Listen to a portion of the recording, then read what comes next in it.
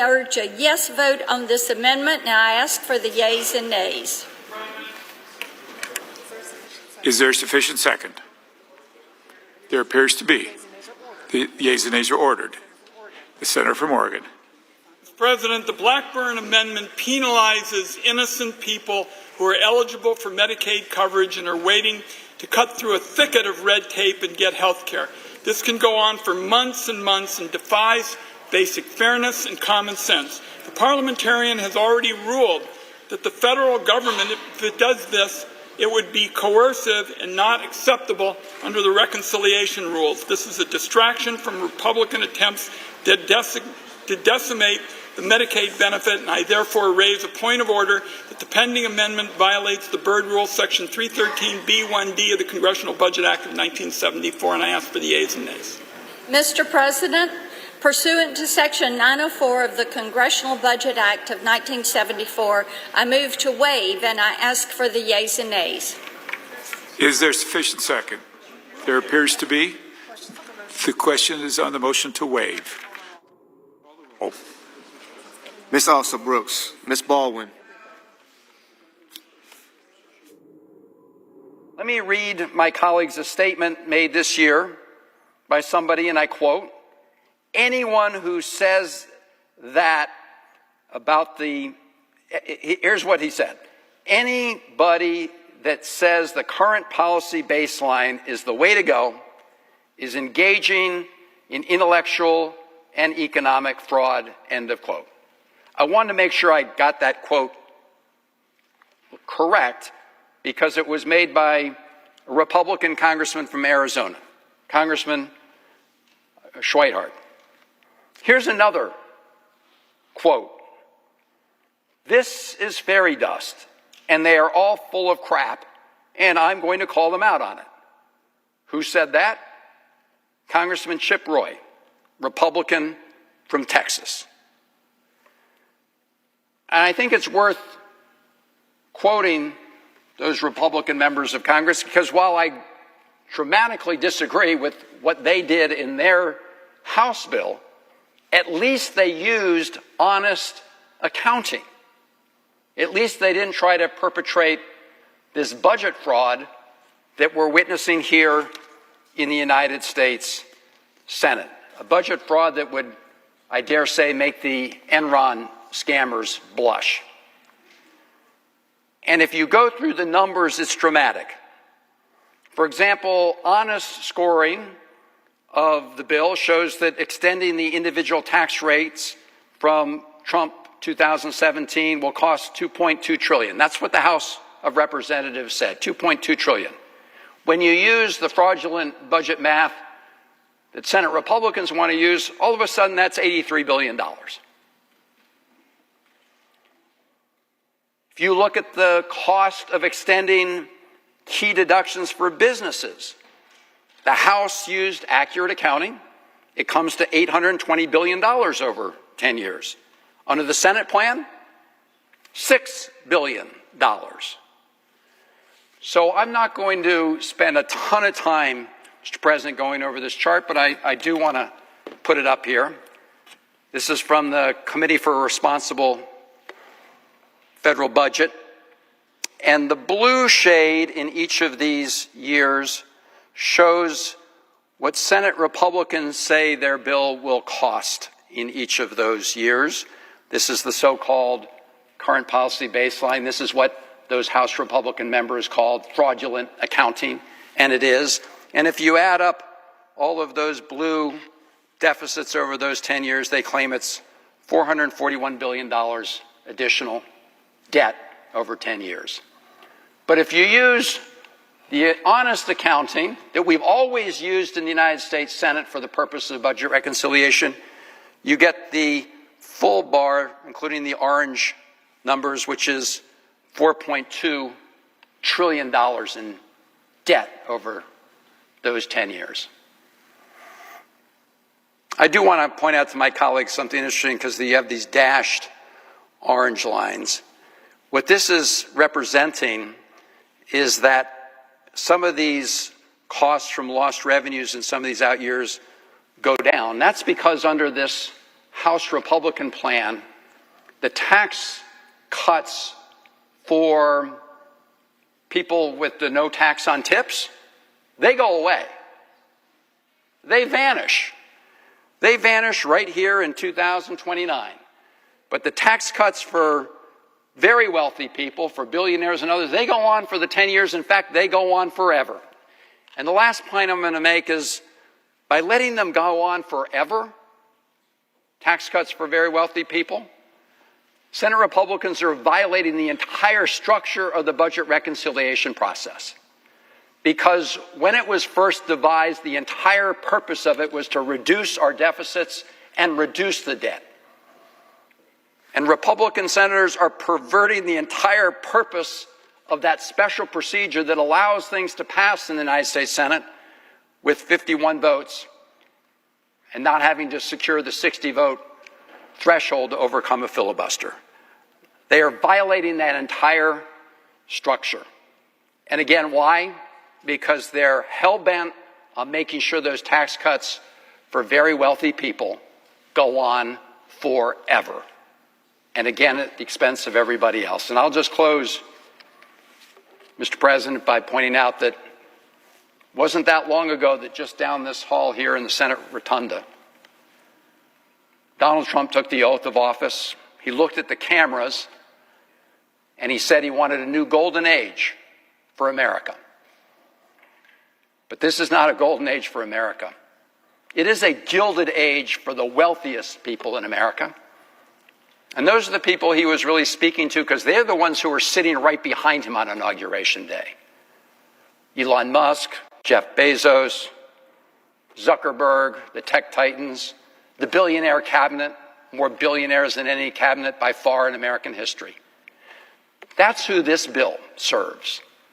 It serves very wealthy and powerful people, and it does so at the expense of everybody else in America in one form or another. And I hope our Senate, on a bipartisan basis, will give it a big thumbs down, and I yield the floor.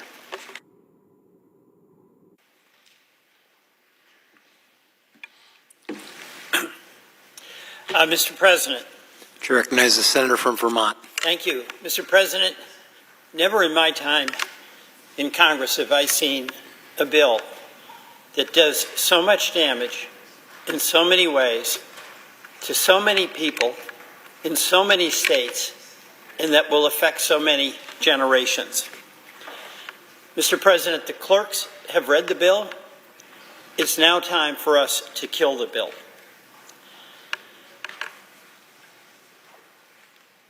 The point of reading the bill was to reveal that this bill has one goal, and that is to extend tax cuts to very wealthy Americans, where the top 1% will get 60% of the benefit, and to make everyday Americans pay the price to fund those tax cuts. And it's no wonder right now that 2 in 3 Americans oppose this bill. The question is, will the United States Senate oppose this bill? Here are just a few ways that the President's so-called one big, beautiful bill will hurt Vermont. In Vermont, 11,500 people will lose their health care coverage under Obamacare, the Affordable Care Act. 21,000 Vermonters will lose Medicaid coverage. And food nutrition programs that are so essential to the well-being of your citizens and mine. In Vermont, the SNAP program, 11% of our households use it, 65,000 people. A little over a third of households rely on the SNAP program, and they have kids. Nearly 3,000 veterans in Vermont rely on the SNAP program. By the way, we're talking about $6 a day. Billions are going to be cut across the country, and that's going to hurt Vermont, and it's going to hurt everyone. In Vermont, some homeowners, to save money on their energy bills, use the home energy efficiency upgrades that was made possible under the Inflation Reduction Act. Those are being ripped apart. Folks saved about $420 to $980 a year. That's real money for people living paycheck to paycheck. This bill scraps that. Mr. President, here's the good, the bad, and the ugly. The good, we still have time to kill this bill. And we should kill this bill. We Democrats are united in opposition to this bill, but it's not only Democrats whose constituents are going to be hurt by this bill. My colleagues on the other side of the aisle have an opportunity to make a choice. Read the bill and decide, are you going to protect your constituents who are going to suffer the same afflictions as my constituents, or are you going to defer to President Trump? The bad in this bill, it's going to inflict bipartisan pain. This is not aiming at red state or blue state. This is aimed at working class and middle class Americans. More than 76,000, just to give an example, West Virginia, a great state I visited, went into a coal mine, hardest working people ever, except maybe for Vermont dairy farmers. More than 76,000 people in West Virginia will lose access to health care because of this bill. 278,000 West Virginians are going to lose access to the nutrition programs of SNAP. In Tennessee, more than 295,000 people will lose access to health care, Medicaid, through this bill. And SNAP means 758,000 Tennesseans lose their nutrition benefits. So I just want to repeat here, this is the bipartisan infliction of pain. This is real. This is real. And is the tax cut largely directed to the very wealthy people? Is it worth inflicting that kind of pain on so many when the tax cut benefits so few? Mr. President, let's talk more about what's in this bill, because the American people, they need to know what we're voting on. It makes major cuts, of course, as I've said, in Medicaid. But the immediate effect of those Medicaid cuts is that it really threatens the financial stability, the viability of the community hospitals that are in all of our communities. Folks are going to show up to get care. And across the country, 17 million people will lose any reimbursement from Medicaid. So they'll go to our community hospitals and they'll do what they do. They'll provide care even if they don't get paid, but they can only do that so long. So those hospitals are literally threatened to go out of business in every single state. This bill cuts Medicaid by over $930 billion. So that ripple effect is going to hurt all of our hospitals. And absolutely some of those are going to close. And by the way, that's going to result in a higher cost shift, so that those employers who are doing everything they can to provide employer-sponsored health care for their employees are going to see their premiums spike badly. The bill's going to rip away food assistance programs that more than 42 million Americans need. That's $6 a day, as I mentioned, and that'll be gone. This, by the way, has a real impact on our farmers. They put food on our table. One of the things that our farmers are so proud of is they feed America and they feed the world. And they've been able to supply the food that is then distributed through the SNAP program. It's going to undercut the revenue that they get for doing really good for a lot of people across our country. The bill takes us backwards in our effort to expand energy production and fight climate change. The bill actually adds a tax on wind and solar. It takes away the incentives and it adds a tax. And Mr. President, 95% of the new electric generation, and we need so much more of it, in the past few years has come from clean energy. We don't have that going into production to provide energy along with storage technology. The cost of electricity to the people you represent and the folks I represent in Vermont is going up.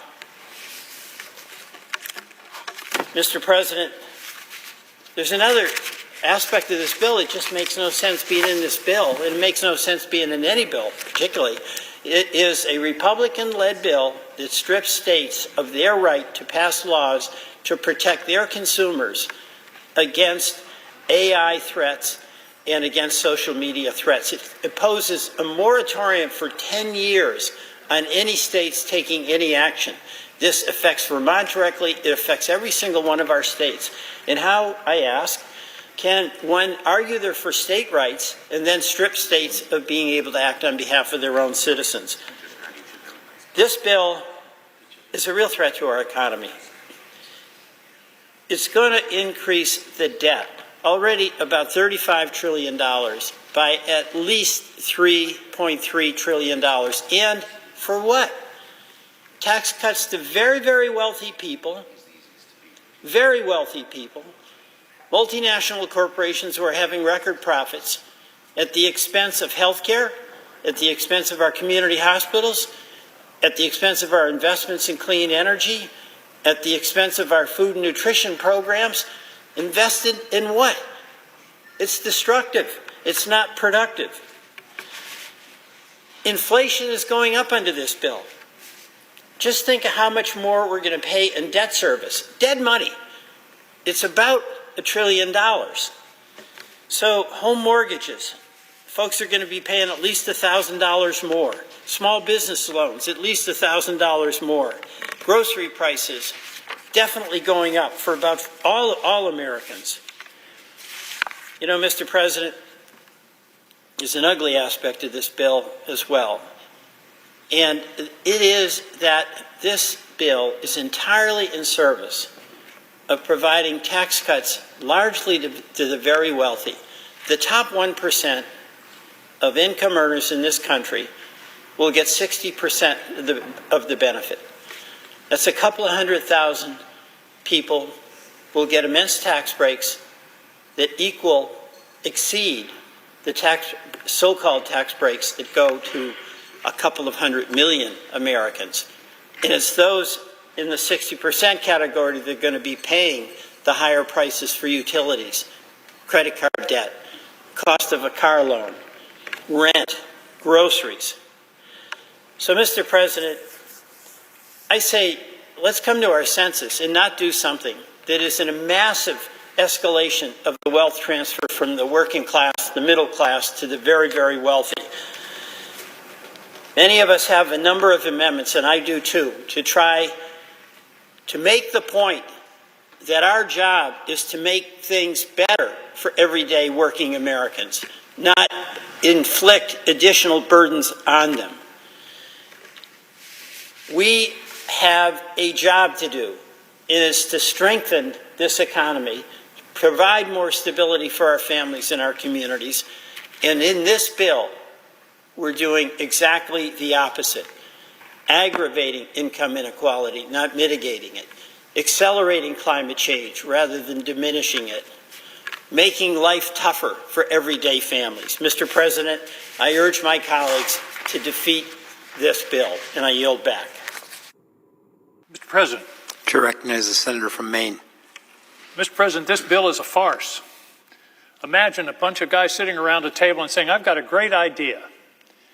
Let's give $32,000 worth of a tax break to a millionaire, and we'll pay for it by taking health insurance away from lower income and middle income people. And to top it off, how about we cut food stamps, we cut SNAP, we cut food aid to people. It's a joke. I would say it was a joke, except it's not the least bit funny. I've been in this business of public policy now for 20 years, 8 years as governor, 12 years in the United States Senate. I have never seen a bill this bad. I have never seen a bill that is this irresponsible, regressive, and downright cruel. The basic premise of the bill, as I said, is cut benefits for the American people, particularly in the areas of health care and food, in exchange for tax cuts for the very wealthy. Now, I know my colleagues are going to come to the floor because I've had this discussion before. They're going to say, oh no, this is a middle class tax cut. This is going to cut taxes for people in the middle class. Well, here's a little suggestion of how to get out of this mess. If you cap the tax cuts at people making $400,000 a year, which is a pretty healthy income, the cost of this bill would drop by 60%. and you wouldn't have any need to cut Medicaid. And by the way, there are Medicare cuts also built into this, and SNAP. $400,000. In other words, we're for the middle class tax cuts. That's okay, but just stop it at $400,000 and don't give the tax breaks to the people. A millionaire under this bill gets a $32,000 tax cut. A person making $5 or $10 million gets a couple of $100,000 tax cut. I don't think they need it. They sure as hell don't need it as much as people need health insurance. So just to put a fine point on it, this bill is literally, and remember my $400,000 suggestion, so we're taking care of the middle class, but with 60% of the cost above $400,000 in income, this bill is literally taking food out of the mouths of kids to give a millionaire a $32,000 tax break. That's the facts. They're ugly. And like I say, if we were talking about this in random, sitting around at a lunch table, people would say, well, that's a joke, that's ridiculous. Nobody would suggest that. But here we are. And several of my colleagues, including Senator Tillis from North Carolina, have pointed out there's no rush on this bill. We don't have to do this bill by July 4th or July 10th. There's no rush. These tax credits, these tax cuts don't expire until the end of the year. Let's take our time and write a decent bill. Let's kill this bill. It'll only take 4 or 5 senators on the other side. We can kill this thing and start over and write a decent bill on a bipartisan basis. And I think we'd find agreement on middle-class tax cuts. But I think we could also do some things with expenditures that wouldn't be so bloody harmful. Medicaid. Let me start with hospitals. In Maine, I've talked to the hospitals, I've talked to the hospital association, I've talked to small hospitals, large hospitals. They're mostly running on a 1, 2, or 3% margin. The analysis is that this could cost us 2 to 5 of our rural hospitals. And when a rural hospital goes out, several things happen. One thing is the economy of the town goes with it. In most of these small towns, the hospital is the major employer. So you're talking about the economics of those jobs in a small town that will make a huge difference in that local economy. The second thing that happens is a loss of services for everybody in town, not just the Medicaid people. That hospital closes, everybody in town is going to have to drive another 30, 40, 50, 100 miles to get care. And they're going to have to not only, there may be closures, there will certainly be cutting of services. We already have a serious problem in Maine of obstetric services. We've got a county with no obstetric services. And that's only going to get worse under this bill. The hospitals are pleading with us to not do this. And again, do we really need to do this to give a millionaire a $32,000 tax break? It doesn't make any sense. Now, I've talked about hospitals, but let's talk about people. The analysis is 60,000 people in Maine would lose their insurance coverage. 40,000 under Medicaid, about 20,000 under the Affordable Care Act. And we've had a lot of personal stories tonight. I want to tell a story about myself. When I worked here in the 70s, I had insurance. It was employer-supported insurance. We paid part of the premium. I had insurance as a junior staff member in this body 50 years ago. Because I had that insurance that covered a free checkup, I went in and had my first physical in 8 years. And I wouldn't have had that physical if the insurance hadn't have covered it. I wouldn't have been able to spring for it. I had that physical, and the doctors found a little mole on my back. And they took it out. And I didn't think much of it. And I went in a week later, and the doctor said, "You better sit down, Angus. That was malignant melanoma. You're going to have serious surgery." And a friend of mine who was a doctor said, "Angus, here's my best advice. Let them be as radical as they want in that surgery." And I had the surgery, and here I am. If I hadn't had insurance, I wouldn't be here. And it's always haunted me that some young man in America that same year had malignant melanoma. He didn't have coverage, he didn't have insurance, he didn't get that checkup, and he died. That's wrong, that's immoral. So the idea of cutting health insurance from people is just, oh, well, they just won't have coverage for their doctor's visits. No, people die when they don't have health insurance. There is statistical analysis to bear that out. So this isn't any joke. And by the way, people say, well, we're talking about fraud in Medicaid. Listen, at almost $1 trillion cut in Medicaid, 15 million people being cut off, 60,000, 40,000 in the state of Maine, that isn't fraud. That's cutting people who need the care. And I don't understand the obsession, and I never have, and I stood right there and watched John McCain cast that vote to save the Affordable Care Act, along with my colleague Susan Collins. I don't understand this obsession with taking health insurance away from people. I don't get it. Trying to take away the Affordable Care Act in 2017 or 2018, and now this? What's driving this? What's the cruelty to do this, to take health insurance away from people, knowing that it's going to cost them? It's hard to calculate the cost, up to and including losing their lives. Okay, let's talk about SNAP. Let's talk about SNAP. The average benefit for SNAP is $6 a day. You feed yourself on $6 a day. The average cost of a meal in the U.S. is about $10.50 a day. So we're already below cost, if you will. And here's what it means in my state. 20% of the children in my state are food insecure. And we're talking about cutting SNAP and taking dollars away from those kids. And I was interested in that, and I thought, oh, that's pretty bad. I'm worried Maine's 20%. 20% of our kids are food insecure. So I did a little research. In Arkansas, it's 24% of the kids who are food insecure. In Iowa, 17%. South Carolina, 14%. Michigan, 19%. Missouri, another 19%. That's 1 out of 5 kids are food insecure, and we're going to cut that food in order to give a millionaire a $32,000 tax cut. Mr. President, that's not only bad policy, it's downright immoral. Okay, what's the other problem with this bill? There's so many, and so many problems, so little time. It's irresponsible. It adds about $4 trillion to the deficit. And by the way, this current policy thing doesn't pass a straight face test. A 7th grader knows it's nonsense. You got to borrow the money to pay. If this bill doesn't pass, then there isn't a $4 trillion hit on the budget.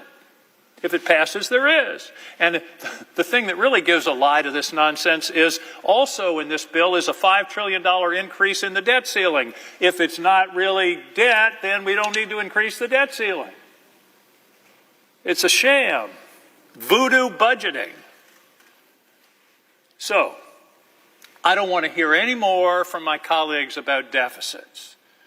I don't want to hear any more crocodile tears about deficits. We're mortgaging our future. I hear all this drama about deficits from people who are voting for this bill to add $4 trillion to the deficit unnecessarily. There's a saying of a famous New Englander, your actions speak so loud I can't hear your words. Your actions speak so loud, I can't hear your words. Your actions are, you're adding to the deficit unnecessarily. So don't talk to me about deficits.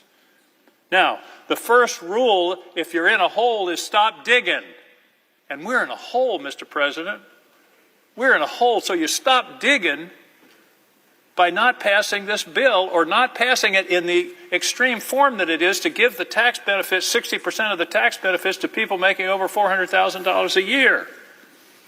The reason, what's driven the deficit, if you go back and look over the last 20 years, there are 3 things. One were the unpaid for Bush tax cuts, We had major tax cuts and then a war that we put on the credit card, the unpaid for Trump tax cuts in 2017, and COVID. Now, COVID was an emergency, and the financial crisis in 2008 and 9 and 10, that were emergencies. That's where you run deficits. But you don't run deficits when times are good, and that's exactly what we're doing here. If you're in a hole, stop digging. And by the way, the Committee for a Responsible Federal Budget, a nonpartisan group, has said, and I haven't heard this mentioned, this bill will actually accelerate the insolvency of the Social Security Trust Fund and the Medicare Trust Fund. There's a nice thing for you. It'll make those funds go insolvent sooner than would otherwise be the case. Gutting the IRS. By the way, I have another suggestion for my colleagues. You want to find $600 billion a year? Enforce the tax laws against cheaters. That's the estimate. $600 billion a year is left on the table because cheaters, mostly high income, are not paying the taxes they owe. The poor stiff that gets a 1040, he has to pay it. Everybody knows what he's making. But it's these people with the fancy lawyers and accountants, and I'm not talking about tax avoidance here. I'm talking about stone cold tax evasion. $600 billion a year. That would be nice instead of cutting Medicare and Medicaid and food stamps. Another piece of this bill that hasn't got much attention is ICE. The current budget of ICE is $9 billion a year. Under this, they're increasing it $75 billion over 4 years. That's an additional $18 billion a year. They're tripling the budget of ICE. They're tripling the budget. We're dangerously close, Mr. President, to creating a federal police force, which we've never had in this country and we shouldn't have. And by the way, I have never in my life seen a law enforcement officer with a mask on. I don't get where that came from. A law enforcement officer wearing a mask. Where I come from, people that wear masks are not the good guys. And I don't understand that, but to triple this budget, you wonder where that's going to take this country. So let me go back to the beginning. All this damage to give a tax break to a guy who's making $1 million. The chairman of the Finance Committee wasn't here, I think, when I said this. Mr. Chairman, if we limit the tax cuts to people making $400,000 and less, it will reduce the cost of this bill by 60%. It will ameliorate the need for any cuts to Medicaid and SNAP. It would also minimize the hit on the debt and the deficit. There is no rush to pass this bill. Let's kill it, give it a merciful death over the next 24 hours, and then start over writing a responsible bill to deal with the expiring tax cuts for the middle class and deal with issues within the federal government that should be addressed. But this bill is not the answer. It is a sham, and it is a shame. And it is embarrassing to even be debating this bill. It should have never come before us in this form. I hope that enough of my colleagues will see that this is an unnecessary damage to the citizens of this country and the citizens of their state. Every state's citizens are going to suffer. And this is something that we in this body can and should prevent. Mr. President, I yield the floor. President. Chair recognizes the senator from Idaho. Mr. President, I ask unanimous consent that when the Senate complete its business today, it stand adjourned until 9 a.m. until Monday, June 30th, that following the prayer and the pledge, the morning hour be deemed expired, the journal of proceedings be approved to date, the time for the two leaders be reserved for their use later in the day, morning business be closed, and the Senate resume consideration of calendar number 107, H.R. 1. Further, that the leaders be recognized, and following their remarks, all debate time on calendar number 107, H.R. 1 be expired. Without objection. And Mr. President, if there's no further business to come before the Senate, I ask that it stand adjourned under the previous order following the remarks of my colleagues pursuant to the relevant debate time limits under the Congressional Budget Act. Without objection. Mr. President. Chair recognizes the senator from Arizona. Mr. President, what are we doing here? Seriously. I'm still waiting for somebody to tell me how this makes sense. We are debating a budget that gives another round of tax cuts to billionaires and giant corporations on the backs of everyday Americans. And it also adds trillions of dollars to our national debt. That doesn't make any sense to me. And it doesn't make sense to the Arizonans that I've been hearing from in every corner of our state. If you grew up in a household like mine, where money was tight, you would know that budgets are about priorities. I can still picture my mom sitting at the kitchen table trying to figure out which bills to pay. You take the money you have and you put it where it's needed. This budget clearly tells the American people who President Trump and Republicans in Washington need help. If you're a billionaire, it says, we've got your back. But if you're a parent trying to provide for your family, a senior in a nursing home, or a child who counts on school for your only hot meal, you're on your own. This isn't about balancing the books. It's about picking winners and letting everybody else fall behind. And who loses? It's the Americans working 2 jobs, raising kids, caring for elderly parents, and just trying to stay afloat. Because if you grew up in a family like mine, you also know how hard people work to reach their American dream.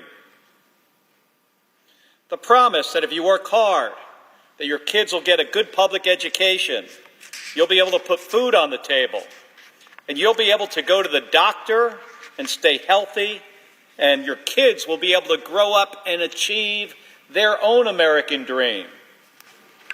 This promise is already getting harder, and it's getting more expensive.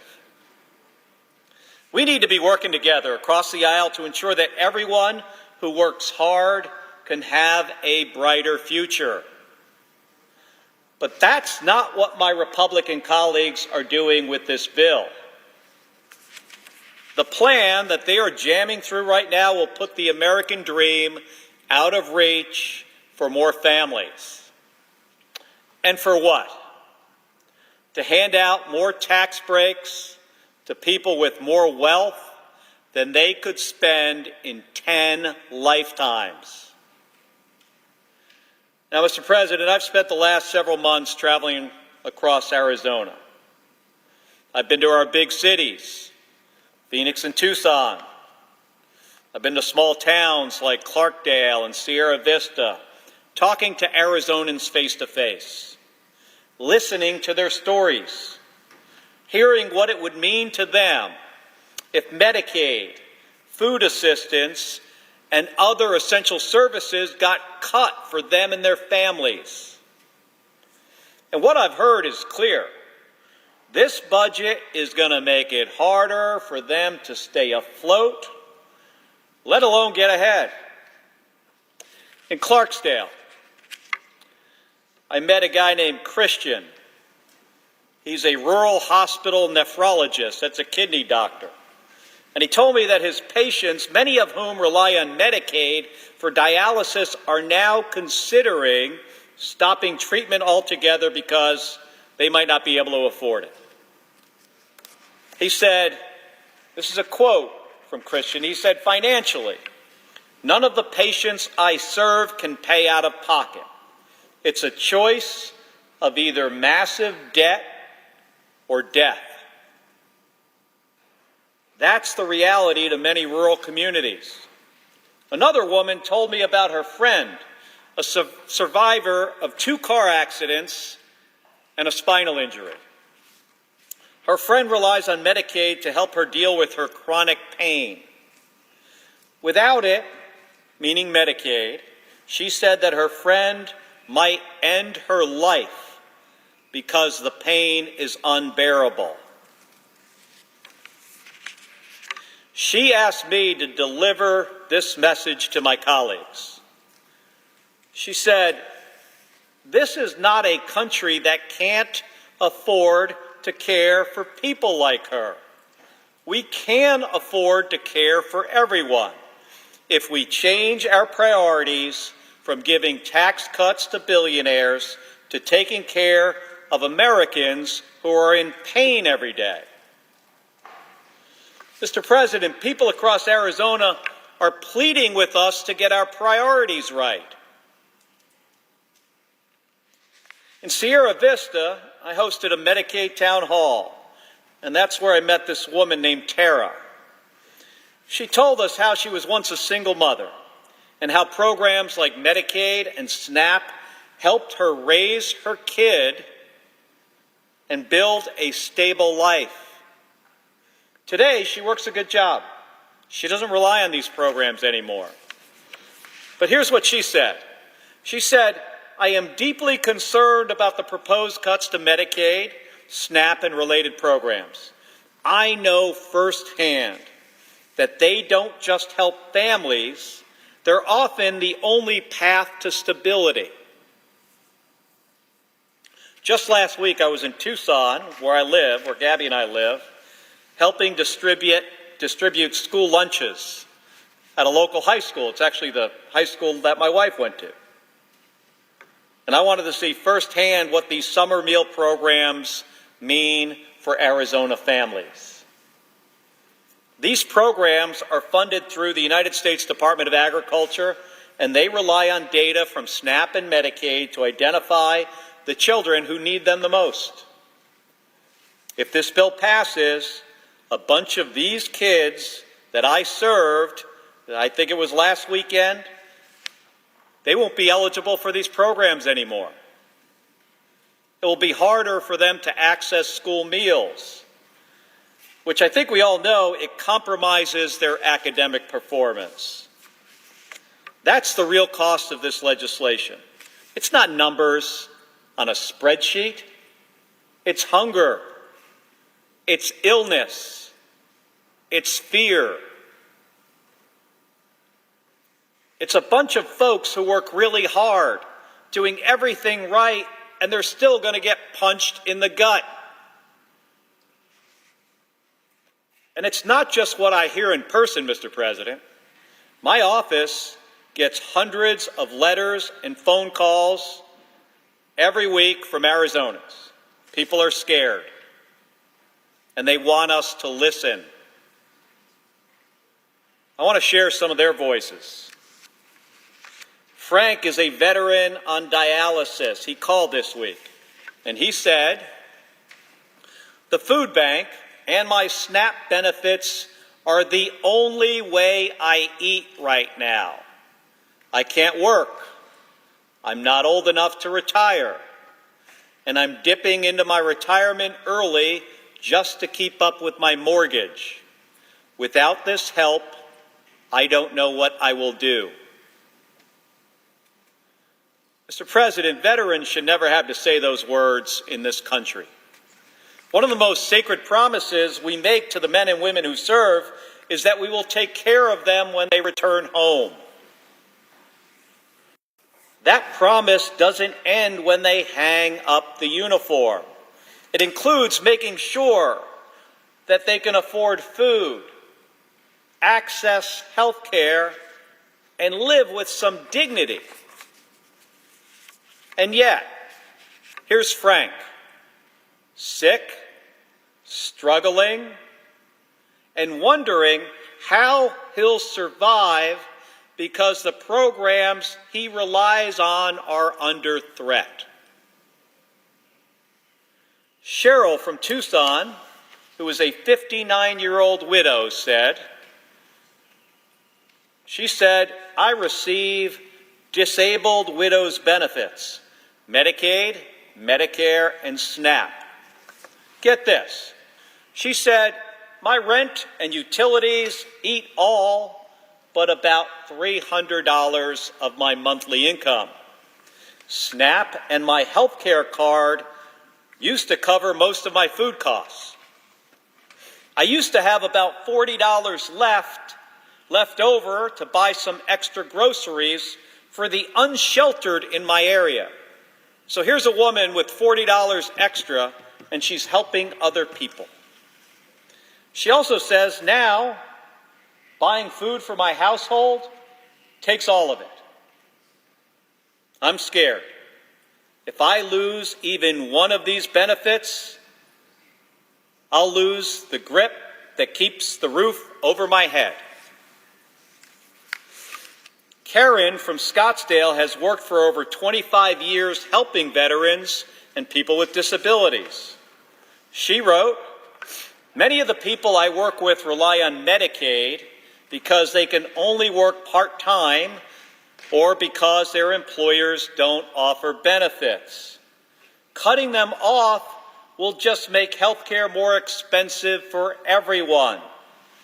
The rich do not need an extension on tax cuts at the expense of low-income and middle-class families. Mr. President, these are my constituents. These are folks who, unprompted, took time to write or call their senators. And every single one of them, Mr. President, is saying the same thing. We're barely holding on, and we're scared this is going to put us over the edge. Now, I wish I could say that these stories were met with compassion by everybody here. But instead, one of my Republican colleagues apparently said, this is a quote, they'll get over it.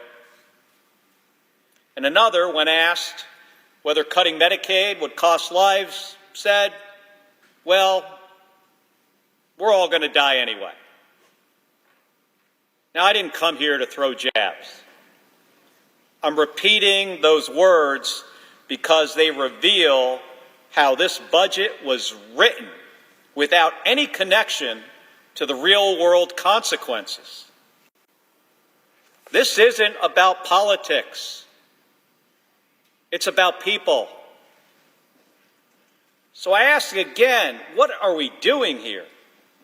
Who do we serve? Is it people like Tara and Cheryl and Crystal and Frank who are working hard and doing everything right to just try to get by? Or is it a bunch of billionaires who've already made it and who don't need another handout? If my colleagues don't believe me, I urge them to go read some of the emails and listen to some of the phone calls that they're getting. Maybe hold a town hall.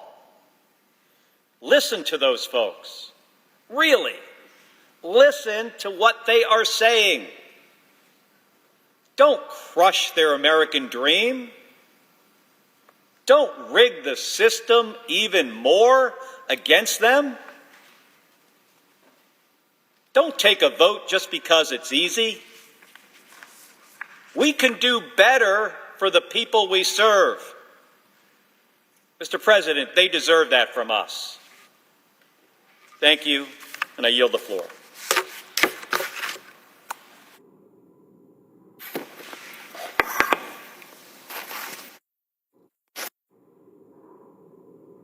Mr. President. Chair recognizes the senator from Wisconsin. I rise today in disbelief. You know, it may sound a little cheesy, but at the end of the day, I fundamentally believe in public service. I believe it can be a force for good, a force that gives people opportunity, a force that is people-powered, that can lift our neighbors up and instill hope. A force that meets the toughest challenges of our constituents, and that is why I am struck with disbelief. Disbelief because if you believe these things like I do, which I would argue most of my colleagues here do, why would you be jamming this bill through? At a time when Wisconsin families are asking us to take on the high cost of living and let them have a fair shot at success, Republicans are raising costs and making an already unfair tax system even worse. My Republican colleagues are not using their time and energy to go after greedy corporations, not to lower the cost of housing, and not to expand access to affordable health care, but rather they are instead forging ahead with a bill that will kick millions of Americans off their health insurance, jack up prices for care for millions more, and literally take food off the tables of hungry families. Look, I was on the same ballot as Donald Trump last year. I heard the same concerns from my constituents that he did. Families needed some breathing room. My Republican colleagues often say that this president's victory gave him a mandate. Well, then, the president and I got the same mandate to lower costs and give people the opportunity to live a steady and comfortable life. But in response, the difference could not be more stark. I'm actually working to do something about it. And this bill, the landmark bill from this president and the Republican Party, does just the opposite and will raise costs for families. One of the biggest cost drivers I hear about is health care. And so instead of standing up to big drug companies to lower prescription drug costs, and instead of building on the Affordable Care Act to expand access to health care coverage, this bill actually terminates coverage for Americans. In fact, 17 million Americans will be kicked off either Medicaid or the Affordable Care Act because of this bill. That is like stripping health care coverage from the entire populations of Wisconsin, Minnesota, and Iowa combined. And these aren't just numbers. These are people. These are people who have stories, and they matter. I should know, after battling a childhood illness, I became one of those Americans labeled as having a pre-existing health condition. And insurance companies were legally able to deny me coverage. But because of the Affordable Care Act, we changed that. And we gave families like mine hope. Hope that they can get health care at a price they can afford and sleep well at night knowing they have coverage. Medicaid has given that same hope for generations to some of our most vulnerable neighbors. But with this bill, my Republican colleagues are instilling fear. When we talk about Medicaid, we're talking about the elderly, people with disabilities, and children. We're talking about a single mother of 3 who is struggling to make ends meet, and so many more. I have traveled the state of Wisconsin from Superior to Racine, La Crosse to Green Bay, and everywhere in between, to hear from people who will be harmed by this bill. I have come to this very floor to share their stories, to try to help my Republican colleagues understand what this bill will mean. But it's not just the folks who need Medicaid to survive who are sounding the alarm. Take it from Dr. Abigail Wilgruber, a family medical resident in rural Wisconsin. She said this bill, quote, will deprive millions of Americans, particularly children, seniors, and individuals with disabilities, of the care they need to survive. She continued saying, "These provisions will limit my ability to complete my job to the fullest, will lead to worse outcomes for patients." Or take it from Rosalanja Burbot, the executive director of an outpatient counseling center in the Fox Valley in Wisconsin, who said, and I quote, "Without Medicaid and Medicare reimbursements or with reduced rates, our nonprofit will struggle to survive." She continued to say, quote, "I would hate to consider cutting staff or programs, but that could become our only option. We would lose the ability to serve hundreds of clients, not because the need has diminished, but because we could no longer afford to provide care without reimbursement." I have more and more of these stories from doctors, nurses, and administrators on the ground who are spelling out the absolutely dire consequences of this bill. In Wisconsin, we are already in a crisis when it comes to getting good health care in our rural communities. The system is broken, and this bill is destined to make it only worse. While health care is near and dear to my heart, there is more bad news in this bill. Republicans' big betrayal will also take food assistance, the literal means by which some people are able to put nutritious food on the table, away from them. This bill will take SNAP assistance, our nation's best way to make sure that no one goes hungry, away from more than 3 million Americans. And that leads us to the why. Republicans are making all of these cuts so that they can rig our tax code, which I must say already is deeply unfair to working families.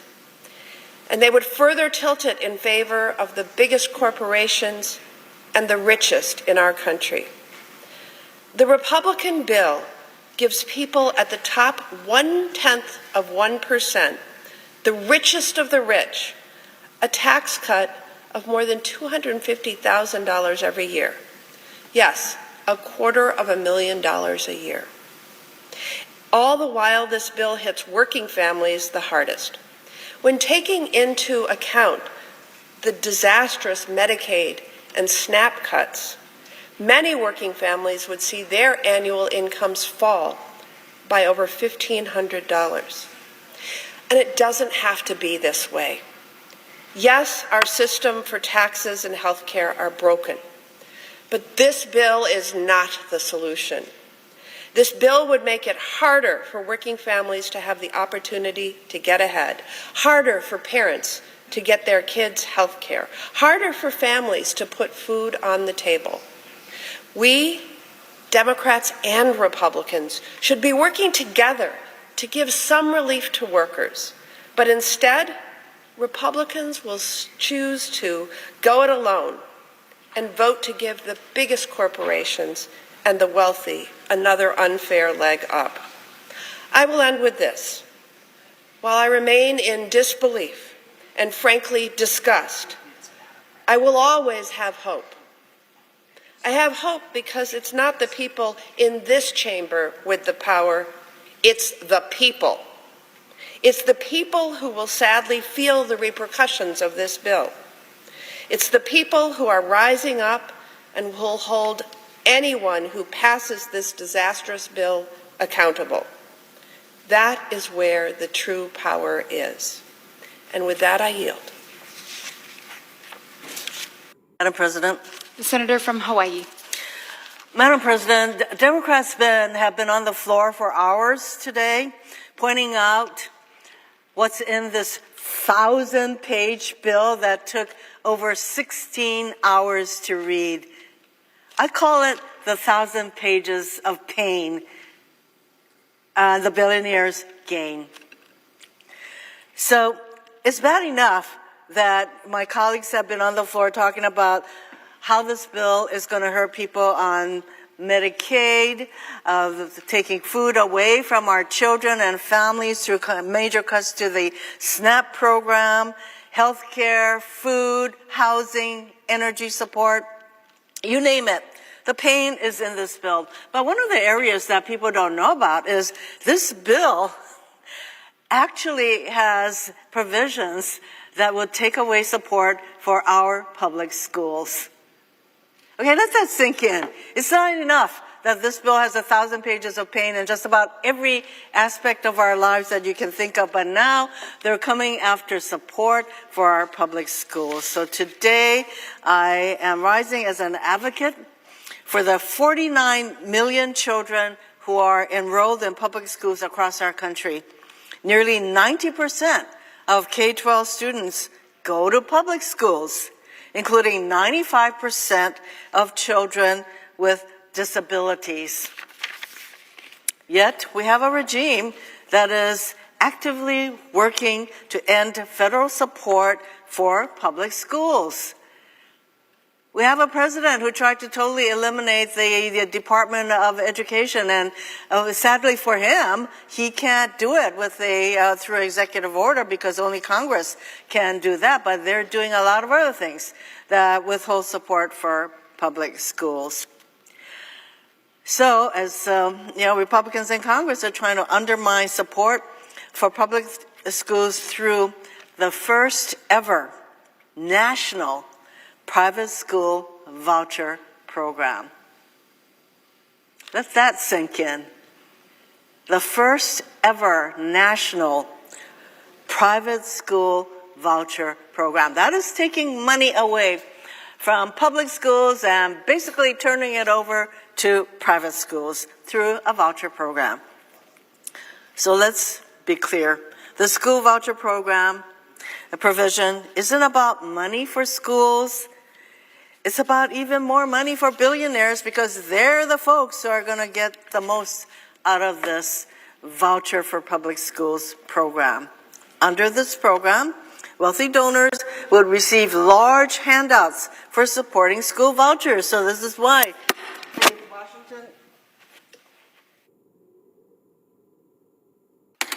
the Washington Post in their headline, GOP voucher plan would divert billions, $4 billion a year in taxes in perpetuity to private schools. So specifically, the plan would provide a dollar-for-dollar tax credit. We're not talking about tax deductions. We're talking about a tax credit.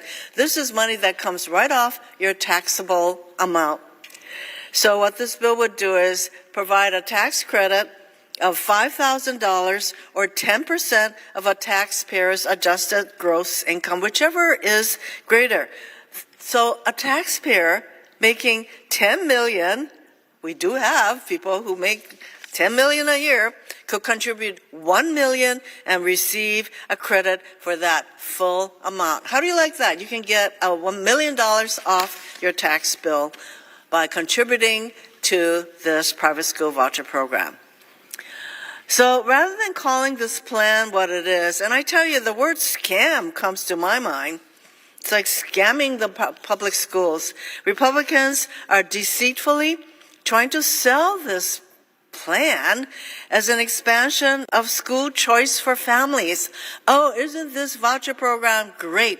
More families can send their kids to private school. Here's the reality. Based on what we know about school voucher programs, they do not promote school choice. Let me give you two examples of why this argument does not hold water. For one thing, school vouchers do not cover the full cost of private school tuition. When was the last time anybody thought about how much private schools cost? Maybe, in schools in Hawaii, private schools can cost something in the order of $15,000 to $20,000 a year, starting from kindergarten. A voucher program will not support that full amount. That means that families who want to send their kids to these private schools will have to make up the cost difference. Well, how many middle-income, low-income families would be able to exercise that choice to send their child to a private school that costs that much? And not only that, as we have seen in states that have passed voucher programs, private schools often raise their tuition when they become eligible for vouchers. Iowa is an example. After they approved vouchers in 2022, private schools there increased their prices by over 20% for kindergarten and by over 10% for other grade levels. Here's another example of why this argument that this program promotes choice. There are fewer private schools in rural communities, so many families do not have access to private schools if they live in rural communities. How does this expand choice for these families? The reality is the majority of vouchers have gone to wealthy families and to subsidizing school tuition for students who already attend private schools. Under this bill, Republicans will make that even worse by prioritizing scholarships for these students. I'm going to repeat that because not only is it bad enough that we're going to divert all of this money basically to private schools, but this bill actually has a provision that says the people who will get these scholarships are students who already go to private schools. In Louisiana, for example, now 99% of voucher tax credits there went to families with annual incomes above $200,000. In Virginia, the number was 87% of vouchers in that state going to wealthy families. In Arizona, it was 60%. And the nays are 47, 3/5 of the senators duly chosen and sworn not having voted in the affirmative. The motion is not agreed to. The point of order is sustained and the amendment fails.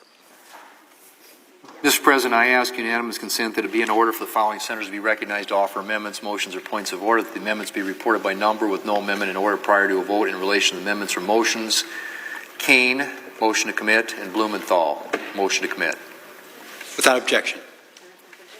I have a motion to commit at the desk. Clerk will report. Senator from Virginia, Mr. Kane, moves to commit the bill, H.R. 1, to the Committee on Homeland Security and Governmental Affairs with instructions. I ask that further reading of the motion be dispensed with.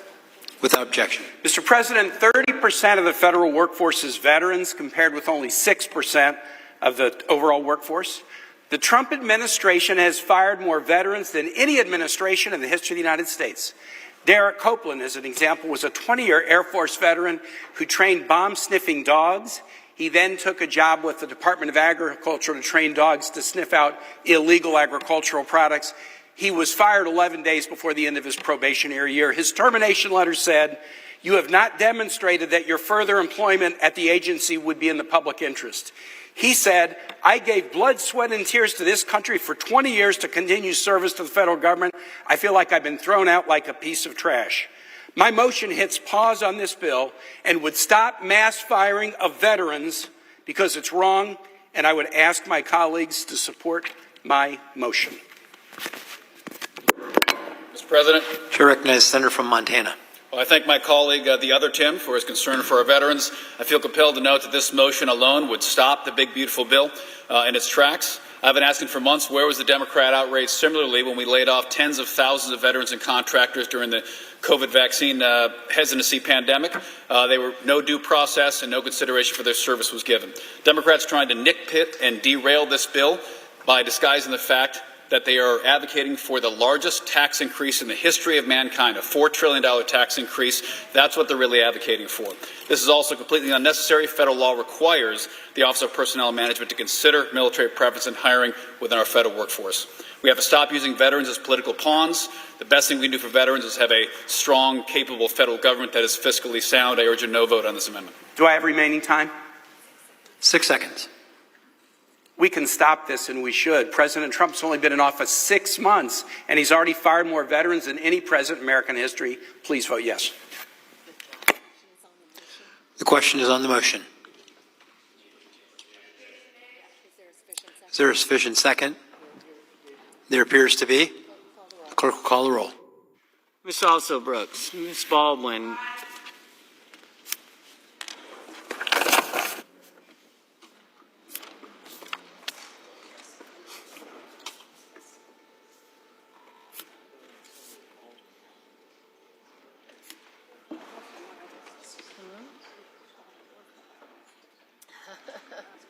She was. Mr. Banks. Mr. Barrasso. Appreciation. And there's all kinds of data on who owns stocks in this country. And generally, it's the people with a lot of wealth. So this bill had a provision that enabled people to donate appreciated stock so that they could escape capital gains taxes on that stock contribution totally. So this Republican voucher proposal, outlandish as it is, was briefly delayed after it was deemed non-compliant with budget rules earlier this week. Republicans remained undeterred, and they have decided to plow forward with a nearly identical plan. What it comes down to is this plan does not help students. It does not promote choice. It does not support public schools where the majority of our kids go. We should be supporting our public schools, not taking resources away from them. So my Democratic colleagues and I will continue to fight to fund quality public schools to improve public education in this country. Foundational. This voucher plan is yet another wrong-headed proposal that should be called out for what it is. A handout for the wealthy at the expense of hardworking American families. I urge my colleagues to reject this idea, and I yield back. Madam President. The Senator from Georgia. Madam President, I rise tonight in a moral moment in our nation. As we debate this bill, so much is on the line. The health care of over 16 million Americans, 750,000 of them Georgians, is on the line. Food for hungry children. In a wealthy nation where 1 in 5 children are already food insecure. They don't know where their next meal is coming from. Their livelihood, their welfare is on the line. The well-being of seniors in nursing homes and the disabled who rely on Medicaid and those who care for them is on the line. The fate of rural hospitals in Georgia, in Alaska, in Louisiana, in little towns all over this nation that are right now barely hanging on is on the line, and the scraps that they are throwing them while cutting them will not save them. And my friends on the other side of the aisle know it. They know that these scraps that they're throwing at rural hospitals will not save them. And so in a very real sense, lives are on the line. We are in a moral moment because something else is on the line. I submit that the character of the country is on the line. In a real sense, the question tonight is, who are we? Not who do we tell ourselves we are, but who are we really? What and who do we care about? What kind of nation are we? And what kind of people do we want to be? Who matters? And who doesn't? Who do we think is dispensable? In no place is the answer to that question clearer than in a nation's budget. I submit that a budget is not just a fiscal document. A budget is a moral document. Show me your budget and I'll show you who you think matters and who doesn't. And if this awful budget were an EKG, it would suggest that our nation has a heart problem and is in need of moral surgery. And so I'm clear tonight. I understand the nature of what we are engaged in. This is a political process. It is. But it is also a moral exercise. Not only for the nation, but for each of us individually. And especially for the mere 100 of us out of a nation of 300 million who get to vote, perhaps in a matter of hours.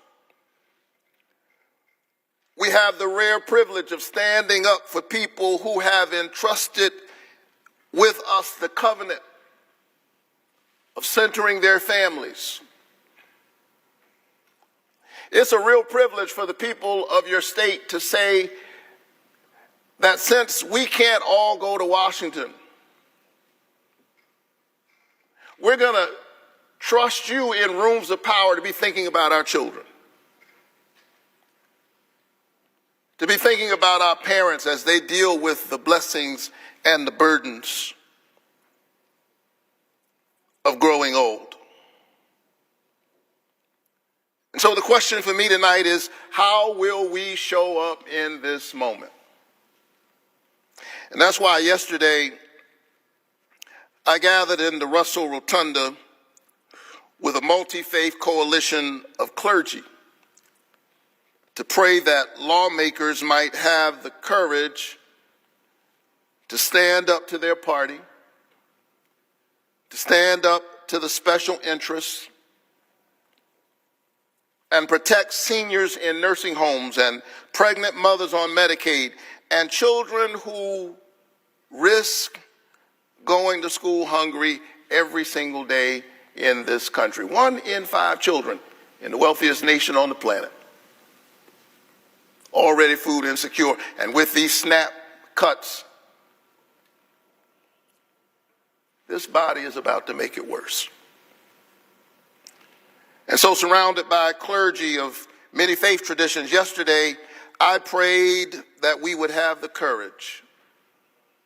I prayed that we would have the grace to stand as voices for the voiceless.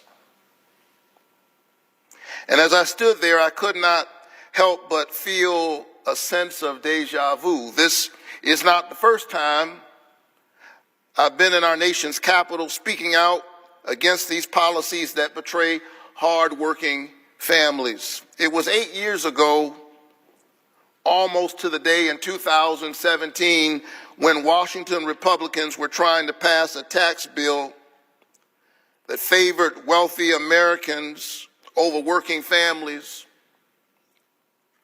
that I came to this building not as a senator, but as a pastor.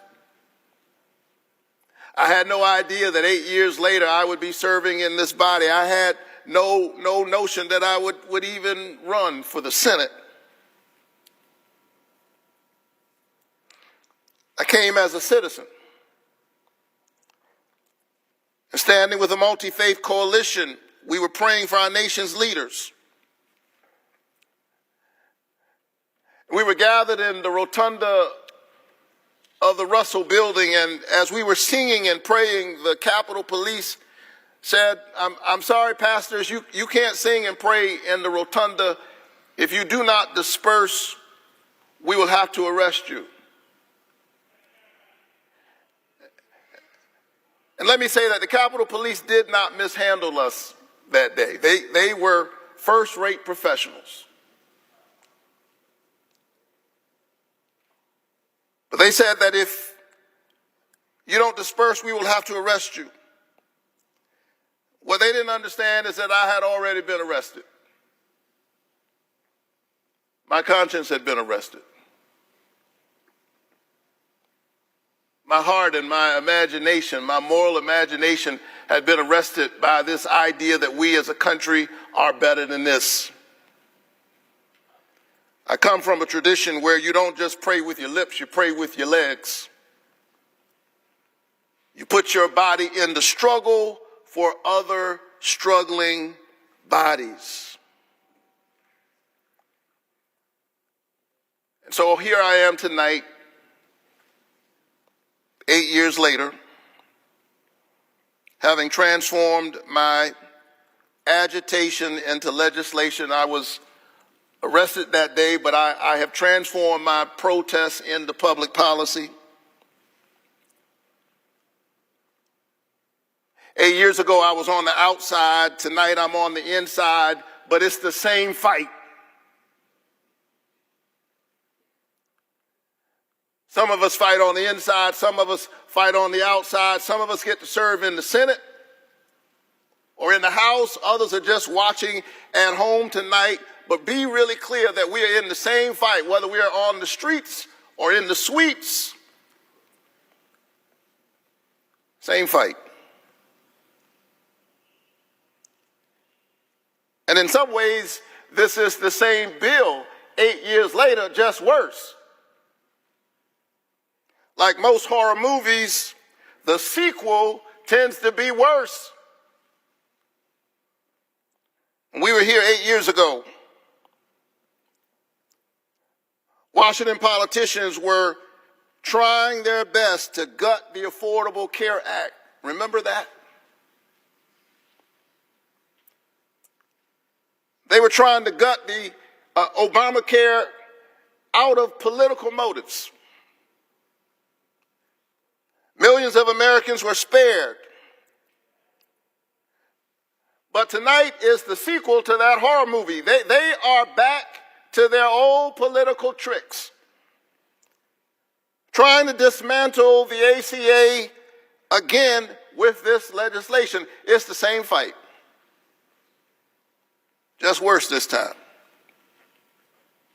Instead of extending tax credits that would lower health insurance costs for the middle class, my friends on the other side are giving billionaires and the richest of the rich a tax cut. They are working real hard tonight to help billionaires because God knows they are having a hard time, apparently.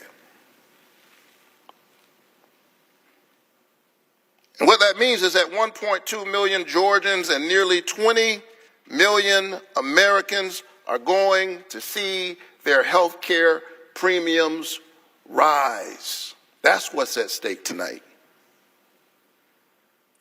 If they enact these deep cuts to Medicaid, as they are positioned not to extend these premiums, these tax credits, they are raising the cost of health care for all of us. Even if you are on private insurance, you are not safe. Your health care is about to go up. Your hospital might close because they're cutting these clean energy tax cuts. Your utility bills are about to go up. And so I have a question tonight. Who voted for that? Some of us are Democrats. Some of us are Republicans. Some of us are independents. Some voted for one party. Some voted for the other party. I get it. But who voted for that? Who voted for everybody's health care premiums to go up and their hospitals to close? Here's what I know. The folks back in Georgia didn't vote for that.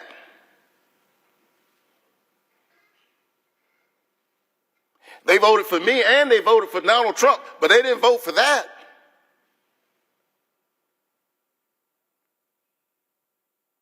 Ordinary folks don't want this. Just ordinary, everyday people who barely pay attention to politics, they don't want this. Even a Fox News poll, and you won't often hear me say that, but even a Fox News poll from this month found that Americans don't support this big, ugly bill. This is symptomatic of the ways in which the people's voices have been squeezed out of their democracy. This is not just a health care fight. It is that. It is not just a fight for food security, for SNAP. It is that. But in a real sense, it is a fight for our democracy, whose voice gets to be heard in this chamber. That's what this is about, the character of the country. Ordinary Americans don't want to do this to our children. That's why they need to know that 71% of all Medicaid enrollees in Georgia are children. 71%. Taking away health care from kids to pay for tax cuts for billionaires. Now, let me be clear. I'm all for tax cuts. I believe working families deserve a tax cut, and I certainly don't want to see them face a tax hike this year. That's why I want to nearly double the child tax credit. I believe in tax cuts for hardworking families, for middle-class people, for working-class families. But instead of doing that, instead of helping working-class families who are struggling now against a 10% tax on everything and rising costs, we're now burdening our children by adding $3 trillion to the debt. We're taking away health care from kids and then burdening them with the debt. We are engaged in Robin Hood in reverse, this body of stealing from the poor in order to give to the rich. This massive transfer of wealth from the bottom to the top. Yeah, this is socialism for the rich. And when the people hear about it, guess what? They don't like it. Democrats and Republicans and independents, when the people hear about what's in this big ugly bill, they don't like it. And that's why the folks on the other side are trying their best to fast track it. That's why they're trying to pass it, and they haven't even finished writing it. They're twisting themselves in knots, making their members walk the plank under the threat of a primary to pass this big ugly bill. The American people do not want to rob our children of food and health care and then burden them with trillions in debt to give billionaires and wealthy corporations another tax cut. The people do not want this bill.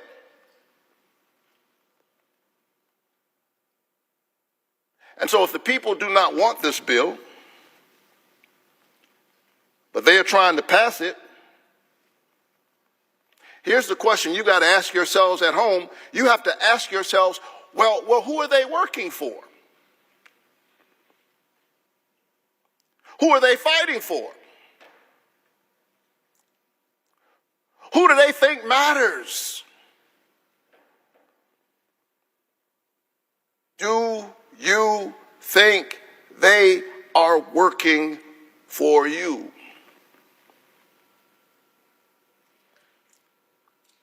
This is a moral moment, and a budget is a moral document. And we have been summoned to this moment, people of faith and people of moral courage who claim no particular faith at all. And maybe because I was here yesterday and 8 years ago for a similar fight with faith leaders, maybe because I'm a preacher and it's Sunday, and I've been here instead of church, I have especially been thinking about those of us who are people of faith. People whose lives are informed by Scripture, people of the book. And maybe those of us who have different politics but read from the same book ought to spend some time together reading the book. Because I do sometimes wonder, and I say this with all humility, none of us owns the truth. But if I'm honest, there are days when I have to ask people of my faith tradition as a Christian, are we reading the same book?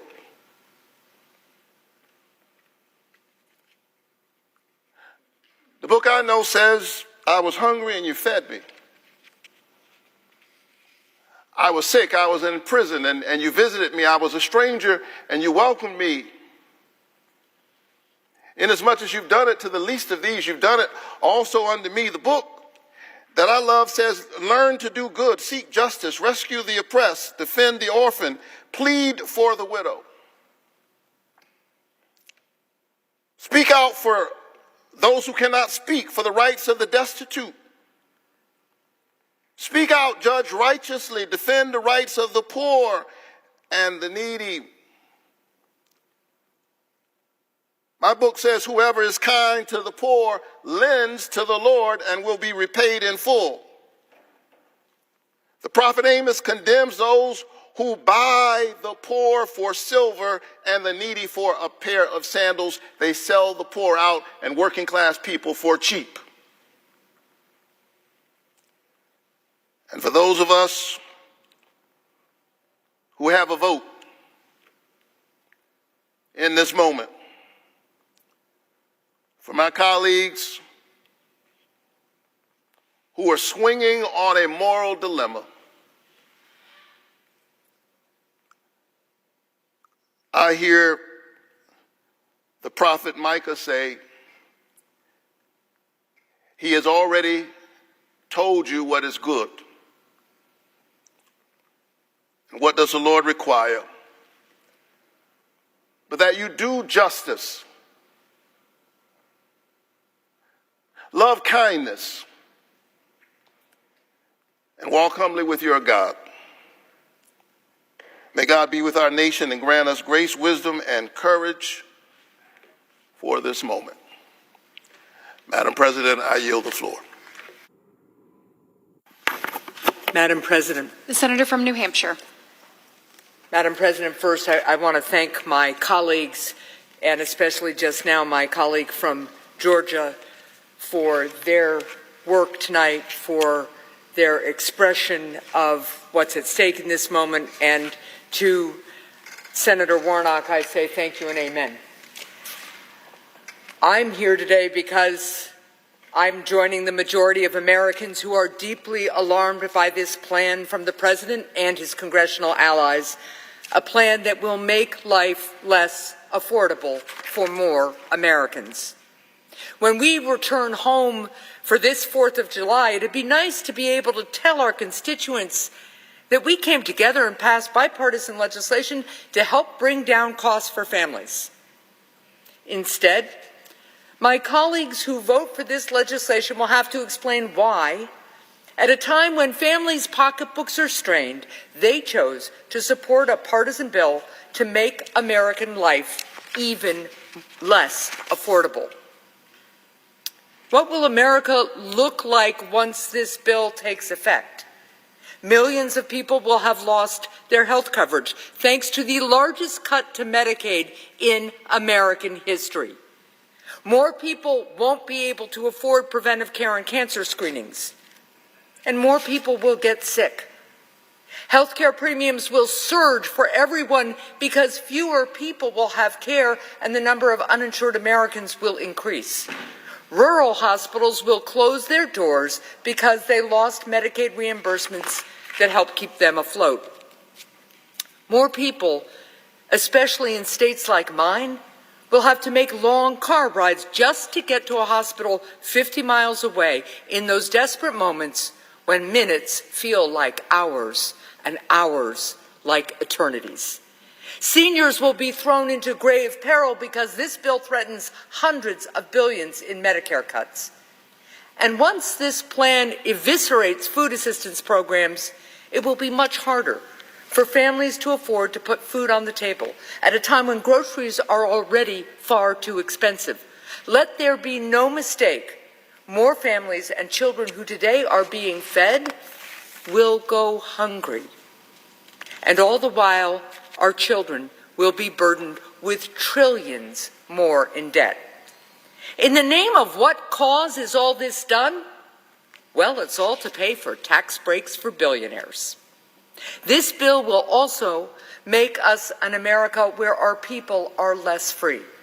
In New Hampshire, during my time as governor, we adopted Medicaid expansion with support from both political parties, and we balanced the budget at the same time. We understood that with health comes freedom, the freedom to work and provide for one's family, the freedom from disease and despair, the freedom that comes from, why do I even have to say this, being alive. Granite Staters also understood that a great country like ours treats its people with great dignity. In America, we don't sacrifice the health of our neighbors, we don't let families fall sick, and we do not imperil our economy, our debt, and our workforce just to pay for a tax giveaway for a billionaire. So what kind of country will we be with this bill? We will not only be less healthy, but we will be less prosperous and less free. In short, this bill is at odds with what we aspire to be as Americans. It's also worth noting how remarkably out of step this bill is with the American people's plea to bring down costs. In a democracy like ours, theoretically, the people's representatives pass legislation that reflects the aspirations of the majority. I say theoretically because clearly that is not what is happening today.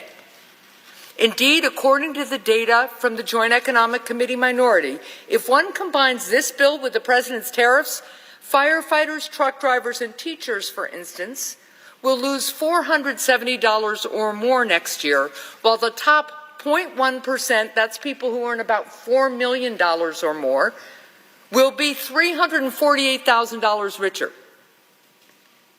This bill would take away health care from tens of thousands of Granite Staters and would take a similar toll across the country. Indeed, in both Florida and Texas, the number of people who will lose their health insurance is greater than the entire population of New Hampshire. Millions of people losing care with a stroke of a pen. What have these people done to deserve that? All the American people are asking for is for us to help bring down costs. So the president and the Republicans in Congress take away their health care? Sometimes in Washington, we're faced with bills that fail to fully meet the moment, to be sure. But it is rare to find legislation like this, a bill that makes life less affordable during a time when Americans of every political stripe are crying out for lower costs. A bill that seems as if it was drafted just to make a mockery of the wills and wishes of the majority of people in this country. Lately, many of my colleagues and some political pundits have been talking about this bill as if it were inevitable, a runaway freight train so vast that it cannot be stopped. And in light of this inevitability, they suggest that some of the bill's deficiencies can just be overlooked. But of course, this bill was not inevitable, nor is it now. So let's be clear. Each and every senator in this body has free will. God-given free will. Which means that the measures in this legislation that gut Medicaid weren't written by mistake or by chance. We didn't arrive at this day with a vote on this terrible budget bill by accident. Let's not delude ourselves. We're only here because a majority in this body decided to ignore the majority of the country and made a series of decisions. The Republican majority decided to gut Medicaid. They decided to take away health care from millions. They decided to raise insurance premiums for the rest of us. They decided that closed hospitals were a risk worth taking. They decided that taking food away from hungry kids was acceptable. They decided that trillions more in debt was not a problem. The Republican majority decided that depriving the American people of all these things and raising their costs were worth it, just as long as they paid for another tax break for billionaires. Because that's the bargain that this administration, along with my Republican colleagues, is forcing the American people to accept. Our people will be less healthy, our kids will have more debt, but the president and billionaires like him will get a tax break. Of course, part of what makes this bill so frustrating is that it includes some individual provisions that I've spent years trying to pass into law. This bill includes provisions I support, some even that I authored, like strengthening the R&D tax deduction to support our entrepreneurs and a tax cut for families to make child care more affordable. I also support this bill's provisions which would tackle our housing crisis by expanding the low-income housing tax credit to bring down the cost of housing, as well as a provision making mortgage insurance tax deductible so that it's easier to buy a home. And I'd support a bill with real tax cuts for the middle class and small businesses, unlike the token measures included in this bill. If my Republican colleagues worked across the aisle to draft a bill that brought this bipartisan approach to other critical areas, like health care and food assistance, I'd vote for it. Instead, my colleagues chose to take these common sense solutions hostage by linking every good idea to 3 bad ones, turning this into a purely partisan endeavor. So yes, I'm glad that some of these bipartisan provisions will be signed into law, but I regret that they aren't a part of a truly bipartisan effort because of the politics of division and destruction that President Trump brings to Washington. Now, I know that there are many areas of common ground with my Republican colleagues in this body, but it has become far too difficult to move forward on finding solutions when at every turn the president seems far more interested in demonizing and dividing rather than bringing people together, turning areas of agreement into weapons to force disagreement. Now, that's exactly the kind of cynical politics of division that does lasting damage to our families, our economy, and our democracy. Now, President Trump likely will get this bill passed. He may get enough of the Republican caucus to stand in line once again to pass it, even though my Republican colleagues know that budget analysts have added up the financial cost of this bill and have told them that it adds trillions upon trillions to our national debt, burdening our children's future. But you know, as important as the debt is, it's not the only cost of passing this awful bill. There's another kind of cost, a cost not simply of dollars and cents. I shouldn't have to remind this administration and my colleagues on the other side of the aisle about the nature of this cost. They know it. But just to be clear, this tax break for corporate special interests and billionaires has a price that can't be summed up in a budget line or written off during tax season. Because when we debate health care in America, some dress up these discussions with words like reconciliation and program and discretionary spending. But what they're talking about is being sick and being healthy. What they're talking about, whether they want to admit it or not, is living and dying. So how much does this bill cost? The cost is millions of Americans losing their health care. The cost is countless families feeling the pain of higher insurance premiums. The cost is a mother being forced to choose between paying out of pocket for her own care or paying for groceries for her kids. It's a price that's exacted in cancers that go undetected. It's exacted in chronic illnesses that go untreated. It's exacted in the healthcare challenges in our country that continue to go unaddressed because we spend all our energies simply trying to keep our heads above water in floods of the president's own making. The price tag is more than dollars and cents. It includes the cost of losing more people from our workforce because they're too ill to work. It includes the gnawing pains of hunger and the slow toll of malnutrition that will come as food assistance programs are robbed. It includes the anguish of young parents no longer knowing how they will make ends meet. It includes the lost hopes. On this vote, the yeas are 47. The yeas are 47, the nays are 53. The motion is not agreed to.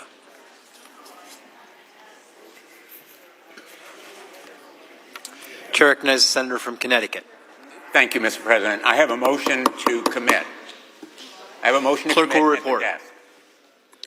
The senator from Connecticut, Mr. Blumenthal, moves to commit the bill H.R. 1 to the committee. Reading of the motion be dispensed with. Thank you, Mr. President. I make this motion to commit the reconciliation bill to the Armed Services Committee on behalf of myself and Senator Schumer, because President Trump earlier this year solicited and accepted a $200 million gift from the government of Qatar, a Boeing 747 jet, to be retrofitted supposedly for use as Air Force One. Make no mistake, this transfer is illegal. It's a blatant violation of the Constitution's emolument clause, which prohibits exactly this kind of foreign gift, risking undue foreign influence. It's also abhorrently wasteful, costing taxpayers at least $1.5 billion to strip it down and install all the necessary security systems. And it won't even be ready before the end of Trump's term. And now we learn from the Air Force Secretary just last week that the money will be transferred from modernization of our nuclear arsenal, the Sentinel Intercontinental Ballistic Missile Program. It is a sacrifice of our national security.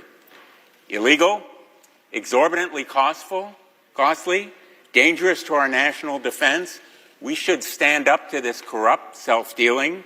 This motion, which I've worked on with Senators Schumer and Schatz, would send the bill back to the Armed Services Committee with instruction to add a prohibition on using funds for this unconstitutional, wasteful self-enrichment. I yield the floor. Senator from Mississippi. Thank you, Mr. President. This is the 8th motion to recommit that our friends across the aisle have offered. Each one of these would actually have the effect of ending this process and prohibiting this bill from being passed, and that's the reason they keep offering them. I just want to point out there is nothing in this reconciliation bill about presidential aircraft, the current one or any future ones. Our colleagues are working on the specific, have worked on the specifics, and I know my friend from Connecticut knows this because he's a senior member of the committee. We have specifically outlined every purpose for which the $150 billion is to be used by the administration. And not only that, I have received an assurance from every witness we have who has come before the committee to become a member of this administration that they will follow our directions without exception. So given the fact that there's no funding in this bill for any presidential aircraft, and that the Department of Defense portion of this reconciliation is accompanied by specific language as to where it should be spent, I ask for another no vote on these dilatory motions to commit. Mr. President, in the 30 seconds I have left, let me just respond. Each time, the senator has no time. Thank you, Mr. President. The question is on the motion. Is there a sufficient second? There appears to be. Clerk will call the roll. Ms. Alsobrooks. Ms. Baldwin.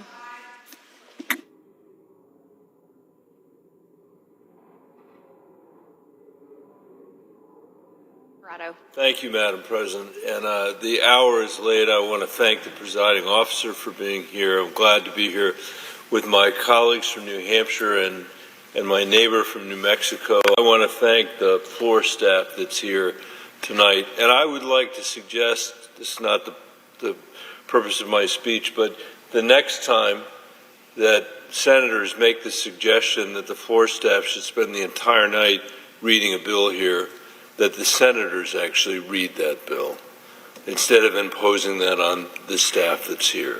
I think that would be a just thing for us to do and the appropriate and proper thing for us to do. Madam President, the last time that we were headed down this road, when Republicans were passing President Trump's 2017 deficit exploding tax cut, it didn't take a mathematical genius to figure out what was about to happen. I told the Senate at that time, as our debt grows, we will spend billions more, not on schools, roads, and innovation, but on interest costs. Worse, we're about to blow another hole in the debt without really helping the middle class. 8 years ago, I said, on top of that, we know that when deficits swell, as they surely will, cuts to Medicaid and Medicare are sure to follow. Further burdening working families struggling to make ends meet. Well, here we are. That's exactly the story of this bill. Utterly predictable. This bill which massively increases our deficit when our children can least afford it. The Republican senators passing this bill tonight or tomorrow morning, if they do, know they're doing it when we have already hit a new milestone for the first time in American history. Our interest payments, Madam President, exceed the amount that we spend on our national defense. For the first time, the American people, because of the irresponsibility in this chamber, are going to pay $1 trillion in interest. That is a massive number. That is essentially the same as what we spend on Medicare, what we spend on children and higher education together, what we spend on housing, bridges, broadband, ports, and highways combined. I want to be very clear tonight that over the years, Democrats and Republicans have pursued policies that have led to that $1 trillion in interest payments. There is no doubt about it. And it's worth thinking about what we could do if we hadn't made such fiscally irresponsible choices. Expand the child tax credit, as my colleague from Georgia said, and cut childhood poverty in half and hunger by a quarter. Build a modern energy grid to meet our expanding energy demands so Americans in cities and rural communities can enjoy affordable, reliable energy at home.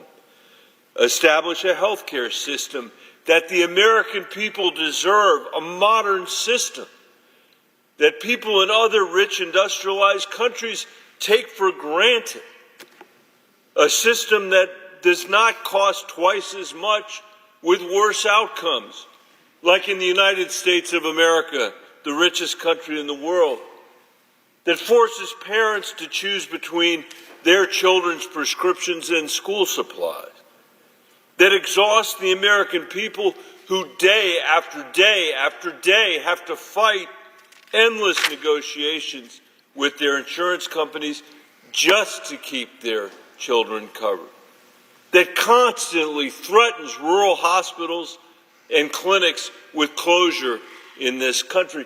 No other rich country in the world puts up with that craziness. And we're spending twice as much as any other country in the world to get worse health care, worse outcomes, more scarcity. Every senator on this floor might make a different choice about the policies that they would enact, their preferred policies. But I doubt, Madam President, there is anybody here who is willing to go home and defend the virtues of wasting $1 trillion of the American people's money on interest payments. The nonpartisan Congressional Budget Office and outside groups like the Penn Wharton Budget Lab tell us that by the end of the next 10 years, We will have the highest debt ratio ever, eclipsing the debt our nation had in the 1940s. What was happening in the 1940s? That's when the greatest generation had borrowed money to defeat economic misery at home through the New Deal and European fascism by becoming the arsenal of democracy. Those were their receipts. Those were the receipts of a generation that understood its commitment to the next generation, to us. When we contemplate from this broken Senate the patriotic accomplishments of the greatest generation, what has always seemed particularly egregious to me have been the tax policy Republicans have passed 4 times since Ronald Reagan passed it in 1981. Every single time they made the same promises. Every time. Look it up. They made the same promises that their trickle-down tax policy would drive economic growth, cut our deficit, pay for themselves.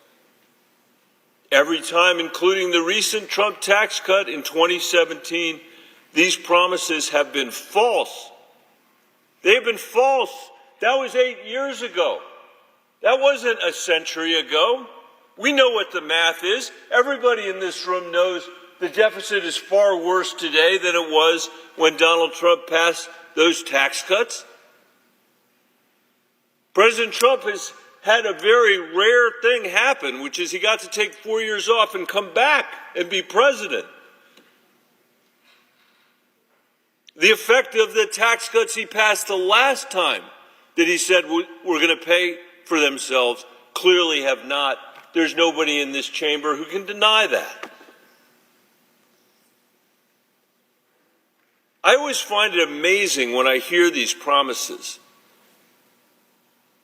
why people make them if they know they're so false, over and over and over again.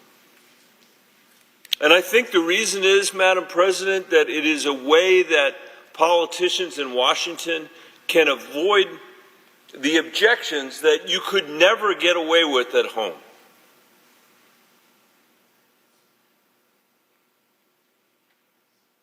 Imagine for a minute if there were a mayor in America, any mayor, in any town,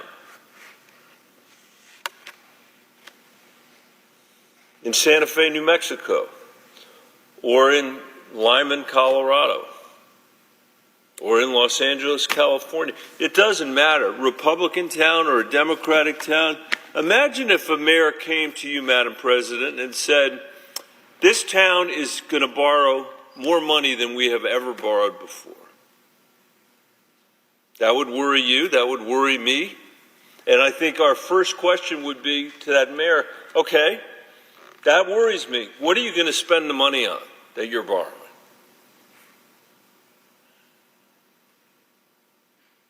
Are you going to spend it on schools? No. Are you going to spend it on parks? No. Are you going to spend it on the water infrastructure that so many communities in New Mexico require?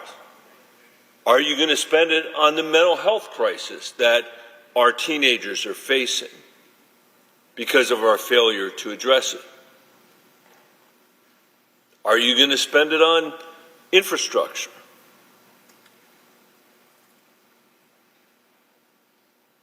And the answer to all those questions would be no. What are you going to spend the money on, Mr. Mayor? Well, the answer is I am going to give tax cuts to the 2 richest neighborhoods in town and hope that those trickle down to everybody else. That is the Republican tax policy. There's a reason why no mayor in America has ever done that. There is no mayor in America who has ever pursued trickle-down economics, because you would get run out on a rail. You would get run out on a rail if you went and said we are going to borrow the most money that has ever been borrowed from our children to finance tax cuts for the richest neighborhoods in town. It makes no sense.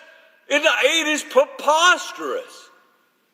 And yet that has been the argument since Ronald Reagan first said these tax cuts will be paid for.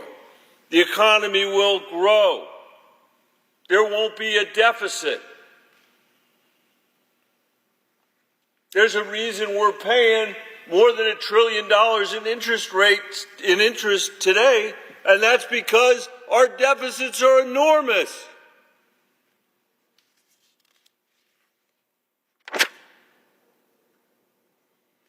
Fortunately, and this is really important for the American people to understand, we still live in the strongest country in the world. We are in the world's richest economy. We have the most lethal military. Apart from our president, we have a national commitment to an independent judiciary, the rule of law, and low levels of corruption in our economy and in our society. We have unparalleled capital markets, cutting-edge innovation, and world-leading universities. We have all those things going for us, partly because the folks that came before us invested in those things and built those things and tended those things. But what we struggle with in our time is a sense among most Americans that they can't get ahead, that the American dream is farther and farther out of reach for themselves and for their family. And in my view, that is the biggest challenge our country faces. And in the face of this bill's ill-considered tax cuts to our health care, and in the face of this bill's ill-considered tax cut and cuts to our health care system, which is going to throw millions of people off their health care and make health care more expensive for everybody else. By the way, what's the logic of that? The logic of that is that when you throw people off their health care, they end up going to the emergency room to take care of themselves and take care of their families, just as anybody would. That's the most expensive care that anybody could have. That expense is then put into our insurance, in our insurance policies, and all of us are going to pay more. You can't wish away people just because you throw them off health insurance. When other countries in the world, other wealthy, rich countries in the world have a system of insurance that basically guarantees health care and mental health care to their citizens, it's worth asking why we would throw our people off the not so great health insurance that they have. That's a good question. But it's particularly crazy when it just drives up the cost for everybody else. We need to deeply think about the challenges that our country is facing today. It's more unequal.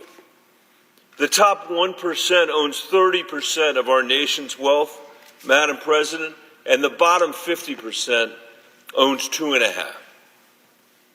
The top 1% of Americans own 50% of the value of the stock market. The top 1% of Americans own 50% of the value of the stock market, while the bottom 50% owns just 1% of its value. Something that's really affecting my state is the nation's median home price is now 5 times higher than median family income. And as a result, the average first-time homebuyer is now 38 years old. Madam President, 38 years old versus 29 just a generation ago. Reading scores in our nation have hit a 20-year low. And perhaps most damning and perhaps most upsetting is that our lifespan has declined since the 1980s. We are now on average likely to die 6 years shorter than other people that live in wealthy countries around the world. If you're African American, your chance of dying is on average 12 years. 12 years sooner than people living in the industrialized world.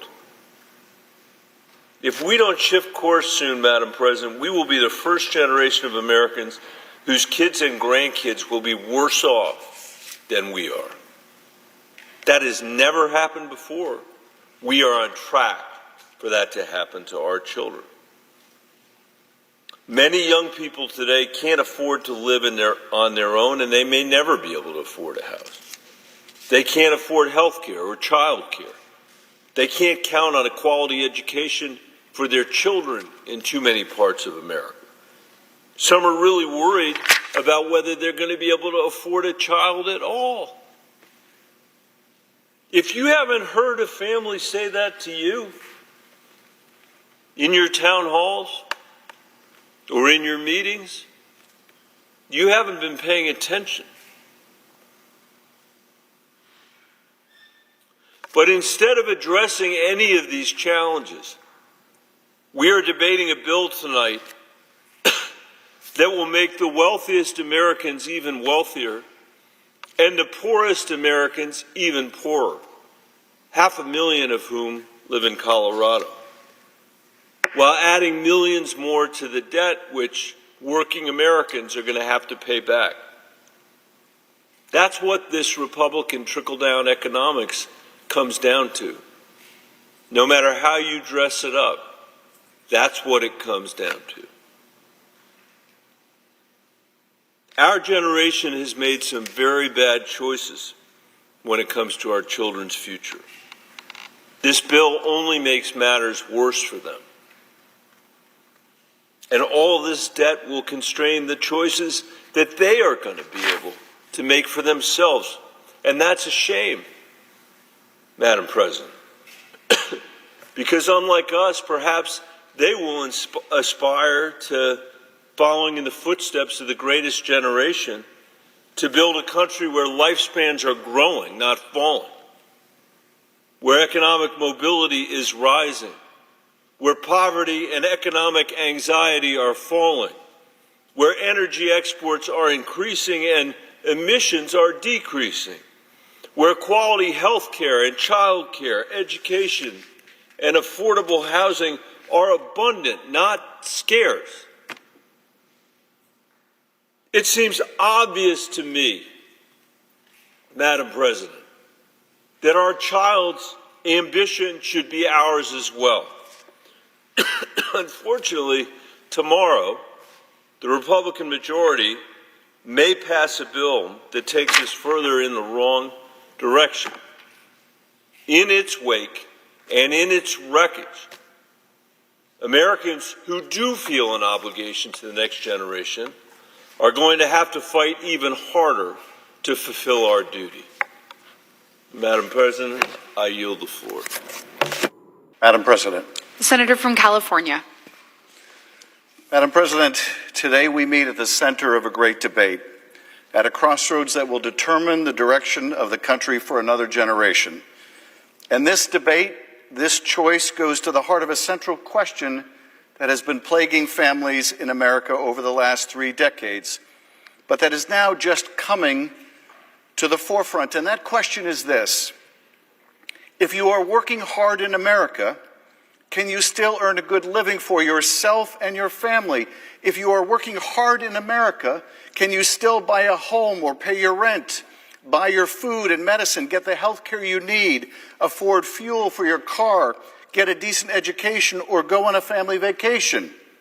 And if the answer is no, and for all too many millions of people the answer is no, what do we do about it? When I was a kid, my father was in the clothing business. He was a traveling salesman and he made $18,000 a year. On the strength of that single income, my parents bought our first home for $18,000. He made $18,000 a year and he bought a home. My parents bought a home for $18,000. It was the American dream and it came true for our family.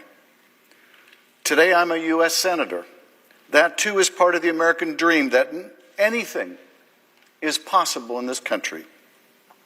But could anyone buy a home for the cost of the annual income even of a U.S. senator? Not a chance in the world. An average home in California costs 3 or 4 times that much. My kids are paying thousands and thousands of dollars a month in rent.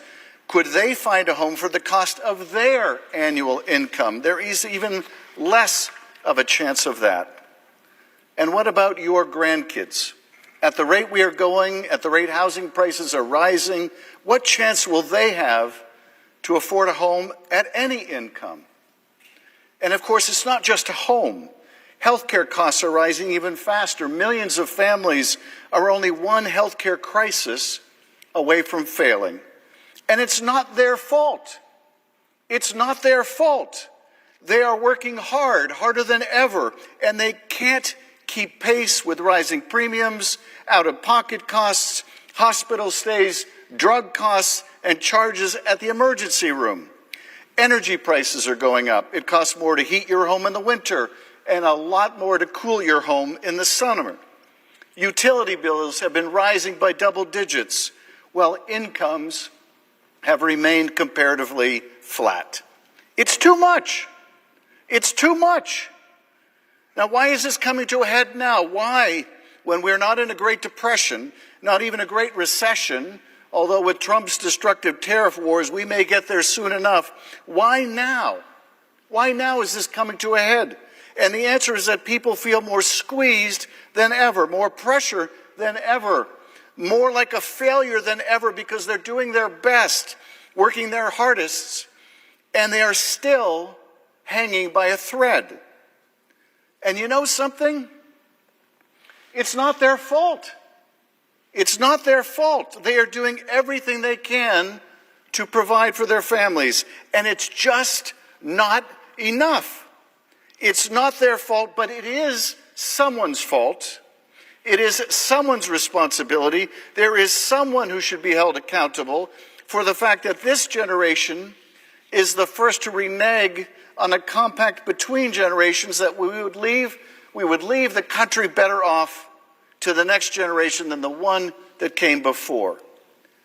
And you know who that someone is? It is us. It is us. The world has changed. The nature of work has changed, and we have not changed with it. We have not kept pace, and in too many ways, through our policy failures, we have moved the country in the wrong direction. And the question before us today is whether we continue to barrel down that track towards higher home prices, bigger health care costs, more hunger and greater hardship, or whether we change direction. Much too late, yes, requiring an even more profound course correction, certainly, but finally steer this country to a better quality of life for all of our citizens. Is this bill that change in direction? Does it lead our country on a new path towards affordability and prosperity? And the answer, the simple, terrible, but clear as day answer is no. It most emphatically does not. No, it does nothing to bring down costs.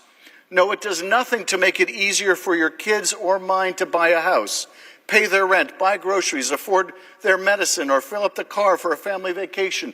Instead, it throws more coal in the engine, barreling down a track to nowhere. Donald Trump promised he wouldn't cut Medicaid. But this bill cuts hundreds of billions of dollars from Medicaid. It is shredding the president's commitment made again and again. In January, the president said Republicans will love and cherish Medicaid. In February, he said, we're not going to touch it. Even a few weeks ago, the president said, we're not changing Medicaid, we're leaving it. But we see in the black and white in this text they released in the dark of night that simply isn't true. This bill will result in millions losing their health care from cuts to Medicaid. We know that. The Republicans know that. Tom Tillis has made this point over and over again tonight, as have other Republicans in this body. This bill will close down hospitals in the poorest counties and states. It will raise health care costs for families everywhere and by the thousands of dollars. It takes food away from the hungry. It kills clean energy so that we have to rely on oil and gas for everything, enriching that industry and impoverishing the rest of us with higher prices at the pump. It raises taxes on working families and the middle class while lowering taxes on the very wealthy and corporations. If you are in the top 0.1% of income earners making more than $5 million a year, you will get a $346,000 tax cut. How is that fair? How is that right?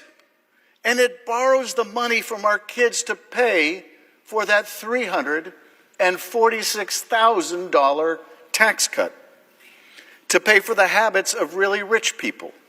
Where is the fairness, the morality in that?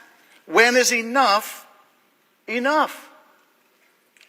My father was part of the greatest generation. We, it would appear, are part of the most selfish. And I'm fed up with it. I'm fed up with it. What happened to any sense of responsibility in this generation? What happened to love of country? Can we love our country and impoverish it? Can we love our children and grandchildren if we take from them only to give to ourselves? In this bill, we borrowed trillions from our kids. And for what? So the rich can have a bigger boat? So corporate CEOs can have more money? So a company can buy back more of its stock? So we can be richer than our neighbor while his neighbor has no home at all? The test of our progress, Franklin.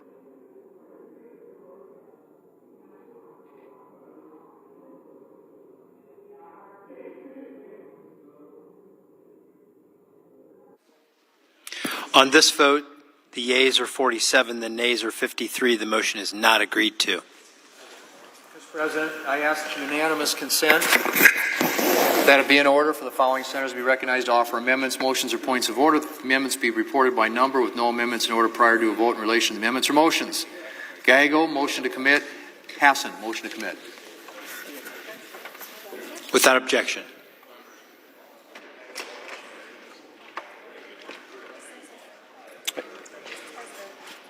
Mr. President. Chair recognizes the senator from Arizona. Mr. President, I have a motion committed desk. Clerk will report. Senator from Arizona, Mr. Gallego, moves to commit the bill. Mr. President, I ask that further reading of the motion be dispensed with. Without objection. Thank you, Mr. President. I rise today to offer a motion to strike provisions that cut Medicaid funding for substance abuse disorder treatment. Families across the country are facing the heartbreaking reality of loved ones battling substance use disorders. For many, Medicaid is the only way to afford the treatment they need. Republican efforts to cut Medicaid funding for substance abuse treatment is cruel. It hurts those who have shown the bravery to seek help and undermines our nation's efforts to combat public health crises such as the fentanyl epidemic. At the same time, this Republican bill will give the wealthiest Americans and large corporations tax cuts and loopholes that will only benefit the elite. We can continue to fund substance use disorder treatment by finally making corporations and the ultra-wealthy pay their fair share in taxes. I urge my colleagues to support this motion to protect those seeking treatment and finally make corporations and the ultra-wealthy pay their fair share. Mr. President. To recognize the senator from Idaho. Mr. President, Republicans are strengthening Medicaid and setting it on a more fiscally sustainable path by targeting waste, fraud, and abuse.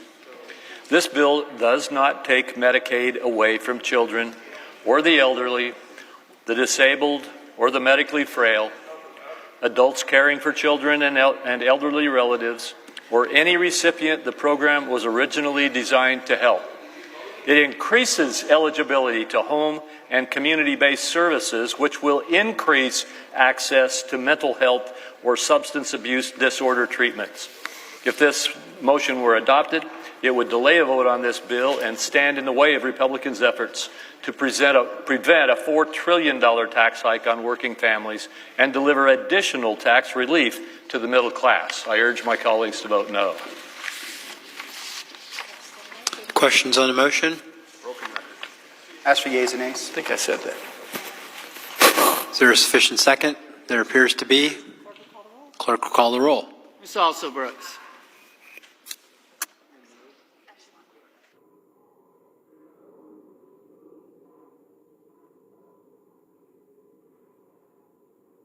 Quote, we can't be cutting health care for working people and for poor people in order to constantly give special tax treatment to corporations.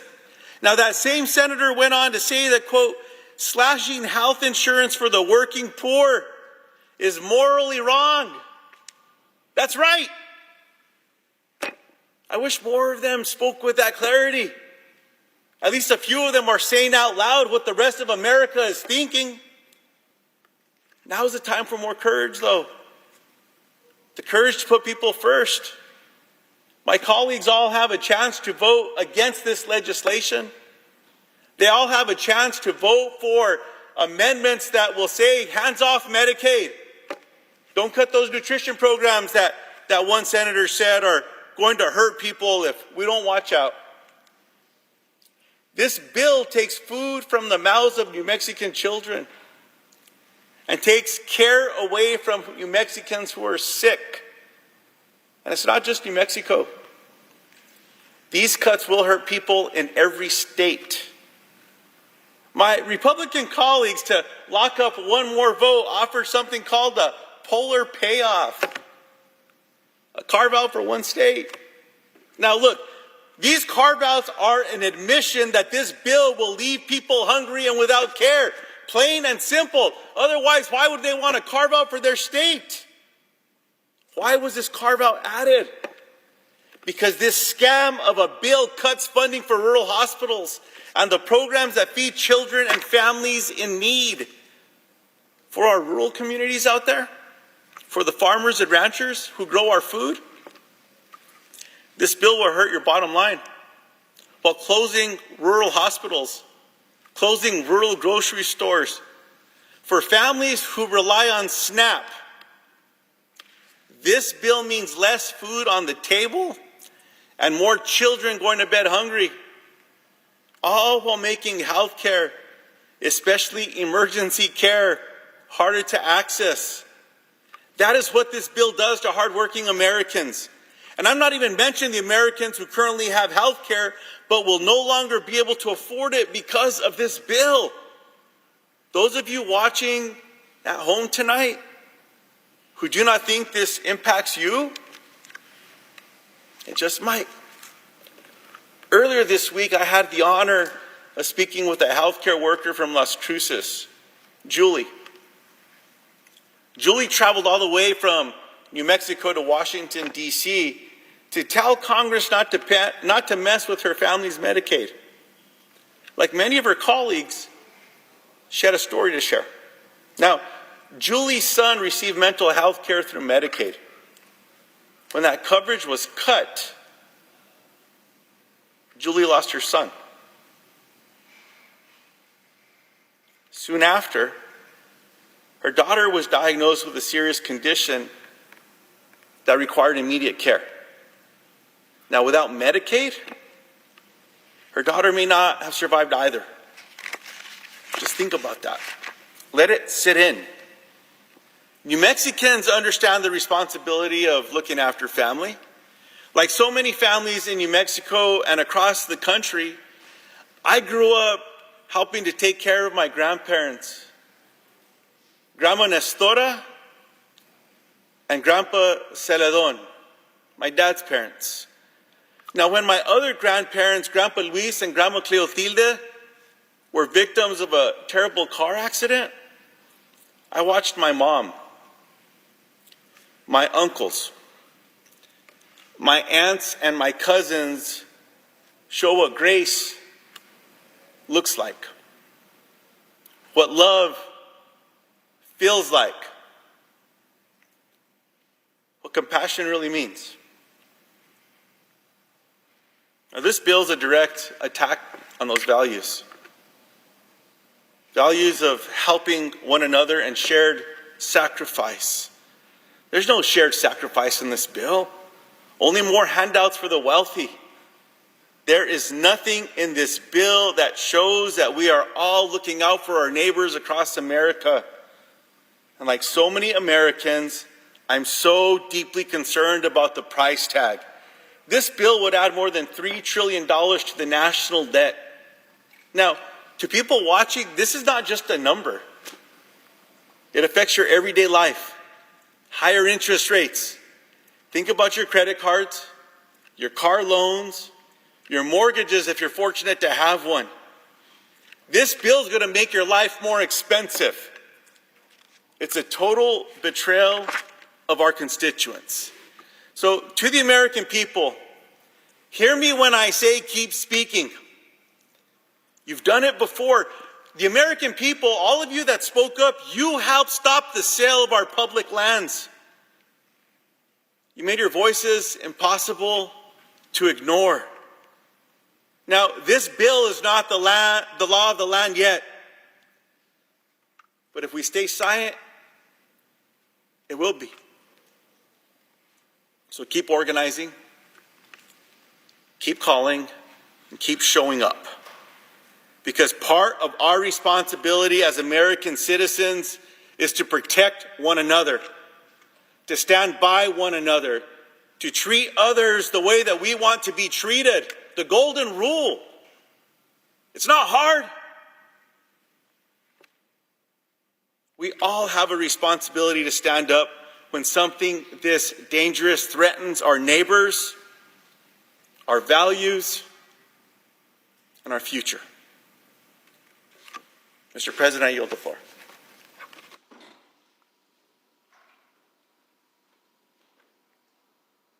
Mr. President. I recognize the senator from New Jersey. Mr. President, I rise today to lift up the fact that this reconciliation bill will do real harm to countless American families. It's not theoretical or hypothetical. Families are hurting right now. The opioid crisis that has ravaged large parts of my state, mental health crisis that people across this country are so concerned about and are begging for help about. And so many other challenges that are out there. Every single family knows the fear of a health crisis. Like Susan, a mother I met at a town hall down in Egg Harbor. A town hall that was part of a series of town halls that I did, trying to highlight the challenges that so many families are facing. And in this crowded room of over hundreds of people, a woman named Susan shared her story. A mom of a 24-year-old son with Down syndrome. They used Medicaid to be able to cover his care. She broke down at the weight of her fear and worry of her child, something a lot of us can relate to. She said to me that this is the face of Medicaid. And as I went over to give her a hug, I remember what she said, "It's real." And it is real, and I know everyone in here knows that. I know because offices on both sides of the aisle are getting the same calls. Our phone systems broke down because of the overwhelming volume of people calling and literally begging us not to do this. Begging us to protect Medicaid so their kids can see the doctors. Begging us not to cut SNAP benefits so their students can have access to healthy food. It is a humbling experience seeing a parent begging for the resources to take care of their sick child. And yet, as I look around, I see far too many people rushing through this process to get it done, with little care about the resulting impact it will have, generational damage that will be done, while we are rushing through, barreling through, without the ability to properly debate this. Well, I want you to know, the people in New Jersey, the people in this country, this budget represents an abandonment by their government. And this will hurt everyone we are supposed to be helping. Some of the people that could be impacted the most are people within the disability community. Hundreds of thousands of people in New Jersey with disabilities rely on Medicaid for coverage. Over 15 million across our country, including a man named Tom Spadaro, a disability advocate in Ocean County, New Jersey, who joined me for a town hall. After a gun accident when he was 11, Tom is a total quadriplegic, dependent on a ventilator and others. Medicaid helped him go to school, then college, and in his own words, has given him dignity.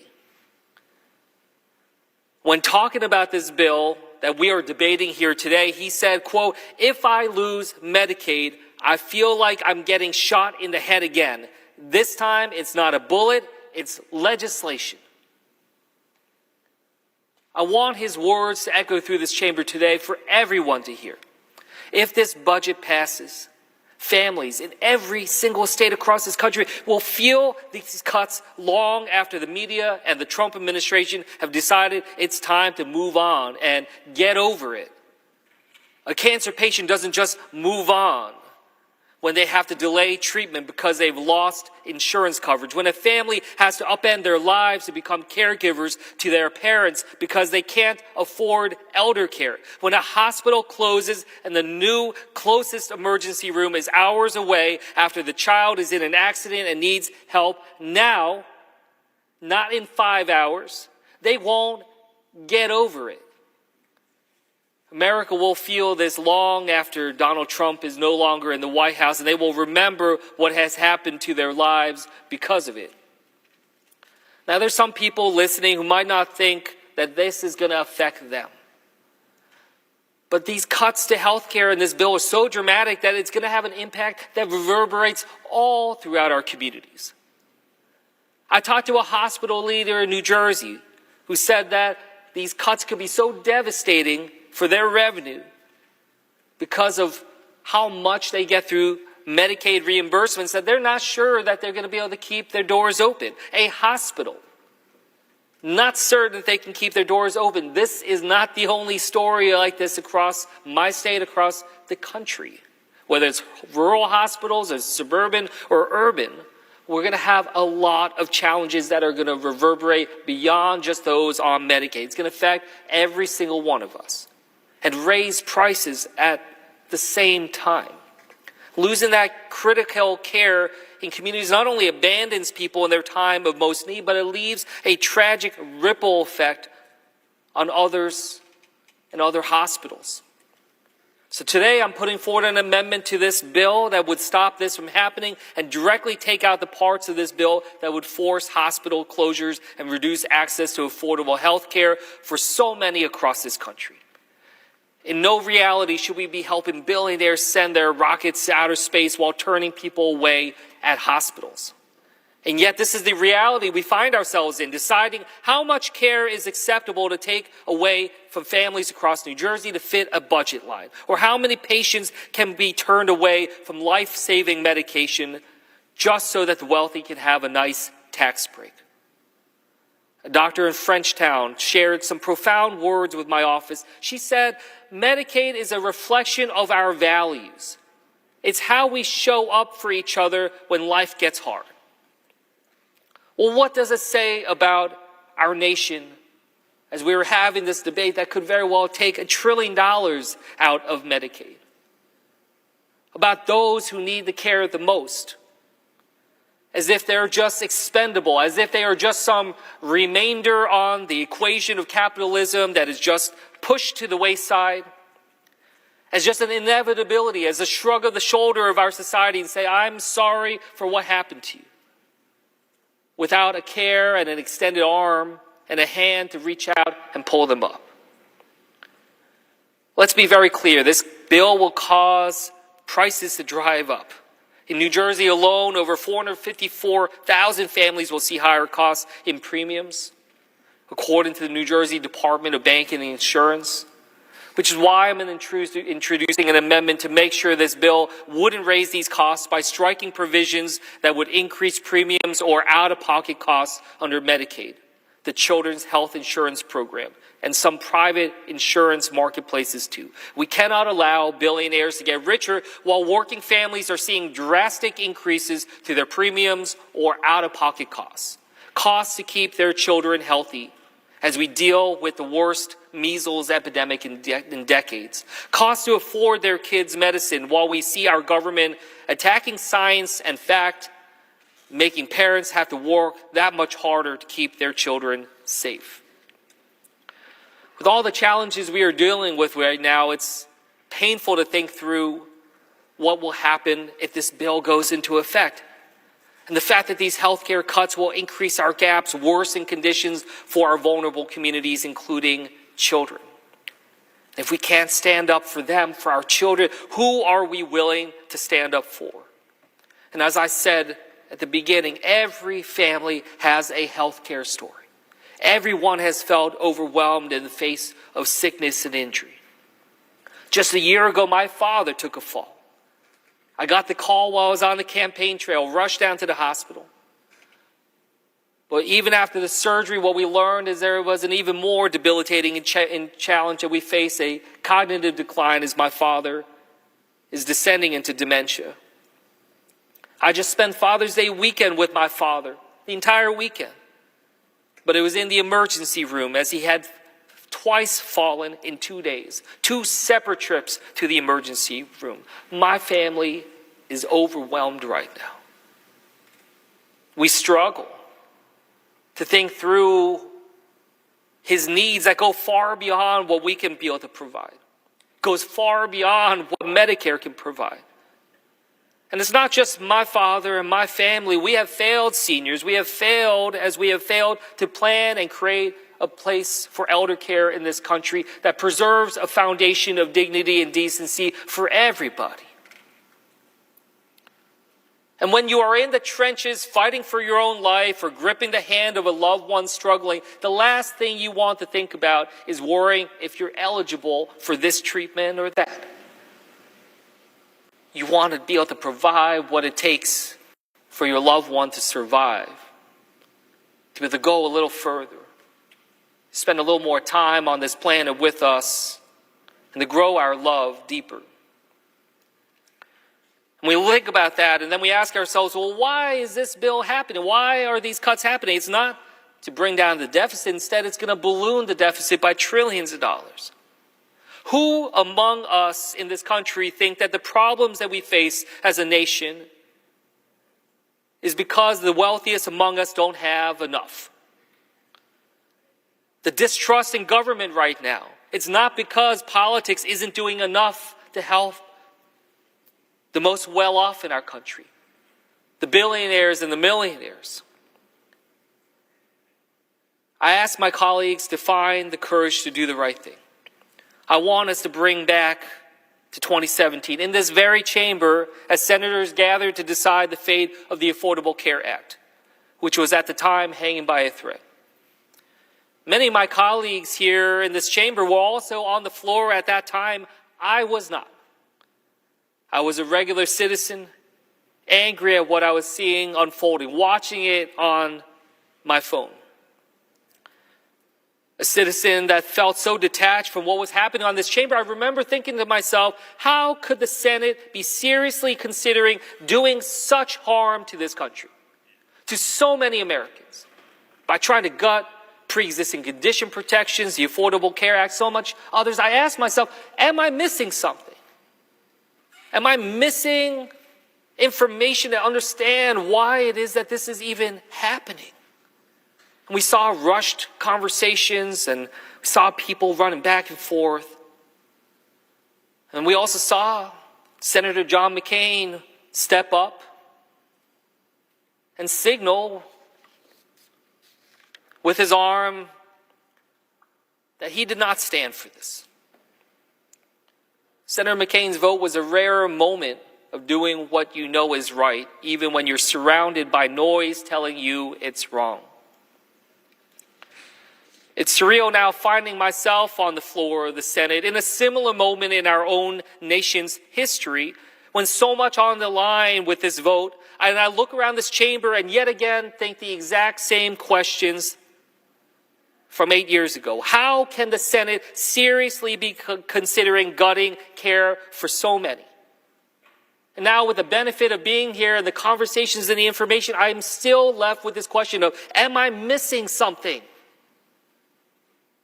How is it that such an esteemed body that is meant to protect the American people in this chamber where so many decisions have been made to protect the American people, that we are on the cusp of doing something that will do generational damage to so many American families?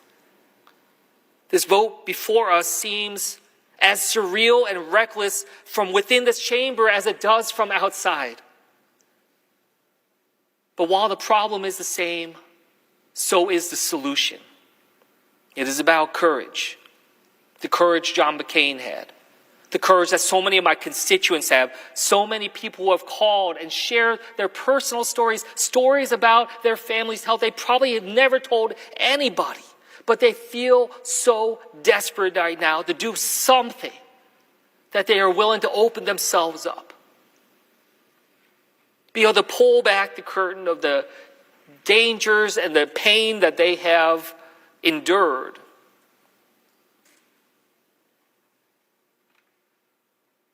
To be able to try to do anything to stop this bill from hurting Americans. That is courage. And it's courage about standing up against the big money and the special interest, and sometimes it feels insurmountable. And I say to my colleagues here today that you won't be remembered by whether or not you pass this bill on President Trump's timeline, or you feign concern about constituents just to be able to stab them in the back later. You'll be remembered by your courage to stand up and say no. You'll be remembered by your courage to speak out for the people, not just the few who have paid, but for all of us. You'll be remembered in the same way as our former colleague was remembered by what he did 8 years ago. I urge you to remember that this job is bigger than all of us. Bigger than any one man, any one party. It is about using our vote and our courage to make lives better for those that we represent. History and the American people are watching. You still have time. You still have power. I still believe in this chamber and believe it can be a force for good. Let us use it for the children, for the disabled, for those not in this room. And with that, I yield back.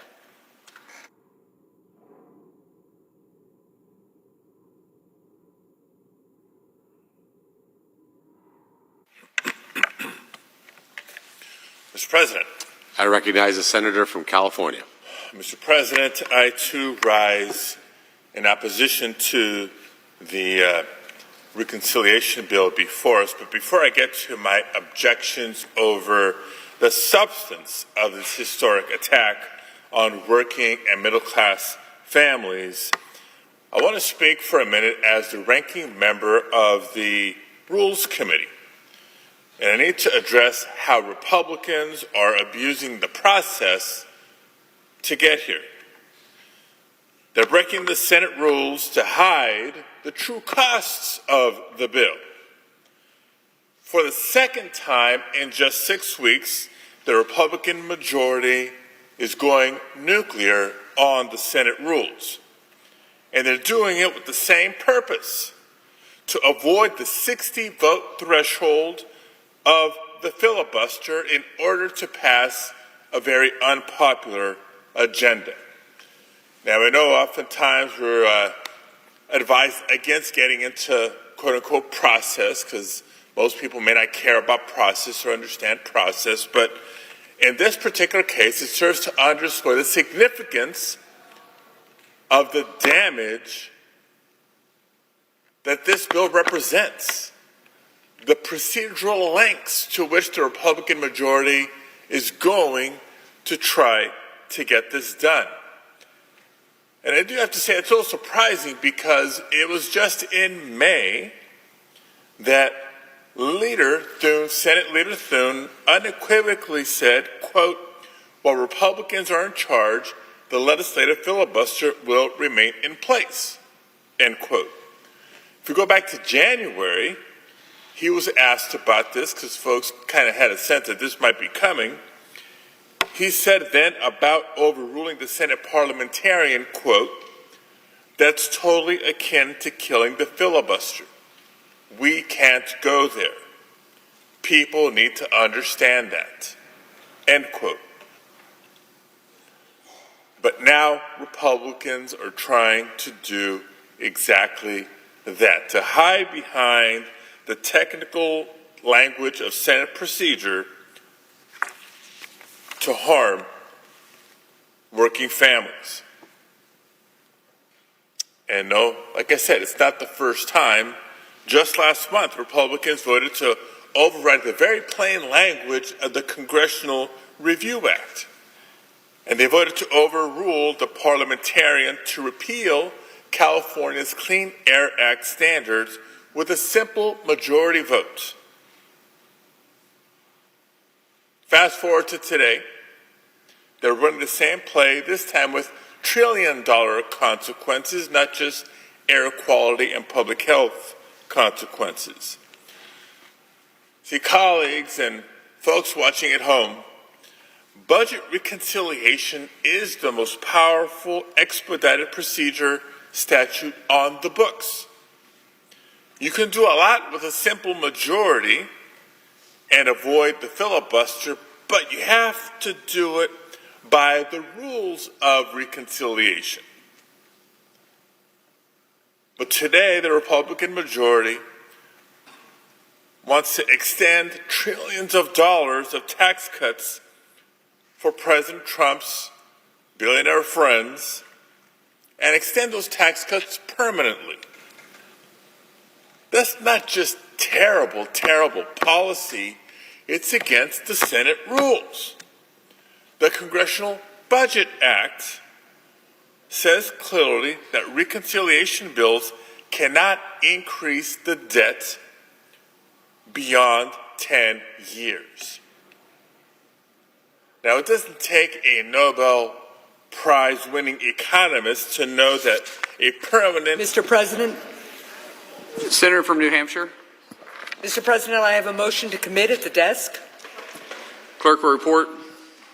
The Senator from New Hampshire, Ms. Hassan, moves to commit the bill, H.R. 1, to the Committee on Finance with instructions. I ask the further reading of the motion be dispensed with. Without objection.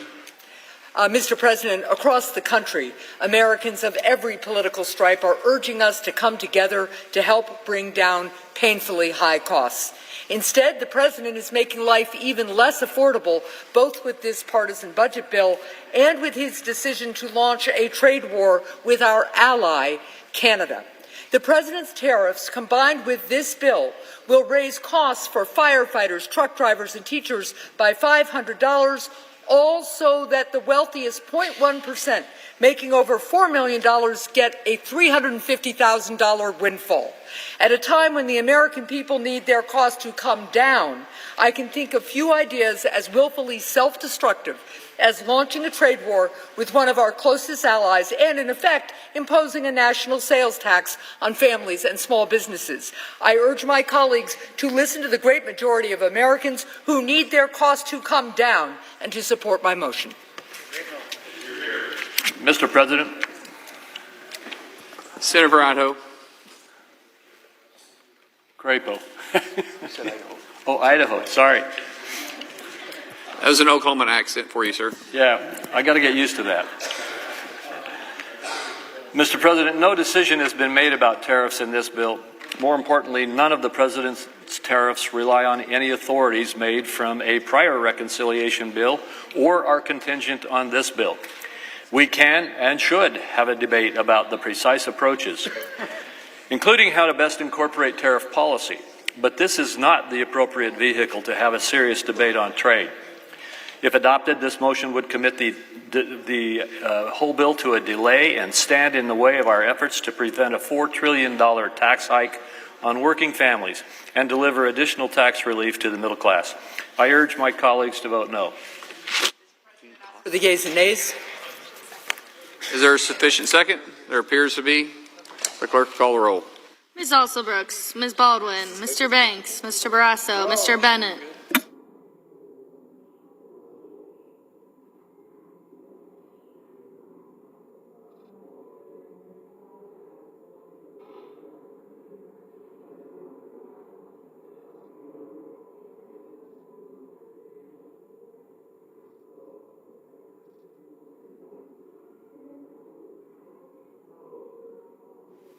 In 2017, during the first Trump presidency, Republicans seemed fine, saying they could afford hundreds of billions of dollars in permanent tax cuts for large corporations.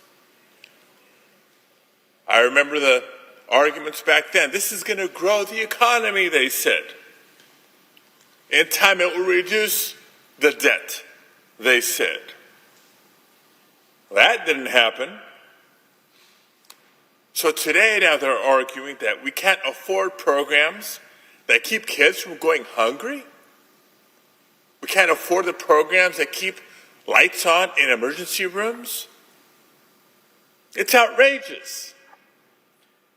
In 2025, so many working families are struggling to keep up with the rising costs from Trump's chaotic tariff wars, with prices going up for groceries and other everyday goods. Many are working long hours and still struggling to make ends meet or to afford care for their loved ones. I get it. I've been there. Colleagues, as I've shared with you before, I'm the proud son of working class parents who came to the United States from Mexico in the 1960s. I'll remind you that for 40 years my father worked as a short order cook and my mom cleaned houses. On those modest salaries, they raised my sister, my brother, and I in the proud working class community of Pacoima, California. And I remember what it was like to live paycheck to paycheck. I know how unnerving it could be, for example, when the car broke down and you listened and witnessed your parents' debate because, on the one hand, maybe they couldn't afford the cost of repairing the car right away, but they also realized that they couldn't afford to not fix the car because they had to get to work.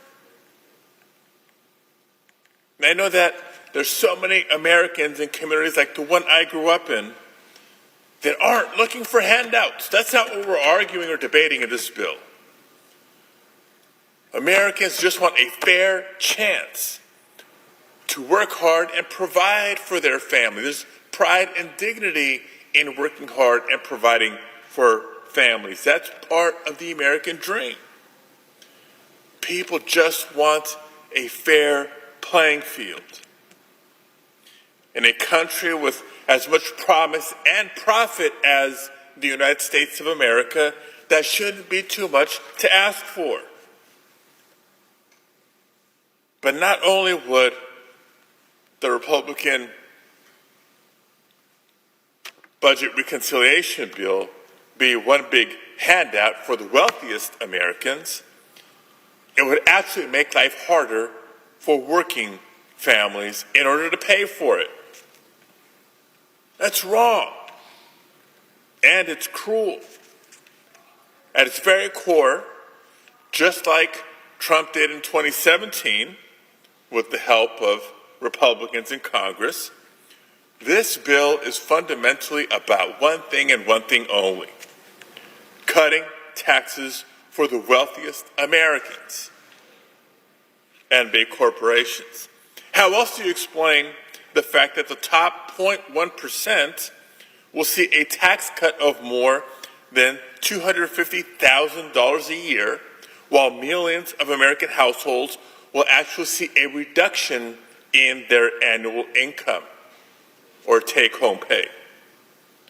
That's because to pay for the massive handouts to the wealthy, Republicans are gutting health care and cutting services that so many working families depend on. And they're twisting themselves into knots in order to cut around $1 trillion in health care. Cuts that would leave 16 million Americans without health insurance. We're talking about seniors.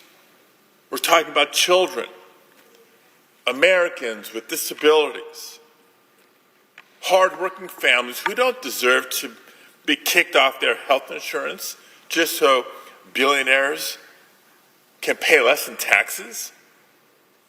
These devastating cuts, by the way, will also close rural hospitals around the country, including in California, where so many are already struggling just to keep the doors open. And for folks listening to the debate thinking that, well, if I'm not on Medicaid, then this may not apply to me, this isn't going to hurt me. Let me remind you that if your local hospital that relies on Medicaid dollars is forced to cut services or cut staff or even close its doors as a result, then yes, you too will be hurt. But the bill doesn't stop there. In this bill, Republicans cut SNAP, nutrition assistance, that critical lifeline that so many count on to literally feed their families. How much more cruel can you get? But wait, there's more. Republicans are also rolling back the historic progress we've made investing in our transition to a clean energy economy, targeting the millions of clean energy jobs that are fueling innovation and helping us stay ahead of China. The cuts to clean energy that Republicans are making in this bill will lead to higher energy costs, higher electricity bills for so many families. Now, I'm reminded that this last November, so many voters went to the polls and voted hoping for lower prices. They were desperate and looking for relief, and that's what motivated their votes. But this bill does the opposite. So I have to wonder, for my Republican colleagues who are supporting this measure, who is it that you're fighting for? Did any of you really come to Congress to take food away from the hungry? To take care away from sick children? What are you proposing to be done here? Now, I've seen Republicans go back and forth on this bill for months now, I'm sure trying to decide just how much they can try to get away with. And I've heard some of the arguments that they plan to make to justify voting for this bill. Some of them will argue that we need this bill because we need to reduce the deficit. Talk about misleading. This bill adds trillions, yes, trillions of dollars to our nation's debt. So even when they try to twist the numbers and come up with the funny math, it doesn't even result in deficit reduction. And you know how you can tell? Because the Republicans included a $5 trillion increase to the debt limit in this bill. They have needed to raise the debt limit in the process. So let's be clear. Republicans who are voting for this bill know full well it will hurt so many of their constituents. That's why behind closed doors you have Republicans handing out flyers that show just how devastating Medicaid cuts will be in states represented by Republicans. or we hear them discussing the burden that SNAP cuts will have on state and local governments. But because the leader of their party wants to sign this bill to celebrate the 4th of July this year, many of them will vote yes. But I'll ask again, who is this bill in service of? Who are you standing up for? Who are you fighting for? I'll tell you who I'm fighting for. I'm fighting for people like Jesus da Costa from San Diego, a home care provider who in 2016, because of his mother's full-time, who became his mother's full-time care provider when she was tragically hit by a car and became disabled. Jesus can't hold a full-time job and carry all the responsibilities of looking after his mother. So for both Jesus and his mother, Medicaid has been a lifeline. I'm fighting for him. I'm fighting for people like Tina Ewing Wilson in the Inland Empire, who remembers what it was like the last time her Medicaid benefits were cut. Tina struggles with seizures and developmental disabilities and requires care 24/7. But when the Great Recession hit and Medicaid cuts followed, Tina knew she could only afford her care by offering free room and board to caregivers. Caregivers who went out to abuse drugs and alcohol and took advantage of her financially. Tina's terrified of that possibly happening again if these Republican cuts to Medicaid impact her. I'm fighting for her. And I'm fighting for the families I met at Rady Children's Hospital, where over half of all patients are covered by Medicaid. And I'm fighting for the nurses and the caregivers who fear for their patients. They care for their patients, but they're fearing for their patients because of these proposals. For every parent across the country who's working their tail off to put food on the table for their children, but every now and then may need a helping hand. If you see these Americans, if you have constituents with similar experiences in your state, and still think that they should have less of our help, not more, then I guess we came to Congress for different reasons. If you've seen so many corporations' profits soaring and the wealth inequality in our country growing, and think that billionaires need more tax relief, then I guess we came to Congress for different reasons. And if this week you'll vote to rip these critical lifelines away from millions of Americans because you somehow think it's the right political calculation, then surely we came to Congress for different reasons. Colleagues, it's crystal clear. I urge you to vote no on this bill and stand with me, stand with us, stand up for working families. That's what I plan to do. Thank you, Mr. President. I yield the floor. Ms. Cantwell, aye.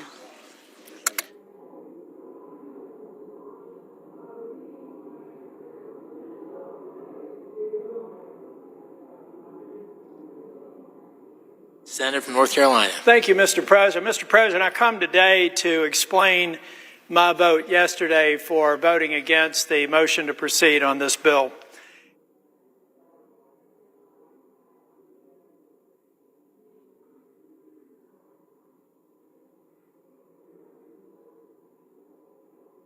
Mr. Ricketts, no.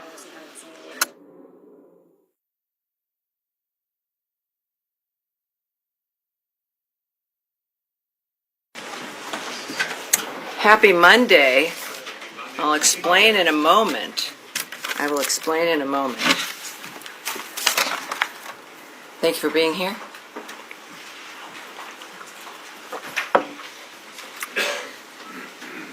It's a Monday, and I will be a little short today as the President is beginning some signings at the White House and the Oval Office. We don't want to conflict, so forgive me in that regard. But I do have a few announcements for you here, and we'll start.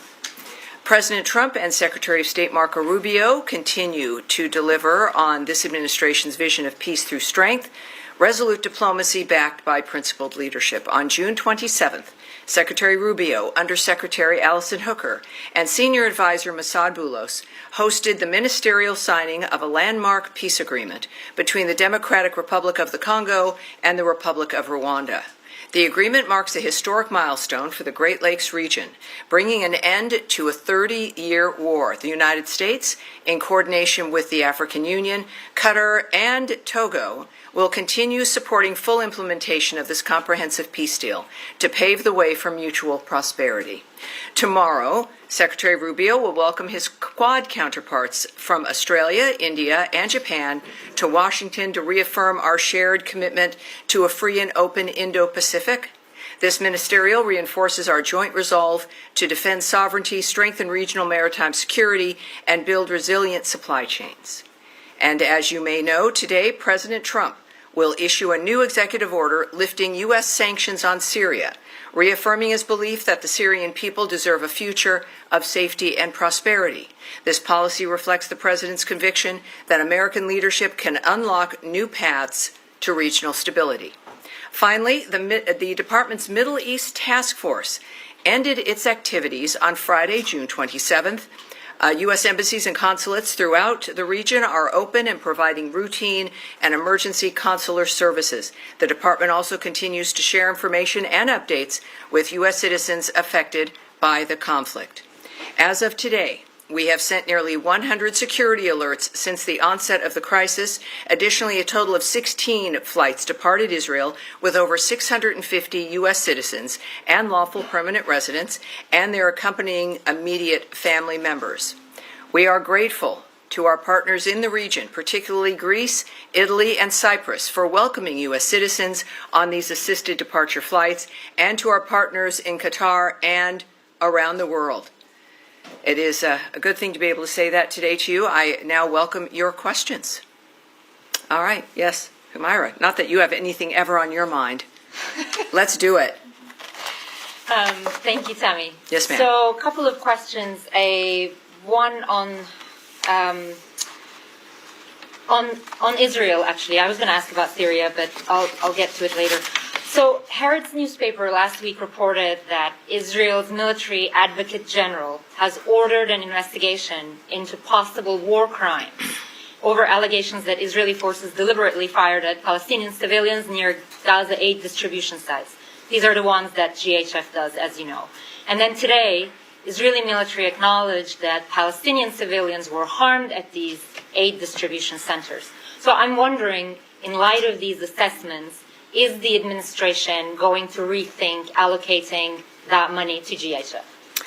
Well, I think the answer to that certainly is no. What we do expect, and the IDF and Israel have announced that they are, of course, investigating certain incidents. It is a good time for a reminder here that Hamas is responsible for the current situation in Gaza. They, of course, initiated the attacks on October 7th. They continue to refuse to lay down their arms or to free the remaining hostages, including the remains of 2 Americans, and use violence to interfere with aid deliveries to the people of Gaza who are in dire need of food and aid. So in the meantime, I think that we also have to recognize that, of course, this remains a war zone effectively. There are 4 sites working for the GHF. We are coming up to, I think, about 51 million meals distributed. It is certainly not easy. There are efforts in those on the ground who do not want this to be a success, who have made the lives of the people of Gaza miserable for decades now. And this is a key, unlocking a door to a better future. So this is what the president has asked for, which is a new approach for Gaza. There is a demand, understandably, for aid to get in. The GHF is doing that. And as we also, of course, decry loss of life and the violence that it continues, but that's why we do what we do, and we continue to work for a ceasefire as well. Yeah, I understand all that. A quick follow-up on that. I completely understand what you're saying, but does the administration have any concern about this? I mean, these are Israeli authorities accepting that Palestinians have been harmed. Perhaps is the administration thinking about talking to GHF for risk mitigation? Yes, I won't get into the details of the conversations that are had. Obviously, you know that our work there doesn't stop. We continue on. We're still working. The president noted the other day that there's potential for a ceasefire. We look forward to that. Clearly, it's been maybe a little over a week since American power and Donald Trump's leadership has changed the Middle East forever. So there's still more to do. We recognize that Israel is doing the appropriate thing with investigating certain allegations, and we certainly, like everyone else, will be watching that.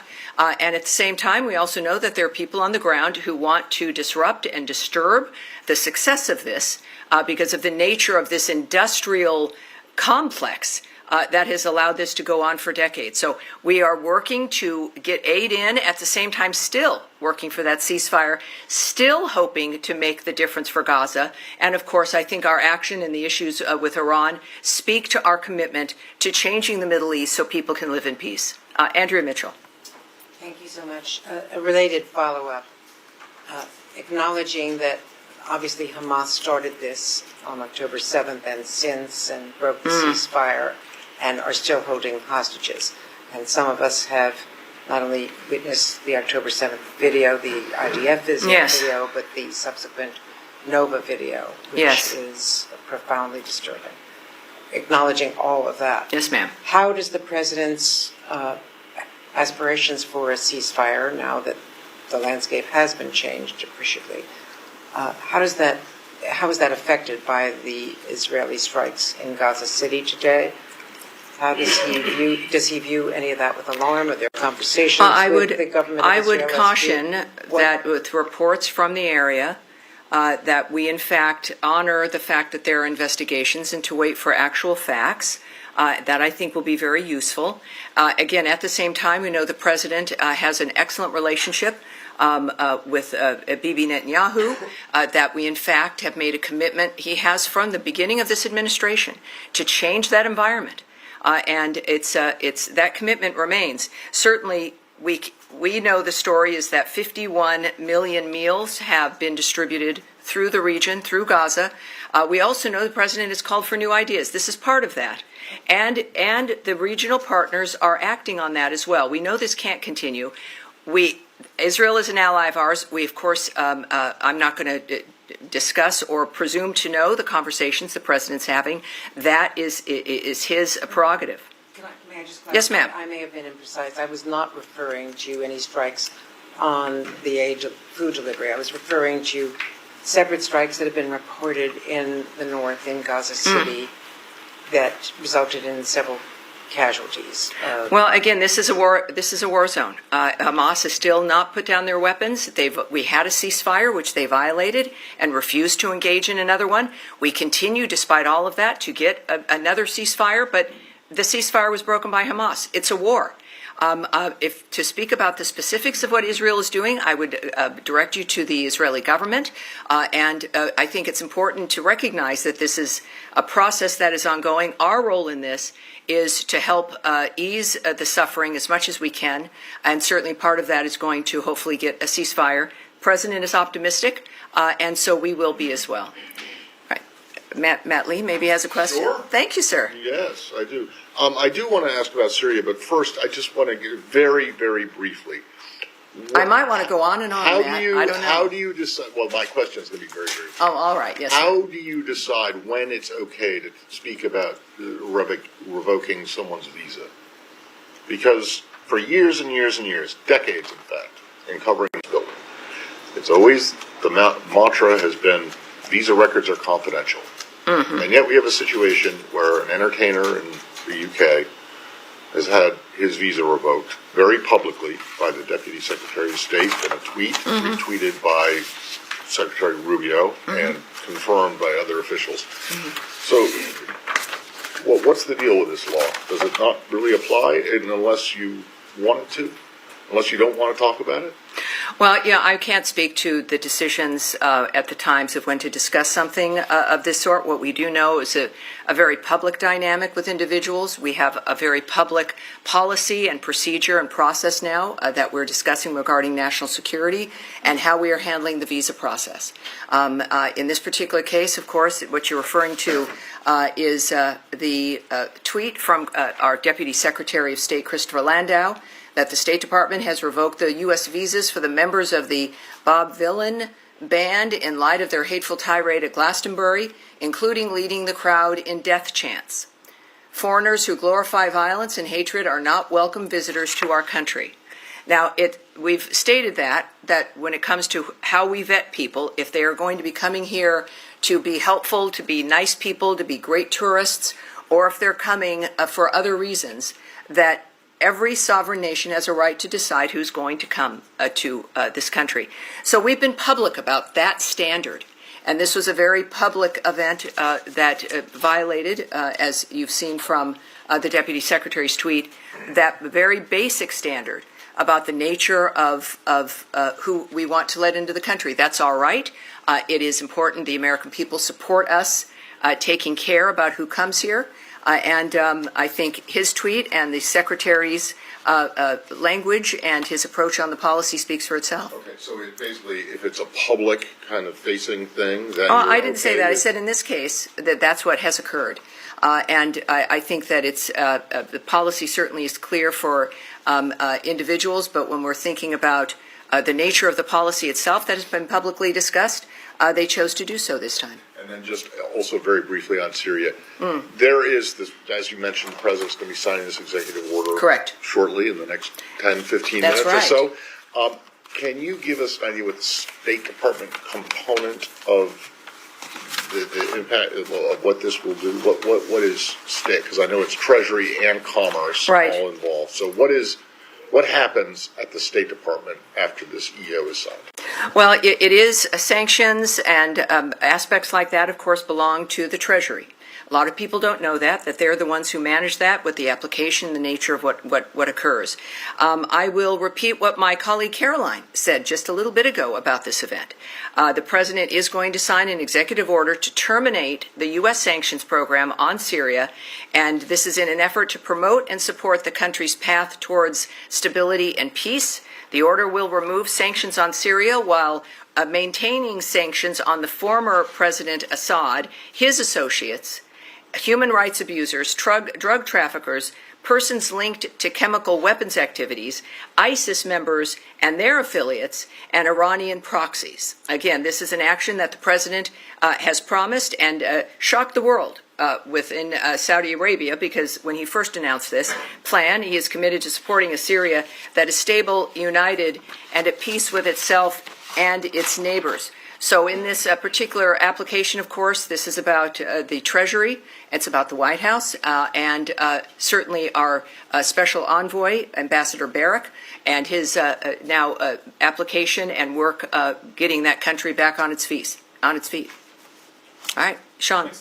Can we go back to the music a bit? Yes, sir. On Glastonbury, just getting to the decision to revoke the visas, members of this administration, particularly the Vice President, have been very vocal about free expression, saying that even if things are hateful, particularly the Vice President took to task Germany and to a certain extent the UK, saying that there are laws that prohibit hateful content and insults, that those are inappropriate. What's the difference here? I mean, I'm not justifying, I'm not supporting the Bob Dylan as a band, but why is it that this speech is out of line while you have there's at the same time a push to not to outlaw free expression elsewhere when it comes to insults? Right. I think that, again, this is not about the nature of a concert, I suppose, but it really is about our standards, about who we let in the country. That we're not telling people what they can sing about or what they can say. It's not involved here at all. They obviously felt free to say what they were saying and chanting at Glastonbury, and they can do that. And we can do what we do.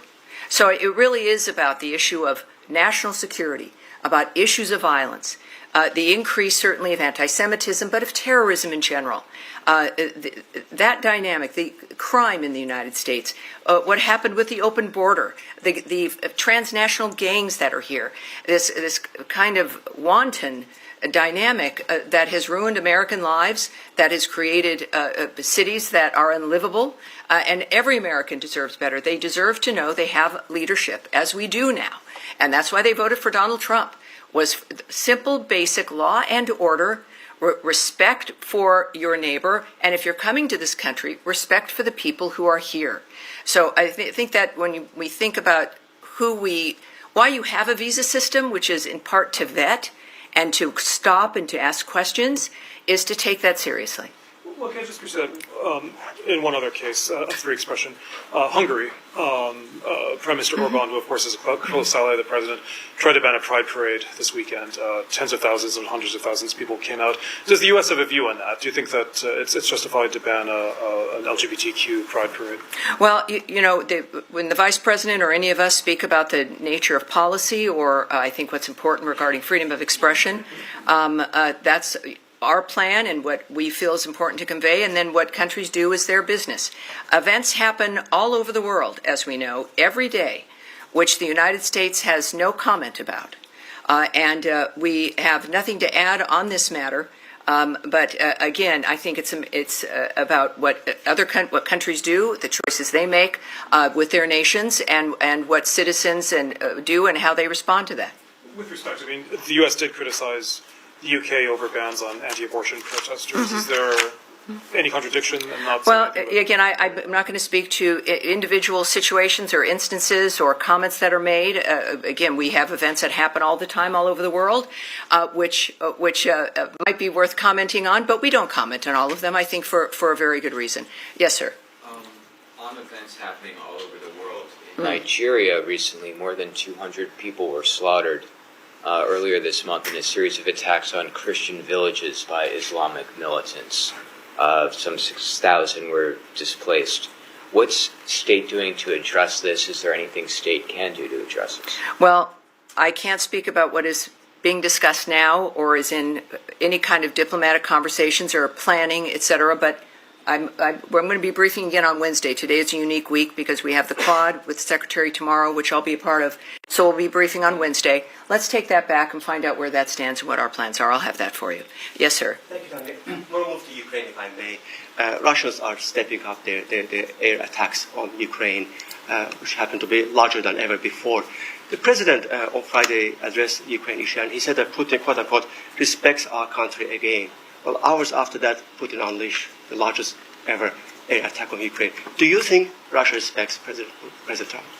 I'm sorry, do I think? Do you think Russia respects President Trump? And President Trump says that they respect me, and next thing we see, hours after that, they launch the largest. Well, I don't. I certainly, for obvious reasons, refuse to characterize the most powerful man in the world who is saving this country and the world at this time. But I can tell you other things that he has said. Most recently, on the 25th, he said, "I consider him, Putin, a person that's been misguided."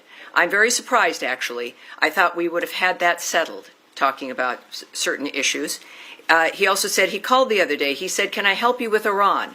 I said, no, you can help me with Russia.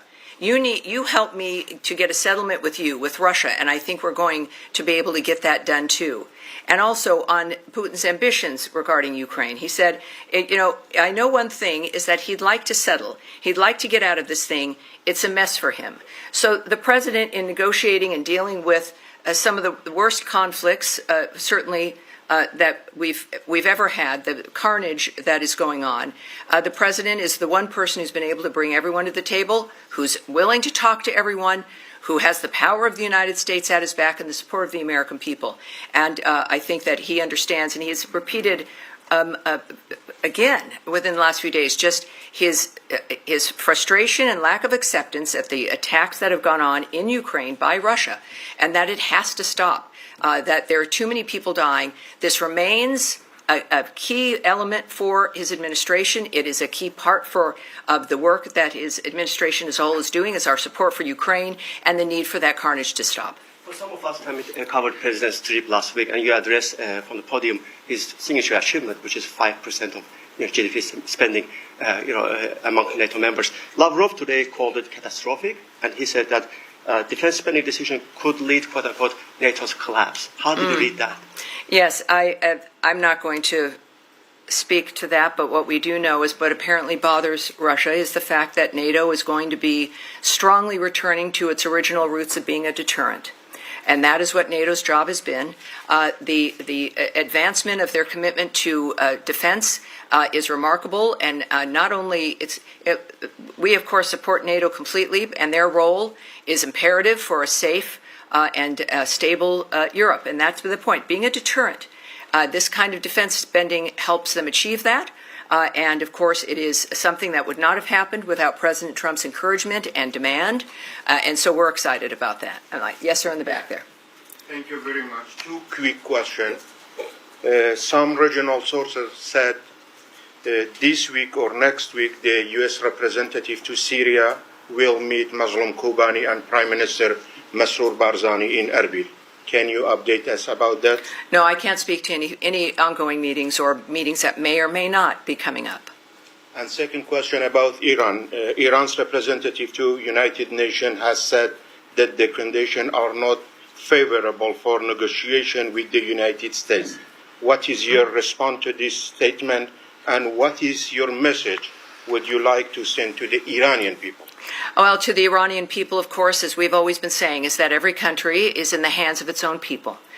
When it comes to what Iran's leadership is saying, of what's left of it, the president's words and the president's position is the one that prevails here. It is his guiding hand, and he has been very transparent about his opinion, his desire for Iran to move into the normal order with countries, but also his awareness that, as he has stated, that he continues to be willing to do whatever is necessary to make sure there's peace in the region. And now this is the unusual point because of the president's schedule. It is 30 past the hour. I'm going to wrap it up today, but I will see you again on Wednesday. And you know how to reach me here. I think I've got an email. All right, thank you, everyone. Have a great day. I appreciate it. Thank you. Thanks for your patience. Anything on the RIPS? No.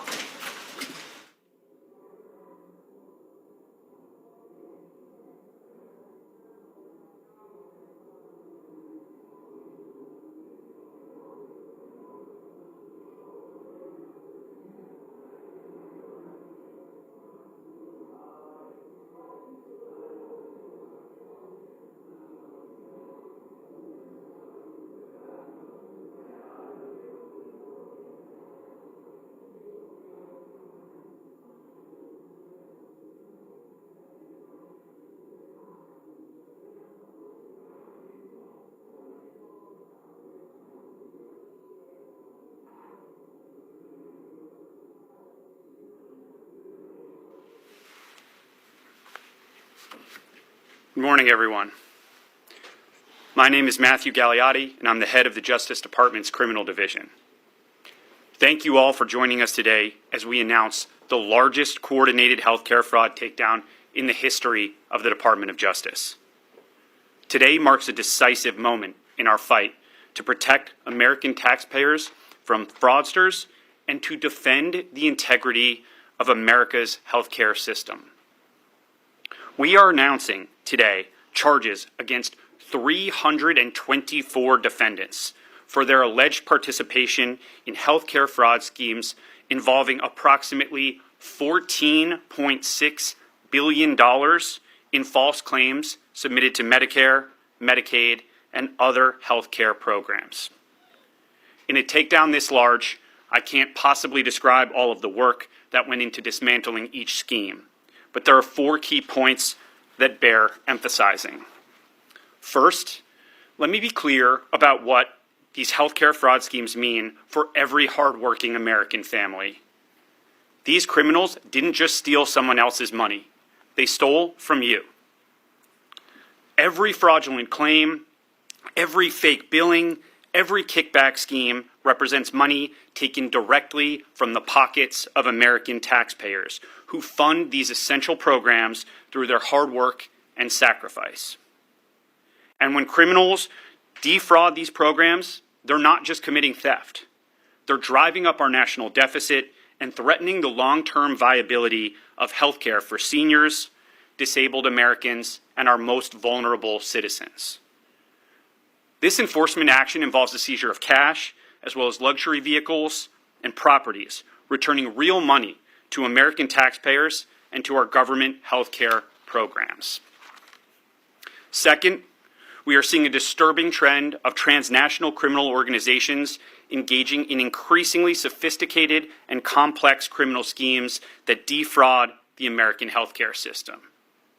As part of this takedown, we've identified and charged defendants operating from Russia, Eastern Europe, Pakistan, and other foreign countries.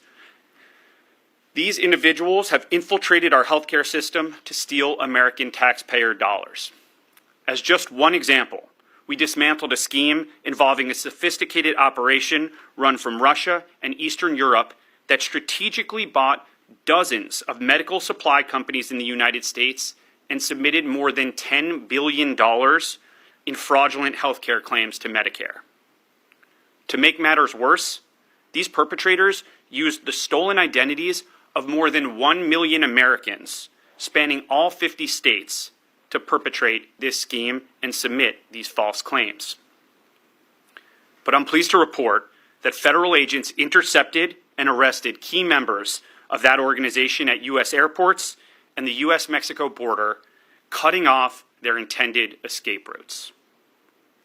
The days of transnational criminal organizations using the American healthcare programs as their personal piggy bank are over.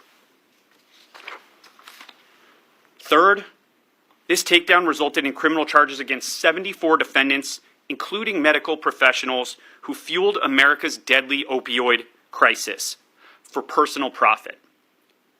These are not isolated instances of poor judgment. These are calculated schemes designed to exploit Americans struggling with addiction while enriching the very people who were duty-bound to help them heal. We charged pill mill operators who prescribed unnecessary opioids. We dismantled networks of corrupt pharmacies that existed solely to distribute drugs to addicts and dealers, feeding the addiction crisis that has devastated so many American communities. This is not health care. It is a staggering breach of trust. And under my leadership, the criminal division will prosecute these criminals as aggressively as we would any drug dealer, because that's exactly what they are. Fourth, many of the defendants charged as part of this takedown specifically targeted our most vulnerable citizens, elderly Americans in nursing homes, individuals with disabilities, those battling serious illnesses, and more. For example, our prosecutors charged 7 defendants, including 5 medical professionals, in connection with approximately $1 billion in fraudulent claims to Medicare and other healthcare benefit programs for performing medically unnecessary skin grafts on dying patients as they were seeking to spend their final days with dignity and peace. That conduct is exactly as callous and disturbing as it sounds. Patients and their families trusted these providers with their lives. Instead of receiving care, they became victims of elaborate criminal schemes. Today's takedown marks a historic day. In addition to the tireless work of our Fraud Section's Healthcare Fraud Unit, this extraordinary effort would not have been possible without the law enforcement agencies with me here today. Health and Human Services, Centers for Medicare and Medicaid Services, the Federal Bureau of Investigation, and the Drug Enforcement Administration. And of course, countless partners across the federal, state, and local law enforcement community and dozens of United States attorneys' offices. Thank you to all who made today possible. Now, despite these historic achievements, we aren't resting on our laurels. We're making advancements to stay ahead of their criminals and their illicit schemes. That is why today I'm also announcing that we are working with our partners at FBI, HHS OIG, and other federal agencies to create a healthcare data fusion center to revolutionize how we detect, investigate, and prosecute healthcare fraud. These efforts will be led by the Criminal Division, specifically the Fraud Section's Healthcare Fraud Unit, and comprised of data specialists from the unit's data analytics team. The Fusion Center will break down information silos using coordinated data analysis to enable our investigative teams to quickly identify and dismantle emerging fraud schemes, preventing money from going out the door. Today's enforcement action represents the largest healthcare fraud takedown in American history. But it's not the end. It's the beginning of a new era of aggressive prosecution and data-driven prevention. Thank you. I'll now turn it over to Acting Inspector General Juliet T. Hodgkins, Department of Health and Human Services, Office of the Inspector General.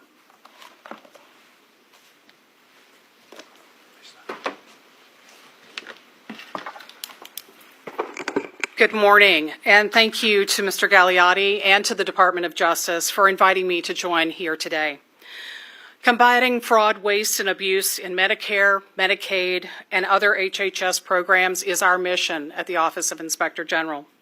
I am proud to be here today representing the tremendous work of our criminal investigations team in this takedown. This unprecedented healthcare fraud takedown is more than twice as large as any past one, having stopped national and global fraud schemes alleged to have resulted in over $14 billion in intended losses. The results announced today were only possible, though, through a strong partnership of federal and state agencies. By working shoulder to shoulder, we harness the best information, tools, and expertise to find criminals, no matter where they hide, and no matter how they try to disguise their crimes. I would especially like to thank DOJ, CMS, FBI, DEA, and our other federal partners that are here today.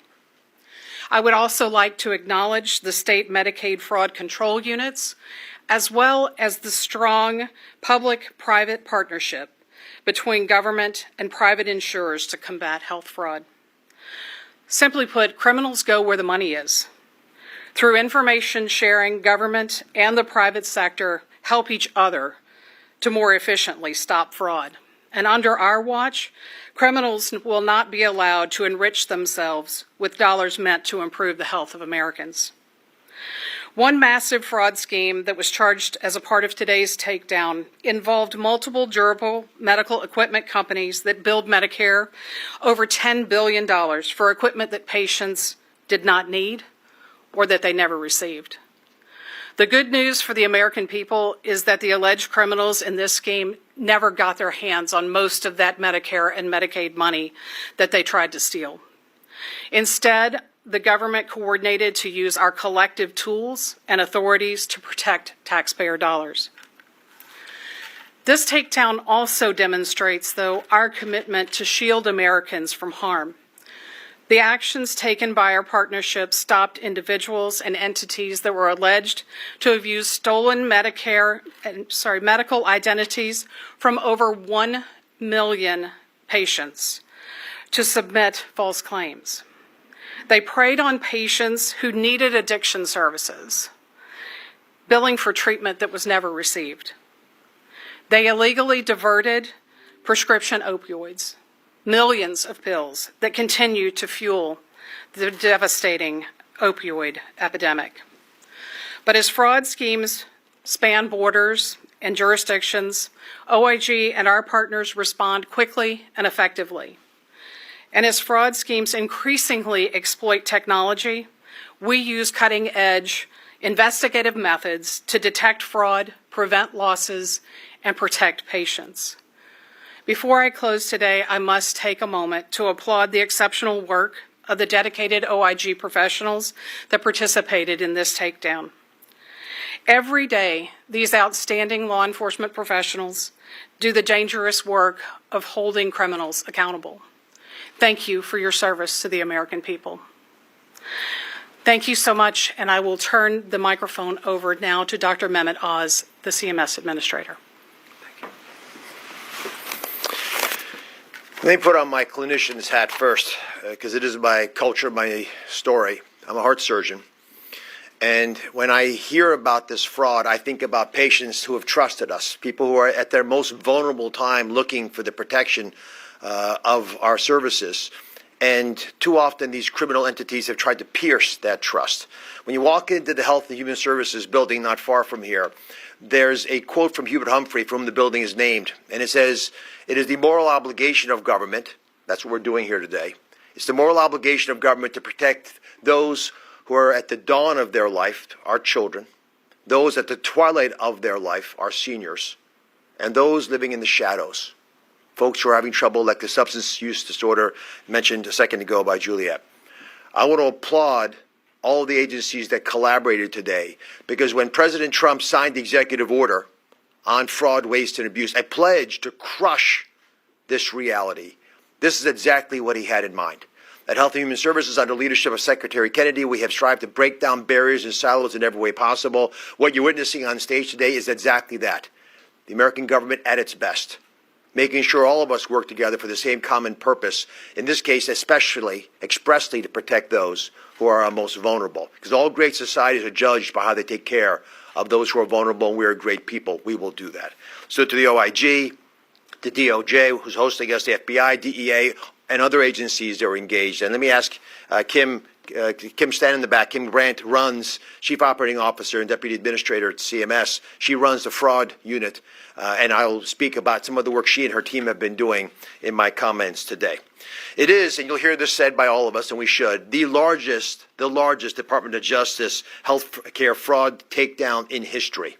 The fact that it's even possible that you could have $15 billion to play in this endeavor is shameful. But that's how we're being attacked now, and it's not done by small-time operators. As you're hearing about and you will read about, these are organized syndicates who are designing to hurt America. And why do they hurt our healthcare system? Well, CMS is probably the largest target of all, responsible for about $1.7 trillion of disbursements. So it's a big target on our side, and they can pierce the veil of protection by just getting identifier numbers from our seniors or Medicaid recipients or others, and thus use those tools, use you, the American people, to hurt us. What we're doing today is changing the paradigm. Not just going after bad guys and putting them behind bars, but actually getting ahead of these schemes so the money never leaves our bank account.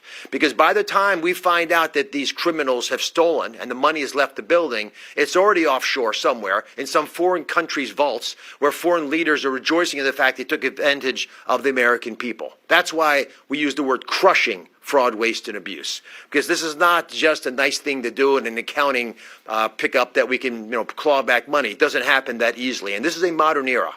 There are modern tools being used to attack us, and we need even more modern ways, including AI, which I'll speak about in a second, to take them down. The oversight has to be unrelenting. We can never let our guard down. While we're sitting in here right now, there's hundreds of thousands, probably millions of efforts being made to hack into CMS and our system, and we have systems designed to prevent that, to make sure the people who need us the most will find that we're there to protect them. The CMS Fraud War Room that I want to announce that Kim is going to lead is an effort as an example of this. It's prevented most of the fraudulent efforts to take money out of our agency. So most of the money never left the door, so most of the money was never stolen, even though we know you were trying to do it. And when I speak to you, when the president signed that executive order, he put a bunch of sheriffs, new sheriffs in town. And that's what you're looking at on stage today, and many others like us who are not going to tolerate this anymore. We're stopping stolen taxpayer money from leaving the door, stopping it in its tracks. Just when I was leaving the room today, the offices today, I was hearing about over $100 million that we've stopped from leaving the agency just in the past few weeks. There are 27 providers that are under active prepayment review, which means we're not going to pay their money until we verify that they're actually doing their jobs correctly. There's examples from telemed schemes in Florida with clinics billing for activities that they're not really, we don't believe, providing. There's a cardiology provider, and please help me understand this, who's providing cardiology services in person in Georgia and Nevada at the same time on the same day. Unless teleporting is being made feasible, not possible, but it happens. The audacity to think you could get away with this highlights the fact that folks believe they could have taken advantage of the agency in the past. We're going to make sure it doesn't happen again. There are mental health clinics, listen carefully, mental health clinics providing skin substitute placement on their patients. Again, you're dealing with ulcers in a mental health clinic. These services are provided by an anesthesiologist. Improbable. Money's not leaving the building. You're going to have to prove to me that there's a clinical benefit of a psychiatrist telling an anesthesiologist to put a surgical graft on a patient. It's not going to happen. We need your help. That's my big plea. We need your help, the American people. Why? Over half of the whistleblower tips that we get are for healthcare fraud, and over half of the fraud against our government is in healthcare. So we need your help, both to protect your own important information. Don't give it away because con artists come to your door and try to get it, but give us tips. You're going to hear all of us share opportunities that we have, but it only happens in healthcare because we know we have allies, the American people. We provide care to 68 million Medicare beneficiaries. 80 million Americans are on Medicaid or CHIP. There's another 20 million on the exchanges. There are a lot of people that will come to help us. So write this down, 1-800-HHS-TIPS. 1-800-HHS-TIPS. We have a URL, obviously, if you go to our website as well. And I'll leave you with one last thought. In addition to the massive fraud, especially from foreign entities trying to invade America using their financial tools and criminal mindsets, we also have 25% of all of our money being spent probably subject to abuse, and that's not fraud. This is abuse and waste. Money not being used wisely. We just launched a new model called WISER with the Centers for Medicare and Medicaid Innovation under Abe Sutton that is looking at ways for us to identify inappropriate use of services that are wasteful and should not be offered to the American people because they could hurt them, and they're certainly not providing value for these wonderful Americans whose health is being taken advantage of to generate higher savings, higher revenue, rather, for providers. We're not going to tolerate it anymore. We're going to use data analytics, real-time monitoring, and unhesitating, unwavering pursuit of the law to make sure this happens. I want to thank my colleagues on the stage and their agencies for all the wonderful work you have done. God bless you.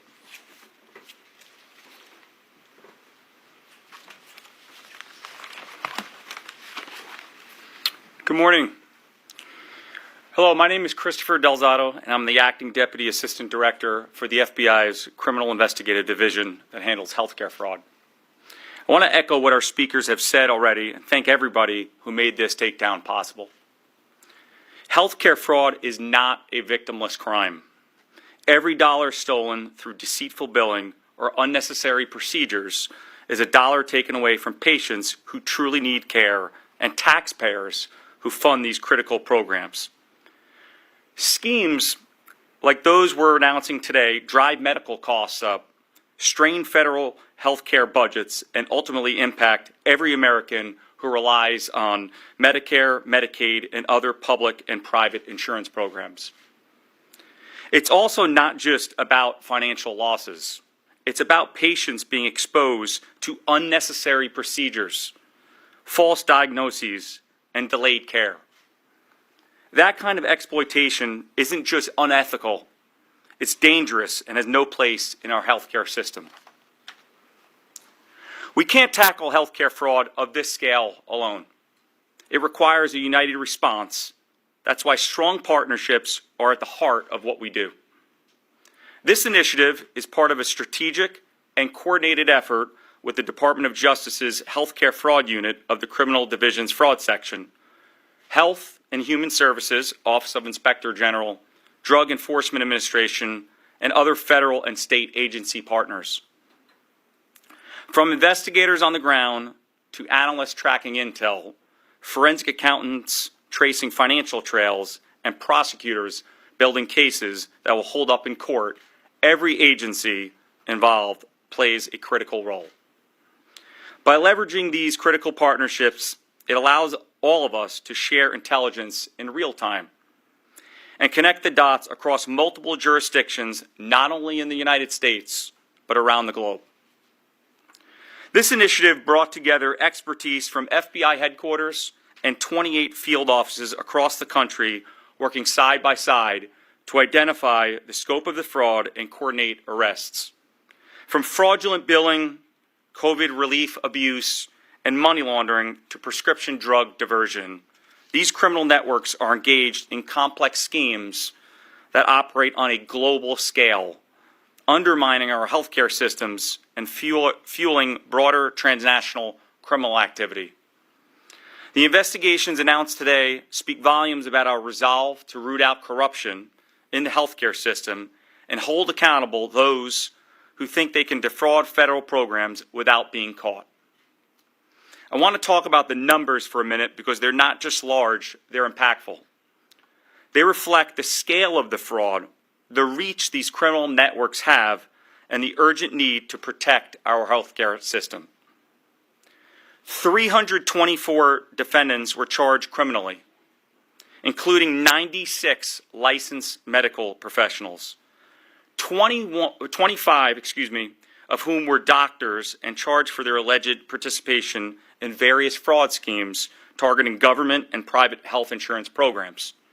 Over $14 billion in alleged fraud was billed to Medicare, Medicaid, and private insurance programs.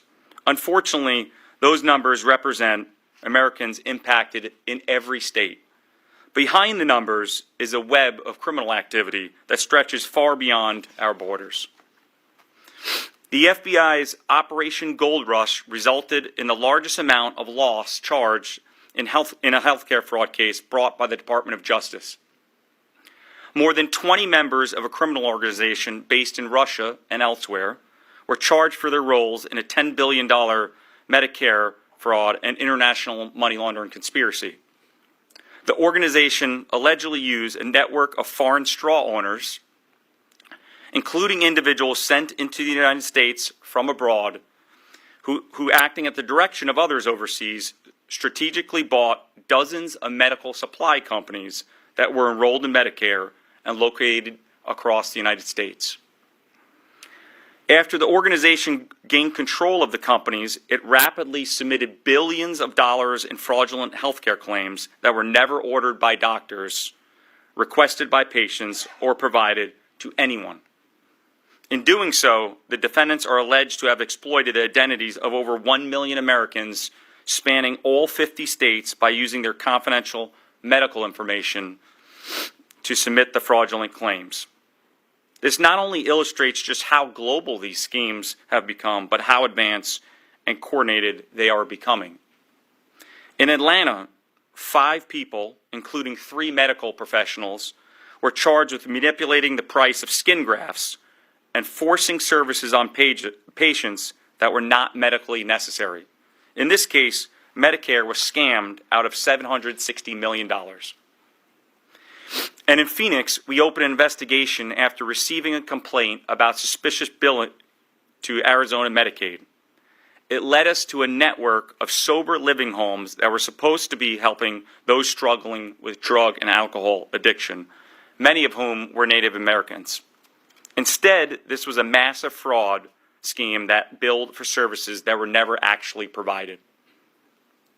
The sober living home facilities owned by ProMD received more than $560 million for services that were not provided. Those are just some of the investigations that were part of this initiative. As these threats grow more complex and transnational, the FBI and our law enforcement partners must continue to evolve, stay ahead of the curve, and meet the challenges with equal force. Reducing federal health care spending, stopping fraud and waste, and controlling costs isn't just about budgets. It's about protecting the integrity of programs millions of Americans depend on. And we will not tolerate those who put personal gain above patient care. Remember, you could always report suspected healthcare fraud to your local FBI office or call 1-800-FBI-TIPS. And we count on you reporting those tips. Your vigilance plays a critical role in helping us uncover fraud, protect patients, and hold offenders accountable. Next, I'll turn it over to the DEA. Good morning, and thank you for being here. Today's announcement represents a landmark victory in the fight against healthcare fraud and the illegal diversion of controlled substances. The Drug Enforcement, alongside our partners at the Department of Justice, FBI, HHS OIG, CMS, and our state and local law enforcement agencies, took part in this unprecedented national takedown that uncovered more than $14.6 billion in intended healthcare fraud, as well as over 15 million controlled substance pills being diverted, a staggering abuse of public trust and public funds. Similar to DEA's core mission of protecting the health and safety of American communities, Americans also put their trust and their lives into the hands of our medical and healthcare professionals. And what we saw in these cases was the very opposite of that mission. Pills ended up on our streets. Pharmacists, doctors, and distributors fueled addiction, endangered lives, and illegally profited off the backs of Americans.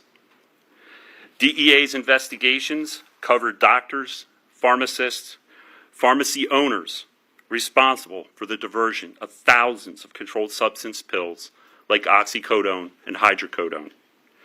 These pills ended up on our streets, in the hands of dealers, and in the path of addiction. In other cases, DEA helped investigate providers who stole opioids intended for their own patients, diverted fentanyl from hospitals, and exploited vulnerable individuals seeking treatment. And we didn't stop there. In the last 6 months, DEA has charged 93 administrative cases seeking the revocation of pharmacies, medical practitioners, and distributors' authority to handle and/or prescribe controlled substances. This sends a clear message. If you use your license to harm the public, you will lose it.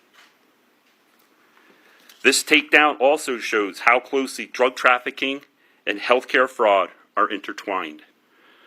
Whether it's criminal enterprises billing for medically unnecessary opioids or laundering the proceeds from sham clinics and pill mills, DEA is targeting the financial, pharmaceutical, and criminal infrastructure behind the epidemic. As we move forward, DEA will continue to collaborate across government agencies. Together, we are building a smarter, data-driven enforcement model, harnessing the power of artificial intelligence and forensic analytics to stay ahead of criminal actors. To those who think they can hide behind white coats or offshore bank accounts, think again.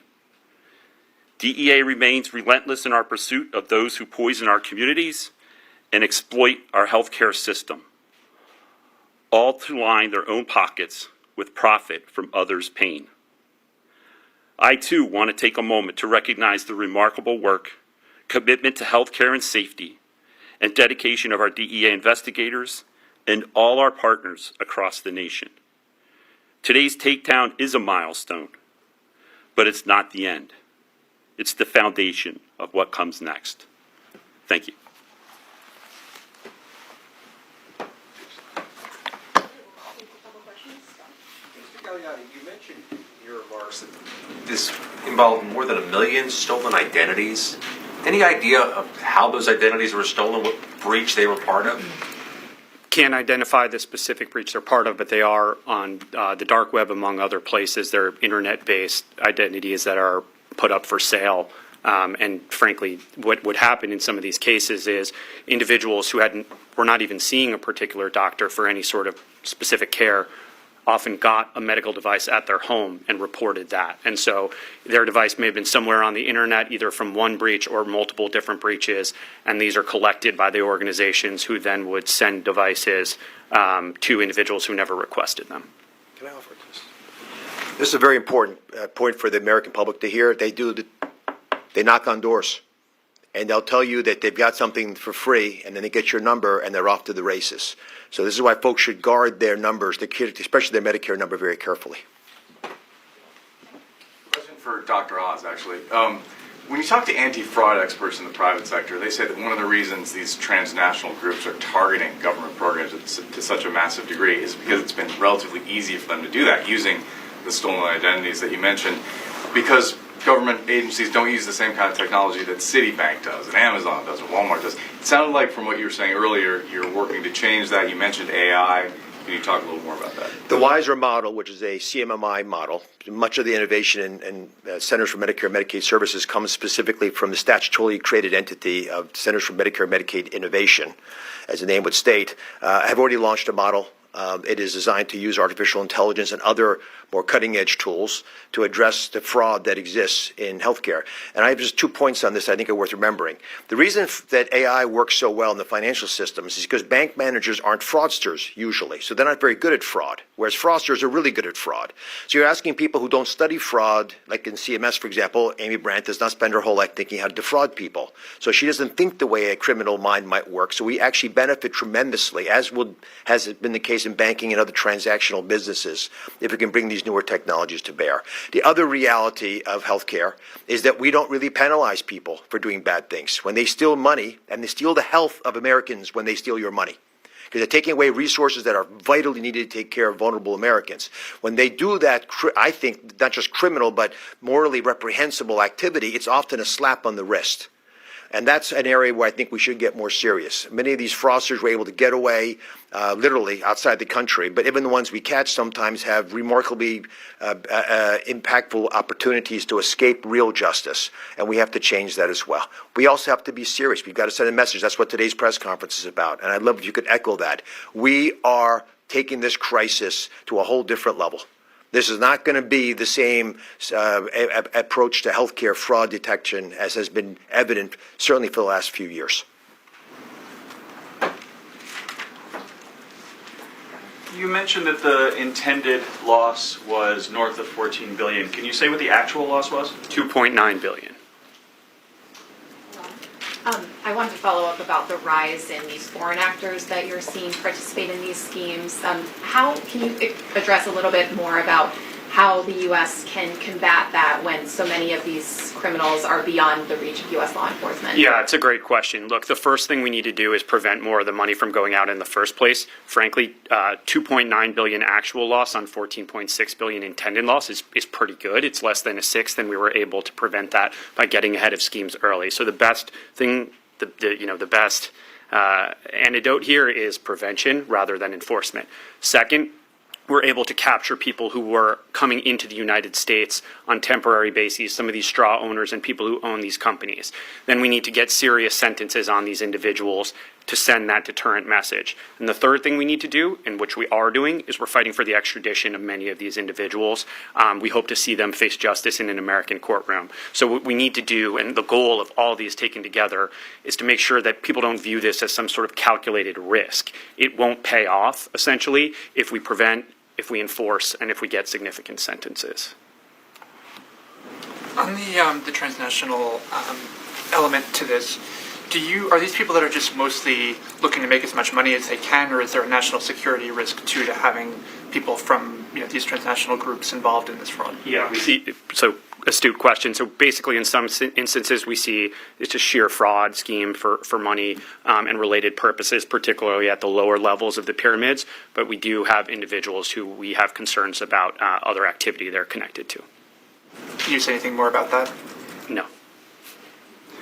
One of these cases involved defense overseas using artificial intelligence to basically create recordings of Medicare beneficiaries. Can you talk about how this AI explosion and the kind of confluence of fraud and how you're kind of marshaling resources to attack that? And separately, Dr. Oz, you mentioned that this is largely about messaging and making clear that this kind of fraud is unacceptable. I wonder, does it undermine that message when President Trump recently pardoned Lawrence Duran, who was convicted in what was at the time the largest Medicare fraud scam in history? Does it undermine that at all?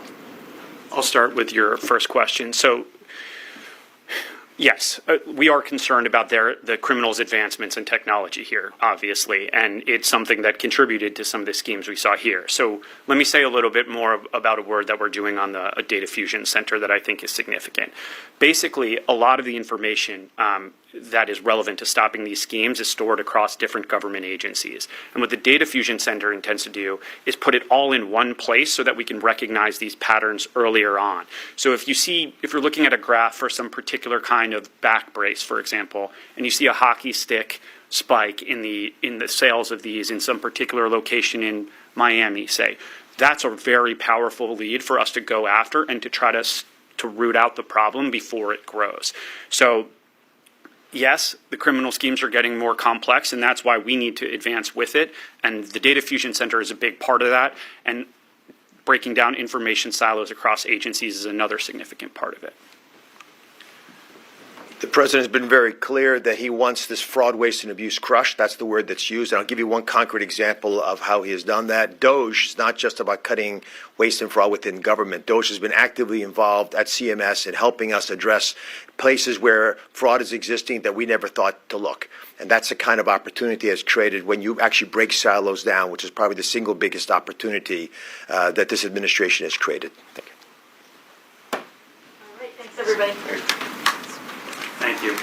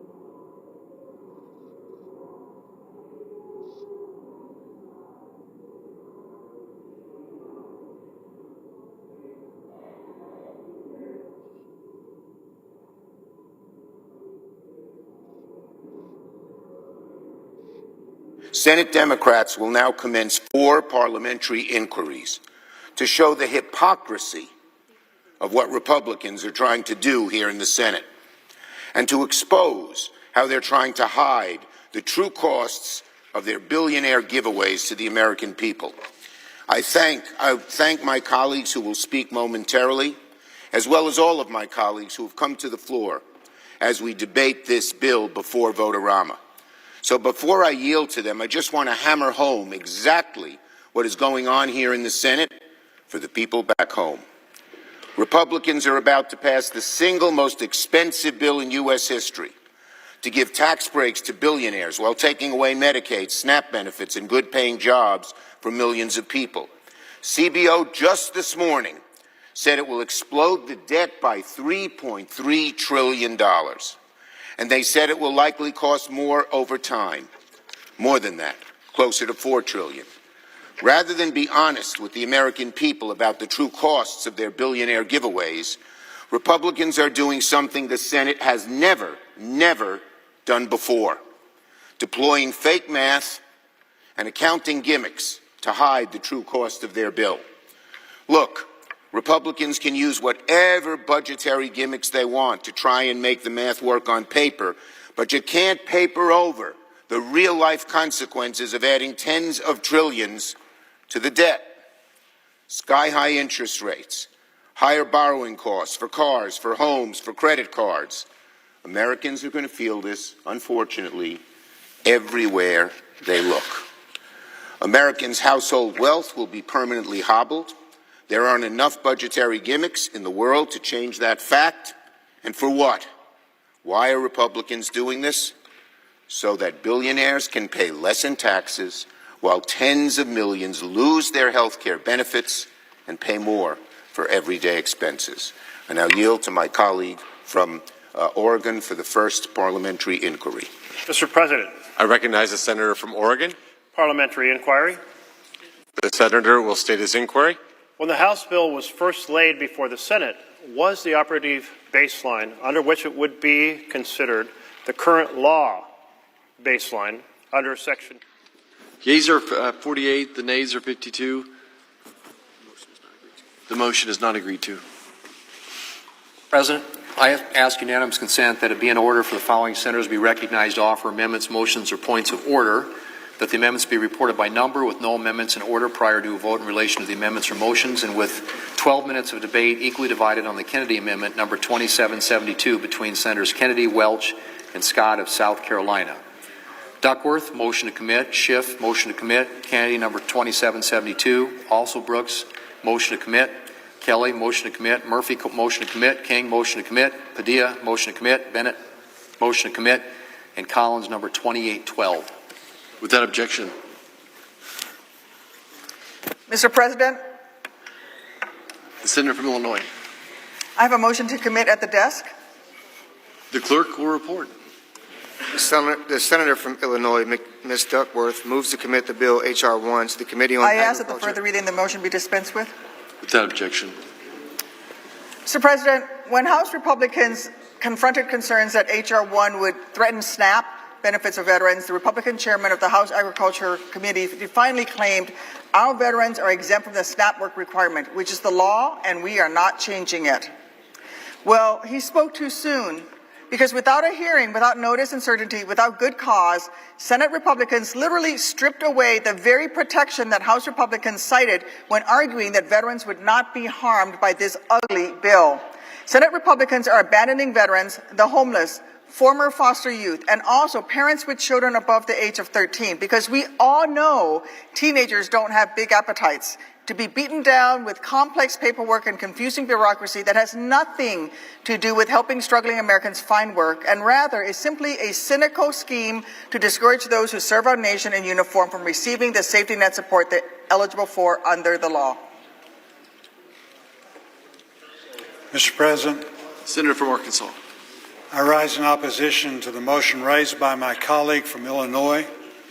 The agriculture title of the bill empowers individuals to pursue work, education, training, and volunteer opportunities, equipping SNAP recipients to eventually transition off the program through real growth in their income. It's reasonable to expect SNAP recipients who can work to do so, including parents of school-age children who can work while their children are at school. Any individual who is physically or mentally unfit for employment continues to be exempt from the work requirement. This motion would jeopardize the ability for the Senate to meet its reconciliation instructions and deliver the President's agenda to the American people. I urge my colleagues to vote no. I ask for the yeas and nays. Is there a sufficient second? There appears to be. The clerk will call the roll. Ms. Alsobrooks. Ms. Baldwin. Mr. Banks. Mr. Barrasso. Thank you. I know you want to invest in childcare, Patty, but we got to get this budget under control. But now that it's tax cuts for billionaires and corporations, suddenly the budget doesn't matter anymore. Suddenly the rules do not matter anymore. Suddenly a couple trillion goes away with a sprinkle of fairy dust. And bypassing the parliamentarian and president isn't really bypassing if you just close your eyes and just pretend real hard. Have you no shame? If you think you can look the American people in the face and tell them we have to bring down the debt after passing what might be the most expensive bill in history, if you think you can do that and then be taken seriously, well, you know what? If you believe that, maybe you are foolish enough to think that 0 and a trillion are the same. Mr. President, I can't believe this is what we're doing today. Because I can tell you right now, if this happens, we will all laugh you out of the room because we have never seen anything like this. Not in my time here in the Senate, not in my time on this planet. We are not going to let anyone forget that you're trashing the rules in order to pass this egregious bill. I yield the floor. Mr. President. I recognize the senator from Oregon. Thank you. I want to share a couple comments with my colleagues, including my Republican colleagues, because I've made these points on the floor, but generally the floor is empty, and some of you are here now. In 1974, 100 senators agreed on reconciliation as a fast-track, filibuster-free, but only for one purpose, reducing the deficit. It had three pillars: reduce the deficit over a 10-year period. Second, reduce the deficit in each and every year after that 10-year period, in each title of the bill. And third, use honest numbers. In 1996, the Republican team was in the majority and decided on a nuclear option to allow that reconciliation process to be used to increase deficits in the 10-year window. That was unfortunate, because it destroyed the agreement all 100 senators had agreed to in 1974. But now, today, if we proceed with this current policy baseline, there's two other pillars that you're destroying of the architecture to create fiscal discipline. The second pillar was no deficits after the 10-year period. That's been destroyed. And the third was to use honest numbers from the Congressional Budget Office on a current law basis, comparing each provision in the bill as compared to the provision not being in the bill. So here we are, taking a step that is as significant as it was in 1996. All three pillars will be brought down, not by Democrats, but by Republicans. It's not necessary to do this to get what you want within the 10-year period. Why tear down these additional two pillars of honesty about the numbers, no more smoke and mirrors, and creating deficits after the 10-year period? It's extremely unfortunate if you press forward with that vision in this bill. President. Mr. President, I recognize the senator from Oregon. I want to pick up on the point that my colleague from Washington State touched on. Everybody ought to understand this is the nuclear option. It's just hidden behind a whole lot of Washington, D.C. lingo. The only difference is instead of pressing a big nuclear button right at the beginning of the Congress, Republicans decided that they'd hide behind a cloak of Senate procedure and go nuclear for every individual bill they want to pass on party lines. And I just say to my colleagues, there's going to be a lot of horrendous messes to clean up after this legislation. But my colleagues need to understand the moves, as my colleague from Washington State has said, cut both ways. I yield the floor. Mr. President. I recognize the Democrat leader. I ask that debate time come off the bill unless otherwise advised. Without objection. Mr. President. I recognize the senator from Rhode Island. In this place where big money now rules and in which fakery is now the order of the day and numbers no longer have to be real, there is one point that stands out, and that is that the fakery on the floor is belied by the language of the bill. If these assertions were true, they would not need to raise the debt limit. All of this fun and games, all of this parliamentary mischief that is happening right now crashes into the fact that in real markets, in the real world, outside of this fakery, the debt limit is actually a real thing. And I will take a moment to read from page 754 of this midnight monstrosity what it actually says, where it collides with the real world. Subtitle C, Increase in Debt Limit. Section 72001, Modification of Limitation on the Public Debt. Line 20. The limitation under Section 3101B of Title 31 United States Code, as most recently increased by Section 401B of Public Law 118.5, 31 U.S.C. 3101 Note, is increased by $5 trillion. $5 trillion. That's the real number here. That's where the rubber hits the road in real life. The maneuver that is being pulled right now to avoid that fact, the fact that the debt limit has to be increased by $5 trillion so that Republicans can give immense tax breaks to billionaires, has not been used for this before. I used it once. In the year 2000, a deal had been struck on how to score activities of the Power Marketing Administration. Does anybody really know about the Power Marketing Administration? It's a small thing. Over the years, the Congressional Budget Office started scoring the program differently than the Senate had agreed to in 2000. So in 2023 and 2024, Senate Budget Chair, me, and the House Budget Chair, Jody Arrington, on a bipartisan basis, invoked this section to have CBO return to the original Senate agreement and not the variation that they had created. This is what Section 312 has been used for, to resolve technical ambiguity, to advance a bipartisan appropriation deal, not to create Senate floor fakery belied by the $5 trillion debt limit hike that Republicans are obliged to pass to make good on this huge billionaire blowout that we're forcing through the Senate floor now. I yield the floor.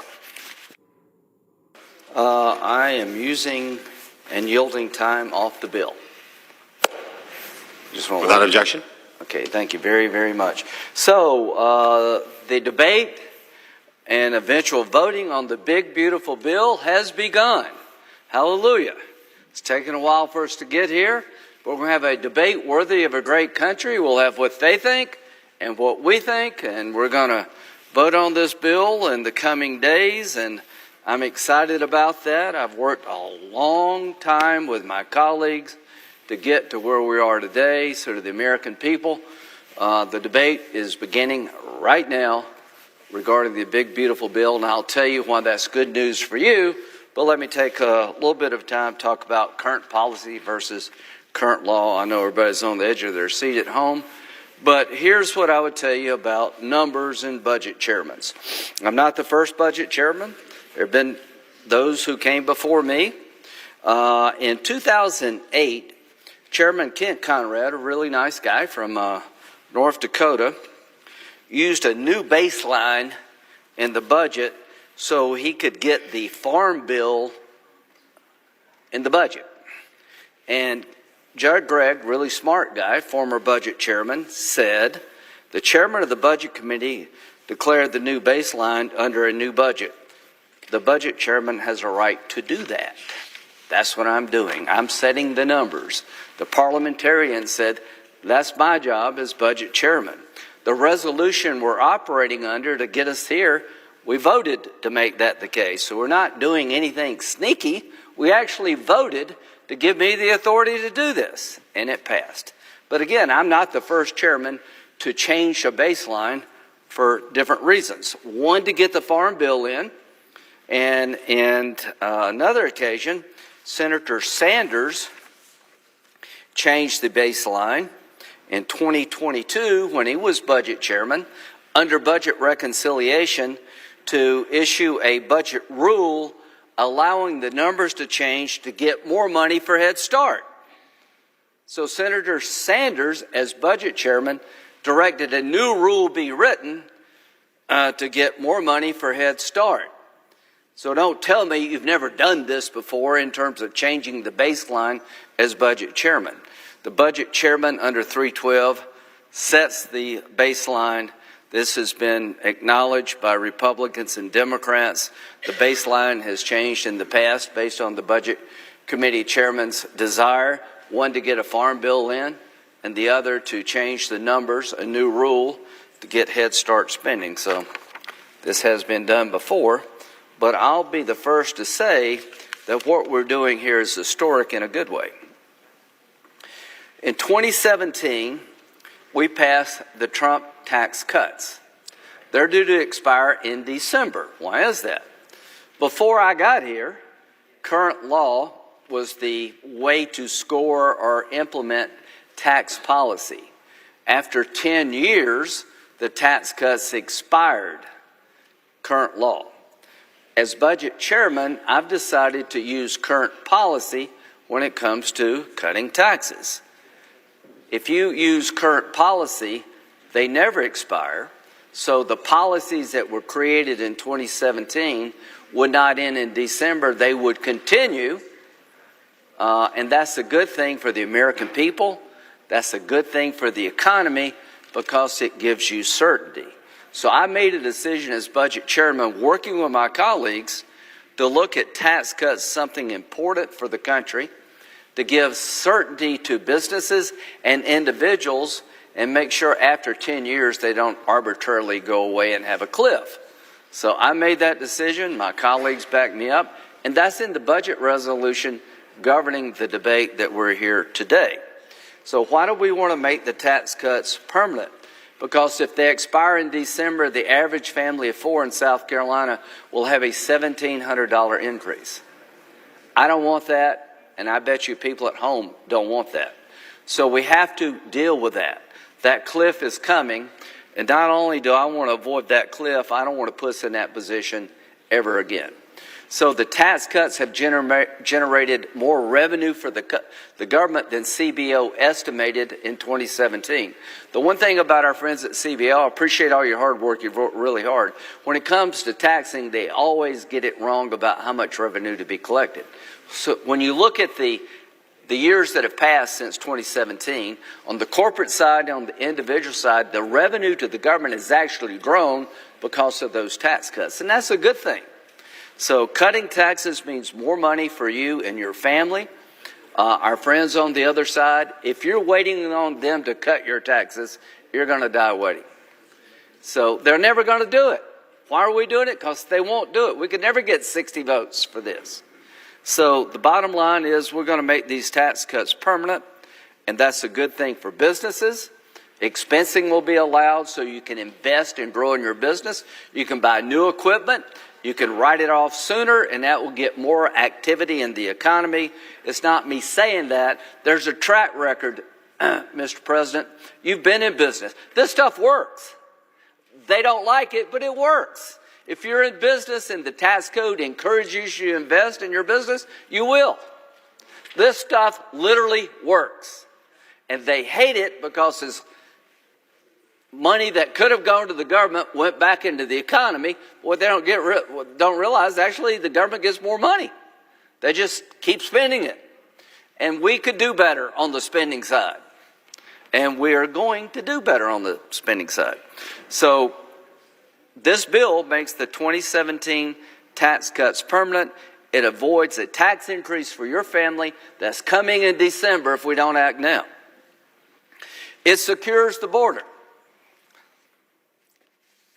One of the reasons there are more of us than our Democratic friends is how you screwed the country up for the last 4 years. We went from secure borders to completely open borders, absolute chaos, and that's why we're winning and you're losing. And you want to take us back to open borders. We're not going. We're not going back to your policies that allowed 8.3 million encounters at the border, 1.7 million gotaways, chaos to cities and communities.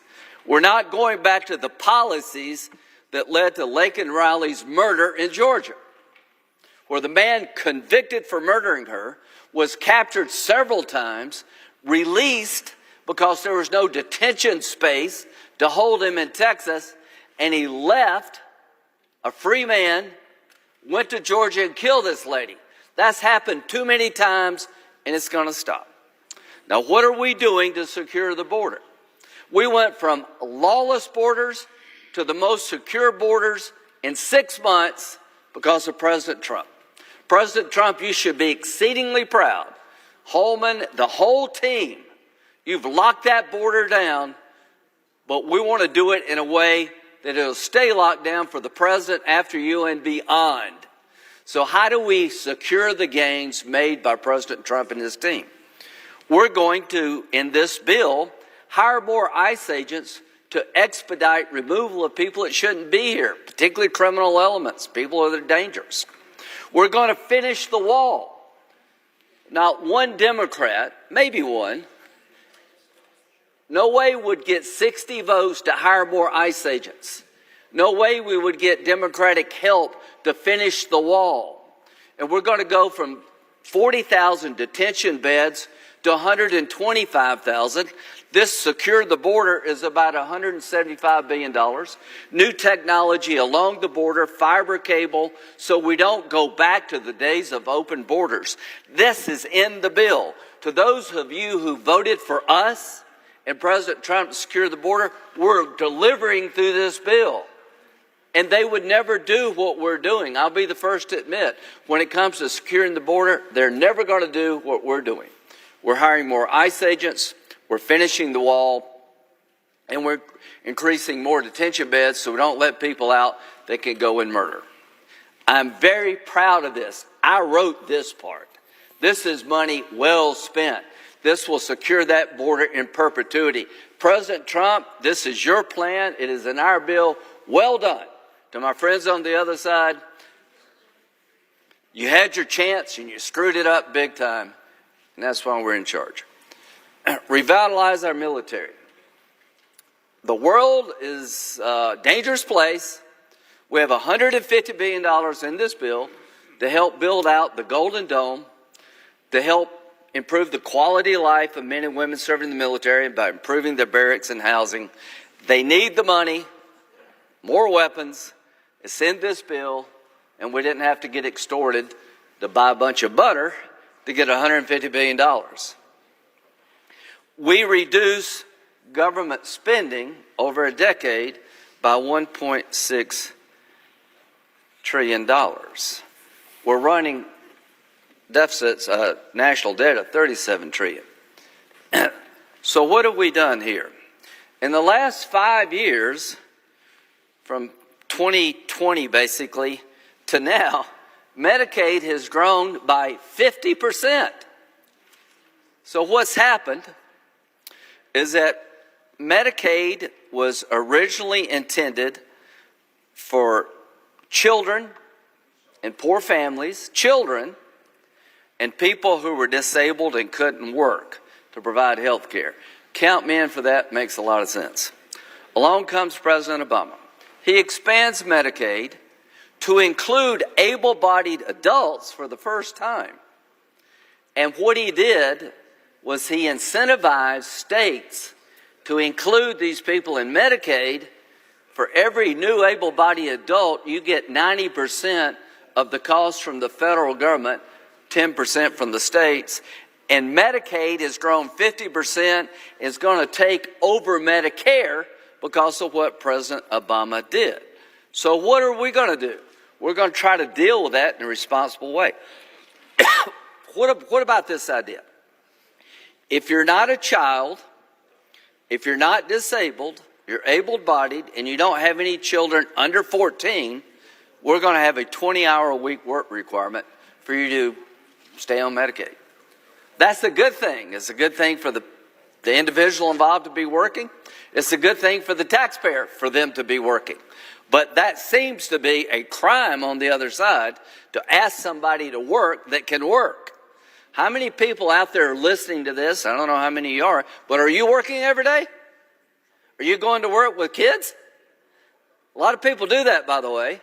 So one of the reforms in this bill is to introduce a work requirement to the additional population that President Obama put on Medicaid that was never intended on the original purpose of Medicaid. This work requirement is going to save a bunch of money. Finally, we're addressing the biggest scam I've seen in a very long time. Somewhere along the line, somebody figured out that at the state level, that if you tax doctors and hospitals and medical providers on the funds they get and take that revenue, you can actually get more Medicaid money. This is a money laundering scheme. It needs to come to an end as we know it. States have gone up to 6% of a provider tax. They take that tax revenue and they use it to get more money from the federal government. The hospitals and doctors don't lose, they get the money back. The state doesn't lose, they get more money. The only group that loses is the federal government, and we're deep, deep in debt. So we're going to reform the provider tax system that I think is abusive, very abusive. As to Medicaid, it's on a growth trajectory that will overtake Medicare. Now is the time to put common sense reform in place, not only to slow the growth, and we're not talking about cutting Medicaid, we're slowing the growth, but try to create some sense of fiscal responsibility. So, to our chairman.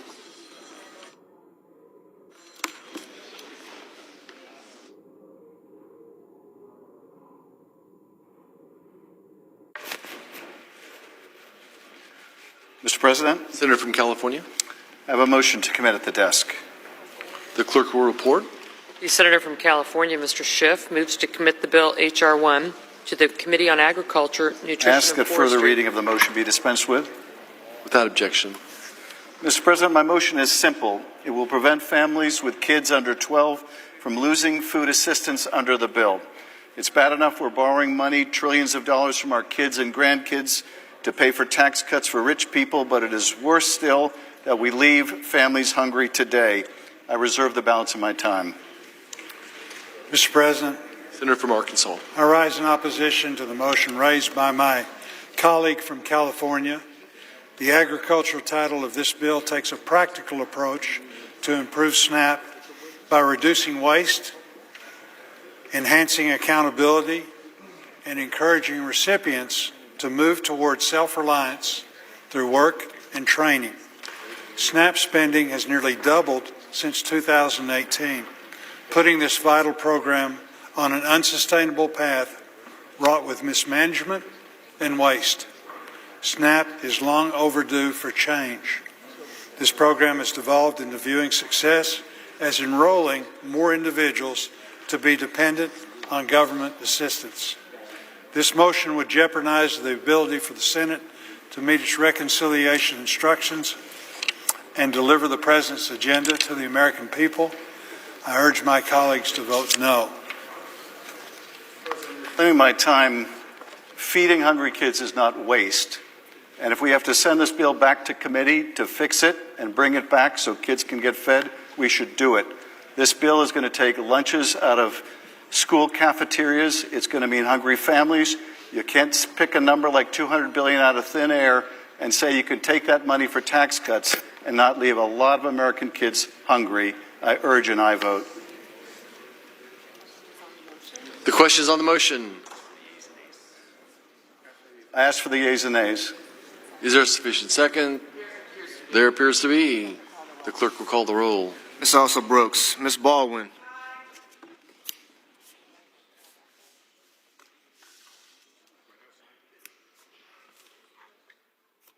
In the country under government-run health care, and the government reimbursement is higher for an able-bodied person than it is for a poor child or a disabled person. And we're going to stop that, because that's not fair. It's not fair to the taxpayer, and it's not fair to the population that we're trying to help. So we're going to control spending in a common-sense way. We're going to revitalize our military at a time of great need. We're going to secure the border, and we're going to make the tax cuts that expire in December permanent so we don't have to deal with this every 10 years. It's a big, beautiful bill if you believe in cutting people's taxes, securing the border, having a strong military, and controlling government spending. It is a nightmare, this bill, for those who want to raise taxes, who want open borders, who want a weak military, and never want to control one dime of federal spending. This bill is your nightmare if you're for open borders. This bill is your nightmare if you want the government to grow without any limitation. This bill is your nightmare if you want a weak military, because it's going to give us a stronger military. So why do we have this debate? That's what they through years of effort, have done. The military is always the last thing that gets funded when they're in charge. When they're in charge, you have no border. Completely broken, millions of people running through our country lawless. When they're in charge, there is no limit to growing the government. They entice everybody to grow the government. And when they're in charge, they're never going to cut your taxes in any meaningful way. The tax rates since 2017, the top rate has been 37. If these tax cuts expire, your taxes, if you're a family of four, will go up by $1,700. And we'll go back to the 39.6 rate. Here's a question for the country. How much should the federal government take of anybody's income? What's a fair share? 37% seems pretty damn fair to me. Over a third of what you make, and that doesn't count state and local taxes. The number they would pick is probably a 90. So is 37% fair? I think yes. Most Americans think 25% is fair. You know, Jesus wants 10%. There is no number they won't embrace. So somewhere between 90 and 10, 37 is fair.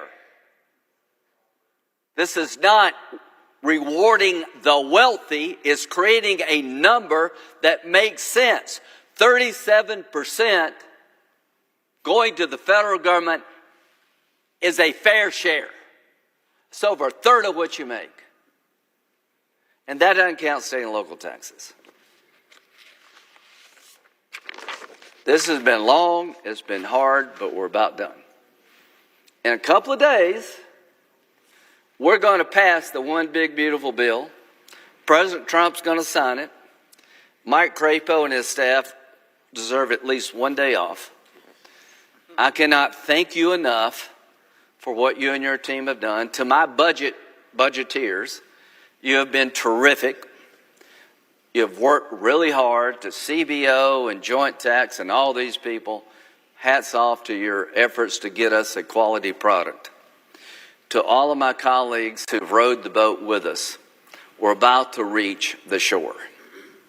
And when this boat comes ashore, every family in America can have a sigh of relief. Your taxes will not go up this December.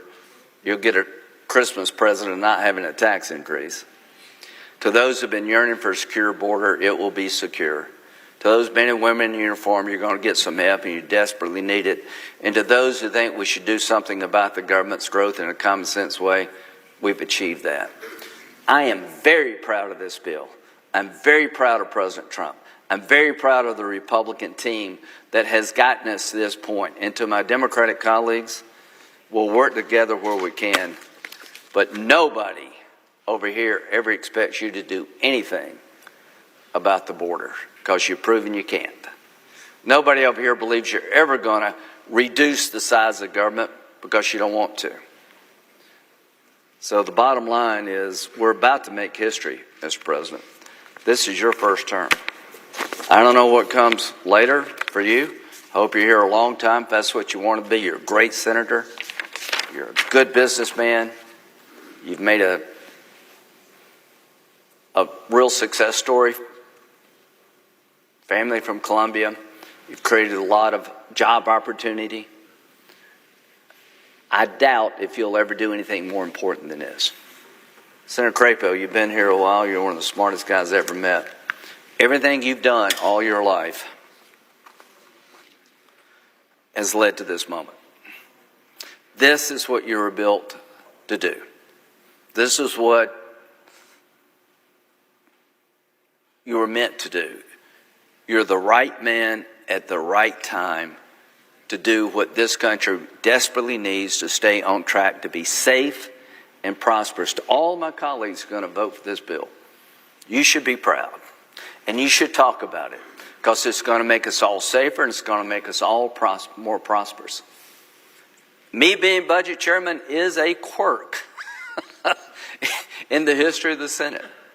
This is not my thing normally, but I have really gotten into it, and I've learned a lot thanks to my colleagues, and I'm proud to have the honor of being budget chairman at a time I think it matters the most. Mr. President, I ask unanimous consent that the following staff members from my staff and from Senator Merkley's staff be given all access floor passes for the consideration of the bill. Caitlin Wilson, Lillian Meadows, Scott Graber, Walker Turlock, Taylor Reedy, Democratic staff Mike Jones, Melissa Pistner, Josh Smith, and Tyler Evilsizer. Tyler, Evilsizer. I ask that unanimous consent. Without objection. With that, I will yield to my good friend from Idaho. There's one more behind it. Huh? One more behind that. Oh, wait a minute. Nope. That the use of calculators, whatever they are, be permitted on the floor of the Senate during consideration of the bill. Without objection. Mr. President. I recognize the senator from Idaho. Thank you, Mr. President. And first of all, let me thank my colleague from South Carolina, Senator Graham, for his very kind words. I return the same kind of compliments to him for his great work in helping to build this bill and get us moved to this point. I'm going to make just a few remarks right now in response to some of the allegations and mischaracterizations that my colleagues on the other side have made about how this bill has been structured in terms of its evaluation and scoring. And then later I'm going to come and give a much longer speech, sorry sir, on the bill itself. But the things that were said this morning just have to be responded to. First of all, it is said that the reason that we are going to increase the debt ceiling in the bill is because we are spending so much money and driving the deficit up. Well, first of all, our bill drives the deficit down, not up. And secondly, the reason we are dealing with the debt ceiling in the bill is because under the previous administration's operations, the debt ceiling has already been breached. It was breached on January 2nd. And we are limping along with extraordinary measures, is what we call them here in Washington, to try to keep the government funded until Congress can extend the debt ceiling. This has nothing to do with President Trump. It happened before he even was sworn into office. It has nothing to do with this bill. It has to do with the profligate spending that drove us into a breach of the debt ceiling on January 2. Secondly, my colleagues on the other side try to characterize our choice of the current policy baseline as a gimmick and said it's never been done before. Well, they should have been more careful in their words, because the current policy baseline is currently utilized in the current CBO baseline for many spending programs. In fact, many spending programs, about $2.5 trillion of spending programs, are measured under the current treatment, which the Democrats have been using for decades, to make it so they don't have to count spending increases as an increase in the deficit. They are correct that that policy has never been applied to taxes before, because it was not intended to apply to taxes. That ruling and that system that was set up was intentionally designed to favor tax increases over spending cuts and to force Congress to increase taxes and increase spending.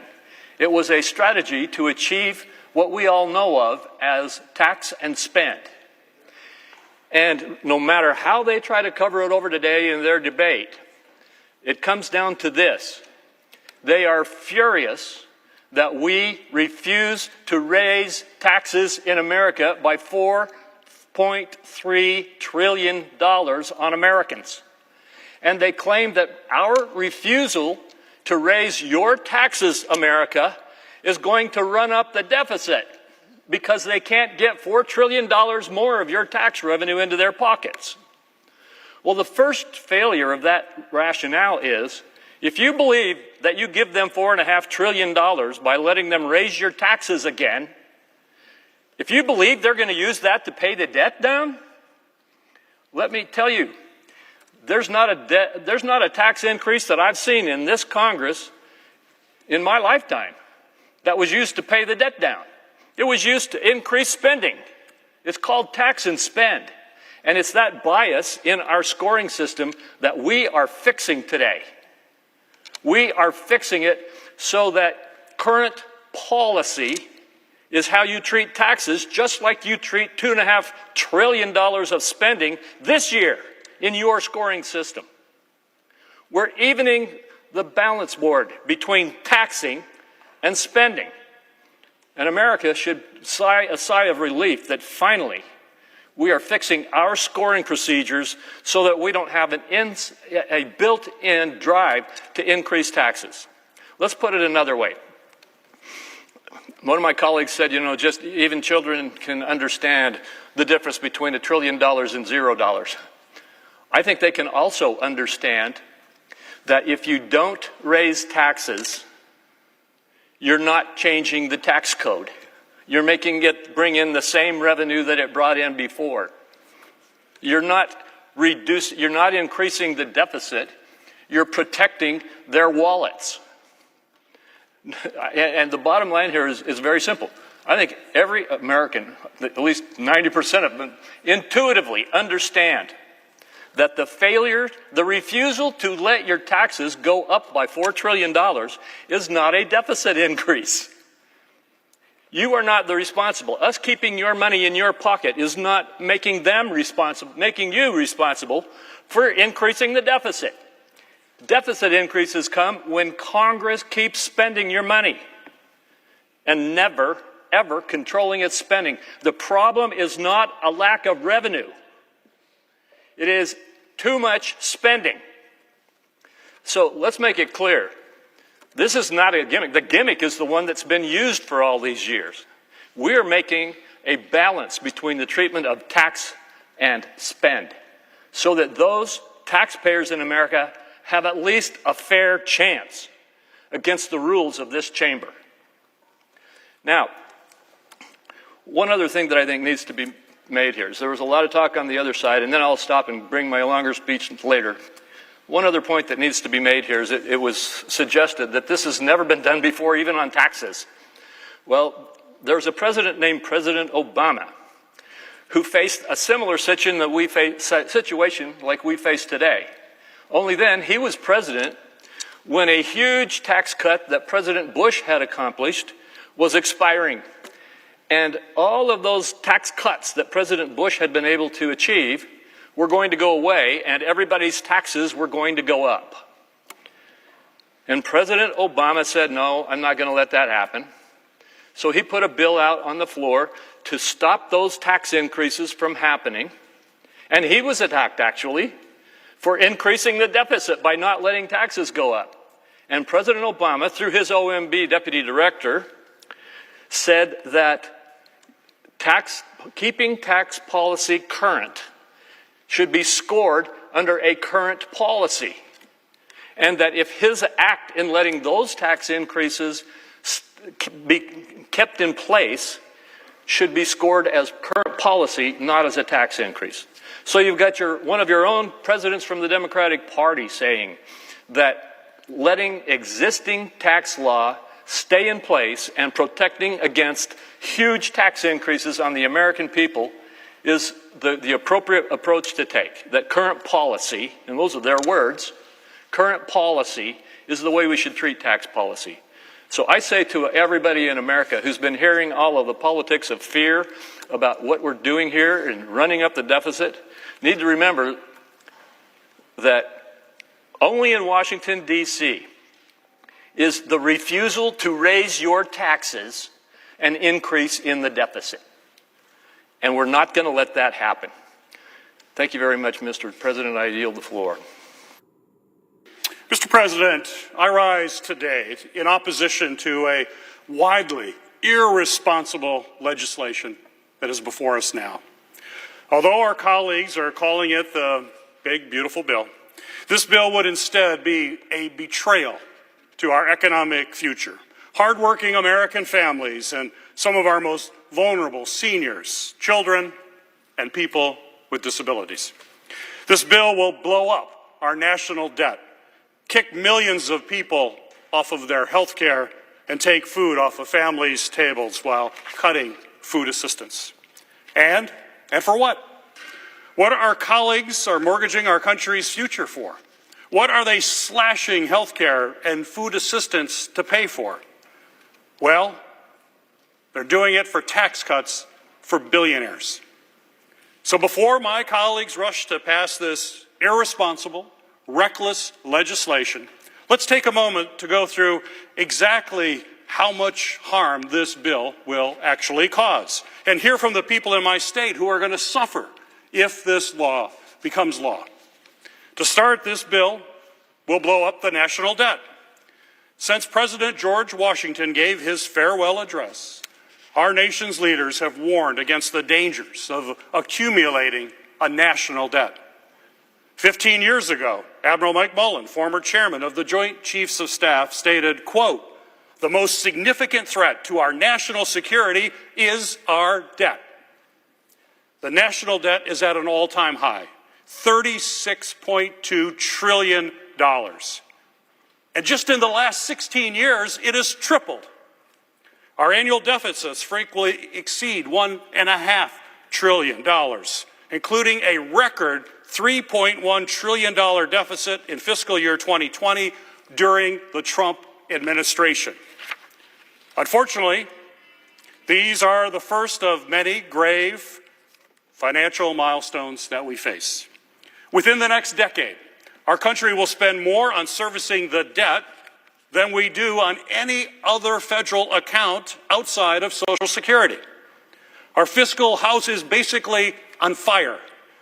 But if our Republican colleagues jam through this bill, it's not going to pour water on that fire, it's going to pour gasoline on those flames. Democrats have tried to make efforts to pay down that debt in recent years. In fact, under the Inflation Reduction Act, a law that this bill attempts to actually gut, we reduced the deficit in that bill by nearly $250 billion. And in 2023, we passed the Bipartisan Fiscal Responsibility Act, which responsibly addressed the debt ceiling and had the potential to reduce deficits by up to $1.5 trillion. But unfortunately, the bill before us basically wipes all of that away. And I have always said that I'm open to making smart cuts to spending, but that those cuts should be matched with increases in revenues. Doing so would put us back on a sustainable financial path. Our Republican colleagues are doing the exact opposite.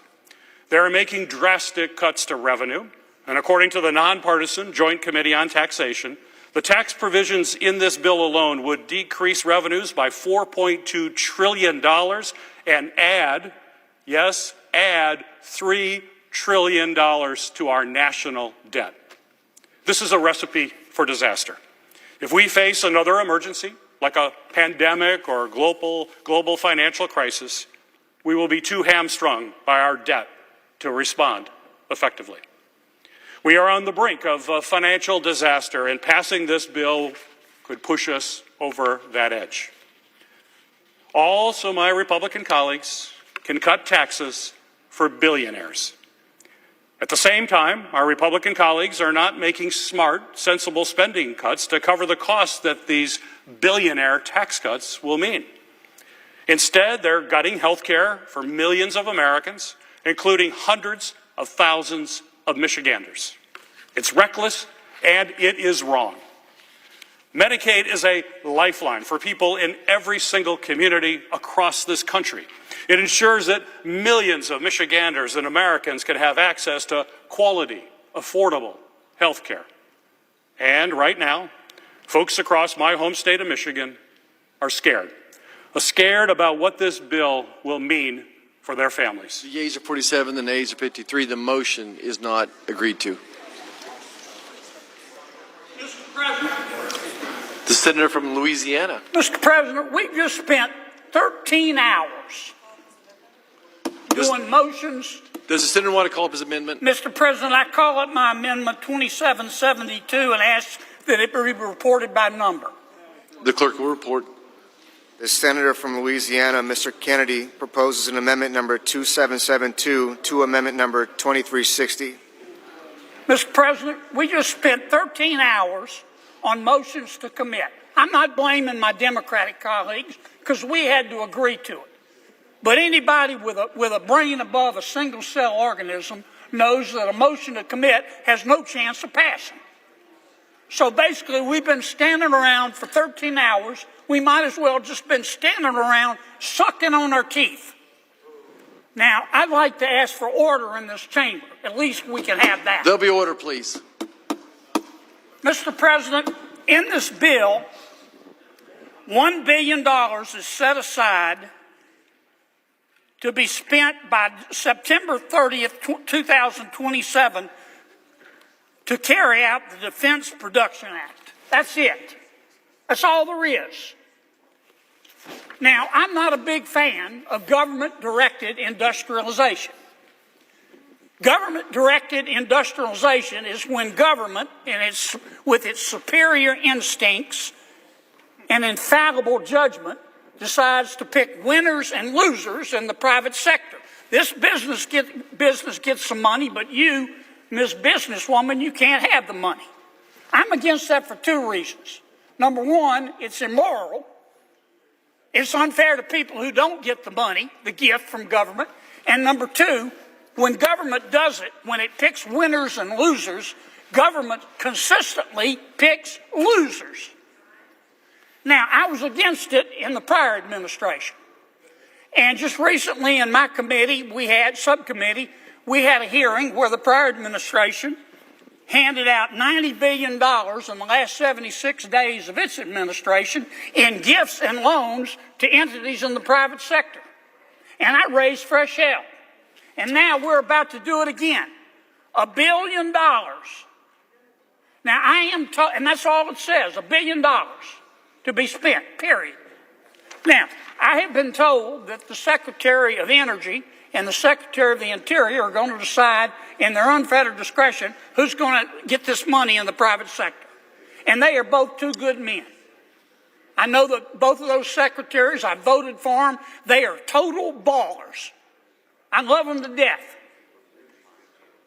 But when I'm in Washington, I live by this adage: trust in God, but tie up your camel. Trust in God, but tie up your camel. This bill will say they can give these gifts and grants to whomever they want, but Congress has to approve them. Now, about, an hour ago, I got a call from one of my supporters, Mr. President. And you know what he said to me? He said, Kennedy, for your own good, you need to pull down this amendment. You have to pull down this amendment. Kennedy, for your own good, you have to pull down this amendment. And you know what I told him, Mr. President? I said, Scooter, there are only two things I have to do in this world. Be cool and die. And I'm not pulling down this amendment. It wasn't right when it was done in the prior administration. It's not right now that we're in charge. This is Congress's job, and by God, we ought to do it, and I reserve my time.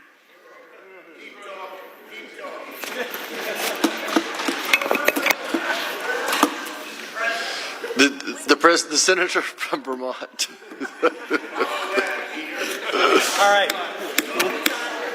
I support the Kennedy Amendment, but not for the reasons my friend from Louisiana does. I think that there should be some flexibility and there should be some governmental policy that helps our industry.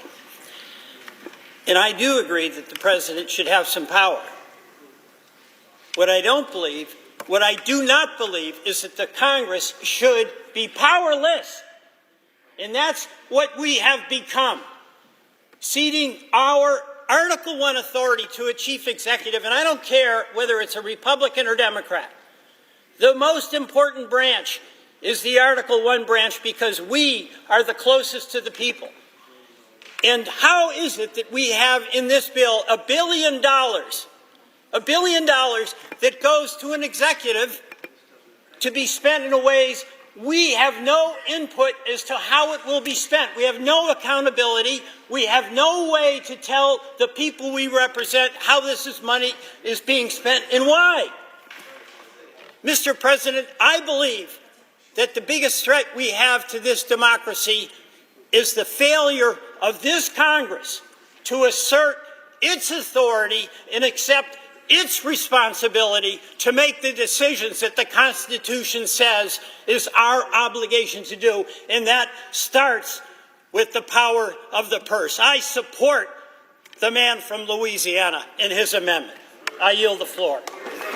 Mr. President, how much time do I have? Mr. President, I understand my esteemed colleague and I disagree. Okay. The senator from Louisiana has 30 seconds, and the senator from South Carolina has 4 minutes. Thank you, Scooter. I'm Mr. President.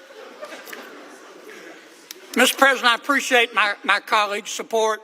I don't mean any disrespect to anybody. But this town operates on two wrongs, don't make it right, but they do make it even. It's time that Congress have a say in how the money's being spent. And this doesn't say the money can't be spent. It just says Congress gets to approve it. Mr. President, I really like my good friend from the great state of Louisiana. And Scooter's cousin Bubba called me recently. And I got to tell you that there's no doubt in my mind that the importance of the Defense Production Act is undeniable.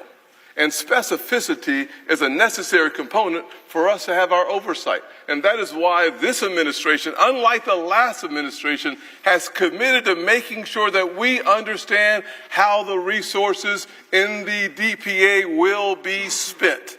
We have that commitment on a quarterly basis to receive the necessary information so that we understand with great clarity and transparency how the dollars within the DPA will be spent. But here's what we also know, that we remain reliant on China for critical minerals. Here's what we know, that the United States of America, the city on the hill, remains dependent on foreign powers for our necessary resources.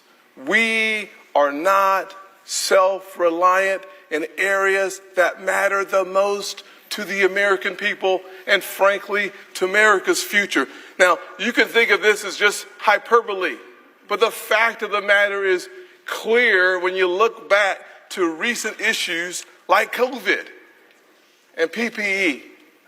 We were begging China to help the American people, Mr. President.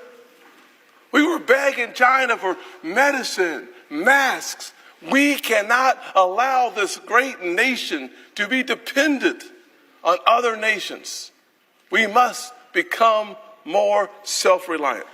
And in the spirit of self-reliance, this administration, whom I will say, I trust President Trump.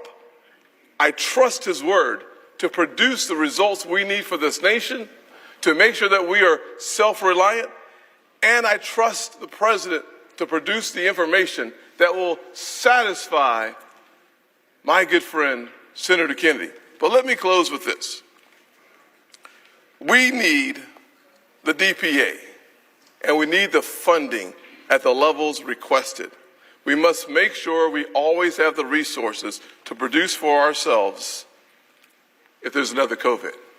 In the same way that we use the DPA to build levees and flood walls after Hurricane Katrina, we need to make sure we have the resources in place for natural emergencies.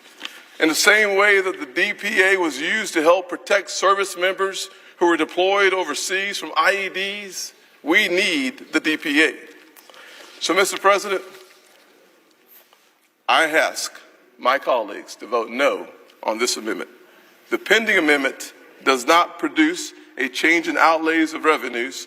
I raise a point of order under Section 313B1A of the Congressional Budget Act of 1974. The senator from Louisiana.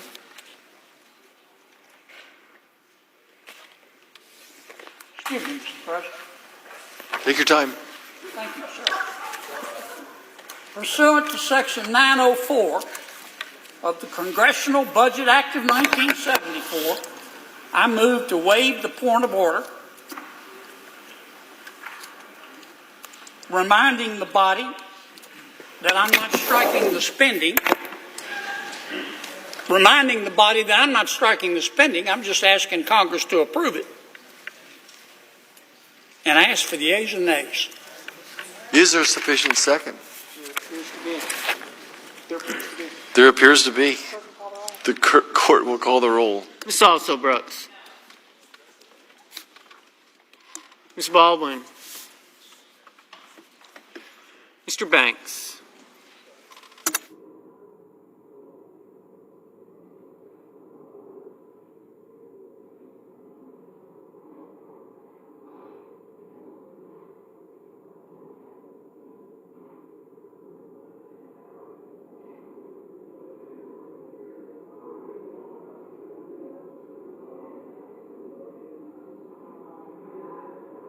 Senator from North Carolina. Thank you, Mr. President. Mr. President, I come today to explain my vote yesterday for voting against the motion to proceed on this bill.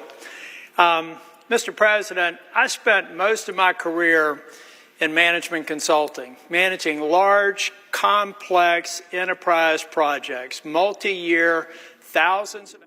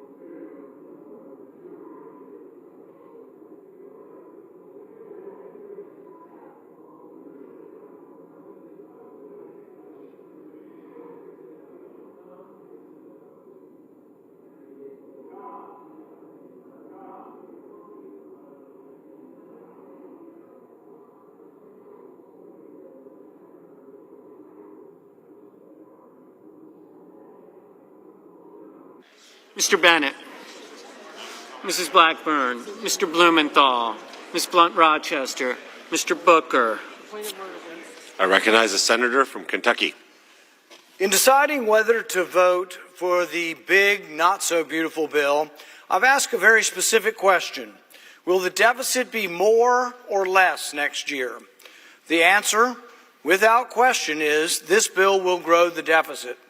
The federal government has fancy formulas and hundreds of wonky accountants who inform us of their projections over 10 years. But you often can't trust these projections. In an excellent piece written by the Foundation for Economics and Education entitled "The CBO's Projections Are Worse Than Useless," Eric Schuler writes, "Long-term analysis and language is commonplace in U.S. national politics, but it achieves no useful outcome. It confuses far more than it clarifies. It does not provide accurate estimates of long-term results. It does not improve the average voter's understanding of policy effects. And it gives politicians a means to claim they are being fiscally responsible without actually ever exercising any prudence whatsoever. Sometimes the predictions are off because a new Congress is elected and changes the law. Eric Schuler writes that for any projection of a 10-year budget to be accurate, the Congressional Budget Office has to assume that the law won't change for 10 years, even as most of the politicians that make the laws risk being replaced every 2 years, and all of them advocate for changes of one stripe or another. Schuler states that few in Washington will admit Congress has a knack for starting any proposed cuts in the later years, while letting spending run wild in the immediate future. Sometimes these predictions are off by $1 trillion or so because the economy grew more slowly or more quickly than anticipated. Bruce Thompson, a former Senate aide and Assistant Secretary of Treasury, writes, the Congressional Budget Office miscalculated the deficit last year by $1 trillion. So in deciding whether to vote for any big, monstrous bill, it helps to ask the right question. To me, the most pertinent question is, how will the bill affect the deficit in the next year? Currently, our deficit is estimated to be a little under $2 trillion this year. What will happen to the debt in 2026 if this bill passes? Well, using the math most favorable to the supporters of the bill, referred to as the policy baseline, the deficit in 2026 will still be $270 billion more than this year. So even using the math, even using the formulas that the supporters of the bill like, the deficit will grow by $270 billion next year. That's just not good if you profess to be fiscally conservative. Why will the deficit grow next year? Well, even if you argue that the 2017 tax cuts don't need to be counted in the calculation at all, the new tax cuts add up to $234 billion to the debt next year. In addition, the big not-so-beautiful bill adds new spending of over $500 billion, military, border, agricultural subsidies, etc. That spending is front-loaded and will be spent in the first 4 years of the 10-year window. Legislative spending is one of the few items in the bill that is exact. It isn't estimated. If they say they'll spend $500 billion, they're going to spend $500 billion, all in the first few years.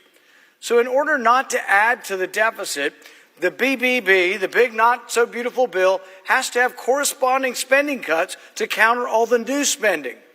Unfortunately, the spending cuts are backloaded to the final 5 years of the 10-year window when several tax cuts expire and the spending increases are finished. In addition, elections occur every 2 years and could easily wipe out any perceived savings that might occur in the later years. The only real certainty in this budget drama are the budget years coming in the immediate future. It's the next year or two are the only things that are actually of any certainty. So if we analyze this bill from that perspective, we discover that the bill increases the debt by $500 billion in the first 5 years. This is not the CBO projection that Republicans have not liked. This is the projection they are using, says the debt will add $500 billion in the first 5 years. Now they say somehow, miraculously, in the last 5 years, it gets to a $500 billion in savings. So it's $1 trillion shift from year 5 to year 10. The CBO scores it differently, not as encouraging, and says it adds over $3 trillion in debt. So which is it? Does this bill save $500 billion over 10, or does it add $3 trillion over 10?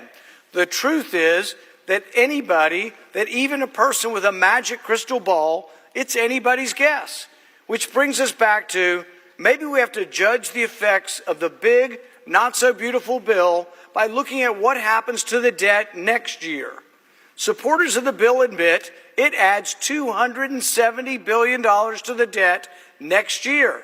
That's the only thing we know for certain. We don't know what happens in year 3, 4, 7, 8, 9, 10, but we know next year this bill will grow the deficit by $270 billion. In addition, the bill increases the debt ceiling by $5 trillion. What does that mean? That is an admission that they know they aren't controlling the deficit. They know that the ensuing years will add trillions more. So we're adding $2 trillion this year, but they're anticipating, the authors of the bill anticipating adding more than $2 trillion next year. That doesn't sound at all conservative to me, and that's why I'm a no. Thank you, Mr. President. Mr. President, I come today to explain my vote yesterday for voting against the motion to proceed on this bill. Mr. President, I spent most of my career in management consulting, managing large, complex enterprise projects, multi-year, thousands of hours, a lot of complexity that take people, process, and technology to make it work. I learned a lot in that career. And I was able to go to the legislature and take that mindset as a member of the minority for 2 terms And then we got a majority in 2010. And I found myself being the Speaker of the House. Mr. President, we were in the middle of the financial crisis. When I got sworn in January of 2011, North Carolina had a $2 billion shortfall on a $20 billion general revenue fund. And I had 6 months to balance that budget. Well, Mr. President, we did something that had not been done in North Carolina. We took the time to understand every aspect and every dollar that was being spent in government. We determined how to cut government in a way that was sustainable. We cut 12% from the university system budget. Not the rate of growth, but the actual spending. And I had some people say that it was going to be disruptive and the University of North Carolina would never be the same again. But Mr. President, we did it in a way that was instructed by the operations of the university system.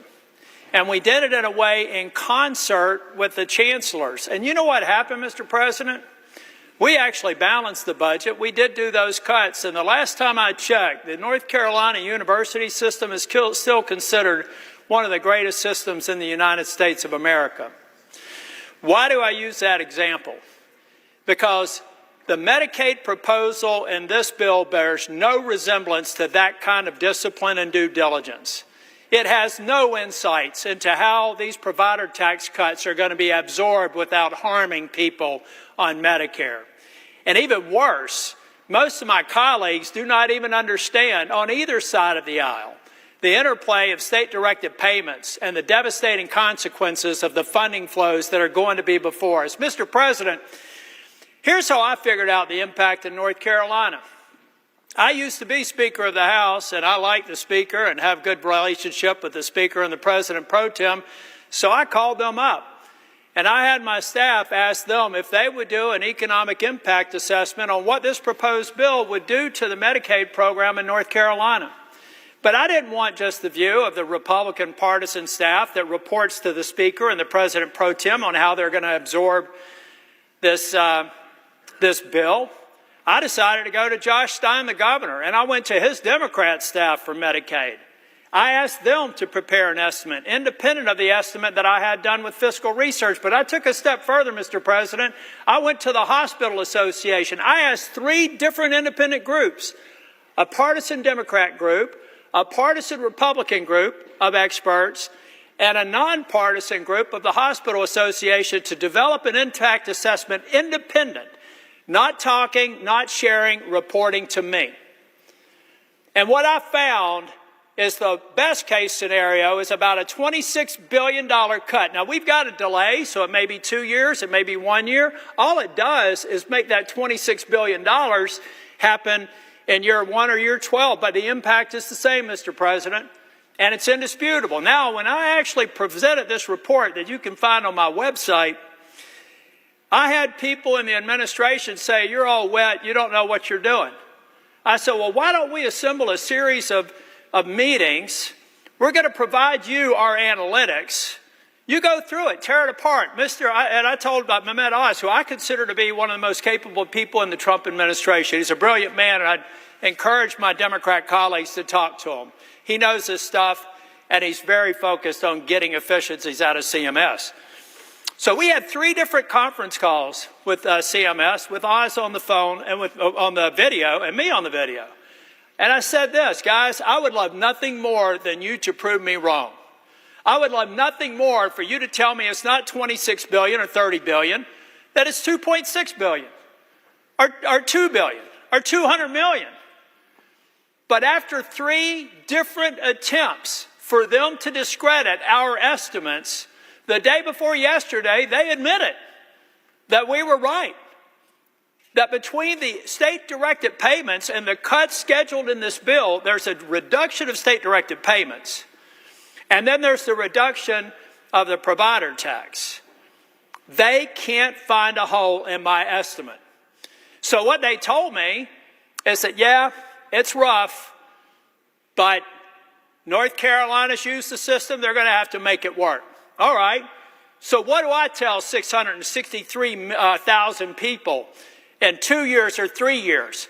when President Trump breaks his promise by pushing them off of Medicaid because the funding's not there anymore, guys. In the White House, senators advising the president are not telling him that the effect of this bill is to break a promise. And you know, the last time I saw a promise broken around health care, with respect to my friends on the other side of the aisle, it's when somebody said, if you like your health care, you can keep it. If you like your doctor, you can keep it. We found out that wasn't true. That made me the second Republican Speaker of the House since the Civil War, ladies and gentlemen, because we betrayed the promise to the American people. 2 years later, 3 years later, it actually made me a U.S. Senator, because in 2010, it had just been proposed.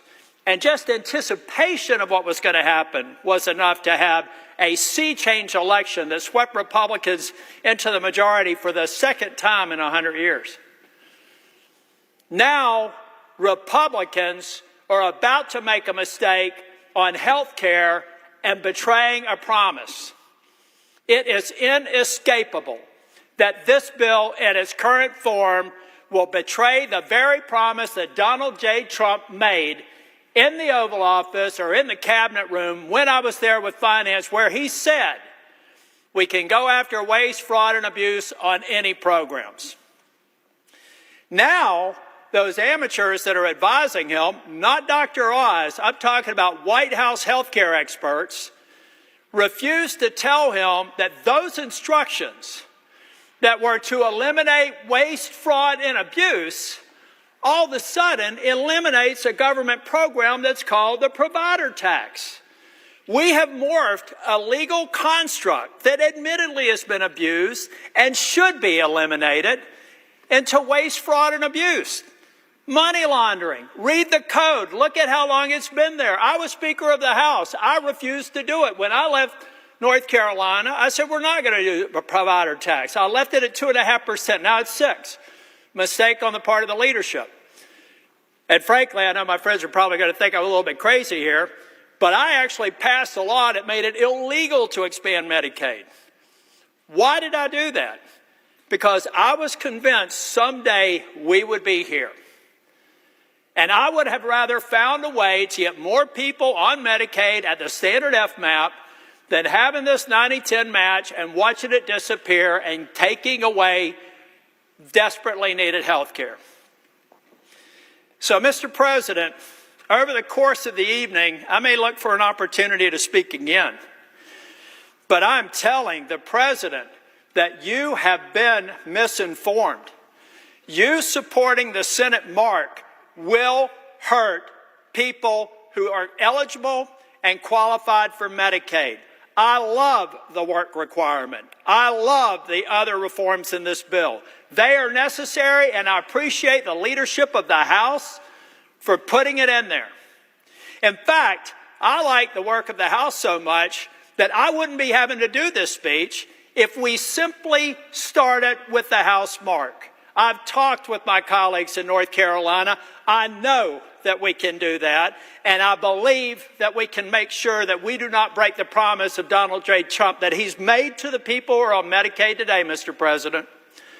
But what we're doing, because we've got a view on an artificial deadline on July 4th that means nothing but another date and time, we could take the time to get this right if we lay down the House mark of the Medicaid bill and fix it. And I know that my friend and colleague from New Hampshire, I jumped in front of her, so I'm only going to take another minute or two. But, Mr. President, we owe it to the states to do the work to understand how these proposals affect them. How hard is that? I did it. How hard is it? How hard is it to sit down and ask the Medicaid office, ask the legislative staff, ask the Independent Hospital Association what the impact is?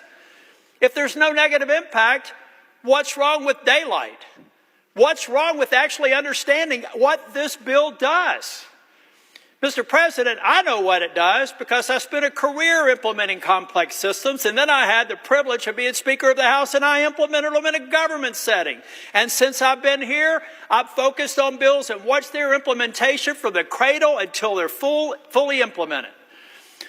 Mr. President, we owe it to the American people, and I owe it to the people of North Carolina to withhold my affirmative vote until it's demonstrated to me that we've done our homework. We're going to make sure that we fulfill the promise, and then I can feel good about a bill that I'm willing to vote for. But until that time, I will be withholding my vote. Thank you, Mr. President. Mr. President, we're here today debating a clumsily assembled package, still a work in progress, that would rip away health care from 16 million American families to give tax breaks to millionaires, billionaires, and our largest corporations. Think about that for a moment. The Republicans have decided that the best avenue to generate revenue that they can then give in tax breaks to wealthy people is to eliminate health insurance coverage for 16 million Americans. That's going to have a dramatic impact on their lives. If you have ever been a young father with a baby with a serious medical problem and you had no health insurance, you'll never forget it as long as you live. I know, I've been there. The notion of losing your health insurance leaves you as vulnerable as possible in some of the most important moments of your life. And that they would consider this provision to eliminate health insurance coverage for 16 million families is unimaginable and cruel. Let's not act like there is a unified Republican front on this issue. Even some of my colleagues on the other side of the aisle don't want to be here at this moment, jamming this unpopular bill through this chamber under arbitrary deadlines. One of my colleagues took a look at tax breaks, and you're going to hear them say over and over again, well, the average family, if we don't act, the average family is going to have to pay more in taxes. There's a way around that. If we limit any tax breaks in this bill, in this effort, to people making $400,000 a year or less, $400,000 a year or less, it virtually eliminates 2/3 of the cost of this undertaking. And it means you don't have to take away the health insurance of 16 million families. So there are ways to do tax breaks which make sense. Count this Democrat in with the Republicans for helping working families who are struggling to get by, and a lot of them are, living paycheck to paycheck. And the notion that we would say to them, we're going to take away your health insurance, we're going to raise the cost of health insurance for you, is no answer to their problems. Behind closed doors, my Republican colleagues continue to be consumed with infighting, bickering over the bill's substance, and for good reason. We have a process here which is almost impossible to explain to an ordinary person of how we reach reconciliation. The parliamentarian's office, and she's sitting here, God bless you for what you've been through for the last several months, and all your staff, have to make decisions on a daily basis over and over again as to whether or not provisions of this bill are eligible under the law that governs the United States Senate. We're in the process of debating this on the Senate floor. I see our ranking member on the Budget Committee, Senate Budget Committee, the senator from Oregon. We're in the process of still appealing to the parliamentarian's office on provisions in the bill. This is truly a work in progress. I think what they do know is troubling, and it should be. This bill would be a disaster for hospitals. The Senate Republican bill, unfortunately, is going to endanger hospitals all over the United States. But if you happen to live in a small town, rural area, and I represent a lot of them in the state of Illinois, you're the most vulnerable. You are the target. When they cut back on Medicaid programs, these are the hospitals that will close their doors. What's the impact of a hospital closing its door in a downstate community in Illinois? Devastating. Hospitals are not only the center for emergency medical care, good doctors, nurses, and such, they are also a major economic force in small-town America. Take away a hospital and then try to attract a new business to your community. Good luck. This Senate bill cripples one of the main ways that states fund their Medicaid programs and keep hospitals afloat, especially rural and low-income areas. It's called the provider tax. Earlier this week, a Republican senator, circulated a flyer to his fellow caucus members, so they're all on notice, detailing just how much each state will lose in Medicaid provider tax funding under their proposal. Let's take a look at my neck of the woods, the Midwest. Iowa would lose $4.1 billion. Missouri, $6.1 billion. Kentucky, $12 billion. Louisiana would lose $20 billion. North Carolina, $38.9 billion. Senator Tillis and I were in conversation yesterday, and he used that very same figure. His analysis says that to go forward with this bill cuts Medicaid reimbursement in his home state of North Carolina by a whopping $38.9 billion. This list of states and what they will lose was passed around by a Republican senator to his own caucus. They know what they're up against here. If Republicans have their way and pass this bill, hospitals will be forced to shrink or eliminate services. In Decatur, Illinois, one of the major hospitals facing the crunch time had to make a decision whether they keep their doors open. They did, but they eliminated OBGYN, delivering babies, and they eliminated all mental health and addiction counseling, two critical areas for the hospitals. So these doctors, this bill will force hospitals to shrink or eliminate services. Doctors and nurses will leave, and in some cases, the hospital will close. Imagine that in a rural area, a remote area, an extra 45 minutes, an extra hour in the car with somebody in the front seat you love very much who's in a desperate situation. As it stands today, half of the rural hospitals around the country already operate in a danger zone. And it's the same thing for children's hospitals. Do you have one in your community that you've used? I do. These children's hospitals have warned us they can't keep their doors open if Medicaid is cut as dramatically as the Republicans want to cut it. If Republicans have their way, we're going to see massive layoffs, fewer nurses, technicians, and doctors, along with decreasing quality of care. The American Hospital Association has estimated how these cuts to Medicaid could impact not just jobs at red state hospitals, but across the entire economy. Here's what they found. If the Republican provision goes through that cuts Medicaid reimbursement in order to provide tax breaks for wealthy people, Maine, as an example, one state, would lose 5,000 jobs. Kansas, 6,200 jobs. Iowa, 11,000 jobs. Missouri, 26,600 jobs. I've talked to the administrator of BJC in St. Louis, Missouri. The reason is it's not just a Missouri hospital. They have their facilities on the Illinois side of the river. In fact, 1/3 of their patients are from Illinois, and 1/3 of their patients overall use Medicaid to go to their hospital. So he's told me what's going to happen if the Republican measure goes through and the cutbacks to these hospitals. They came up with, incidentally, the rescue fund to solve the political problem. I want to check to make sure Senator Murray can back me up on this. Our overall cut in Medicaid now is about $1 trillion. Correct. $1 trillion. Imagine, this is Washington, we talk in those terms. Cutting Medicaid nationwide $1 trillion.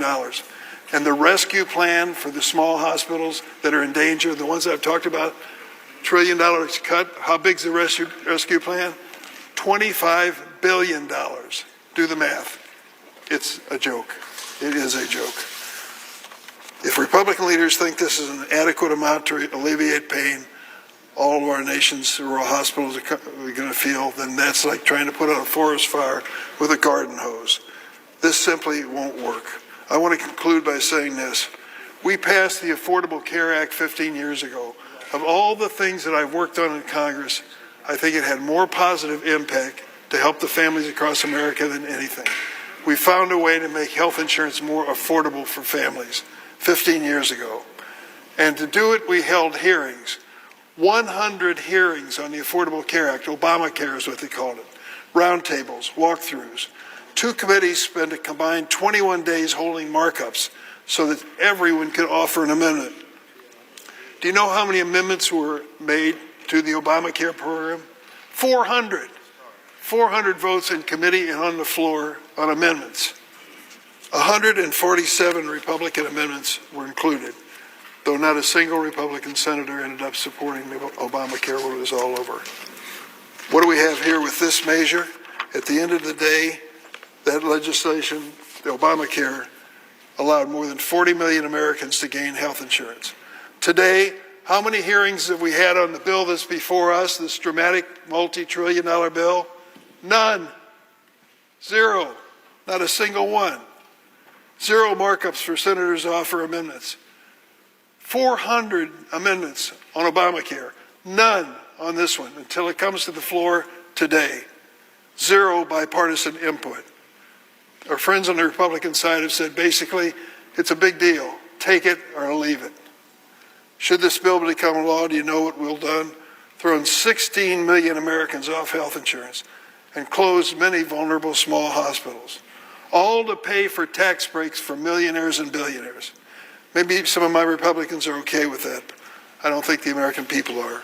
I'm hoping that sanity and common sense prevail. We need 4. We need 4 senators to step up and say, stop this train. We've got to sit down and do our homework. We cannot expose the American families and the American economy to do this in the name of preserving tax breaks for the wealthiest people. Elon Musk seems to be doing okay in life, right? The wealthiest man in the world.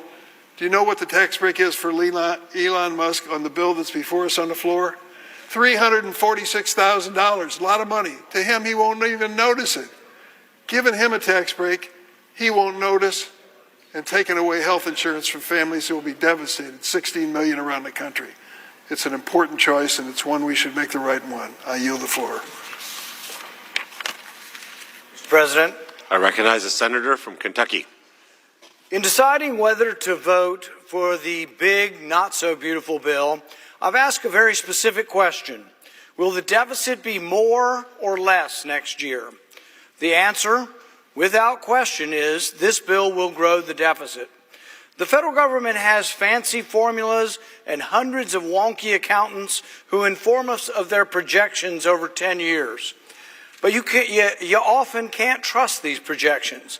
In an excellent piece written by the Foundation for Economics and Education entitled "The CBO's Projections Are Worse Than Useless," Eric Schuler writes, "Long-term analysis and language is commonplace in U.S. national politics, but it achieves no useful outcome. It confuses far more than it clarifies. It does not provide accurate estimates of long-term results. It does not improve the average voter's understanding of policy effects.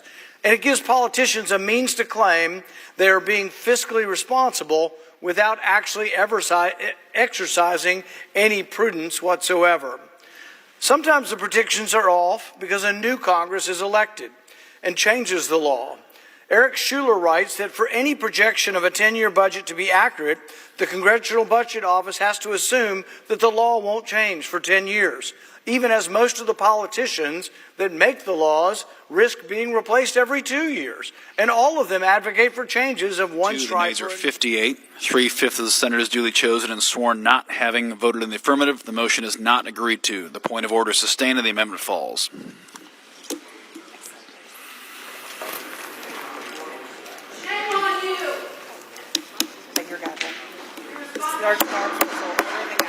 Order in the gallery.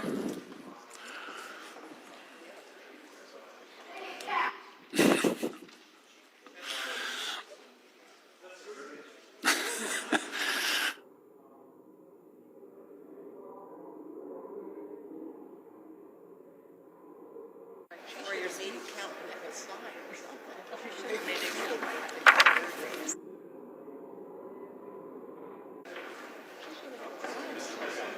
Mr. President, Senator from Maryland. I have a motion to commit at the desk. Clerk will report. The Senator from Maryland, Ms. Alsobrooks, moves to commit the bill, H.R. 1, to the Committee on Finance with instructions. I ask that further reading of the motion be dispensed with. Without objection. I want to know if my colleagues on the other side of the aisle believe that there are some Americans so wealthy that perhaps they don't need a tax break at the expense of health care and food for our most vulnerable constituents. So I'll kick off this dialogue by raising a common sense idea. We can save health care for millions of Americans if we strip out tax giveaways for individuals making more than $10 million. Yes or no? President Trump claims to fight for the working class, yet we have before us a bill that gives tax breaks to the top 1% that will be paid in cuts to Medicaid, SNAP, and more, programs that serve hard-working Americans. So I ask, do you want community hospitals or another giant mansion for a billionaire? Should we save health care and nutrition assistance for millions of Americans by stopping giant tax giveaways at $10 million? If my colleagues on the other side want to put their money where their mouth is, then they'll say yes. I yield. Mr. President. Thank you, Mr. President. Well, Senator Kennedy talked about Scooter and Senator Scott talked about Bubba. I want to talk about Jelly Roll. Turns out in a committee hearing with Jelly Roll, the country music rock singer, he grew up in Antioch, Tennessee. And I said, you remember Countryside Village? He said, well, they call it Countryside Meadow. I said, I used to live there. He said, I did too. It's a trailer park that's still standing on Richards Road in Nashville, Tennessee. Back in the late 70s and early 80s, I was living in that trailer park, and I was living with a family on the economic bubble. And I remember back then when President Reagan came in and he offered tax cuts, that everybody characterized those tax cuts as cuts for the rich. But let me tell you all, when we saw those tax cuts implemented, Tom Tillis and Jelly Roll ended up finding opportunities beyond our wildest imagination. So it turns out that those so-called tax cuts for the rich back then lifted me out of that situation into a high-tech career and now standing here before you in the U.S. Senate. This and several other amendments are amendments that are standing in the way of other people getting lifted out of that same trailer park. So ladies and gentlemen, on our side of the aisle and those over there, I hope you will join us. Shout loudly no. Thank you, Mr. President. The question is on the motion. All in favor say aye. Aye. Opposed, no. No. Noes appear to have it. Noes do have it. Motion is not agreed to.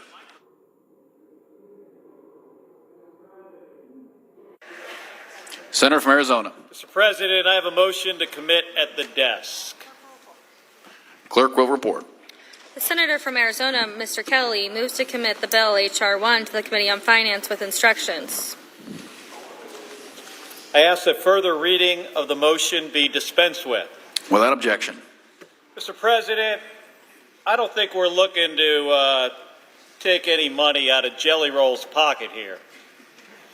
But giving a tax break to the richest people and most profitable corporations is a choice.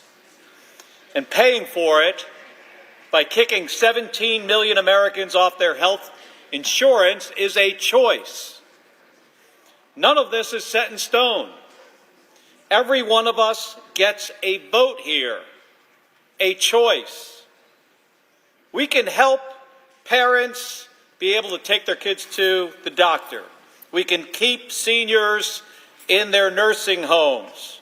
Or some rich guy, not Jelly Roll, can get another private jet. We can save health care for millions of Americans if we strip out tax giveaways for individuals making more than $100 million a year. Yes or no? Senator North Carolina. The reality is, let's fast forward now to 2017. I was in this chamber when we passed TCJA.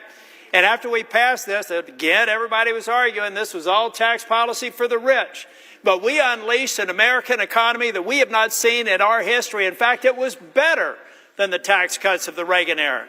Ladies and gentlemen, we need to get every bit of what we did in 2017 back on the books because people are not understanding the pro-growth nature of this tax policy. I hope my colleagues will vote loudly yes once again. No? No, once again. Meeting.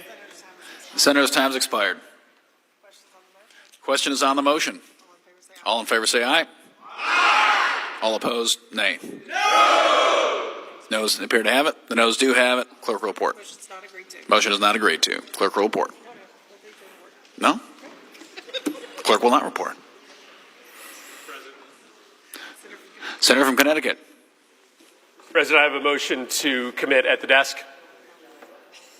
Clerk will report. Senator from Connecticut, Mr. Murphy, moves to commit the bill H.R. 1 to the Committee on Finance of the Senate with instructions to report back the same to the Senate in 3 days, not counting. I'd ask that the further reading of the motion be dispensed with. Without objection. Mr. President, at the foundation of this bill is something very simple, the most massive transfer of wealth from the poor to the rich in the history of the country. That's essentially what we're talking about here. Now, that's really bad policy, but just as importantly, it is also deeply, deeply immoral. This bill is going to ruin people's lives. There are going to be moms who are going to watch their kids go hungry because of the cuts in SNAP.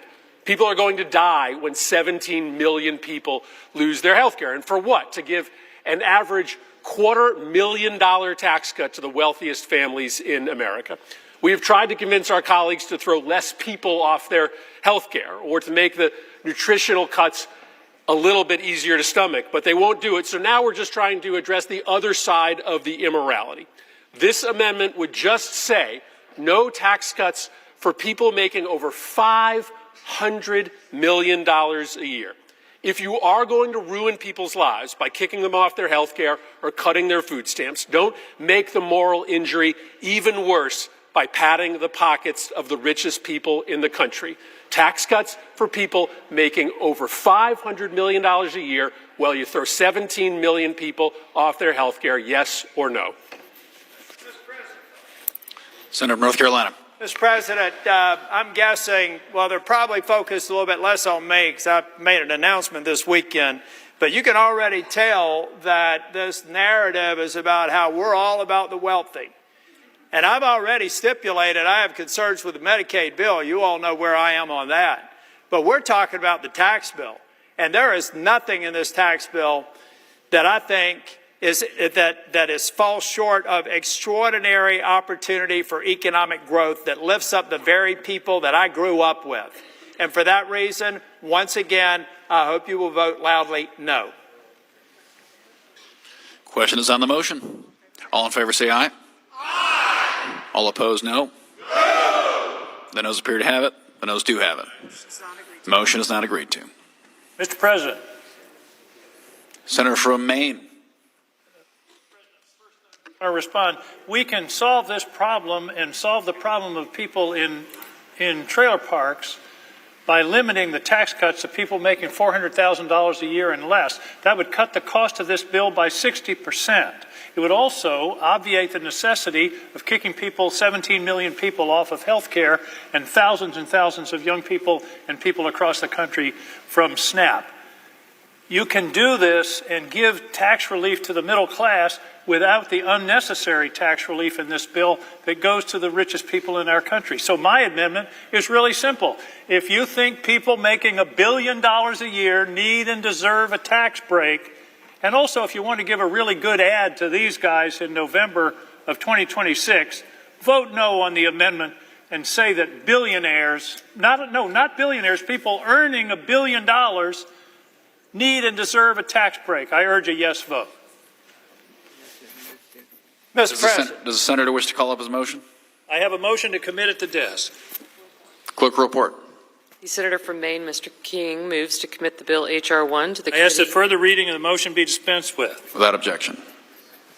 Mr. President. Senator from North Carolina. Mr. President, in truth, you could see this sort of upping of the ante. These are the gimmicks that we play when we want to get a show vote, especially with somebody who may be running for reelection.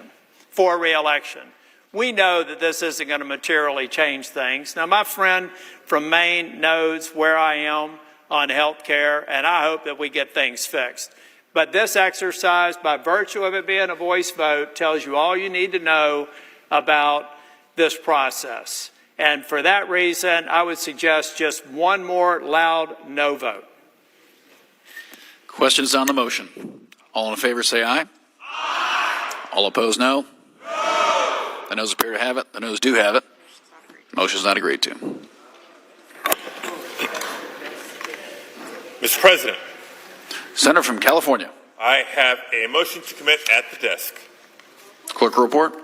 The senator from California, Mr. Padilla, moves to commit the bill H.R. 1 to the Committee on Finance of the Senate. I ask that further reading of the motion be dispensed with. Without objection.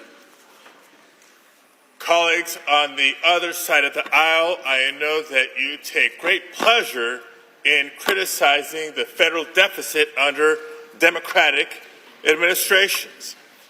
But the numbers don't lie. The biggest driver of the ballooning national debt has been Republican tax cuts for the wealthy and large corporations. And despite the parliamentary gymnastics that are being played here, our Republican colleagues know that this bill is adding an additional $3.5 trillion to the deficit over the next 10 years. Why else would they have included a piece of the bill to raise the debt limit by $5 trillion if this bill saved money, as they claim? So if Republicans really do want to balance the budget or reduce the deficit, let's start by guaranteeing that this measure is at least deficit neutral. That's exactly what this amendment would do. I ask for your aye vote and reserve my time.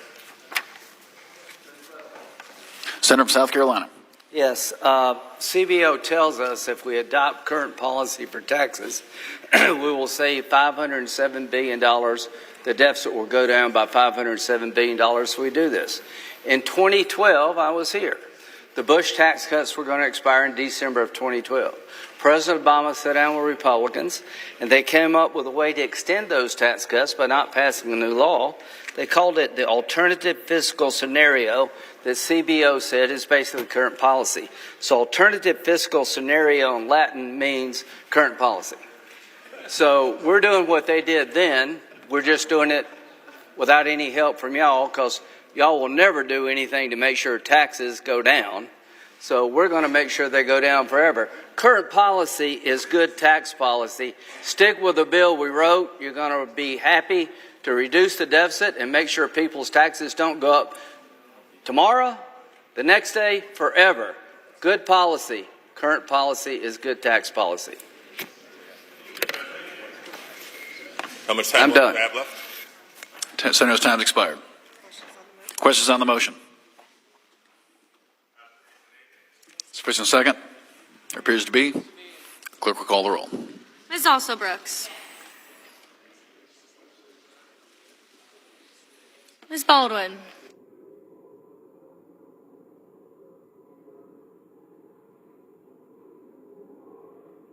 Mr. Banks.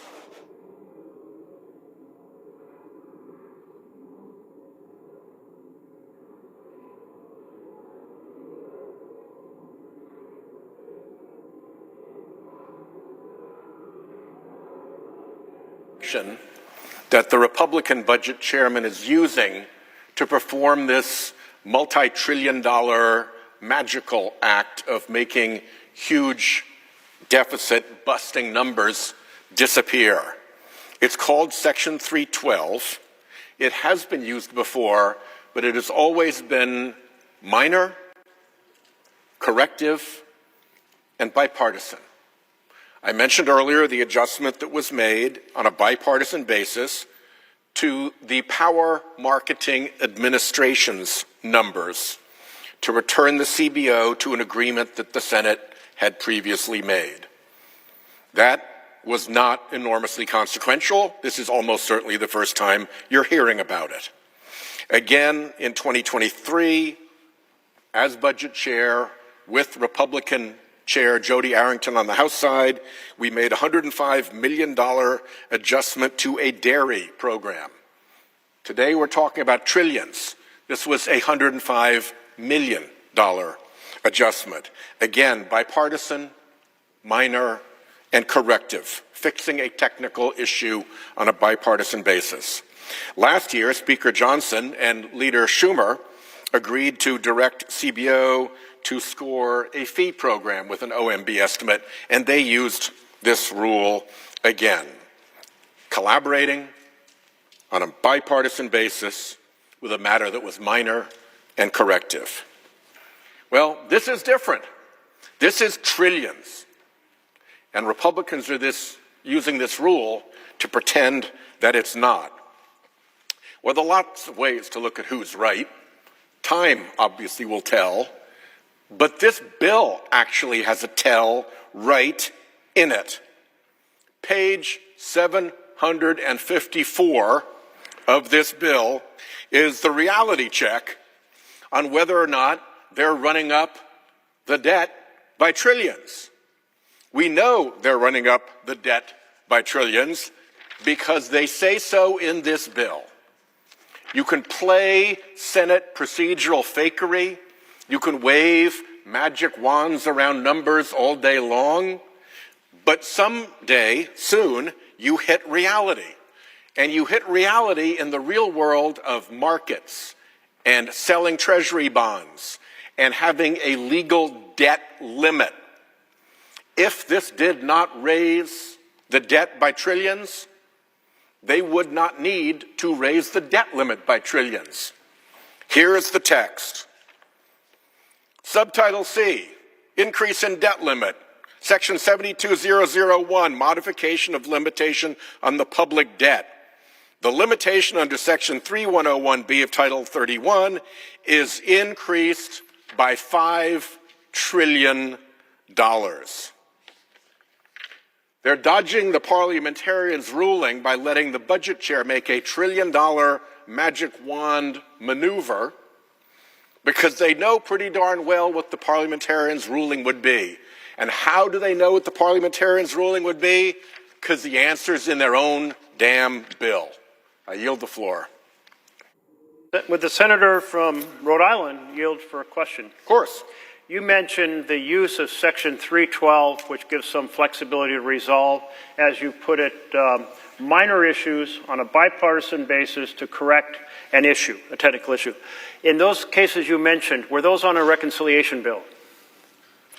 Were they on a reconciliation bill? I don't believe they were. No, they were not. They were In fact, just... that power has never been used on a reconciliation bill because the following Section 313 gives very specific instructions. It says each provision must be costed out for its impact on both outlays, the spending side, or revenue, should it be a revenue measure. And if you're saying, well, how do I do that? You say, well, if we pass this provision, what will it cost as compared to not passing this provision, not having the bill? That's a comparison to current law.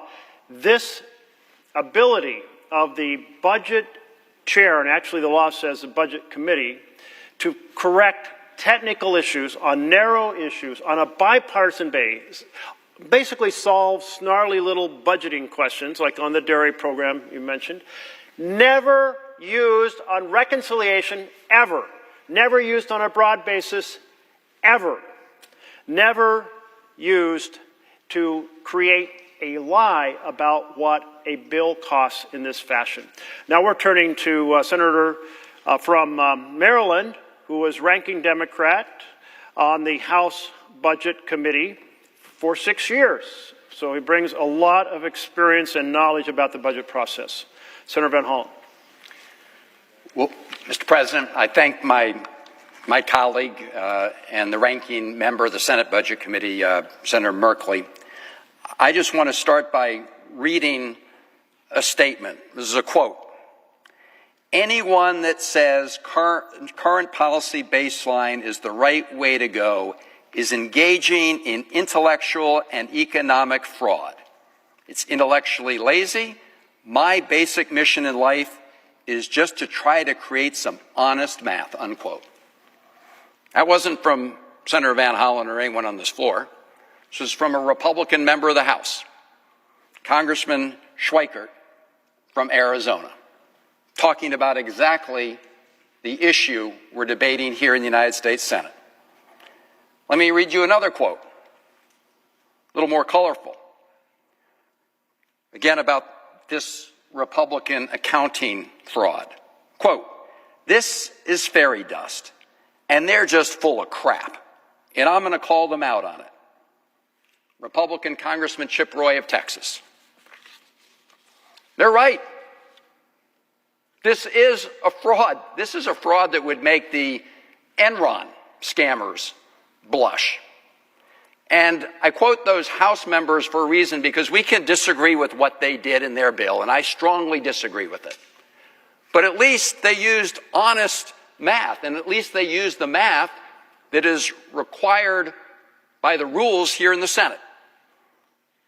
The honest math that Republicans here in the Senate want to dodge, because it will both tell the American people just how big the deficits are, but also because it will screw up their whole entire plan. Just so people listening have some sense of how these Senate numbers are designed to disguise the real impact of their deficits. Look at, for example, the basic individual tax rates in the House bill. When they extended those tax rates from the Trump 2017 bill, it costs $2.2 trillion. Under what we call the current law baseline, which is the reality baseline, because that's what it will cost when you understand that they sunset at the end of this year, and that's what it will cost to renew them. So under honest accounting, it's $2.2 trillion. Under the Senate fraudulent accounting, that $2.2 trillion deficit miraculously becomes an $83 billion deficit. Let's look at the House permanent extension of key deductions for businesses. That would cost honest accounting $821 billion. Under the Senate accounting scam, $6 billion. So what we're seeing here is this blatant, deliberate effort to mislead the American people about the true costs of this bill, about the deficit impacts of this bill, about how it will impact the debt. And we all know that when the debt goes up and we have to put more of our costs on Uncle Sam's credit card, it puts upward pressure on interest rates. That means Americans will pay higher interest rates on their mortgages, on their car loans, and everything else. So when you try to hide the deficit impact, you really are trying to fool the American people, and we're here to blow the whistle. Now, I just want to show our colleagues something that was put together by the Committee for a Responsible Budget. And if you look at the blue, you can see for each year, starting this year, 2025, 2006, the blue is what Senate Republicans claim their bill will add to the deficit. The red is how much more it will actually add to the deficit. So at the end of this 10-year period, what you see is Senate Republicans are claiming that their bill will add $441 billion, which is still a big number, but the real number when you do honest accounting, when you add up all of these, it's $4.2 trillion, a much bigger number. Now, I do want to point something out on this chart. I think everybody watching should understand it. If you look at these orange parts, these are the additional deficits from tax cuts. Starting here in year 2029, 2030, you'll see that they actually do start going down. Why is that? It's because the tax cut that President Trump promised for no tax on tips, they phased those out. This is all just a make-believe ruse. Yeah, we start providing no tax on tips, but those disappear. The tax breaks for wealthy people, they go on. And they go on not just for this 10-year period, but the reason they violate all the rules of reconciliation is because they keep going on after that. And as Senator Merkley said, if you look at the entire history of the Byrd rule, that's Senator Byrd, it was designed to make sure that 51 senators through a vote could not make these kind of permanent changes in any area, but specifically they were worried about areas that increased the national deficit and debt.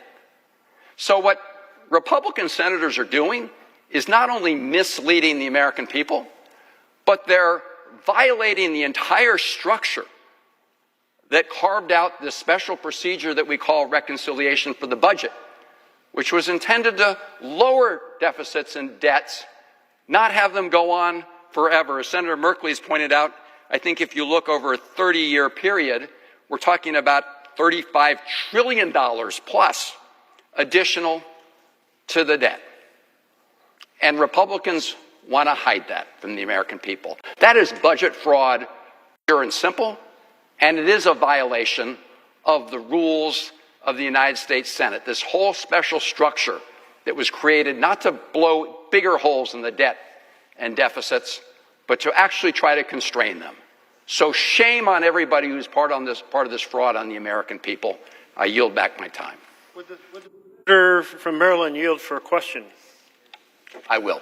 I found it very interesting that you pointed out that these tax provisions for the middle class, no tax on tips, is phased out, and no tax on overtime is phased out. And what you're saying, I believe, is that when they put into this bill that a tax break is ending, they're saying that it doesn't cost any more in the following years. So they are certainly saying that their current policy baseline that they want us to make believe about would say that this wouldn't cost them. In other words, if they extended this, it wouldn't cost anything. It is interesting to note, not only does that expose the fraud behind the current policy baseline, but they made a very deliberate choice. Even though they now say that they can make these tax cuts permanent and still comply with the rules, they decided to make the tax cuts for very rich people permanent. But even though they say it's not going to cost anything anymore to provide, tax cuts with no tax on tips, they're phasing those out. And all of these areas are where President Trump made promises that he was going to take care of some working people. Well, man, those go away fast. Tax cuts for the rich, they go on for not just the full 10 years, but they keep going, which is why this is a violation of the entire reconciliation process. So I find two things very interesting. They're saying if something was in the law that they passed in 2017 and it expires, they're pretending it doesn't expire and therefore extending doesn't cost anything.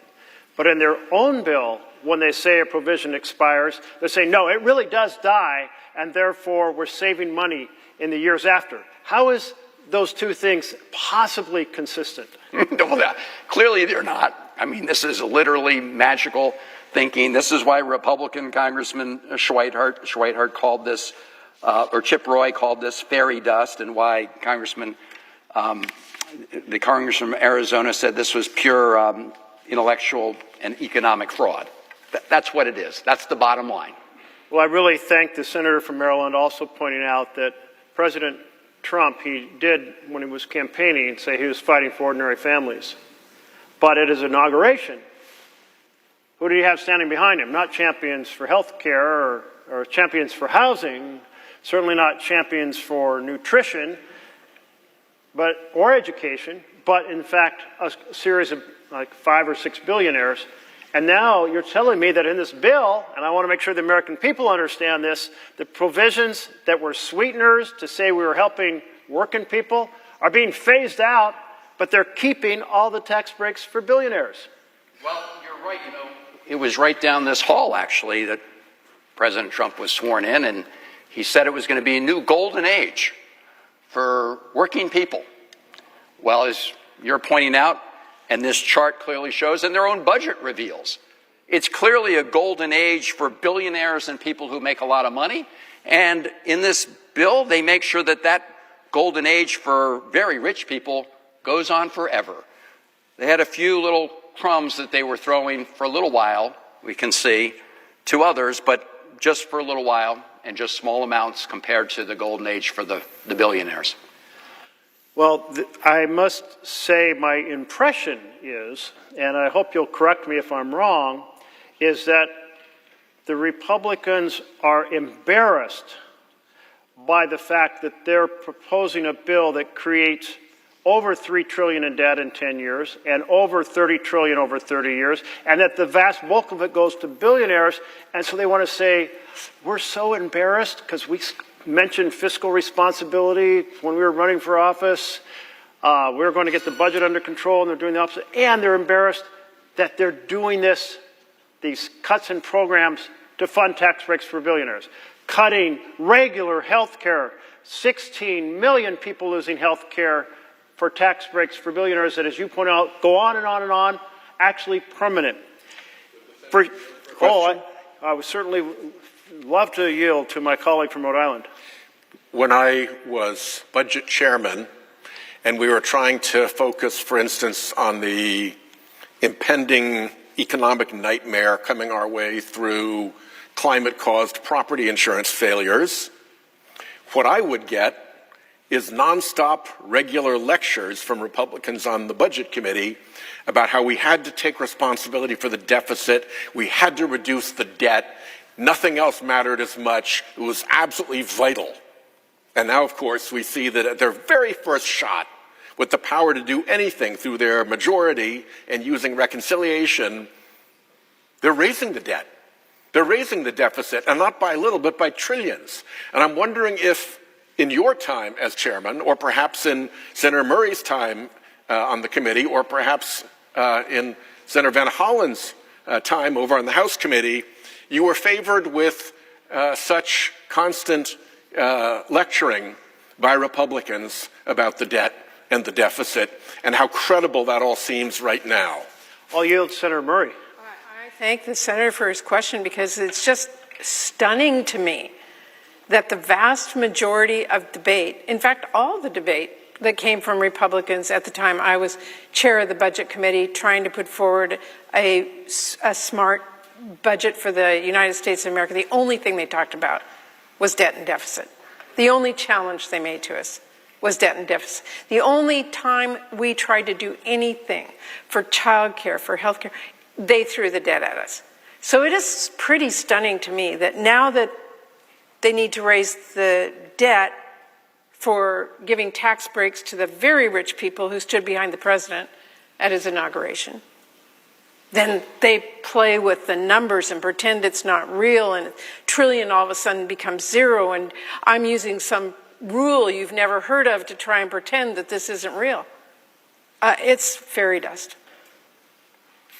I just want to say, to answer the question from the senator from Rhode Island and pick up on what my colleagues have said, that when I was the senior Democrat, the ranking member on the House Budget Committee, Paul Ryan was the chairman of the committee. And look, we disagreed on many things. We agreed on many things. We both agreed that we should get our deficits and debt under control. We had different ideas on how to do it. He wanted to privatize Medicare. We wanted to close tax breaks for the rich.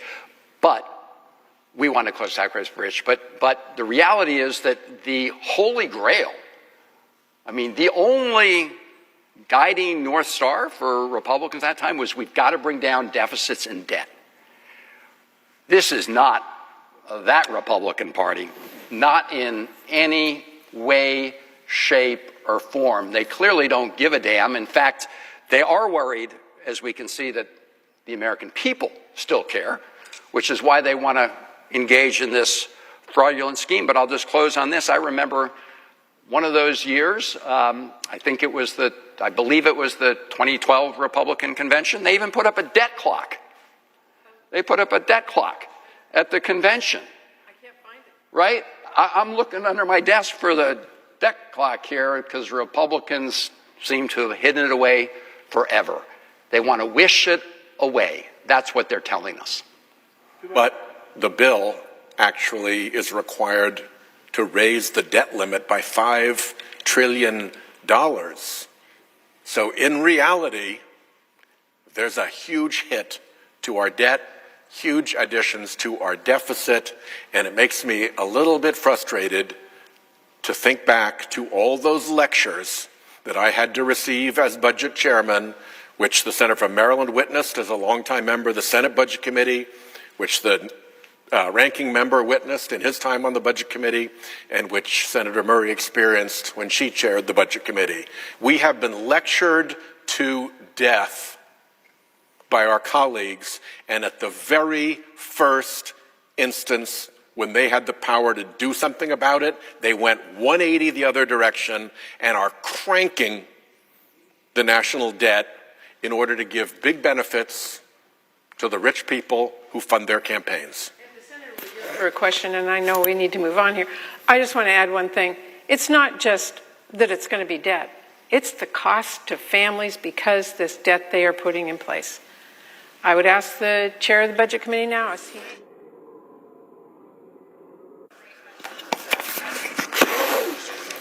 Mr. President. Senator from Colorado. Thank you, Mr. President. I have a motion to commit at the desk. Clerk will report. The senator from Colorado, Mr. Bennett, moves to commit the bill H.R. 1 to the Committee on Finance of the Senate with instructions to report the same back to the... I ask the further reading of the motion be dispensed with. Without objection. Thank you, Mr. President. The legislation we're debating today would modestly increase the size of the child tax credit while leaving out more than 17 million children from the full credit. America's poorest children, whose families are struggling to make ends meet, receive nothing from this bill. Everywhere I go in Colorado, I meet parents who are working hard, often 2 and 3 jobs, just to keep their families' heads above water. Like Americans all across this country, Mr. President, they are wrestling with the legacy of 50 years of trickle-down economics that have benefited the wealthiest Americans while leaving working and middle-class families behind, which this bill does again. Today, the United States boasts one of the highest childhood poverty rates in the industrialized world. This is a moral disgrace, but we know how to end childhood poverty in this country. In 2021, we expanded the child tax credit and our childhood poverty. We cut it nearly in half and hunger by a quarter. Senator's time's expired. Thank you, Mr. President. We should refuse to pass a bill that adds millions to our debt in order to cut taxes for the wealthiest while doing nothing for our kids. I urge my colleagues to support this amendment to the bill. Thank you, Mr. President. Mr. President. Senator from Idaho. Mr. President, the Democrats contend that they want to increase and expand the child tax credit and ensure that big corporations and ultra-wealthy pay their fair share. Despite the rhetoric behind these claims, I remind my colleagues that Republicans created the child tax credit, expanded its availability, and doubled the amount of the credit in the TCJA, which we are working on tonight. This bill not only makes that doubled child tax credit permanent, but also increases it, providing significant relief for families. In addition, as a result of the TCJA cutting taxes for overwhelmingly the majority of Americans, with the middle class receiving the largest proportional benefit of these cuts, Republicans made the tax code more progressive, not less. The legislation before us makes those tax provisions permanent. Americans deserve more than empty platitudes. They deserve meaningful tax relief and real results. The question is on the motion. I ask for the yeas and nays. Is there a second? There appears to be. Clerk will call the roll. Ms. Alsobrooks. Ms. Baldwin. Thank you. Mr. Banks.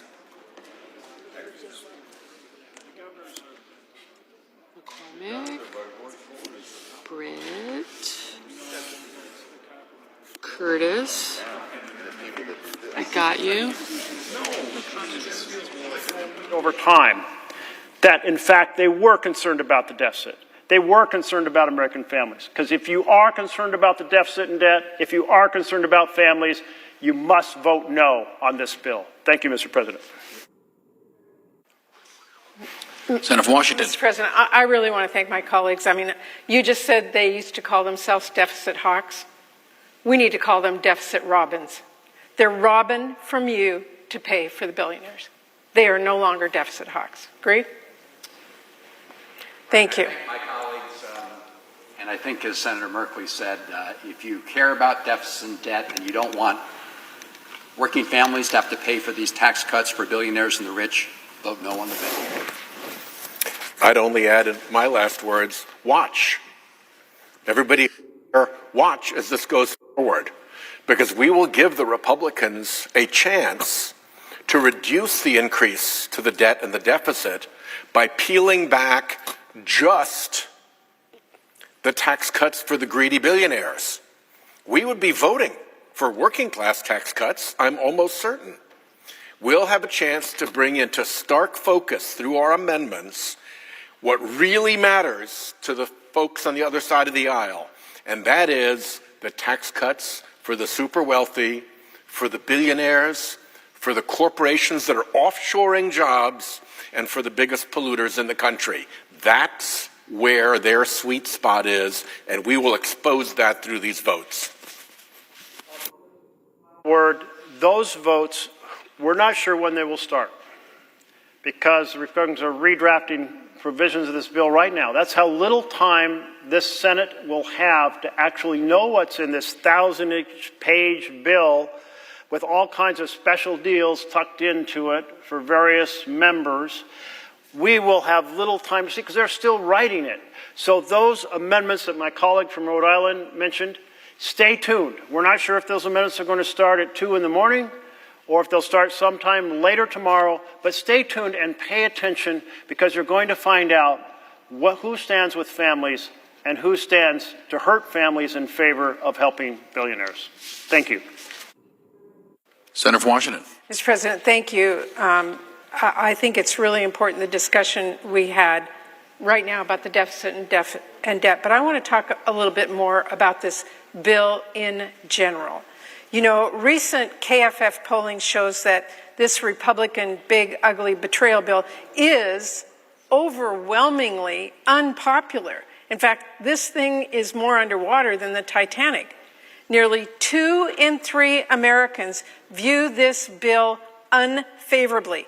That goes up to nearly 3 in 4 when they learn it will kick millions off their health insurance. And it goes up to nearly 4 in 5 when they learn it will choke off funding to their local hospital. In other words, the more the American people hear about what is actually in this big, ugly betrayal bill, the more they dislike it. So with that in mind, I want to be here today to say a little bit more about what is in the Republicans' latest version. Spoiler alert, it is still big, it is still ugly, and it is an absolute betrayal of the people who sent us here to fight for them. The Republican plan is still going to mean over 16 million people losing health care as patients get kicked off their ACA plans. Kids and struggling families will get kicked off Medicaid. Rural hospitals are going to be forced to shut their doors. The Republican plan is still going to mean more starving families. New red tape is going to cut people off from their SNAP benefits that they need to put food on the table. And it is going to take away kids' school meals. The Republican plan still rips away support from the people in this country who are struggling the most to give away billions in tax breaks to billionaires who need help the least. In short, this latest version of Republicans' bill would still be one of the biggest transfers of wealth from the people at the bottom to the people at the top in our nation's history. When it comes to health care, this Republican abomination will cause millions of people to lose their insurance and see their costs skyrocket in one way or another. It will create mountains of new paperwork and bureaucratic barriers that are positively meant to kick people off their Medicaid and ACA coverage. And there is new sabotage to the ACA healthcare markets, which will mean more people losing their affordable coverage. Meanwhile, there is nothing, a big fat zero, when it comes to renewing the tax credits Democrats passed to lower your healthcare costs. That's right. While Republicans are showering their billionaire donors in new tax breaks, they will not lift a finger to extend healthcare tax credits that are saving millions of families thousands of dollars a year on health coverage. Instead, they're going to make sure people lose healthcare coverage, including our seniors, people with disabilities, pregnant women, millions of patients who rely on Medicaid. And let's not forget, the cuts in their bill are going to shutter hospitals across the country, especially in our rural areas. Do you have Medicaid, Medicare, employer-sponsored coverage? Regardless, Republicans have some pretty bad news for you, because it hardly matters what insurance you're on when you don't have a hospital to get care anymore. In Washington State, we have 14 rural hospitals that are fighting to survive and would likely close under this bill, mostly in areas represented by Republicans, I should add. Not to mention, we have 6 rural labor and delivery units that could be forced to close their doors under this bill. And you know what the Senate Republicans did? They made that problem worse. They put even more pressure on our rural hospitals. I'm telling you, this betrayal is getting bigger and uglier by the day. And this cannot get lost. Republicans want to shut the doors of one of the biggest healthcare providers in the country. They want to defund Planned Parenthood. That is wildly harmful and wildly unpopular. It would shutter at least 200 health centers that provide a wide spectrum of care, including cancer screenings, pap smears, birth control for millions of women. And let's not forget, Republicans are cutting nutrition assistance too. This big, ugly betrayal would make one of the biggest cuts to SNAP in history. We are talking around a $200 billion cut over the next 10 years. Now, it should be obvious, but that would be devastating for our country and for our kids' future. And yet, Republicans are not giving up on taking dinner off the table, taking school lunch off kids' trays, all so they can shovel tax cuts at billionaires and wealthy corporations. And it is worth underscoring the new red tape in their bill is even targeted at some of our most vulnerable families, because it expands work requirements to apply to seniors and parents with kids in school. Mr. President, when my dad, World War II veteran, got sick with multiple sclerosis, he lost his job. He lost his job. My mom was at home, 7 kids she was raising. My dad lost his job, and they had to spend, my mom had to spend some time getting some new skills so she could go back to work and take care of our family. You know what, during that time? We had to rely on food stamps in my family to feed those 7 kids in my family. But under this Republican bill today, because neither of my parents had a job during those few months, my family would not be eligible for SNAP benefits. We would not have even gotten food on our table at the worst time in my family's life. This is wrong. Thanks to those food stamps, my family did get through that rough patch. And all 7 of us kids grew up to give back to our communities. Whether it's a firefighter, or a middle school teacher, or even here as a United States Senator. So I can't emphasize enough. Republicans want to cut families from SNAP and Medicaid, programs that give people a hand up in hard times. Why? So they can give an enormous handout to the richest people and biggest companies in our country. Oh, and at the same time, they're making it harder to afford groceries and health care. I should mention, they are also gutting energy investments in a completely chaotic way that is all but guaranteed to drive away jobs and drive up energy costs for all of American families. And at the same time, in this bill, they're giving billionaires billions of dollars.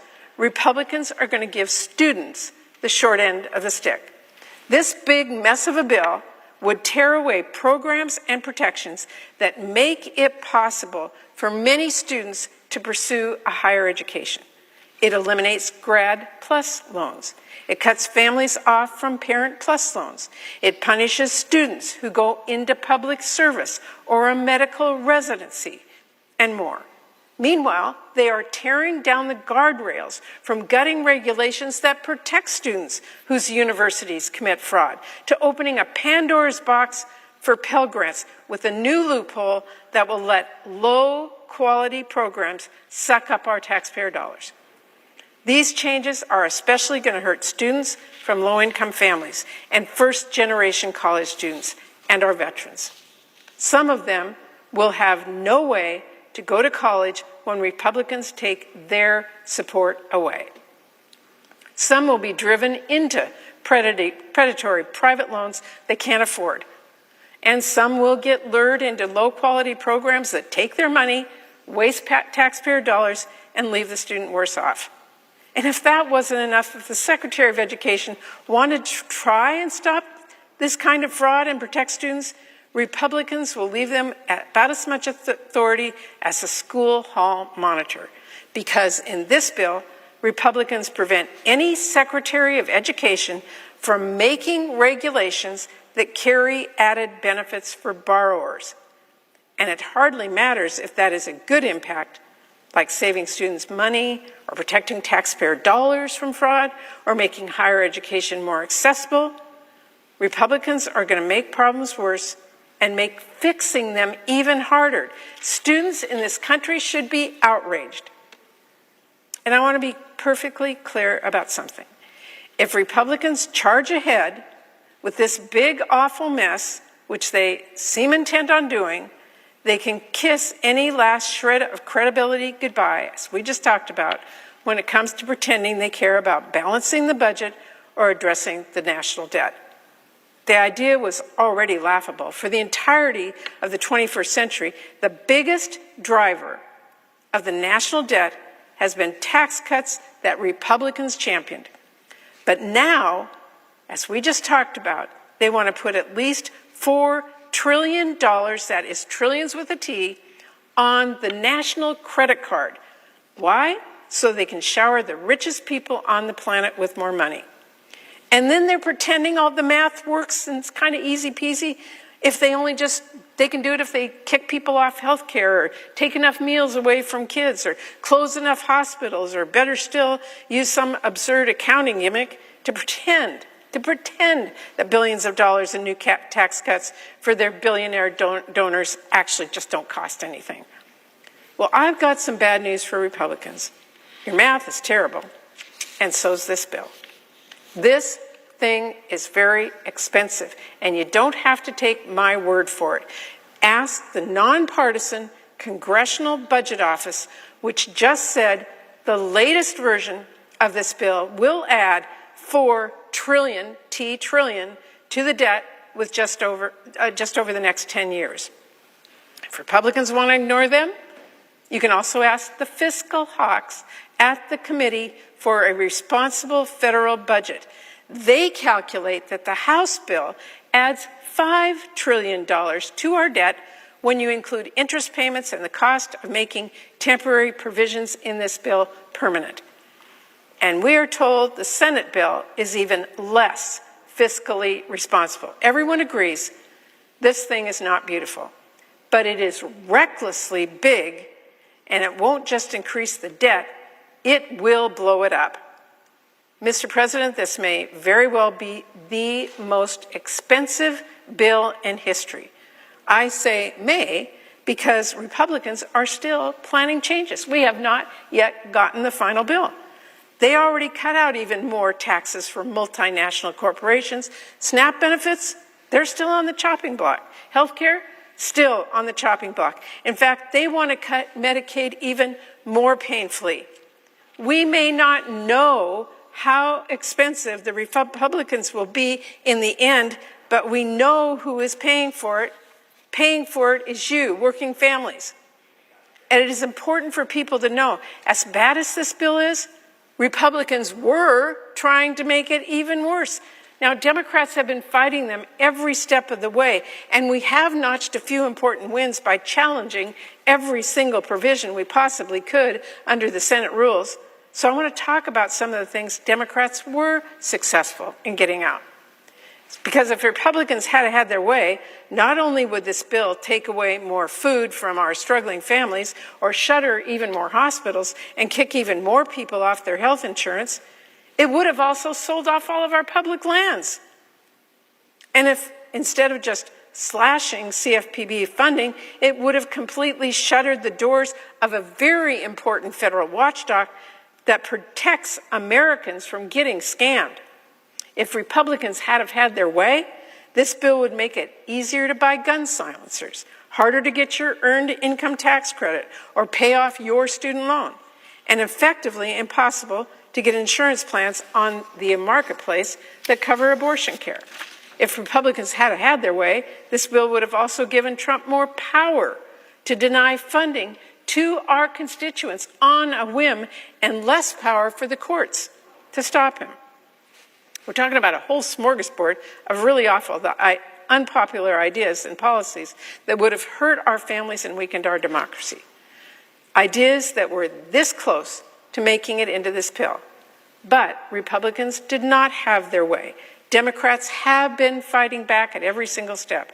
We got those provisions tossed in the shredder, and we are still doing our darndest to send the rest of the bill to the shredder as well. Now, let's be clear. When we talk about how unpopular this bill is with the American people, the reason is simple. This bill polls like garbage because it is garbage. That's why it should go nowhere except a trash bin. Democrats are going to keep pushing back on this monstrosity with absolutely everything we've got at every step we can.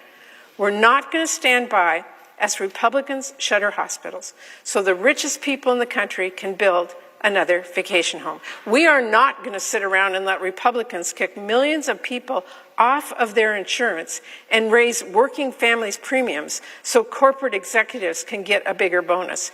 And we are not going to be silent as Republicans take food away from struggling families so they can help billionaires fuel up their private jets. We're going to keep speaking up. We're going to keep pushing back, and we're going to make sure everyone knows exactly what is going on here. This bill is deeply unpopular, that much is clear, but if Republicans keep pushing for this disaster, buckle up, because we are only going to keep getting louder and louder about how big this is, how ugly it is, and it's only going to get more unpopular with the folks back home as these provisions are enacted if this bill passes. I'm pretty astounded by how far some Republicans are trying to stick their heads in the sand on this. One Republican senator told their concerned constituents, and I quote, "We're all going to die." Well, maybe that's a better name for the bill. At least it's more honest. Because when you take health care away from people, when you make it harder to get, when you make it harder to afford, when you close the only hospital for miles, yeah, you're right, people will die. You'd think my colleagues would show a bit more concern about that. Instead, that senator actually doubled down, and in a response video, she filmed walking through a cemetery. I don't know how you get out of touch that much to misunderstand this, but let me be clear about something to our Republicans. Whistling past the graveyard is a metaphor to stop ignoring dangers. It is not a literal messaging suggestion. And if you thought Republicans couldn't be any more dismissive to their own constituents, this week another Republican senator who was speaking about people voicing their concerns about these Medicaid cuts that said they will, quote, "people will get over it." Mr. President, I have news for every one of my Republican colleagues. who is trying to deny the reality of this bill and pretend the fairy tales they are telling themselves are true. When someone's local hospital closes, they don't get over it.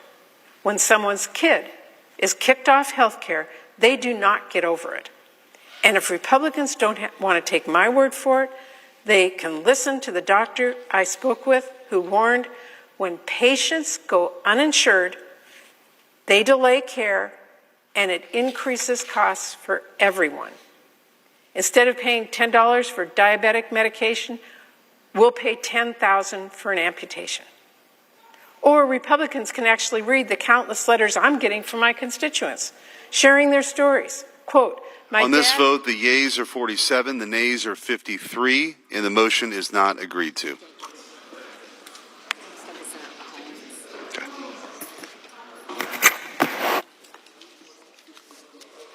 Okay. Senator from Maine. Mr. President, may I have order, please? We have order in the chamber. Thank you, Mr. President.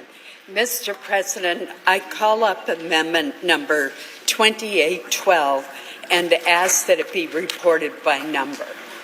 The clerk will report.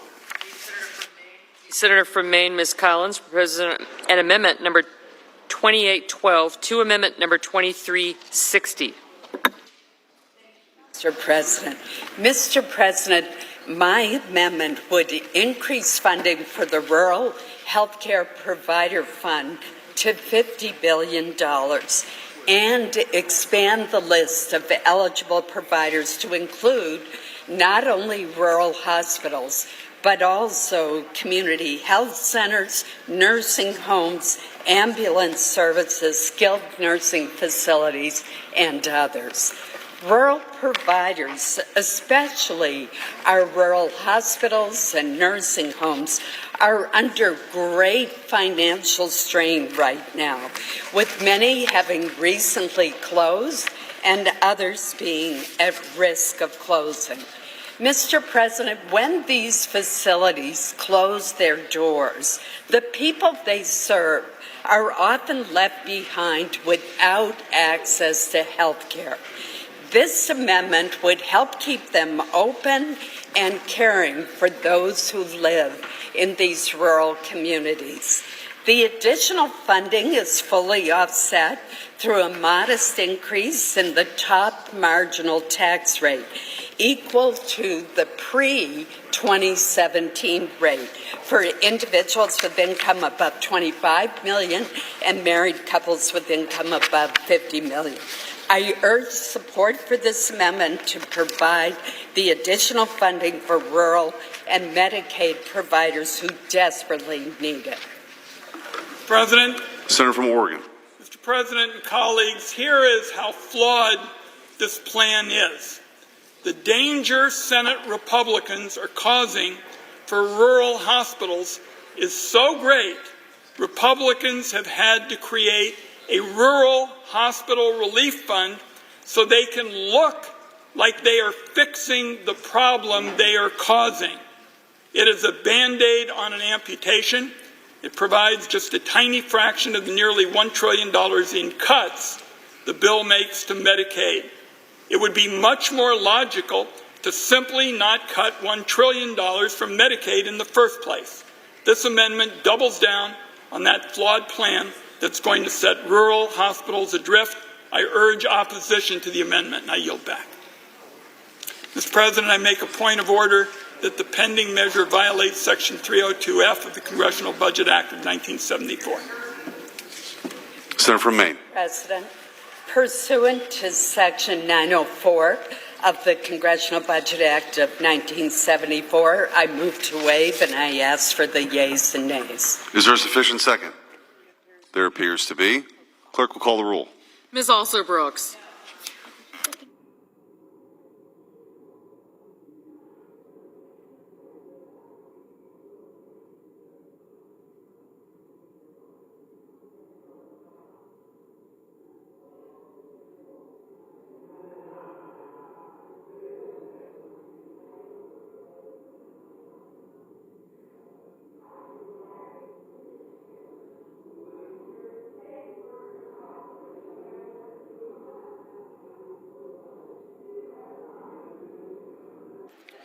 Ms. Baldwin.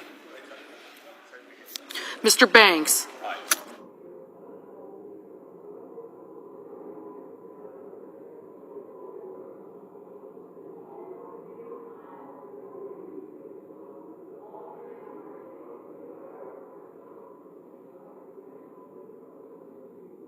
Mr. Barrasso, Mr. Bennett, Mrs. Blackburn, Mr. Blumenthal, Ms. Blunt-Rochester, Mr. Booker. Millions of dollars in new tax cuts for extraordinarily wealthy oil and gas companies, and $40 million for a Garden of Heroes, a sculptured garden to honor President Trump's favorite historical personalities.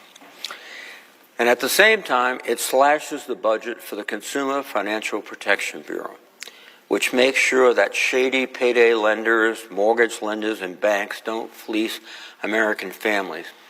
And in particular, the military division of the CFPB protects men and women in the uniform of the United States.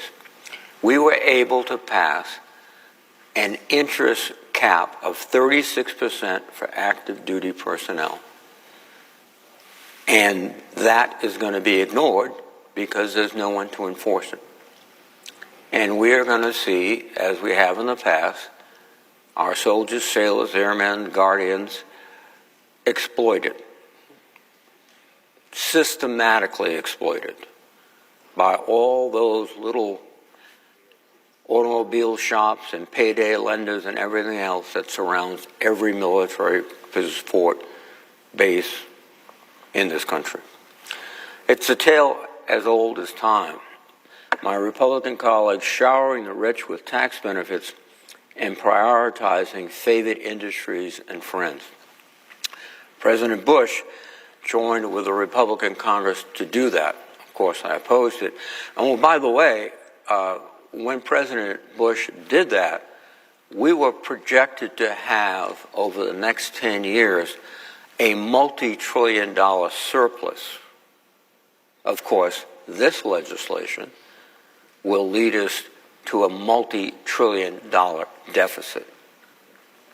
And it's interesting because when I was younger, the Republicans all associated themselves with fiscal responsibility, balanced budgets, surpluses. That's not the case. President Trump exacerbated the situation in his first term by his grand giveaway. But this time, President Trump and my colleagues on the other side of the aisle are depriving millions of Americans of their health care coverage to pay for it. They are intent on punishing the most vulnerable Americans in this bill, simply for the crime of being poor. In fact, in many cases, despite working very long hours and being poor. I came here to Congress, to the Senate, after serving my country in the U.S. Army, as the President did with great distinction in the United States Navy, as a Navy SEAL. I came here to serve my constituents and improve the lives of average Americans. And I think most of my colleagues, Democrats and Republicans alike, came with the same goal. And according to press reports, a few of my colleagues on the other side of the aisle are starting to realize that this bill is going to do great damage to their constituents. One Republican colleague has warned that this bill could leave 600,000 of his constituents without health care coverage and blow a $38 billion hole in his state's budget. That would be a devastating effect. One of the other aspects of this attack on our health care system is there's some people that believe, well, Medicaid doesn't touch me. It certainly does. Because when you extract that much money from the health care system, what will private health insurance do? They'll raise their rates. Everyone will be paying more. And some won't be able to afford it. They'll have to go without coverage. And that is going to be a tragedy for this country. Now, knowing the damage this bill is going to do, one must ask, why would anyone support this? But this legislation is more than just numbers. I've heard from countless Rhode Islanders who are concerned about these cuts. During meetings, in letters, when I bump into them at the grocery store or the pharmacy, they've been telling me about how Medicaid has helped them and their families. I've been meeting, for example, with Christina from Smithfield, Rhode Island, for many years. Her daughter, Lauren, was born with cystic fibrosis and has endured countless hospitalizations, procedures, medications, and other challenges as she navigates life with this disease. Christina, Lauren, and their family have private insurance. But Medicaid also helps cover the expenses not covered by private insurance for people with serious illnesses who are not able to work. When President Trump and congressional Republicans began proposing these cuts to Medicaid, Christina told me, and I quote, "Lauren was born with CF, a rare genetic progressive disease which affects her lungs, GI, and endocrine systems. I had no idea we carried this gene. When Lauren was born, she spent a month in the hospital. We almost lost her. When she was 5, she contracted a germ that put her in the hospital for a month and almost killed her. Her lung function fell to 70%. At 13, I thought she was going to die. Her hospital stays were every 3 months for 2 weeks with IV treatments. Her lung function fell to 30%. With one of the medicines for CF, she was able to finally get her lung function back to 65% at 23 years old. She still suffers every day. Just trying to breathe is difficult. If she catches the common cold, it could put her in the hospital. She has had a hard time keeping weight on, and her GI is a disaster. She spent hours in the bathroom. She developed CF-related diabetes, which always puts her in danger. Every day is rigorous treatments and medications just to stay alive. It is with the help of the NIH and the FDA that she is still alive. Please do not make these cuts. If Medicaid is cut, when she is 26, 2 years from now, she will have no way to pay for all of her hospitalizations, medications, and treatments. Few could afford to keep her alive. It is this simple. Without Medicaid, she will die. We need your help. Carolina from Central Falls, Rhode Island, shared similar concerns for her daughter. My daughter has special needs, and we rely on Medicaid for her needs. Not having Medicaid would create a sinkhole for us. People with profound autism need lifetime, 24/7 care. As you consider budget cuts, it is important to me, as your constituent, that you work to ensure that this vulnerable population has access to the critical supports that it needs to survive. I will be looking to you for your courage and leadership. Indeed, and now we're looking across the aisle for courage and leadership to reject this flawed bill. I received an email from one constituent, Wally, in Cranston, Rhode Island. She is a 71-year-old retiree on Medicare. Her husband is 72 with Alzheimer's disease, living in a nursing home under hospice care and relying on Medicaid for his health care. She wrote to me that she was, quote, terrified at all the cuts to programs and services that she and her husband so desperately rely on. Without Medicaid, she wonders if she or her husband would be able to continue receiving care. I also heard from Diane in Coventry, Rhode Island, whose daughter gets life-saving care through Medicaid. Diane said, Medicaid is important to me personally. Medicaid matters to me and my family. My 15-year-old daughter suffered a brain bleed and a stroke at the age of 5. It came out of nowhere and was very unexpected. She has spent a lot of time in the hospital rehabilitation services, doctor's offices, appointments, etc. over the past almost 10 years. Medicaid allows her to be home and taken care of on a daily basis. Without Medicaid, she would not be able to receive hospital-level care at home. She wouldn't have a wheelchair or any other durable medical equipment. She wouldn't be able to get her life-saving medications or the nourishment she needs through her G-tube. Please, I urge you to save Medicaid, not only for my family, but for millions of others. All of our lives depend on it. Now, my colleagues on the other side of the aisle may say, we're not going to cut these people's Medicaid. We're just going after the fraudsters, the freeloaders who aren't working. Now, who exactly are these fraudsters and freeloaders? Is it the elderly patient who needs expensive nursing home care? Is it the child with a serious chronic health condition? Should we cut off these people's access to health care because they can't work? They physically cannot work? Or because the constant paperwork requirements got lost in the shuffle? Let's be clear. If my colleagues were serious about eliminating fraud, they would be providing states with more resources to investigate questionable claims and bad actors. Medicaid coverage is not extravagant. It is a lifeline. If my colleagues were sincere and they claim that these cuts are about protecting the program, quote, for the people who need it the most, as the majority leader has claimed, then they would be investing the so-called savings back into Medicaid instead of blowing it on tax cuts for the well-off.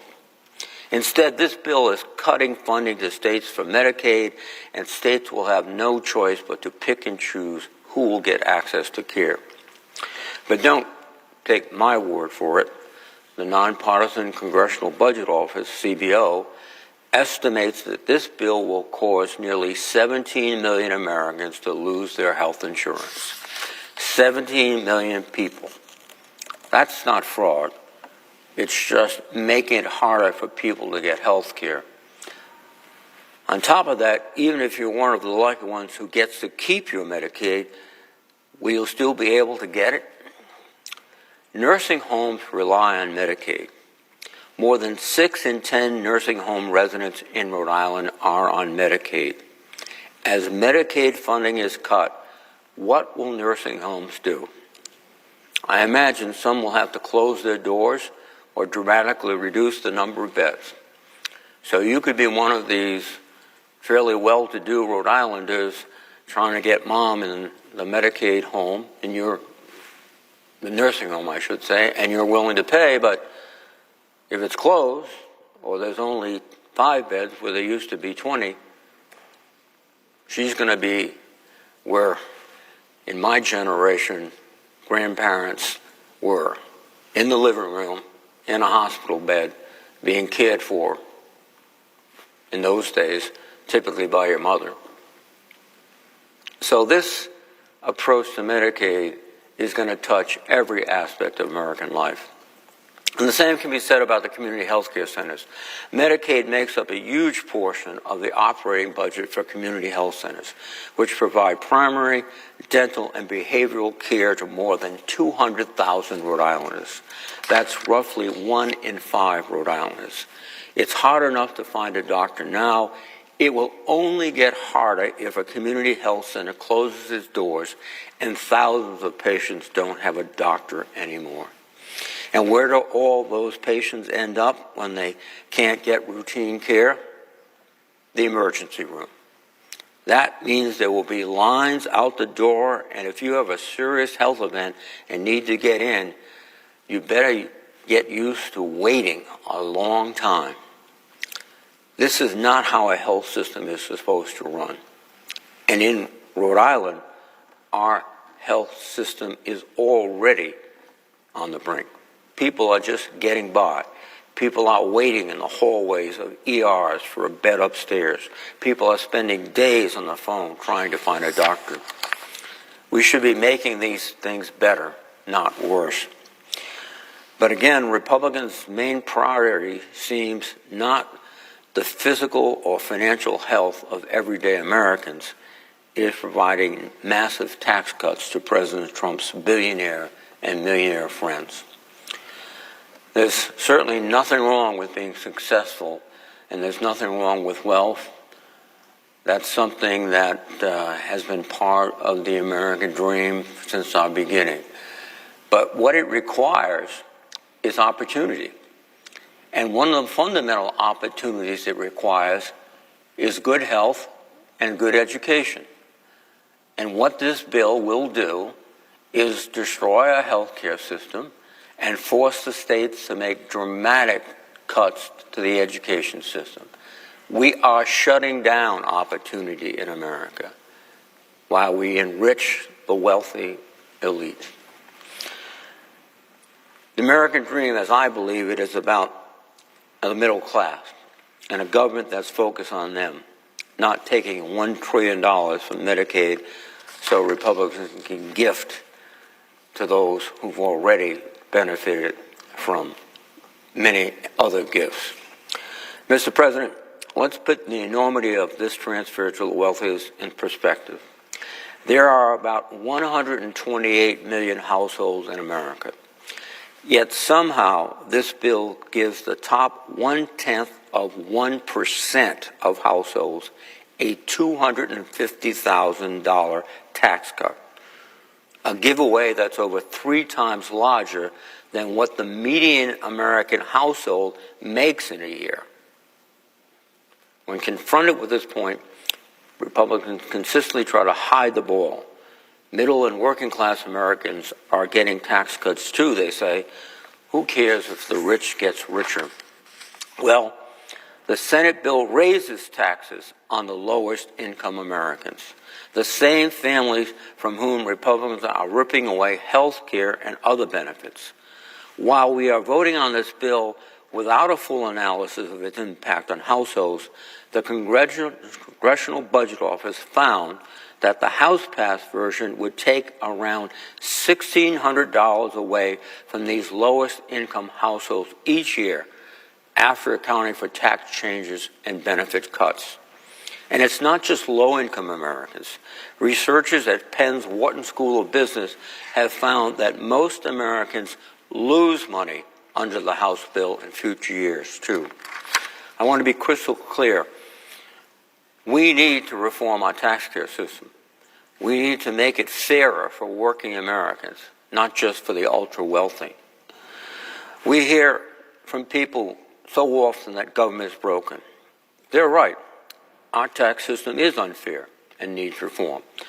But giving the top 0.1% of Americans an extra $250,000 every year is not fixing the government. It's just adding to the sense of unfairness and brokenness that so many citizens feel. We can do a bipartisan tax bill that is both fully paid for and that helps average Americans.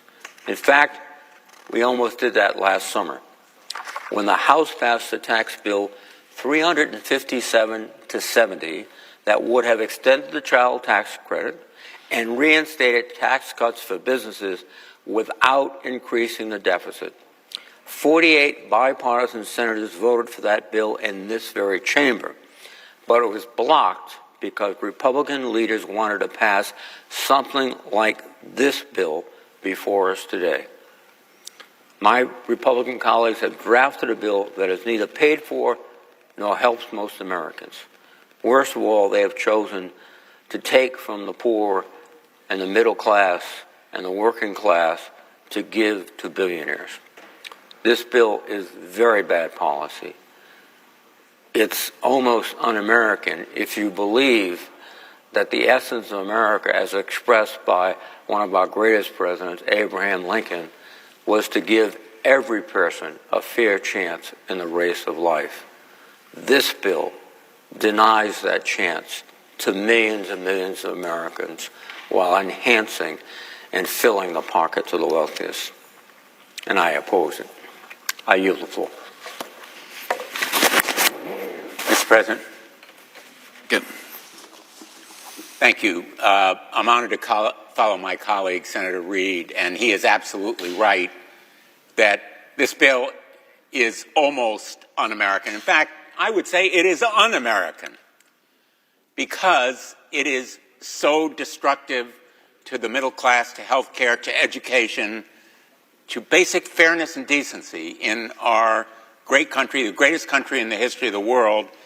It would balloon the debt and the deficit by $4 trillion, and yet my Republican colleagues have sought to disguise and hide that reprehensible pain and damage to the American system. It would cut Medicaid by $930 billion, which means billions in cuts for Connecticut, hundreds of thousands of Connecticut children and families off Medicaid, food nutrition shredded, and student loans decimated. These kinds of impacts on Connecticut are mirrored through the whole country.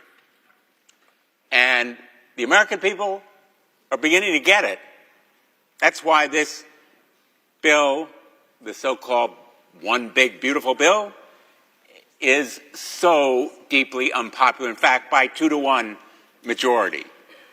And I want to talk not only about Connecticut, but two of the states that are represented by colleagues here. They are so-called red states. But make no mistake, this bill is seismically catastrophic, not just for Connecticut, but for the whole country and for Louisiana, where this measure, if it's passed, will mean that my colleagues from Louisiana are voting to kick roughly 250,000 people in their state off health insurance. They will be voting for a bill that could close 33 rural hospitals in their state alone and cost their state's health care providers $588 million for services that newly insured patients simply will not be able to pay back. Their state program would lose $4 billion. That's Louisiana alone in funding. These numbers are staggering, and they're the reason that every major health system in Louisiana is opposing this bill. Just yesterday, they sent a letter warning that cuts in this bill, and I'm quoting the Louisiana health care providers here, quote, would be historic in their devastation and warrant our shared advocacy to protect our patients and the care we provide them in hospitals and clinics. I could go on about Louisiana. I'm going to abbreviate my remarks and put my full statement in the record if there's no objection, Mr. President. Without objection. But this bill also reduces SNAP benefits for 206,000 Louisianans. It eliminates the benefit entirely for 94,000 of them. I want to see my colleagues from Louisiana go home and face their constituents, having cut the legs from SNAP and Medicaid programs and many other benefits. And in Utah, same tragic scenario unfolding in a state where 337,000 children and adults depend on Medicaid. Nearly half of all children in Utah are covered by Medicaid. 59% of nursing home residents. 60,000 people living in rural Utah communities covered by Medicaid. If this bill passes, at least 180,000 Utahns will lose health care coverage, and Utah's uninsured rate will increase by a staggering 67%. If this bill passes, 31,000 of the people in Utah could see their benefits slashed, and 13,000 would risk losing their benefits entirely. Now, I just want to say in conclusion, these numbers for Connecticut, for Louisiana, for Utah, for the state of Washington, where my wonderful colleague, Senator Cantwell, will be talking shortly. They're not just numbers. They are faces. They are lives. They're children who are just beginning to be Americans. And their productivity, their contributions back to America will be hamstrung. Their lives will be financially handicapped. And health-wise, they will be impaired as a result of these irresponsible and reprehensible cuts. I couldn't be angrier about these kinds of cuts in programs done only so that the ultra-wealthy will receive tax cuts. I'm willing to bet that a lot of those billionaires and millionaires would forego those tax benefits if they understood the consequences. But my Republican colleagues, who are in disarray at this moment, they can't come together on a program because they know how abhorrent its effects would be on their states, ought to listen to the people of America, not the ultra-wealthy. And the people are speaking in the polls. They're speaking through their elected representatives, and they are speaking because their conscience simply won't let them support a bill that does such abhorrent damage to the American middle class, the American way of life, American values. And I'm proud to stand here. I wish we weren't here going all night into Monday morning, but I'm proud to stand here with my colleagues, and I just wish my Republican colleagues were on the same sides of these issues, because they're going to go home and they'll have to face the children and families who will be hurt so deeply by this bill. Thank you, Mr. President. I yield the floor. Mr. President. Senator from Washington. Mr. President, I rise to ask my colleagues to turn down this legislation in front of us, to reject it, and instead work together on fiscal policy that would help us by growing our economy more successfully and not devastating our constituents. Before I start, I want to thank the presiding officer for speaking up about not selling public lands.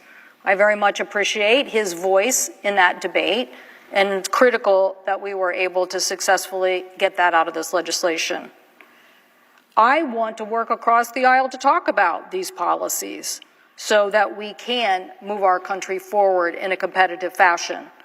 But I'm afraid that what we have in front of us is not the answer to what will make America competitive, particularly at a time when we are putting tariffs on American imported products, when we are basically getting into a trade war, and when we are devastating what I think is the underpinning of the economy of today, that is an information age, innovation economy, and here we are devastating all of our investments in NIH and NSF and in the competitiveness that we just implemented in the IRA and the CHIPS and Science Act that is making us the envy of countries around the world for innovation. We do have great capital markets, and those capital markets help us innovate. And I think some of my colleagues think, well, we have a promise to families here to give them a tax break, and while many of us would support that, you're asking us also to give tax breaks to big corporations before they can get their tax break. And that we don't like. We don't like it because it raises the cost on everybody, and that cost for middle class and lower income people will be devastating, particularly at a time when we continue with this tariff policy. This bill would make the entire healthcare system less responsive and more expensive for everyone by dismantling Medicaid and shifting more of the cost burden onto states and threatening the very existence of rural hospital. This bill also sells spectrum out from under our national defense and safety agencies and forces states to choose between protecting their citizens from dangerous AI or providing broadband service. And it just gives away big breaks to companies like Meta, that's Facebook, or Google, who I'm sure at this point in time don't really need that additional tax break. Clearly, though, the most egregious and certainly most destructive part of the bill of this reconciliation is the changes to health care. The fact that 17 million people will be uninsured and raise the cost on everyone. This is from the Congressional Budget Office. We don't need to be raising health care costs on our constituents. The CBO analysis revealed that hasty negotiated updates by Republicans discussed on behind closed doors early Saturday morning added that $130 billion in Medicaid cuts to the bill. That's a whopping $930 billion in total Medicaid cuts. That is how CBO got to this number of 17 million people. The challenge is nobody marked up a bill in committee. Nobody even had a hearing where somebody presented this information. No, this is all being changed on a daily basis, and everybody's trying to catch up.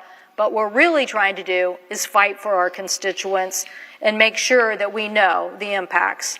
The impacts of these 17 million people will be severe cuts felt in every corner of the United States.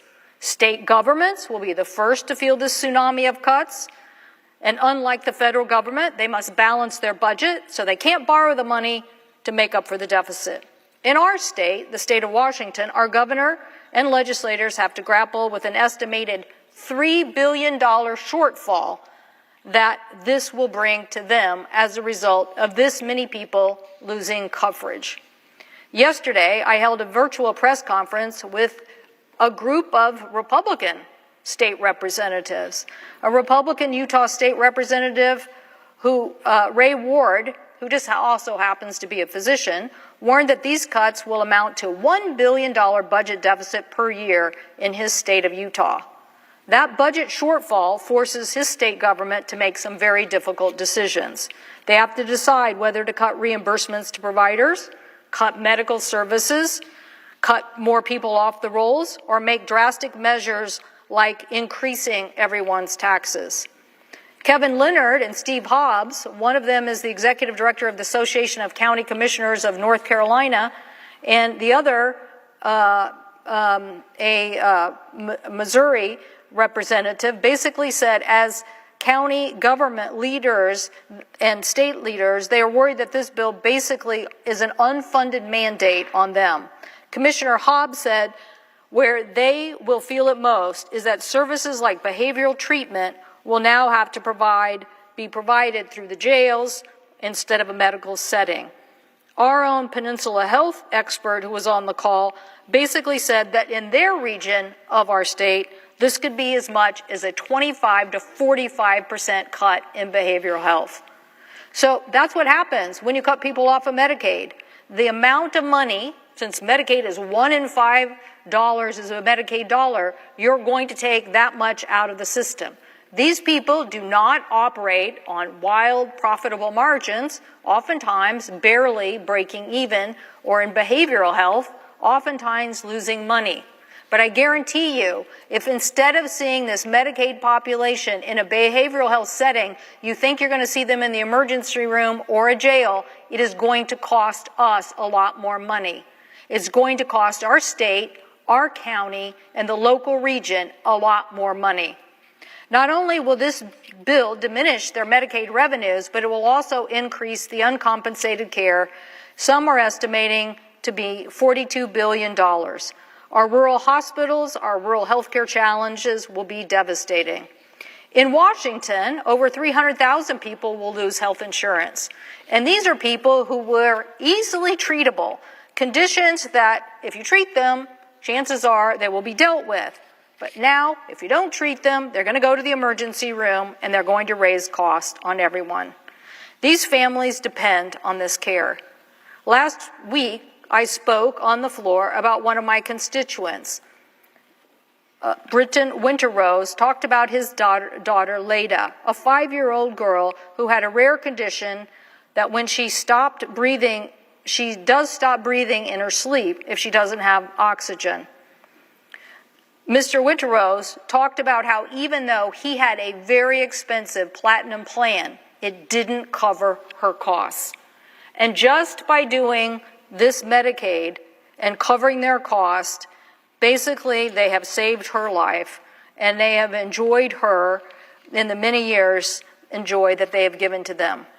Why are we making the Winterroses sweat over whether their daughter is going to be able to keep Medicaid, about whether the whole system in their part of our state is going to be able to keep doing Medicaid? Right now, people are estimating that 5.4 million people will get pushed into medical debt because of health care and the cuts in this bill. The total amount of medical debt that Americans will owe will increase by $50 billion. So is it really worth it to take $880 billion or whatever it is now, $930 billion out of Medicaid so that you're actually increasing the personal debt of people, making counties basically have unsustainable budgets, or having state legislatures come back in to cover our costs? As one of these commissioners said, this is nothing more than cost shifting to the states. It's irresponsible. According to the Center for American Progress, a 60-year-old couple who will be in the affordable care market today, making $85,000 a year, could see their annual premiums raise as much as $15,400. Why? Because when you have uncompensated care and you basically kick people out of Medicaid and off of the Affordable Care Act, what you're going to do is raise premiums on all of us. A low-income Medicare recipient also qualifying for Medicaid could see their costs go up as much as $8,340. So why are we doing this? And the out-of-pocket expenses now that a Medicaid person has to pay for, they could be paying as much as $1,650. You want to do that to give a tax break to Google and Facebook? That's why you're doing this? The tax break that you want to give them, multinationals, and I could just say for a minute about this. You know, when the 2017 tax bill came along and everybody said the corporate rate is too high, we need to have our companies be competitive around the world, I would have considered lowering that rate to something. In fact, my colleague, Senator Kane from Virginia, proposed something, but we didn't accept that. Instead, they lowered it to a very low rate and then said this year, we'll smidge it back up. That means they'll increase it back up a little bit this year. That was their plan. But somehow these multinational corporations have got to my colleagues on this side of the aisle and basically said, give us the same rate that we had in 2017. Now, the reason I didn't support that in 2017 because it was kind of ludicrous. You were saying to companies like Microsoft, we'll give you a tax break. I don't think they really needed that big of a tax break. But by the way, we're going to raise taxes on the people who work at Microsoft. We are going to raise, because of the SALT deduction, we're going to raise your taxes. So literally hundreds of thousands of people in my state paid higher taxes to do what? Give Microsoft a tax break, which they gave in dividends. Now, did that help our economy? Did that help really grow our economy? I'm pretty sure the innovation at Microsoft helped grow our economy. I'm pretty sure the people who hustled on AI helped grow our economy. I'm sure the investments that we made at agencies across our federal government helped us meet the challenges that we are facing in innovation and competition from China. Not that dividend, but now we're doubling up again. And how much is that multinational tax break? To over $200 billion. So literally, you could take half of that money and you could give it to Medicaid instead and not cut Medicaid. Now let's see. Tax breaks to Meta and Google or paying for Medicaid. Tax breaks for Facebook and Meta, the same company now changing their name, and Google, or a tax making sure there's enough revenue to pay for Medicaid. This is ludicrous. The notion that we are continuing to make big corporations the priority when they knew this tax extension was not coming. And I'm pretty sure if you look at the numbers that you see from Facebook, Meta, and Google, you will see they don't really need a tax break. They're doing pretty well right now. So the budget reconciliation bill really threatens our progress on health care. Now let me explain what I mean by that. It's not enough to just say that this health care issue, that we are really winning the day. When you look at what happened to us in health care, when our whole goal of doing the Affordable Care Act was to basically get more people covered under insurance. Why? Because we wanted to lower all the costs on health care overall. We wanted health care costs to go down, and we wanted the cost of premiums and the cost to individuals to go down and to be more like the rate of inflation, 3 to 4%. That has been our goal forever. Forever. And so prior to the Affordable Care Act, it rates on an annual basis. Think about this. On an annual basis, your healthcare premiums, your healthcare costs were generally rising about 5.4% a year. Okay? Who could keep up with that? Who could keep up with every year your healthcare costs continuing to rise? And so we did the Affordable Care Act, and guess what? We did get that into the rate of inflation. I think there's more we could have done. Lots of things happened in between, but we literally got it down to 3.7%. And we did that by covering more people. The audacity of my colleagues over here to now claim that Medicaid expenses got too expensive, when in reality we made this choice to drive down these premium costs so they were only rising close to inflation, and that was our goal, and we succeeded. So what are we doing now? Well, under the GOP plan, Wakely Healthcare Institute and the Center for Budget Policy, these are numbers that come from them. The GOP plan will now go back to raising your premiums and your healthcare costs between 7 and 11% a year. A year. So we're going to go blowing way past the 5.4. We're going to go back here. And why? Because you're going to cut off millions of people from health care. You're going to increase the cost of uncompensated care. You're going to make people wait to go to emergency rooms, and then they're going to be sicker, and that's going to cost, I don't know how much it costs, but it's definitely a multiple of 5 or more.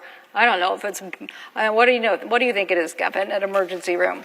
10. Okay, 10. He says 10. It's 10 times more expensive to deal with somebody at an emergency room than just get health insurance and get covered.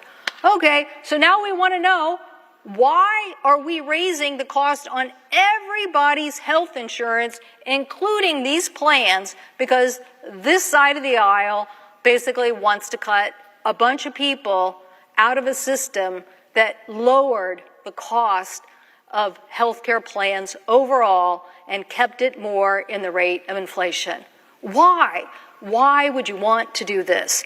So it makes no sense, and I hope our colleagues will think long and hard about that.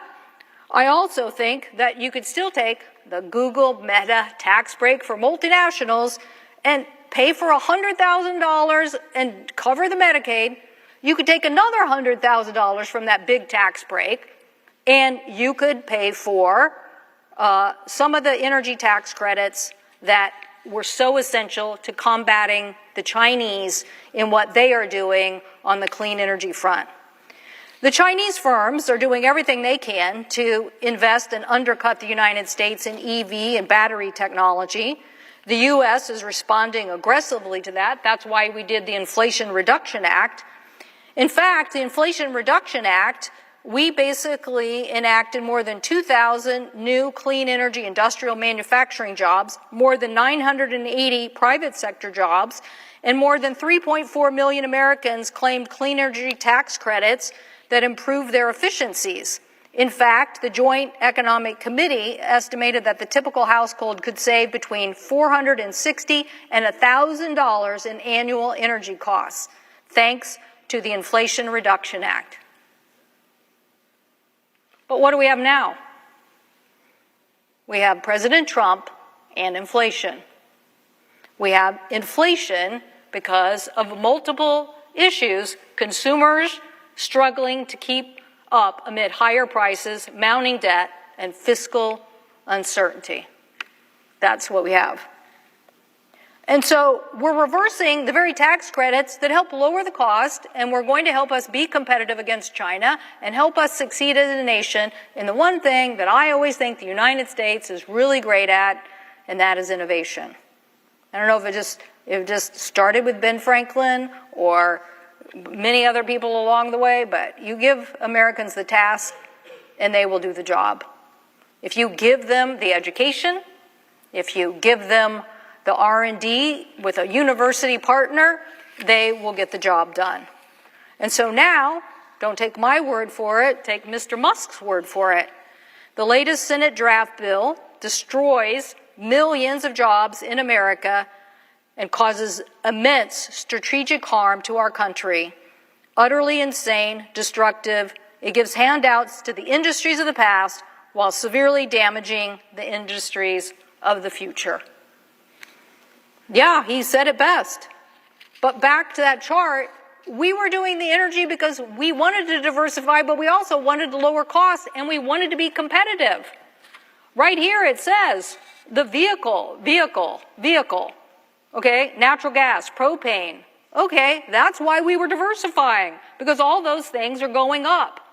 So, and this bill is not going to help electricity. You're getting rid of the electricity tax credit. So again, instead of helping Meta and helping Google, you could be helping to lower the inflationary cost by making the investments in these tax credits. But Mr. President, there's more in this bill that I don't like. My colleague from Texas is proposing an AI moratorium. He literally wants to stop states from regulating the rollout of autonomous vehicles, like Texas Governor Greg Abbott, who signed a letter last week to regulate how autonomous vehicles are licensed and deployed in Texas. And how do proponents of this moratorium propose to get started? By holding broadband money hostage unless you implement an AI moratorium. Well, I know what the Heritage Foundation said. The Heritage Foundation said that federal AI power grab could end state protection for kids and workers. Again, you are giving states a big, fat bill, and now you're trying to override laws that have been on the books for a long time, protecting consumers from fraud, from abuse, and from protecting, they are there to protect kids, and now you want to get rid of them. So it's no surprise that stakeholders on the right and left oppose this in the bill. They include 17 Republican governors and 40 attorney generals from both Democrats and Republicans, and other organizations ranging from the Heritage Foundation to the Center of American Progress. So anytime you can get the Center for American Progress and the Heritage Foundation on the same side of an issue, chances are you should be listening to what they have to say. But Mr. President, this bill, this letter, I would like to enter into the record from the National Association of Attorney Generals. Without objection. This bill would affect hundreds, I'm quoting now from this letter, quote, this bill would affect hundreds of existing and pending state laws passed and considered by both Republican and Democratic state legislatures. Some existing laws have been on the books for many years, end quote. Okay, so these are attorney generals from a variety of states who basically know the laws on their books, and they're basically saying, don't do this to us. Don't override our laws. So I'd also like to enter into the record, Mr. President, a letter from 17 Republican governors also against this provision. Without objection. Their letter, I'd like to read from, is really about this point I was trying to make about fighting China. I mean, I thought we were here to be competitive against them, to basically beat them in a race on innovation, just like we did with chips and science to try to move for the future. But basically their letter says, quote, we fully recognize that AI is dominant in the next industrial competition between the United States and adversaries like Communist China. States have led anti-Communist China action, banning Chinese affiliated companies from owning farmland and property critical for infrastructure and military bases. But America should not sacrifice the health and safety and prosperity of its people in this fight. We must curb AI's worst excesses while also encouraging growth, which is exactly what states have done through their creation of their own regulatory framework. End quote. So they're basically saying the states are on the front lines of helping to protect on AI. Now, Mr. President, I have no idea why the President of the United States has not protected the American people or the American military from the Chinese scams that are happening on TikTok. No, we would never let China own ABC News and put out Chinese communist propaganda on ABC News, but we let them do that on TikTok. This body and our colleagues said no, stop that and stop the Chinese. And yet we still haven't stopped the Chinese. So now here we are in this bill cutting out the state's abilities to fight Chinese AI companies like DeepSeek or Alibaba and they have no interest in stopping the scammers from using their AI products to harm Americans. They have none. And if you think we're going to pass something here, I'm always ready to sign up to get legislation done. But that isn't going to happen anytime soon. And so now you're telling these governors, these attorney generals, yep, I'm not even going to let you fight China because I'm going to take that tool away from you. So clearly, I don't support this part of the legislation, and I appreciate my colleague from Tennessee and her attorney general working on this very important issue. And finally, I come to the issue of spectrum. This is a very ill-conceived plan to auction off our precious spectrum. Such an auction will fundamentally compromise our defense capabilities while endangering aviation and important federal capabilities like weather forecasting and scientific research. This bill would require the FAA would require an auction of 800 megahertz of spectrum critical to our military and civilian infrastructure. It would compromise military radio frequencies and weather and other spectrum issues, most importantly, drone operations. And I know the presiding officer knows how much drones are now at the epicenter and forefront of warfare and is reshaping the battlefields across the globe. So why would we do this? Well, my colleague, Senator Cruz, is pushing for something that experts say would risk military operations. Last Congress, we got the Department of Defense and the Department of Commerce to agree that we should test bed the next generation of technology because we don't like interference. Now, I'm sure most Americans sitting at home thinking, what is she talking about? Well, if you drive in a car and you have a radio station and all of a sudden the radio station doesn't get its signal or has some interference, you know that there is an issue. The tower, not big enough, not strong enough. This is the same. This radio spectrum has been used by Department of Defense for secure purposes, very important secure purposes. Mr. President, think of the Chinese balloon and the fact that we want to detect when a Chinese balloon is flying through our airspace. We want to be able to stop people from spying on the United States of America. And yet, instead of basically saying we are going to look at this military spectrum and make sure that it continues to be secure, my colleague is suggesting to all of us that we sell that and basically allow, I believe, for what is going to be a good amount of interference without solving this problem first. Why does that bother me? Because I think we live in a world where you're going to see more and more spectrum, more and more warfare based on satellite and communication, and the landscape is changing. So I certainly don't want our military preparedness to be affected. Air Force leaders warned that spectrum bands are crucial to this radar operations, and I'm not going to go into more about why, but I'm just saying, just like you can't have 4 radio stations basically interfering with each other, my colleagues want to allow the major telcos, mostly AT&T and Verizon, who are so hungry to sell more, whatever it is, $79.99 plans or $59.99 plans. They literally are going to give away national security just so they can sell more telephone plans. In fact, I would ask them, what have you done to clean up the last disaster that you had when the Chinese hacked you on Salt Typhoon?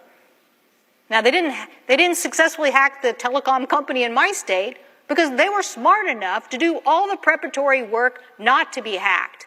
But these guys didn't do the work, and now they're up here pushing our colleagues to say, give us more, give us more, give us more, without doing the homework required to figure out how to make sure our military is protected. But what's even more infuriating is they want the same spectrum from our airlines as well. They want to cause confusion between the spectrum of aviation and in this telecommunication. Last time the Trump administration did this, there was a major debate, and the White House and the Biden administration had to come in and fix it. It's all related to the altimeter on a plane. Again, the presiding officer knows this well. An altimeter helps tell the plane what altitude they're at and what to do. But if you have interference with that altimeter, as we just saw in this helicopter accident, we're pretty sure now that this accident between an American plane, regional jet, and an Air Force helicopter, there were some altimeter issues, and that caused a discrepancy and a crash. So I am not for any interference with an aviation altimeter. I'm not for it. But instead of figuring this out, working together, both commercial and defense, we're jamming into a bill the overriding of the defense interests and saying just give it to these 2 commercial bidders, maybe more, who then will basically just feel empowered to sell more of these telco plans. Mr. President, our competitiveness is too important. Our effectiveness is too important. Collaboration and working together to solve these problems is how the United States is going to succeed. Basically, trying to pit each other against each other in these kind of technology issues is not going to help us win. So, Mr. President, I've outlined many issues here. The yeas are 22, the nays are 78. 3/5 of the senators duly chosen and sworn not having voted in the affirmative. The motion is not agreed to. The point of order is sustained and the amendment fails. Mr. President, I call up amendment number 2775 on behalf of Senator Kennedy and ask that it be reported by number. The clerk will report. The senator from South Dakota, Mr. Thune, proposes an amendment number 2775 for Mr. Kennedy to amendment number 2360. Use all your time. Mr. President. Senator from Louisiana.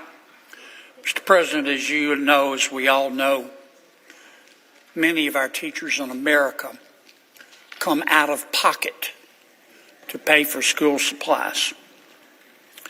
In 2002, 23 years ago, we allowed teachers to deduct $250 when they come out of pocket.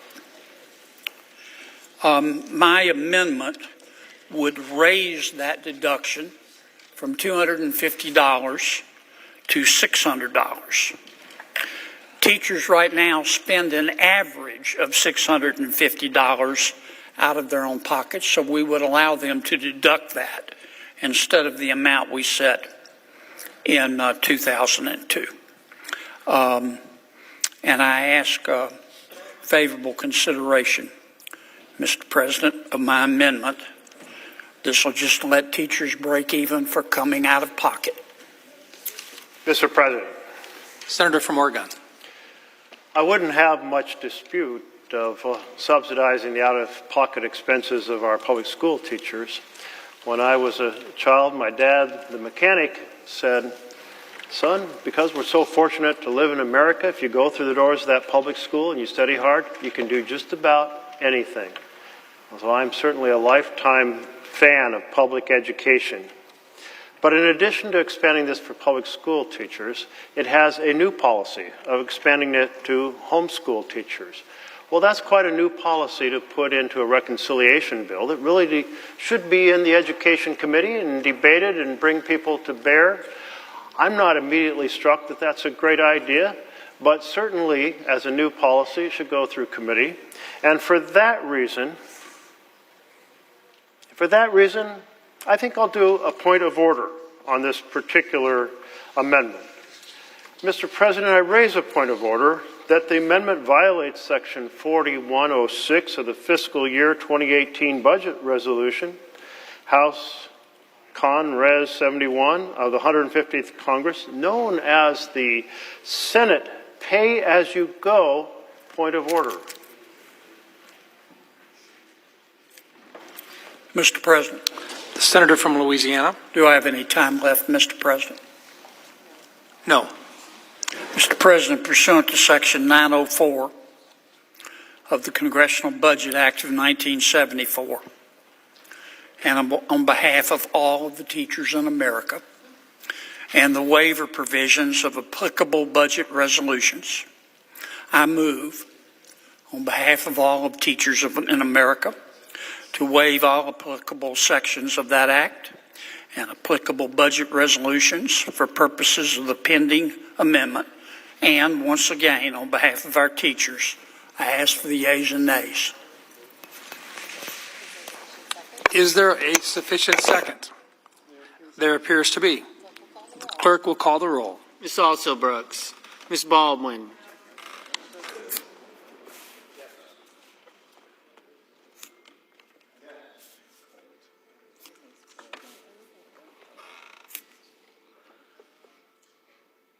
Mr. Banks.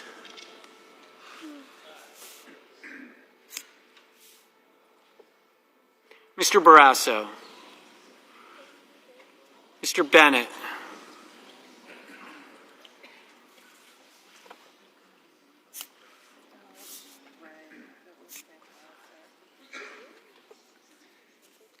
Mrs. Blackburn.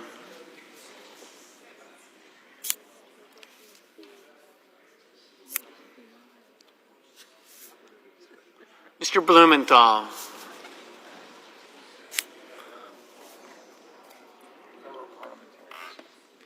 Ms. Blunt Rochester.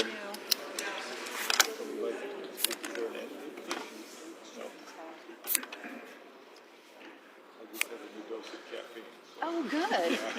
Congratulations. Mr. Booker. Boom. Mr. Bozeman.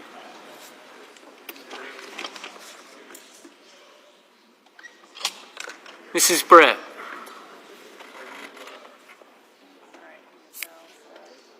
Mr. Budd.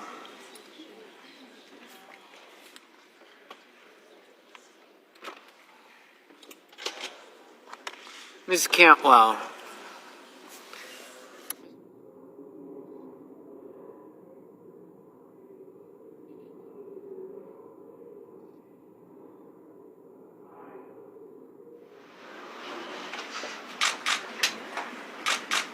Good afternoon, everybody. Good afternoon. Did everyone have a good weekend? Yes. Good. It's good to see you back here. We have another busy week. On a scheduling note, tomorrow, President Trump will travel to the great state of Florida to attend the opening of a new illegal alien detention center located at Dade Collier Training and Transition Airport alongside Secretary Kristi Noem, Governor Ron DeSantis, Congressman Byron Donalds, and other state and local leaders. We hope to see many of you there. The facility is in the heart of the Everglades and will be informally known as Alligator Alcatraz. There is only one road leading in, and the only way out is a one-way flight. It is isolated and surrounded by dangerous wildlife and unforgiving terrain.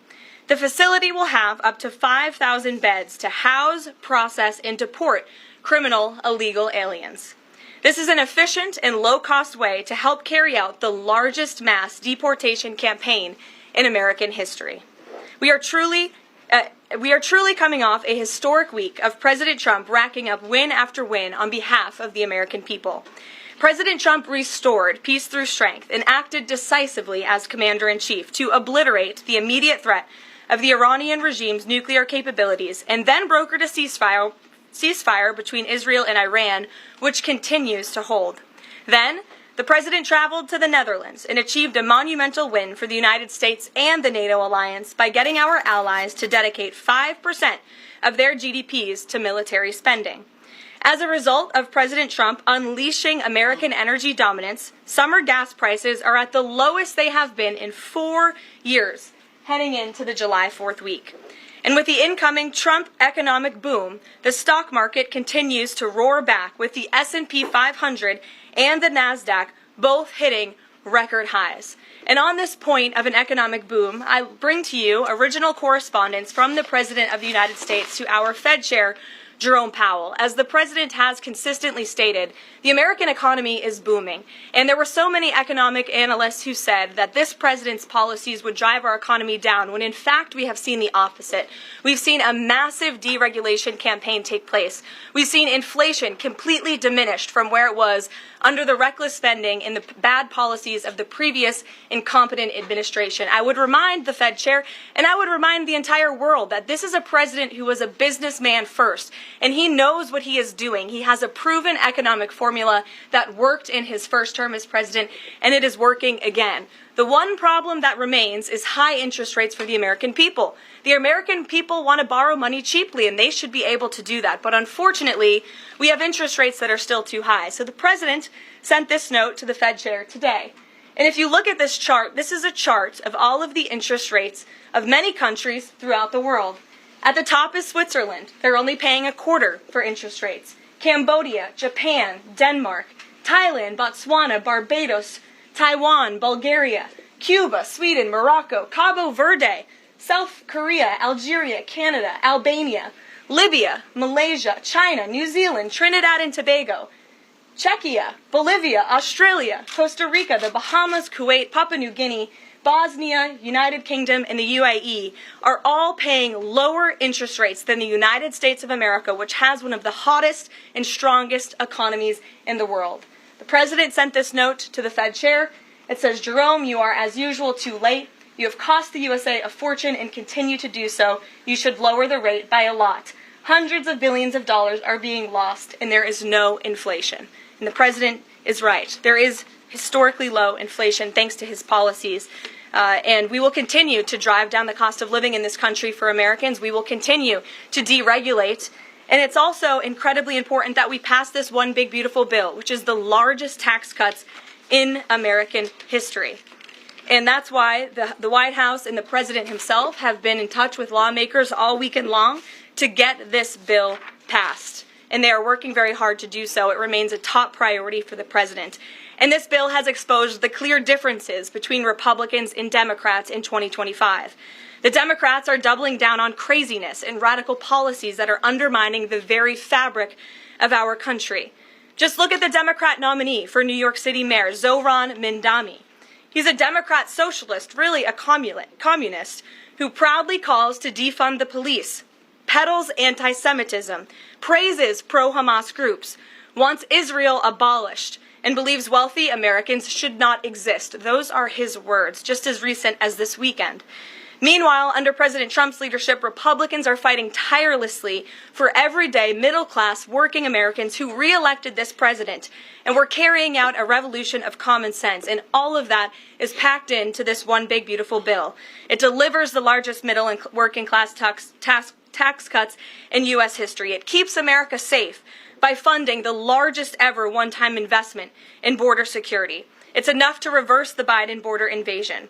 And every single Democrat is against that, against securing our border and deporting millions of criminal illegal aliens.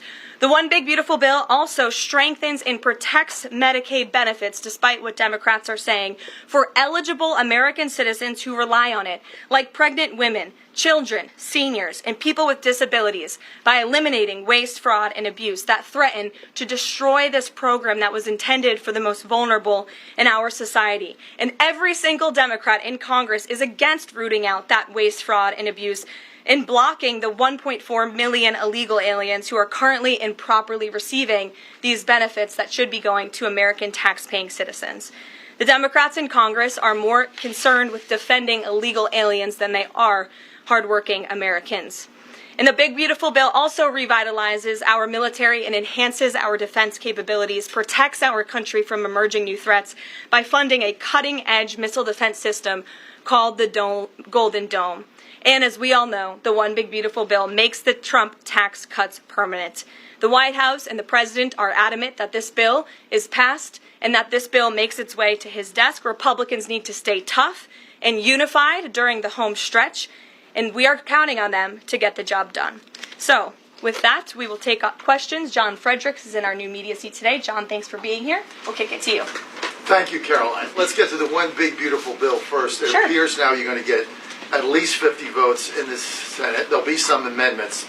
What is the President's confidence level in getting 218 votes in the House by the end of this week in order for him to sign it on Friday? Well, look, we are very well aware, the President is very well aware, that this bill needs to not only pass out of the Senate, but it needs to go back to the House, and we need the full weight of the Republican conference to get behind this bill, and we expect them to, and we are confident that they will. The President has been working hand in hand with Senate Majority Leader Thune and also our House Republican leader, or the Speaker of the House, Mike Johnson, both of whom will be at the White House today to meet with the President yet again. I believe they were here this morning, actually. I have one follow-up. Sure. You outlined Jerome Powell and the note that the President just sent to him. There are many who believe that Powell has been politicized in a lot of different ways. The President has not been shy about acting on things that he believes in. Why not just fire Jerome Powell and put in somebody that is going to lower rates? Why wait? Well, it's a good question, and one you can ask the President, because that's a decision for him to make. But you're right to point out the politicization of the Fed, and it's very unfortunate for our country. But Jerome Powell cut rates numerous times ahead of the election when Joe Biden was in this Oval Office, but now he refuses to, and the economy is in a much better place. So there really isn't a good explanation for that, and the President is rightfully calling attention to it. Thank you. Kelly. Good afternoon. On Iran, the President posted on his social that he is not even talking to them anymore. When we were at NATO, he said he expected the U.S. and Iran to have talks as early as this week and that he might even want to see a written agreement. What is the update now if he's saying he's not even talking? So as I told you from the podium last week, I said the administration, and namely our special envoy Steve Witkoff, has been in communication both directly and indirectly with the Iranians. That communication continues. The President himself has not talked to Iran, which he pointed out in his truth statement. Peter. Thank you, Caroline. Does President Trump want Zohran Mamdani deported? I haven't heard him say that. I haven't heard him call for that. But certainly he does not want this individual to be elected. I was just speaking to him about it and his radical policies that will completely crush New York City, which is obviously a city that the President holds near and dear to his heart. There's this Congressman, Andy Ogles. He wants the Attorney General Bondi to explore denaturalization proceedings because he thinks Mamdani could have misrepresented or concealed material support for terrorism based on rap lyrics he wrote in 2017. Does President Trump think this is a worthwhile use of the Attorney General's time? Well, I'll let the President speak to that. I have not seen those claims, but surely if they are true, it's something that should be investigated. And could President Trump see himself, you said you just talked to him about this, could he see himself working with a Mayor Mamdani, somebody who, on Meet the Press this weekend, was given 3 chances to condemn the phrase globalize the intifada, but he couldn't?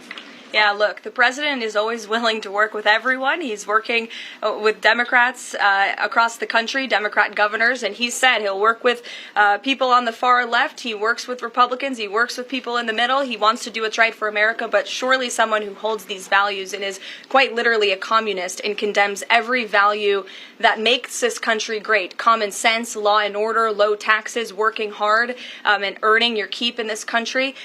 He's against all of that, and I think the President would find find it difficult to work with someone like that. If he is elected, I'm sure you'll hear more from the president on that, but we'll have to see. Hopefully the voters of New York City choose wisely. Sure. Thanks, Caroline. The President on Friday said that he was hopeful of a Gaza deal within the next week. Can you give us an update on any progress towards that, and on any talks that the White House is having with Israel on that? Mm-hmm. Sure. Well, I know that Mr. Dermer is in Washington this week to meet with senior officials here at the White House. I also know that this administration is in constant communication with Israeli leadership, and the President himself speaks frequently, as you know, to Prime Minister Netanyahu. But this has been a priority for the President since he took office, to end this brutal war in Gaza. It is because of this President that humanitarian aid is being brought into the region. It's heartbreaking to see the images that have come out from both Israel and Gaza throughout this war, and the President wants to see it end. He wants to save lives. And however, the main priority for the President also remains to bring all of the hostages home out of Gaza. As you know, his tireless effort has brought home many of the hostages, including all of the American hostages who were held there. So he wants to see both things happen, and we're continuing to work very hard to do those things. Sure. Yeah, thanks, Caroline. What is the White House's response to Senator Tillis's criticism articulated from the Senate floor yesterday, in which he said passing the big, beautiful bill would betray President Trump's promise to protect Medicaid? Well, he is just wrong. And the President and the vast majority of Republicans who are supportive of this legislation are right. This bill protects Medicaid, as I laid out for you, for those who truly deserve this program: the needy, pregnant women, children, sick Americans who physically cannot work. And what it does is it ensures that able-bodied Americans who can work 20 hours a week are actually doing so, and that will therefore strengthen and protect those benefits for Americans who need it, as well as cutting out the waste, fraud, and abuse, as well as getting 1.4 million illegal aliens off of the program. So all of those measures are actually going to protect it for those who need it. That's the President's position, and that's what this bill does, and that's why Republicans need to vote for it and get it to the President's desk. That kind of criticism from a Republican senator, is that reason for concern for the passage of this?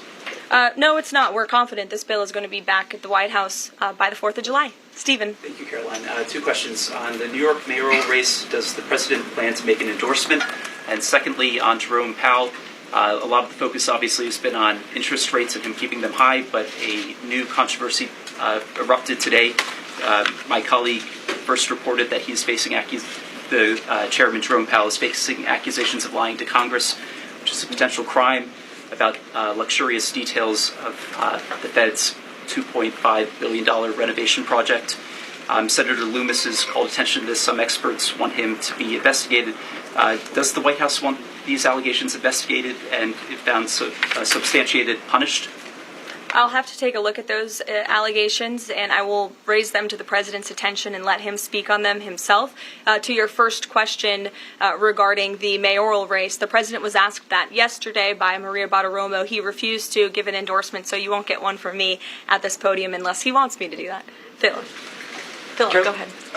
Sure. And then I can go to you. Cool. Thanks. Thank you. The President said that he's working on a temporary pause for immigration enforcement in certain industries. I'm wondering what you can tell us about how he's determining which industries are deserving of a pass. He mentioned farmers, but what about, say, construction workers? I mean, shouldn't there just be one standard here?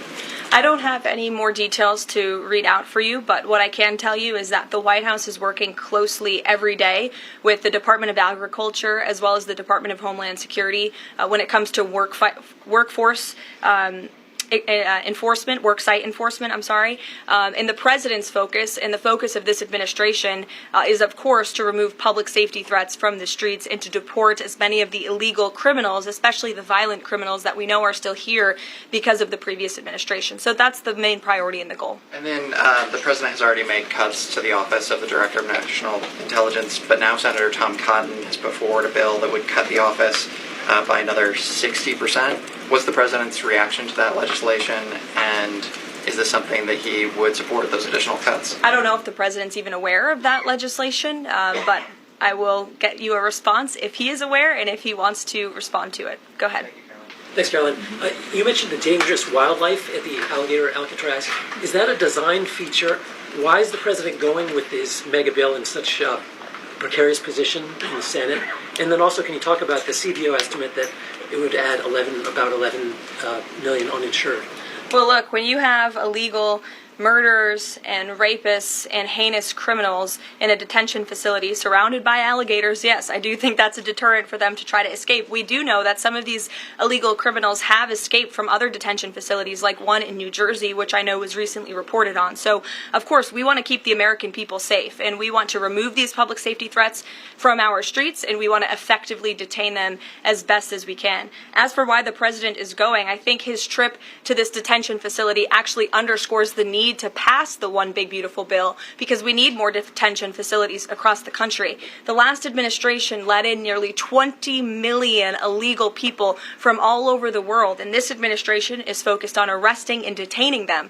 But in comparison to that 20 million illegal criminal population in our country, we only have 7,000 ICE agents in the interior who are doing this very important work. And so we obviously need more personnel, we need more resources, and that's why we need to pass the One Big Beautiful Bill.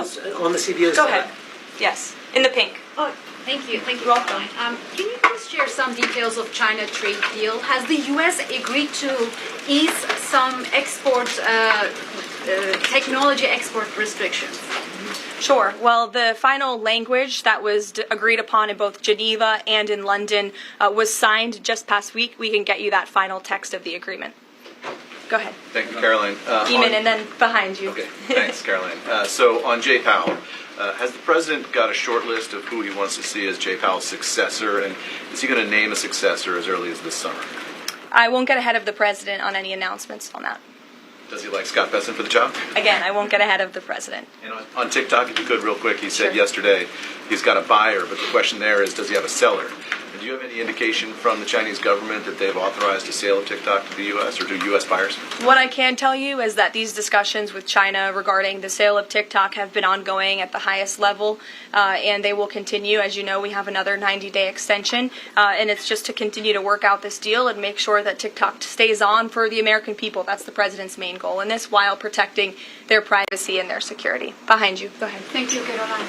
The president has been calling for a deal in Gaza for 2 days and many posts. Who is blocking the deal? And one other thing, when he posted on Netanyahu's trial, also he said it interferes with the negotiations on Iran and on Gaza. What did he mean by that? I'm sorry, to your second question? Question. When he posted about the Israeli Prime Minister trial, he said it interferes with the negotiations on Gaza and on Iran. What did he mean by that? It interferes because it physically and logistically was interfering. The Prime Minister was slated to go to court last week when he's in the middle of negotiating a peace deal and bringing hostages out of a war-torn region. And so the President was simply, I think, emphasizing his empathy that he has for Bibi Netanyahu and seeing him go what he's going through with his own judicial system in the state of Israel. Clearly, the President knows that very well. He, too, was a victim of a judicial system that was trying to put him in jail, as you all know. You all covered it. But President Trump prevailed. That's why he's back in the Oval Office, and he believes that Bibi Netanyahu is a great leader for the people of Israel. The President just worked with him closely to end that 12-day war and to obliterate Iran's nuclear facility, to take out that imminent threat, not just to the state of Israel, but also to the United States of America and the rest of the world. And he believes that Prime Minister Netanyahu should be praised for that. Go ahead. Thanks, Caroline. On the mega bill and the amendment that would limit Medicaid expansion under the Affordable Care Act, does the president want that amendment to pass? The president wants this bill to pass. Meredith. Hey, thanks, Caroline. On trade, we have this looming July 9th deadline coming up. We heard the Treasury Secretary say that he expects to wrap up these trade deals by Labor Day, but when President Trump was asked yesterday about any extensions by July 9th, he said, I think that would be necessary. So is the president ruling out any extensions on trade for any nations, even if they're negotiating in good faith? Well, you heard from him directly. He said he did not think that it would be necessary. He is going to set the rates for many of these countries if they don't come to the table to negotiate in good faith. And he is meeting with his trade team this week to do that. Mary.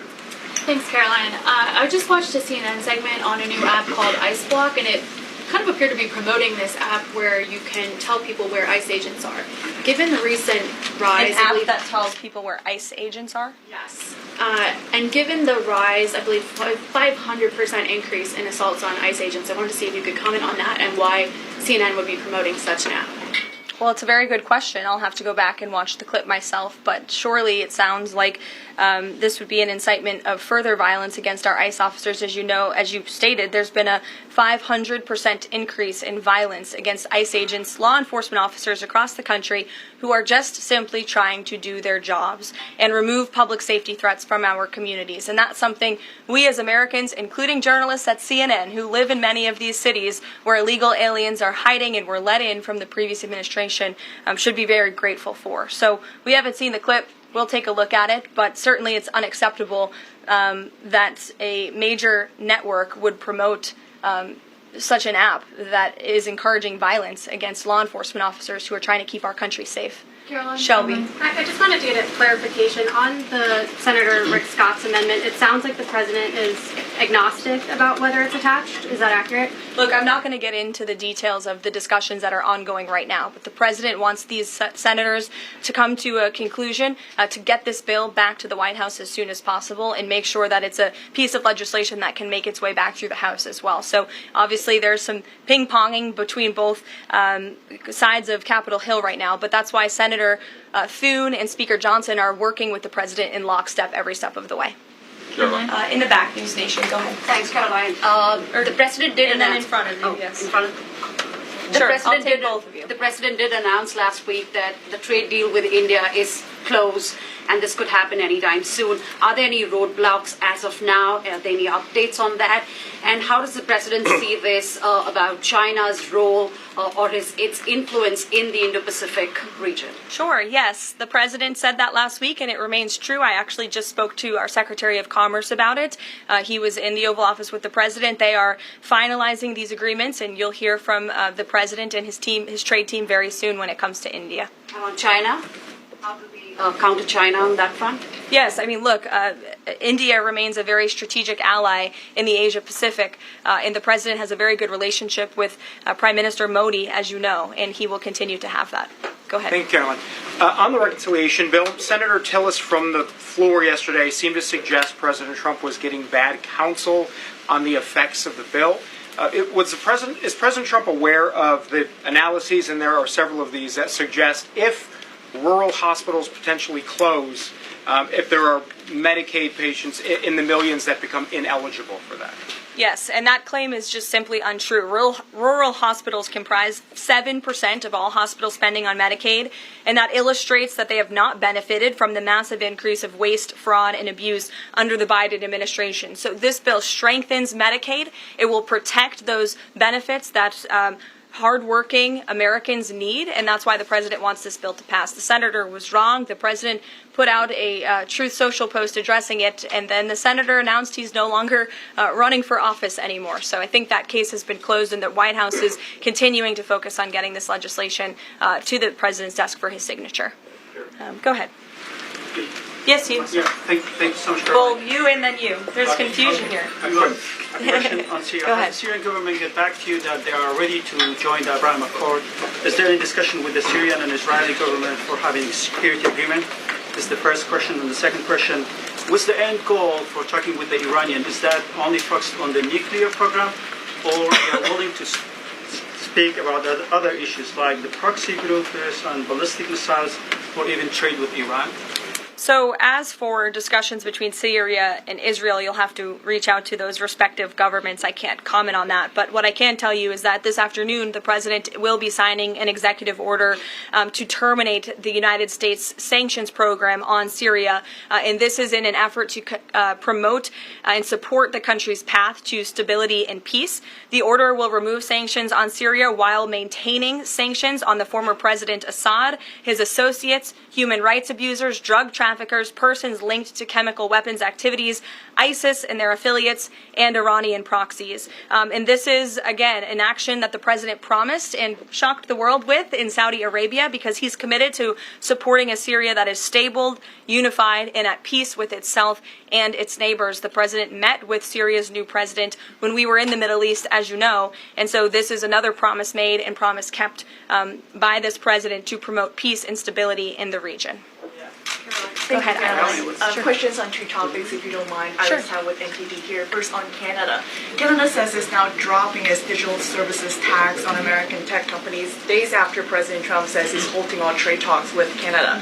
First, what's the president's reaction to this? Can you tell us more about his call with Prime Minister Carney over the weekend? How did he get Carney to drop it? And also, what's the impact on American tech companies given this latest progress, as the president says he has been fighting for American tech companies?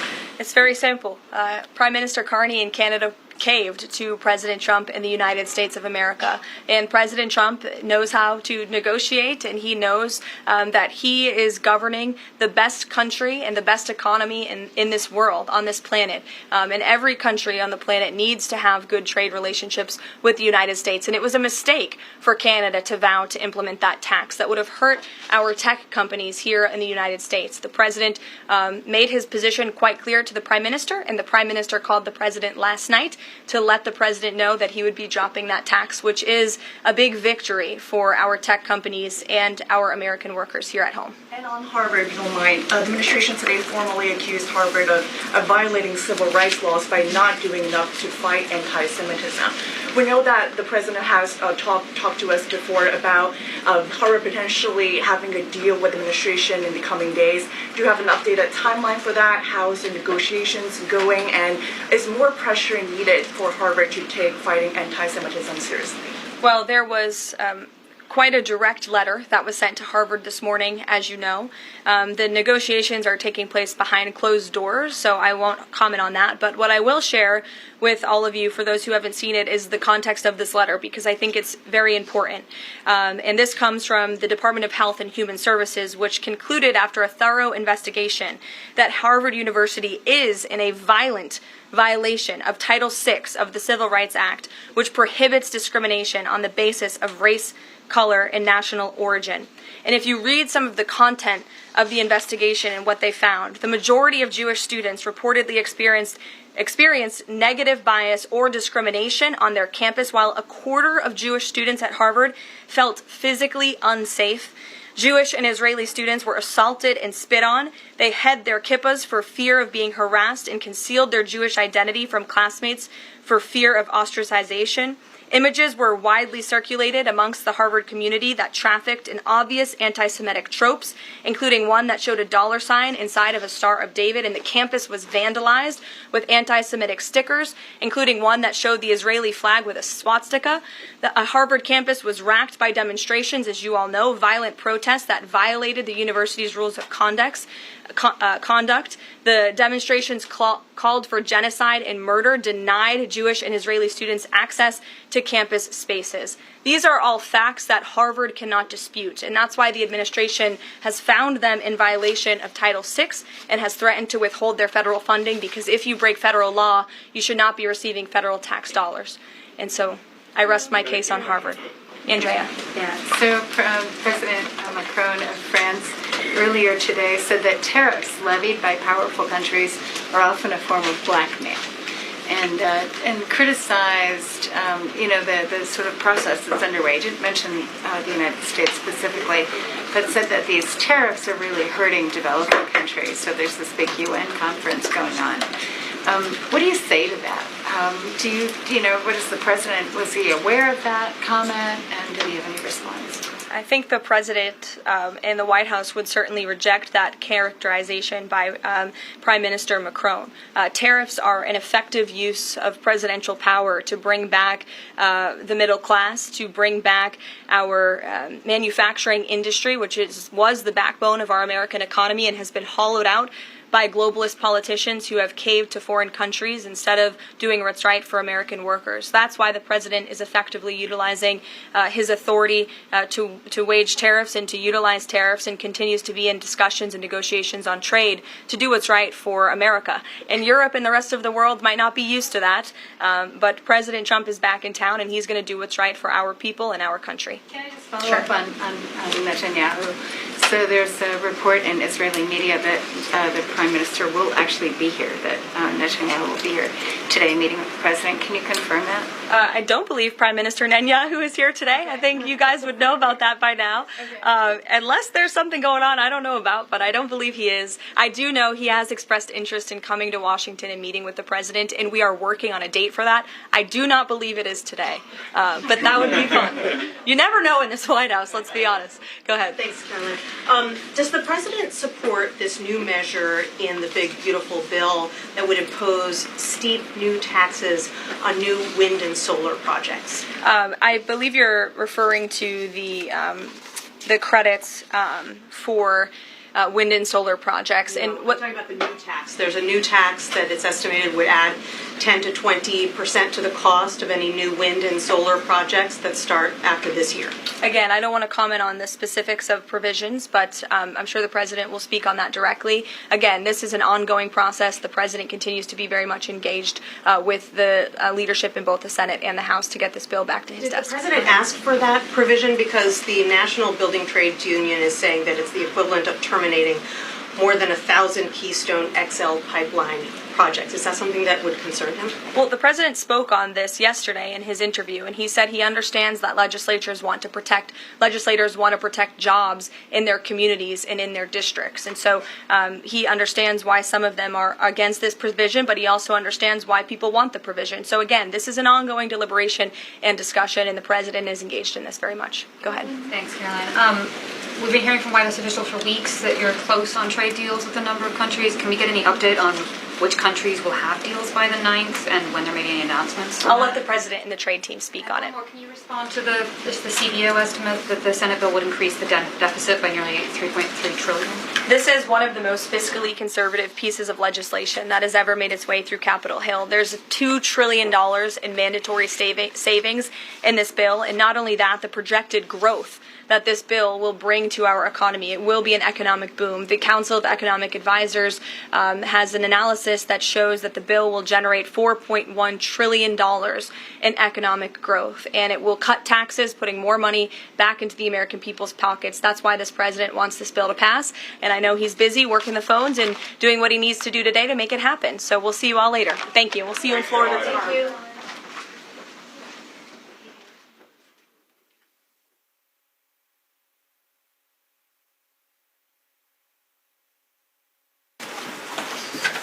Happy Monday. I'll explain in a moment. I will explain in a moment. Thank you for being here.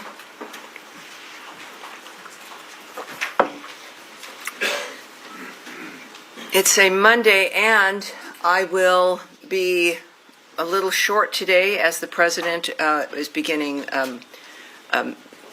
some signings at the White House and the Oval Office. We don't want to conflict. So forgive me in that regard.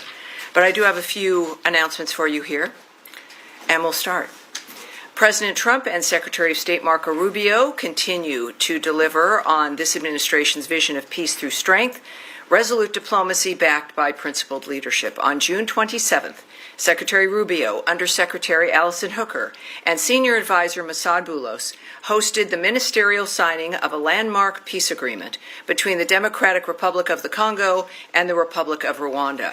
The agreement marks a historic milestone for the Great Lakes region, bringing an end to a 30-year war. The United States, in coordination with the African Union, Qatar, and Togo, will continue supporting full implementation of this comprehensive peace deal to pave the way for mutual prosperity. Tomorrow, Secretary Rubio will welcome his Quad counterparts from Australia, India, and Japan to Washington to reaffirm our shared commitment to a free and open Indo-Pacific. This ministerial reinforces our joint resolve to defend sovereignty, strengthen regional maritime security, and build resilient supply chains. And as you may know, today President Trump will issue a new executive order lifting U.S. sanctions on Syria, reaffirming his belief that the Syrian people deserve a future of safety and prosperity. This policy reflects the President's conviction that American leadership can unlock new paths to regional stability. Finally, the Department's Middle East Task Force ended its activities on Friday, June 27th. U.S. embassies and consulates throughout the region are open and providing routine and emergency consular services. The Department also continues to share information and... On this vote, the yeas are 54 and the nays are 46. 3/5 of the senators duly chosen and sworn not having voted in the affirmative. The motion is not agreed to. The point of order is sustained and the amendment falls. I mean, this process is just a total. Mr. President, the Majority Leader. I ask unanimous consent that it be in order for the following senators to be recognized to offer amendments, motions, or points of order. That the amendments be reported by number with no amendments in order prior to a vote in relation to the amendments or motions. Wyden motion to commit. Hirono, number 2382. Warnock motion to commit. Lee, number 2745. Kim, number 2817. Ernst, number 2372. Sanders, number 2435, with 60 affirmative votes required. Is there objection? Without objection. And Mr. President, I would suggest to my colleagues that we get this vote started, and that when we get it, we're going to start voting in our seats, and we're going to start doing 10-minute votes. Right.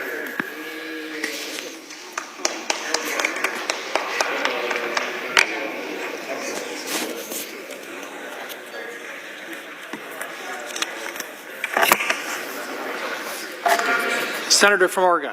I have a motion to commit at the desk. Clerk will report. The senator from Oregon, Mr. Wyden, moves to commit the bill H.R. 1 to the Committee on Finance of the Senate with instructions to report the same back to the Senate in 3 days. I ask that further reading of the motion be dispensed with. Without objection. Mr. President and colleagues, Republicans started out planning to repeal the tax credits that finance Democrats wrote for wind and solar energy. Then it got a whole lot worse. The Republican plan actually taxes clean energy. Taxes raise energy bills. The Republican plan will raise your energy bills. If this passes, it is a death sentence for the wind and solar industries and hundreds of thousands of American jobs. It's a surrender to China on clean energy manufacturing. Leader Schumer and my colleagues on our side all support this effort. If you're for all of the above energy, something I've heard my Republican colleagues say, you'll support my motion to commit the bill back to the Finance Committee to strike the cuts to clean energy. From Utah. Mr. President, I'd love and respect my friend and colleague from Oregon, but I disagree with every word he just uttered, including but, and the. Look, the Energy and Natural Resources title of this bill is one of the most consequential pieces of energy legislation we've had in decades. It increases production on federal lands, and it eliminates wasteful spending at both Interior and Energy departments that have prioritized intermittent, non-reliable, non-baseload sources of power, ultimately driving up the cost of living and the cost of power. We can and do reduce energy prices by increasing development of our vast energy natural resources. I strongly urge my colleagues to oppose this amendment. As for the yeas and nays. Yeas. Is there sufficient second? There appears to be. Clerk will call the roll.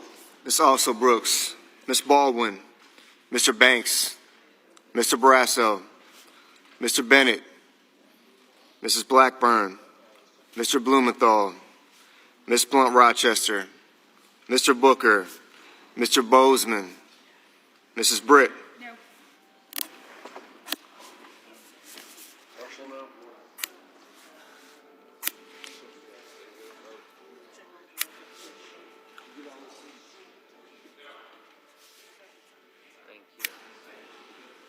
Mr. Budd.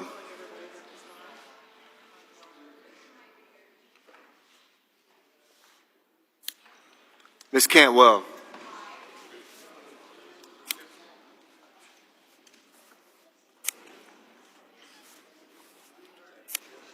Got you, sir.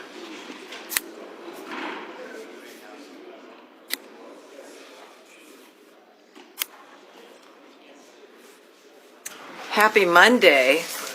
I'll explain in a moment. I will explain in a moment. Thank you for being here.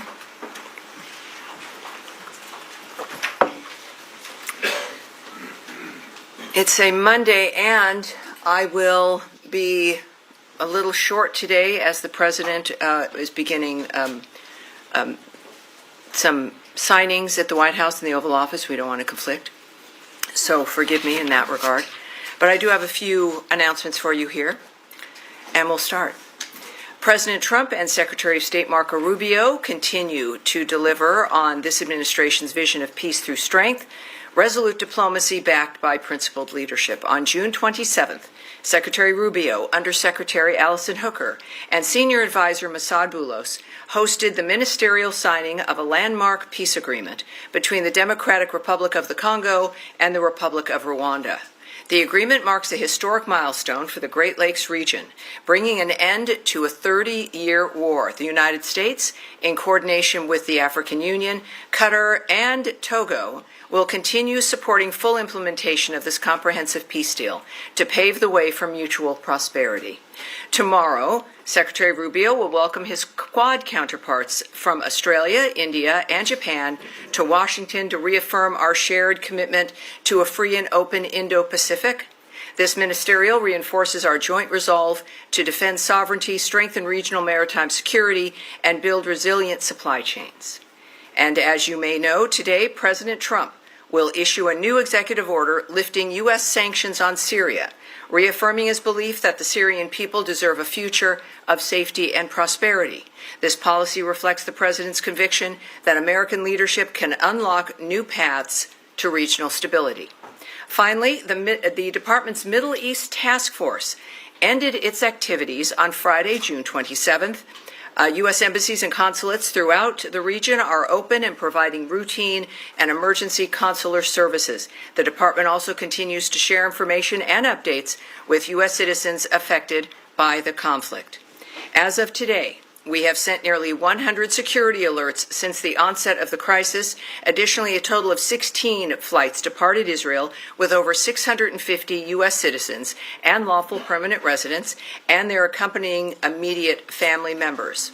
We are grateful to our partners in the region, particularly Greece, Italy, and Cyprus, for welcoming U.S. citizens on these assisted departure flights, and to our partners in Qatar and around the world. It is a good thing to be able to say that today to you. I now welcome your questions. All right, yes, Humaira, not that you have anything ever on your mind. Let's do it. Thank you, Tammy. Yes, ma'am. So, a couple of questions. One on Israel, actually. I was going to ask about Syria, but I'll get to it later. So, Haaretz newspaper last week reported that Israel's military advocate general has ordered an investigation into possible war crimes over allegations that Israeli forces deliberately fired at Palestinian civilians near Gaza aid distribution sites. These are the ones that GHF does, as you know. And then today, Israeli military acknowledged that Palestinian civilians were harmed at these aid distribution centers. So I'm wondering, in light of these assessments, is the administration going to rethink allocating that money to GHF? Well, I think the answer to that certainly is no. What we do expect, and the IDF and Israel have announced that they are, of course, investigating certain incidents. It is a good time for a reminder here that Hamas is responsible for the current situation in Gaza. They, of course, initiated the attacks on October 7th. They continue to refuse to lay down their arms or to free the remaining hostages, including the remains of 2 Americans, and use violence to interfere with aid deliveries to the people of Gaza who are in dire need of food and aid. So in the meantime, I think that we also have to recognize that, of course, this remains a war zone effectively.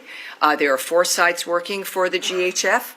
We are coming up to, I think, about 51 million meals distributed. It is certainly not easy. There are efforts in those on the ground who do not want this to be a success, who have made the lives of the people of Gaza miserable for decades now. And this is a key, unlocking a door to a better future. So this is what the President has asked for. which is a new approach for Gaza.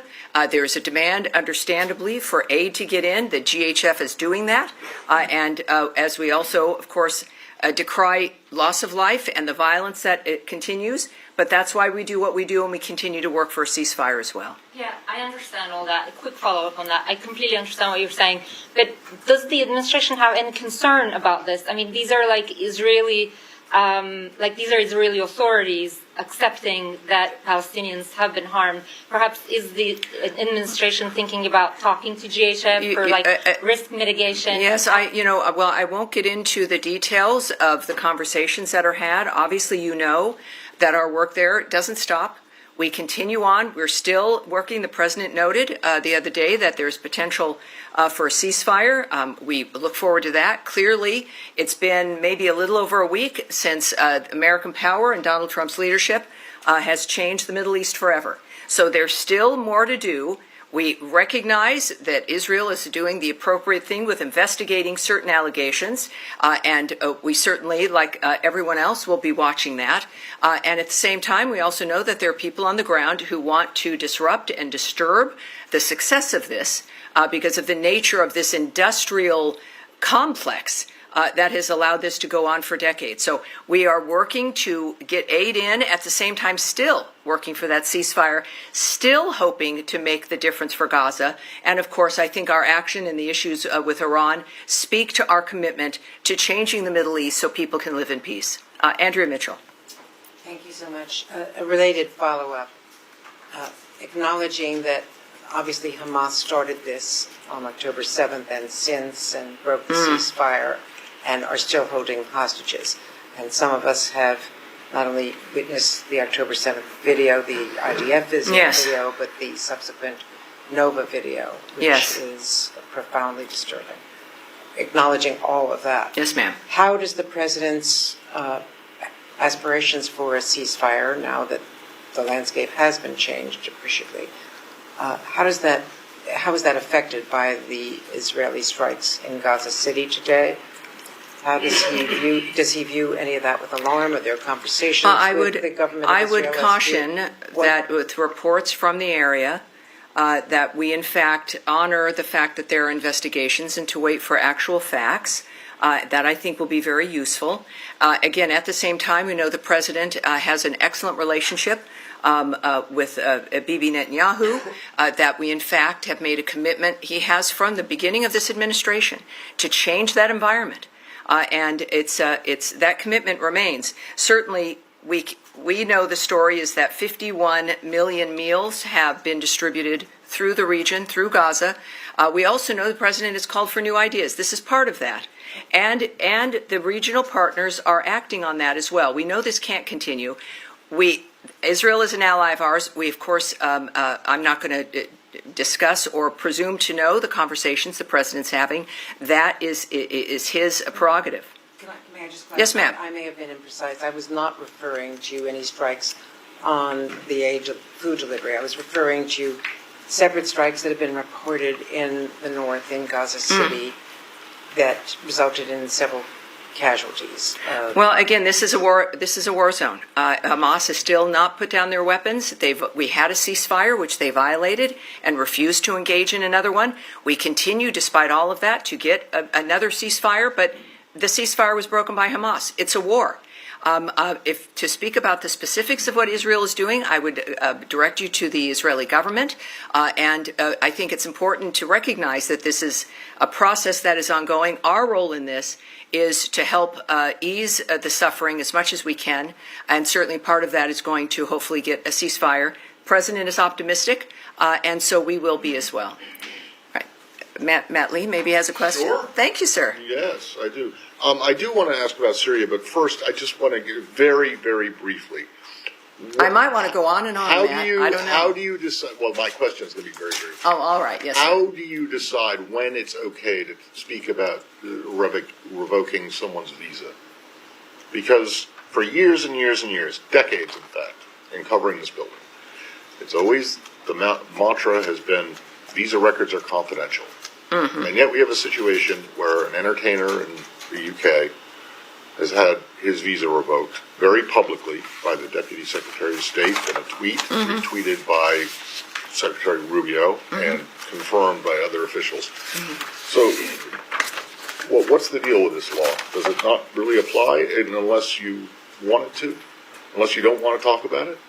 Well, yeah, I can't speak to the decisions at the times of when to discuss something of this sort. What we do know is a very public dynamic with individuals. We have a very public policy and procedure and process now that we're discussing regarding national security and how we are handling the visa process. In this particular case, of course, what you're referring to is the tweet from our Deputy Secretary of State, Christopher Landau, that the State Department has revoked the U.S. visas for the members of the Bob Dylan band in light of their hateful tirade at Glastonbury, including leading the crowd in death chants. Foreigners who glorify violence and hatred are not welcome visitors to our country. Now, we've stated that when it comes to how we vet people, if they are going to be coming here to be helpful, to be nice people, to be great tourists, or if they're coming for other reasons, that every sovereign nation has a right to decide who's going to come to this country. So we've been public about that standard. And this was a very public event that violated, as you've seen from the Deputy Secretary's tweet, that very basic standard about the nature of who we want to let into the country. That's all right. It is important the American people support us taking care about who comes here. And I think his tweet and the Secretary's language and his approach on the policy speaks for itself. Okay, so basically, if it's a public kind of facing thing, then I didn't say that. I said in this case that's what has occurred. And I think that it's the policy certainly is clear for individuals, but when we're thinking about the nature of the policy itself that has been publicly discussed, they chose to do so this time. And then just also very briefly on Syria, there is this, as you mentioned, the president's going to be signing this executive order Correct. Shortly in the next 10, 15 That's minutes right. or so. Can you give us an idea what the State Department component of the impact of what this will do? What is state? Because I know it's Treasury and Commerce all involved. So what happens at the State Department after this EO is signed? Well, it is sanctions and aspects like that, of course, belong to the Treasury. A lot of people don't know that they're the ones who manage that with the application, the nature of what occurs. I will repeat what my colleague Caroline said just a little bit ago about this event. The President is going to sign an executive order to terminate the U.S. sanctions program on Syria, and this is in an effort to promote and support the country's path towards stability and peace. The order will remove sanctions on Syria while maintaining sanctions on the former President Assad, his associates, human rights abusers, drug traffickers, persons linked to chemical weapons activities, ISIS members and their affiliates, and Iranian proxies. Again, this is an action that the President has promised and shocked the world within Saudi Arabia, because when he first announced this plan, he is committed to supporting a Syria that is stable, united, and at peace with itself and its neighbors. So in this particular application, of course, this is about the Treasury, it's about the White House, and certainly our special envoy, Ambassador Barrack, and his now application and work getting that country back on its feet. All right, Sean. Can we go back to the music a bit? Yes, sir. On Glastonbury, just getting to the decision to revoke the visas, members of this administration, particularly the Vice President, have been very vocal about free expression, saying that even if things are hateful, particularly the Vice President took to task Germany and to a certain extent the UK, saying that there are laws that prohibit hateful content and insults, that those are inappropriate. What's the difference here? I mean, I'm not justifying, I'm not supporting the Bob Dylan as a band, but why is it that this speech is out of line while you have there's at the same time a push to not to outlaw free expression elsewhere when it comes to insults? Right. I think that, again, this is not about the nature of a concert, I suppose, but it really is about our standards, about who we let in the country, that we're not telling people what they can sing about or what they can say. It's not involved here at all. They obviously felt free to say what they were saying and chanting at Glastonbury, and they can do that. And we can do what we do. So it really is about the issue of national security, about issues of violence, the increase certainly of anti-Semitism, but of terrorism in general. That dynamic, the crime in the United States, what happened with the open border, the transnational gangs that are here, this kind of wanton dynamic that has ruined American lives, that has created cities that are unlivable, and every American deserves better. They deserve to know they have leadership, as we do now, and that's why they voted for Donald Trump, was simple, basic law and order, respect for your neighbor, and if you're coming to this country, respect for the people who are here. So I think that when we think about why you have a visa system, which is in part to vet and to stop and to ask questions, is to take that seriously. Well, can I just present in one other case, a free expression, Hungary, Prime Minister Orban, who of course is a close ally of the president, tried to ban a pride parade this weekend. Tens of thousands and hundreds of thousands of people came out. Does the U.S. have a view on that? Do you think that it's justified to ban an LGBTQ pride parade? Well, when the Vice President or any of us speak about the nature of policy, or I think what's important regarding freedom of expression, that's our plan and what we feel is important to convey, and then what countries do is their business. Events happen all over the world, as we know, every day, which the United States has no comment about. And we have nothing to add on this matter. But again, I think it's about what what countries do, the choices they make with their nations, and what citizens do and how they respond to that. With respect, I mean, the U.S. did criticize the UK over bans on anti-abortion protesters. Is there any contradiction? Well, again, I'm not going to speak to individual situations or instances or comments that are made. Again, we have events that happen all the time all over the world, which might be worth commenting on, but we don't comment on all of them, I think, for a very good reason. Yes, sir. On events happening all over the world, in Nigeria recently, more than 200 people were slaughtered earlier this month in a series of attacks on Christian villages by Islamic militants. Some 6,000 were displaced. What's state doing to address this? Is there anything state can do to address this? Well, I can't speak about what is being discussed now or is in any kind of diplomatic conversations or planning, et cetera, but I'm going to be briefing again on Wednesday. Today is a unique week because we have the Quad with the Secretary tomorrow, which I'll be a part of, so we'll be briefing on Wednesday. Let's take that back and find out where that stands and what our plans are. I'll have that for you. Yes, sir. Thank you, Tony. I want to move to Ukraine, if I may. Russians are stepping up their air attacks on Ukraine, which happen to be larger than ever before. The president on Friday addressed the Ukraine issue, and he said that Putin, quote unquote, respects our country again. Well, hours after that, Putin unleashed the largest ever air attack on Ukraine. Do you think Russia respects President Trump? I'm sorry, do I think? Do you think Russia respects President Trump and President Trump? On this vote, the ayes are 47, the nays are 53. The motion is not agreed to.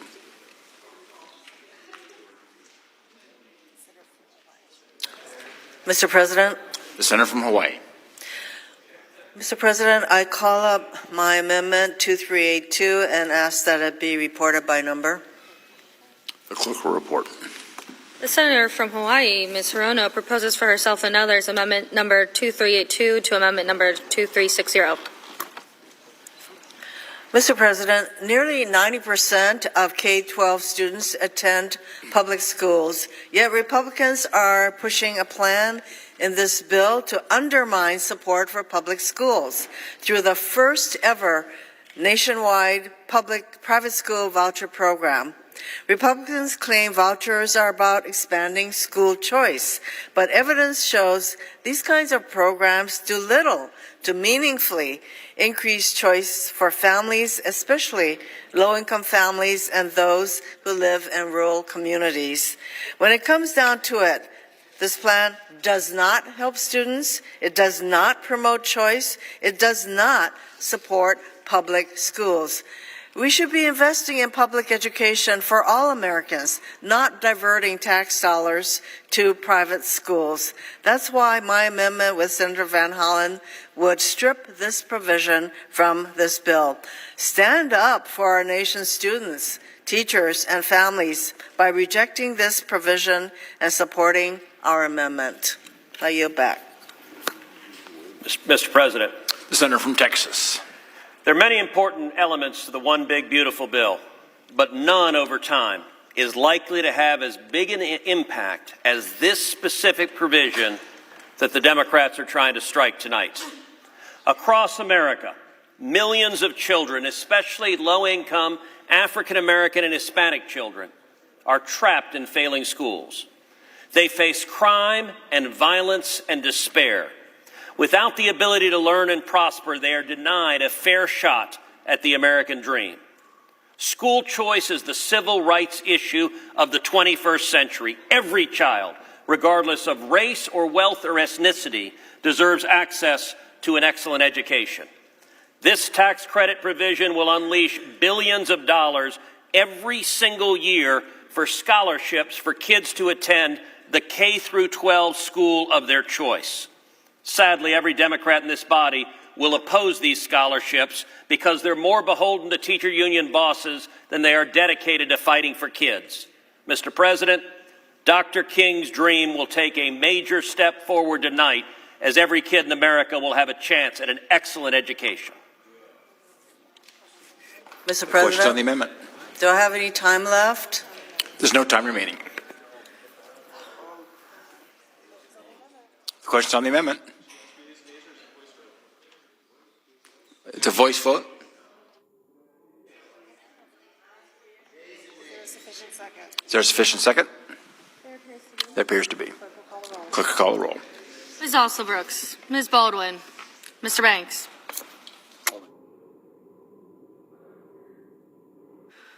Mr. Barrasso. Mr. Bennett.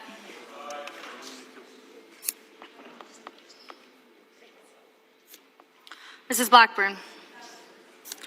Mr. Blumenthal. Ms. Blunt-Rochester.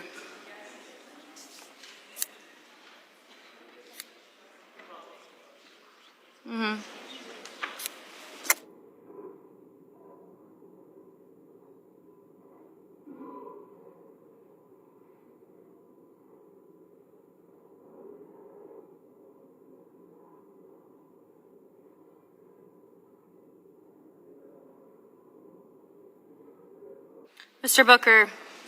Mr. Bozeman.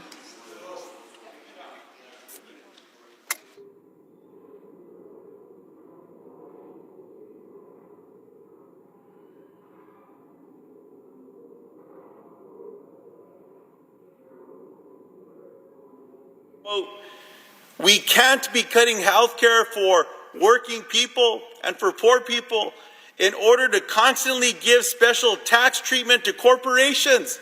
Now, that same senator went on to say that, quote, slashing health insurance for the working poor is morally wrong. That's right.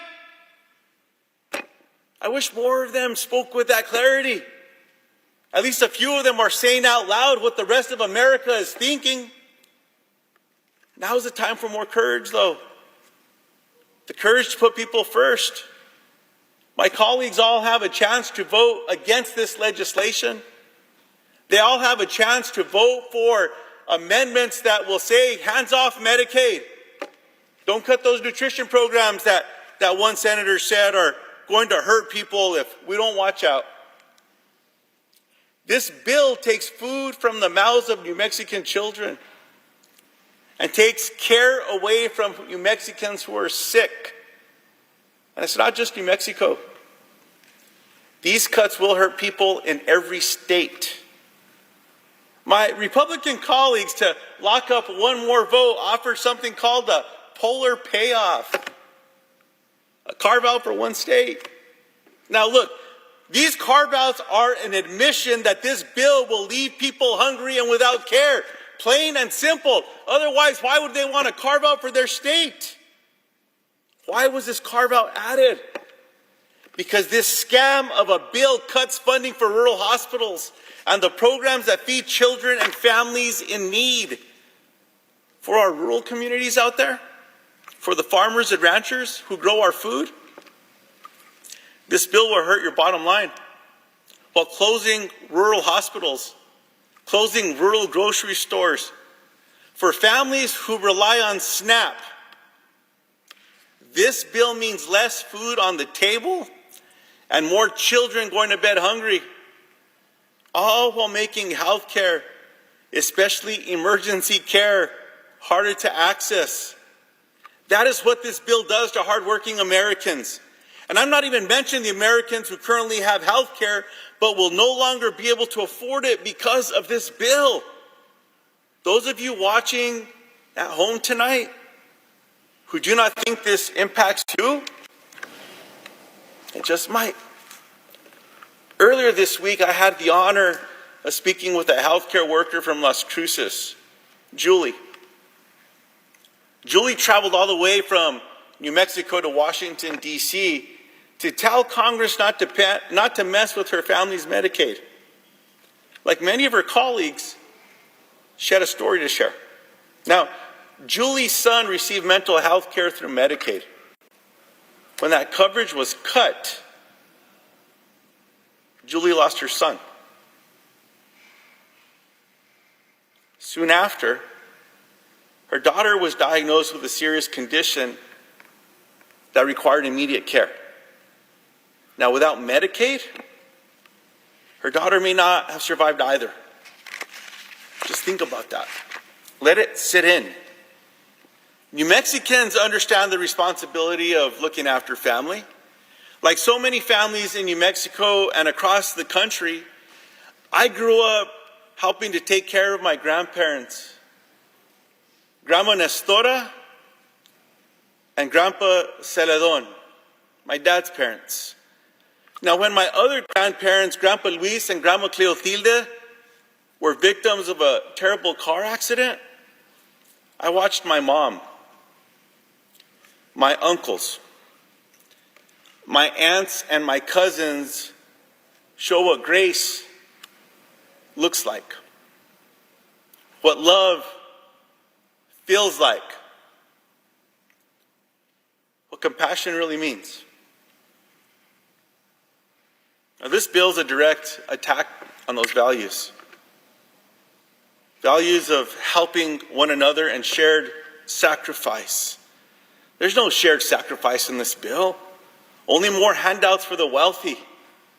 There is nothing in this bill that shows that we are all looking out for our neighbors across America.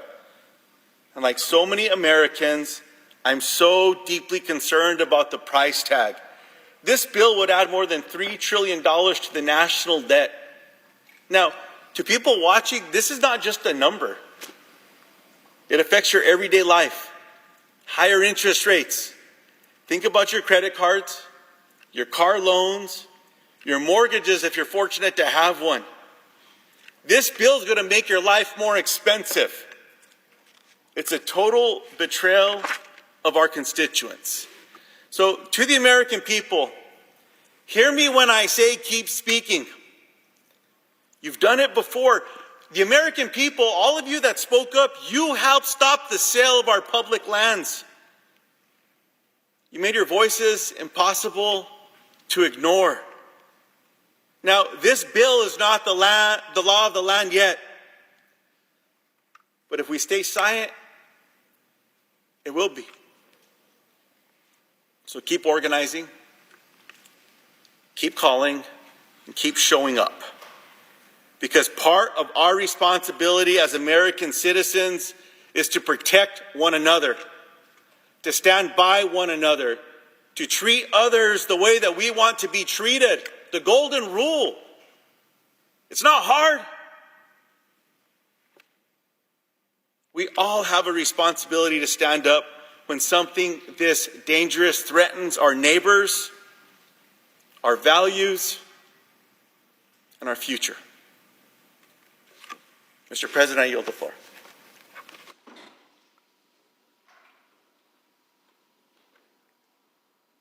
Mr. President. I recognize the senator from New Jersey. Mr. President, I rise today to lift up the fact that this reconciliation bill will do real harm to countless American families.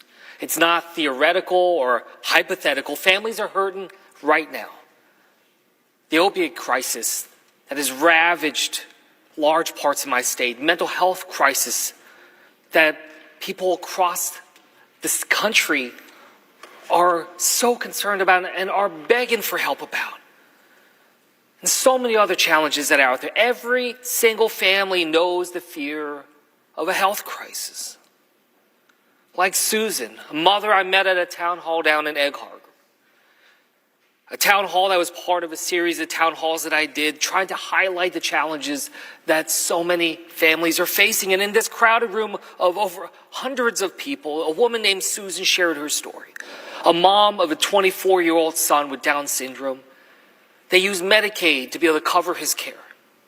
She broke down at the weight of her fear and worry of her child, something a lot of us can relate to. She said to me that this is the face of Medicaid.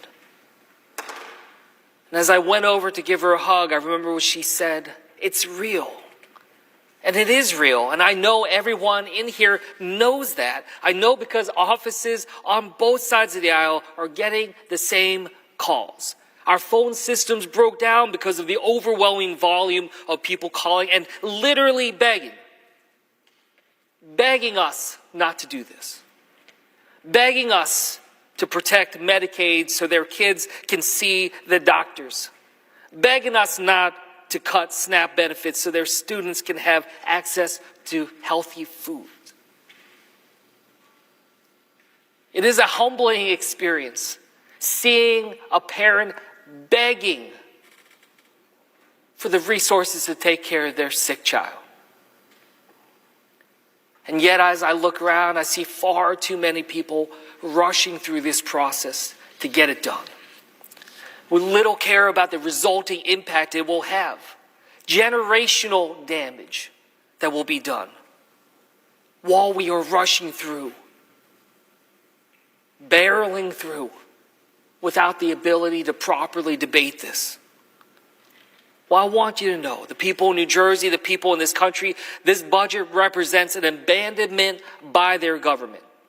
And this will hurt everyone we are supposed to be helping.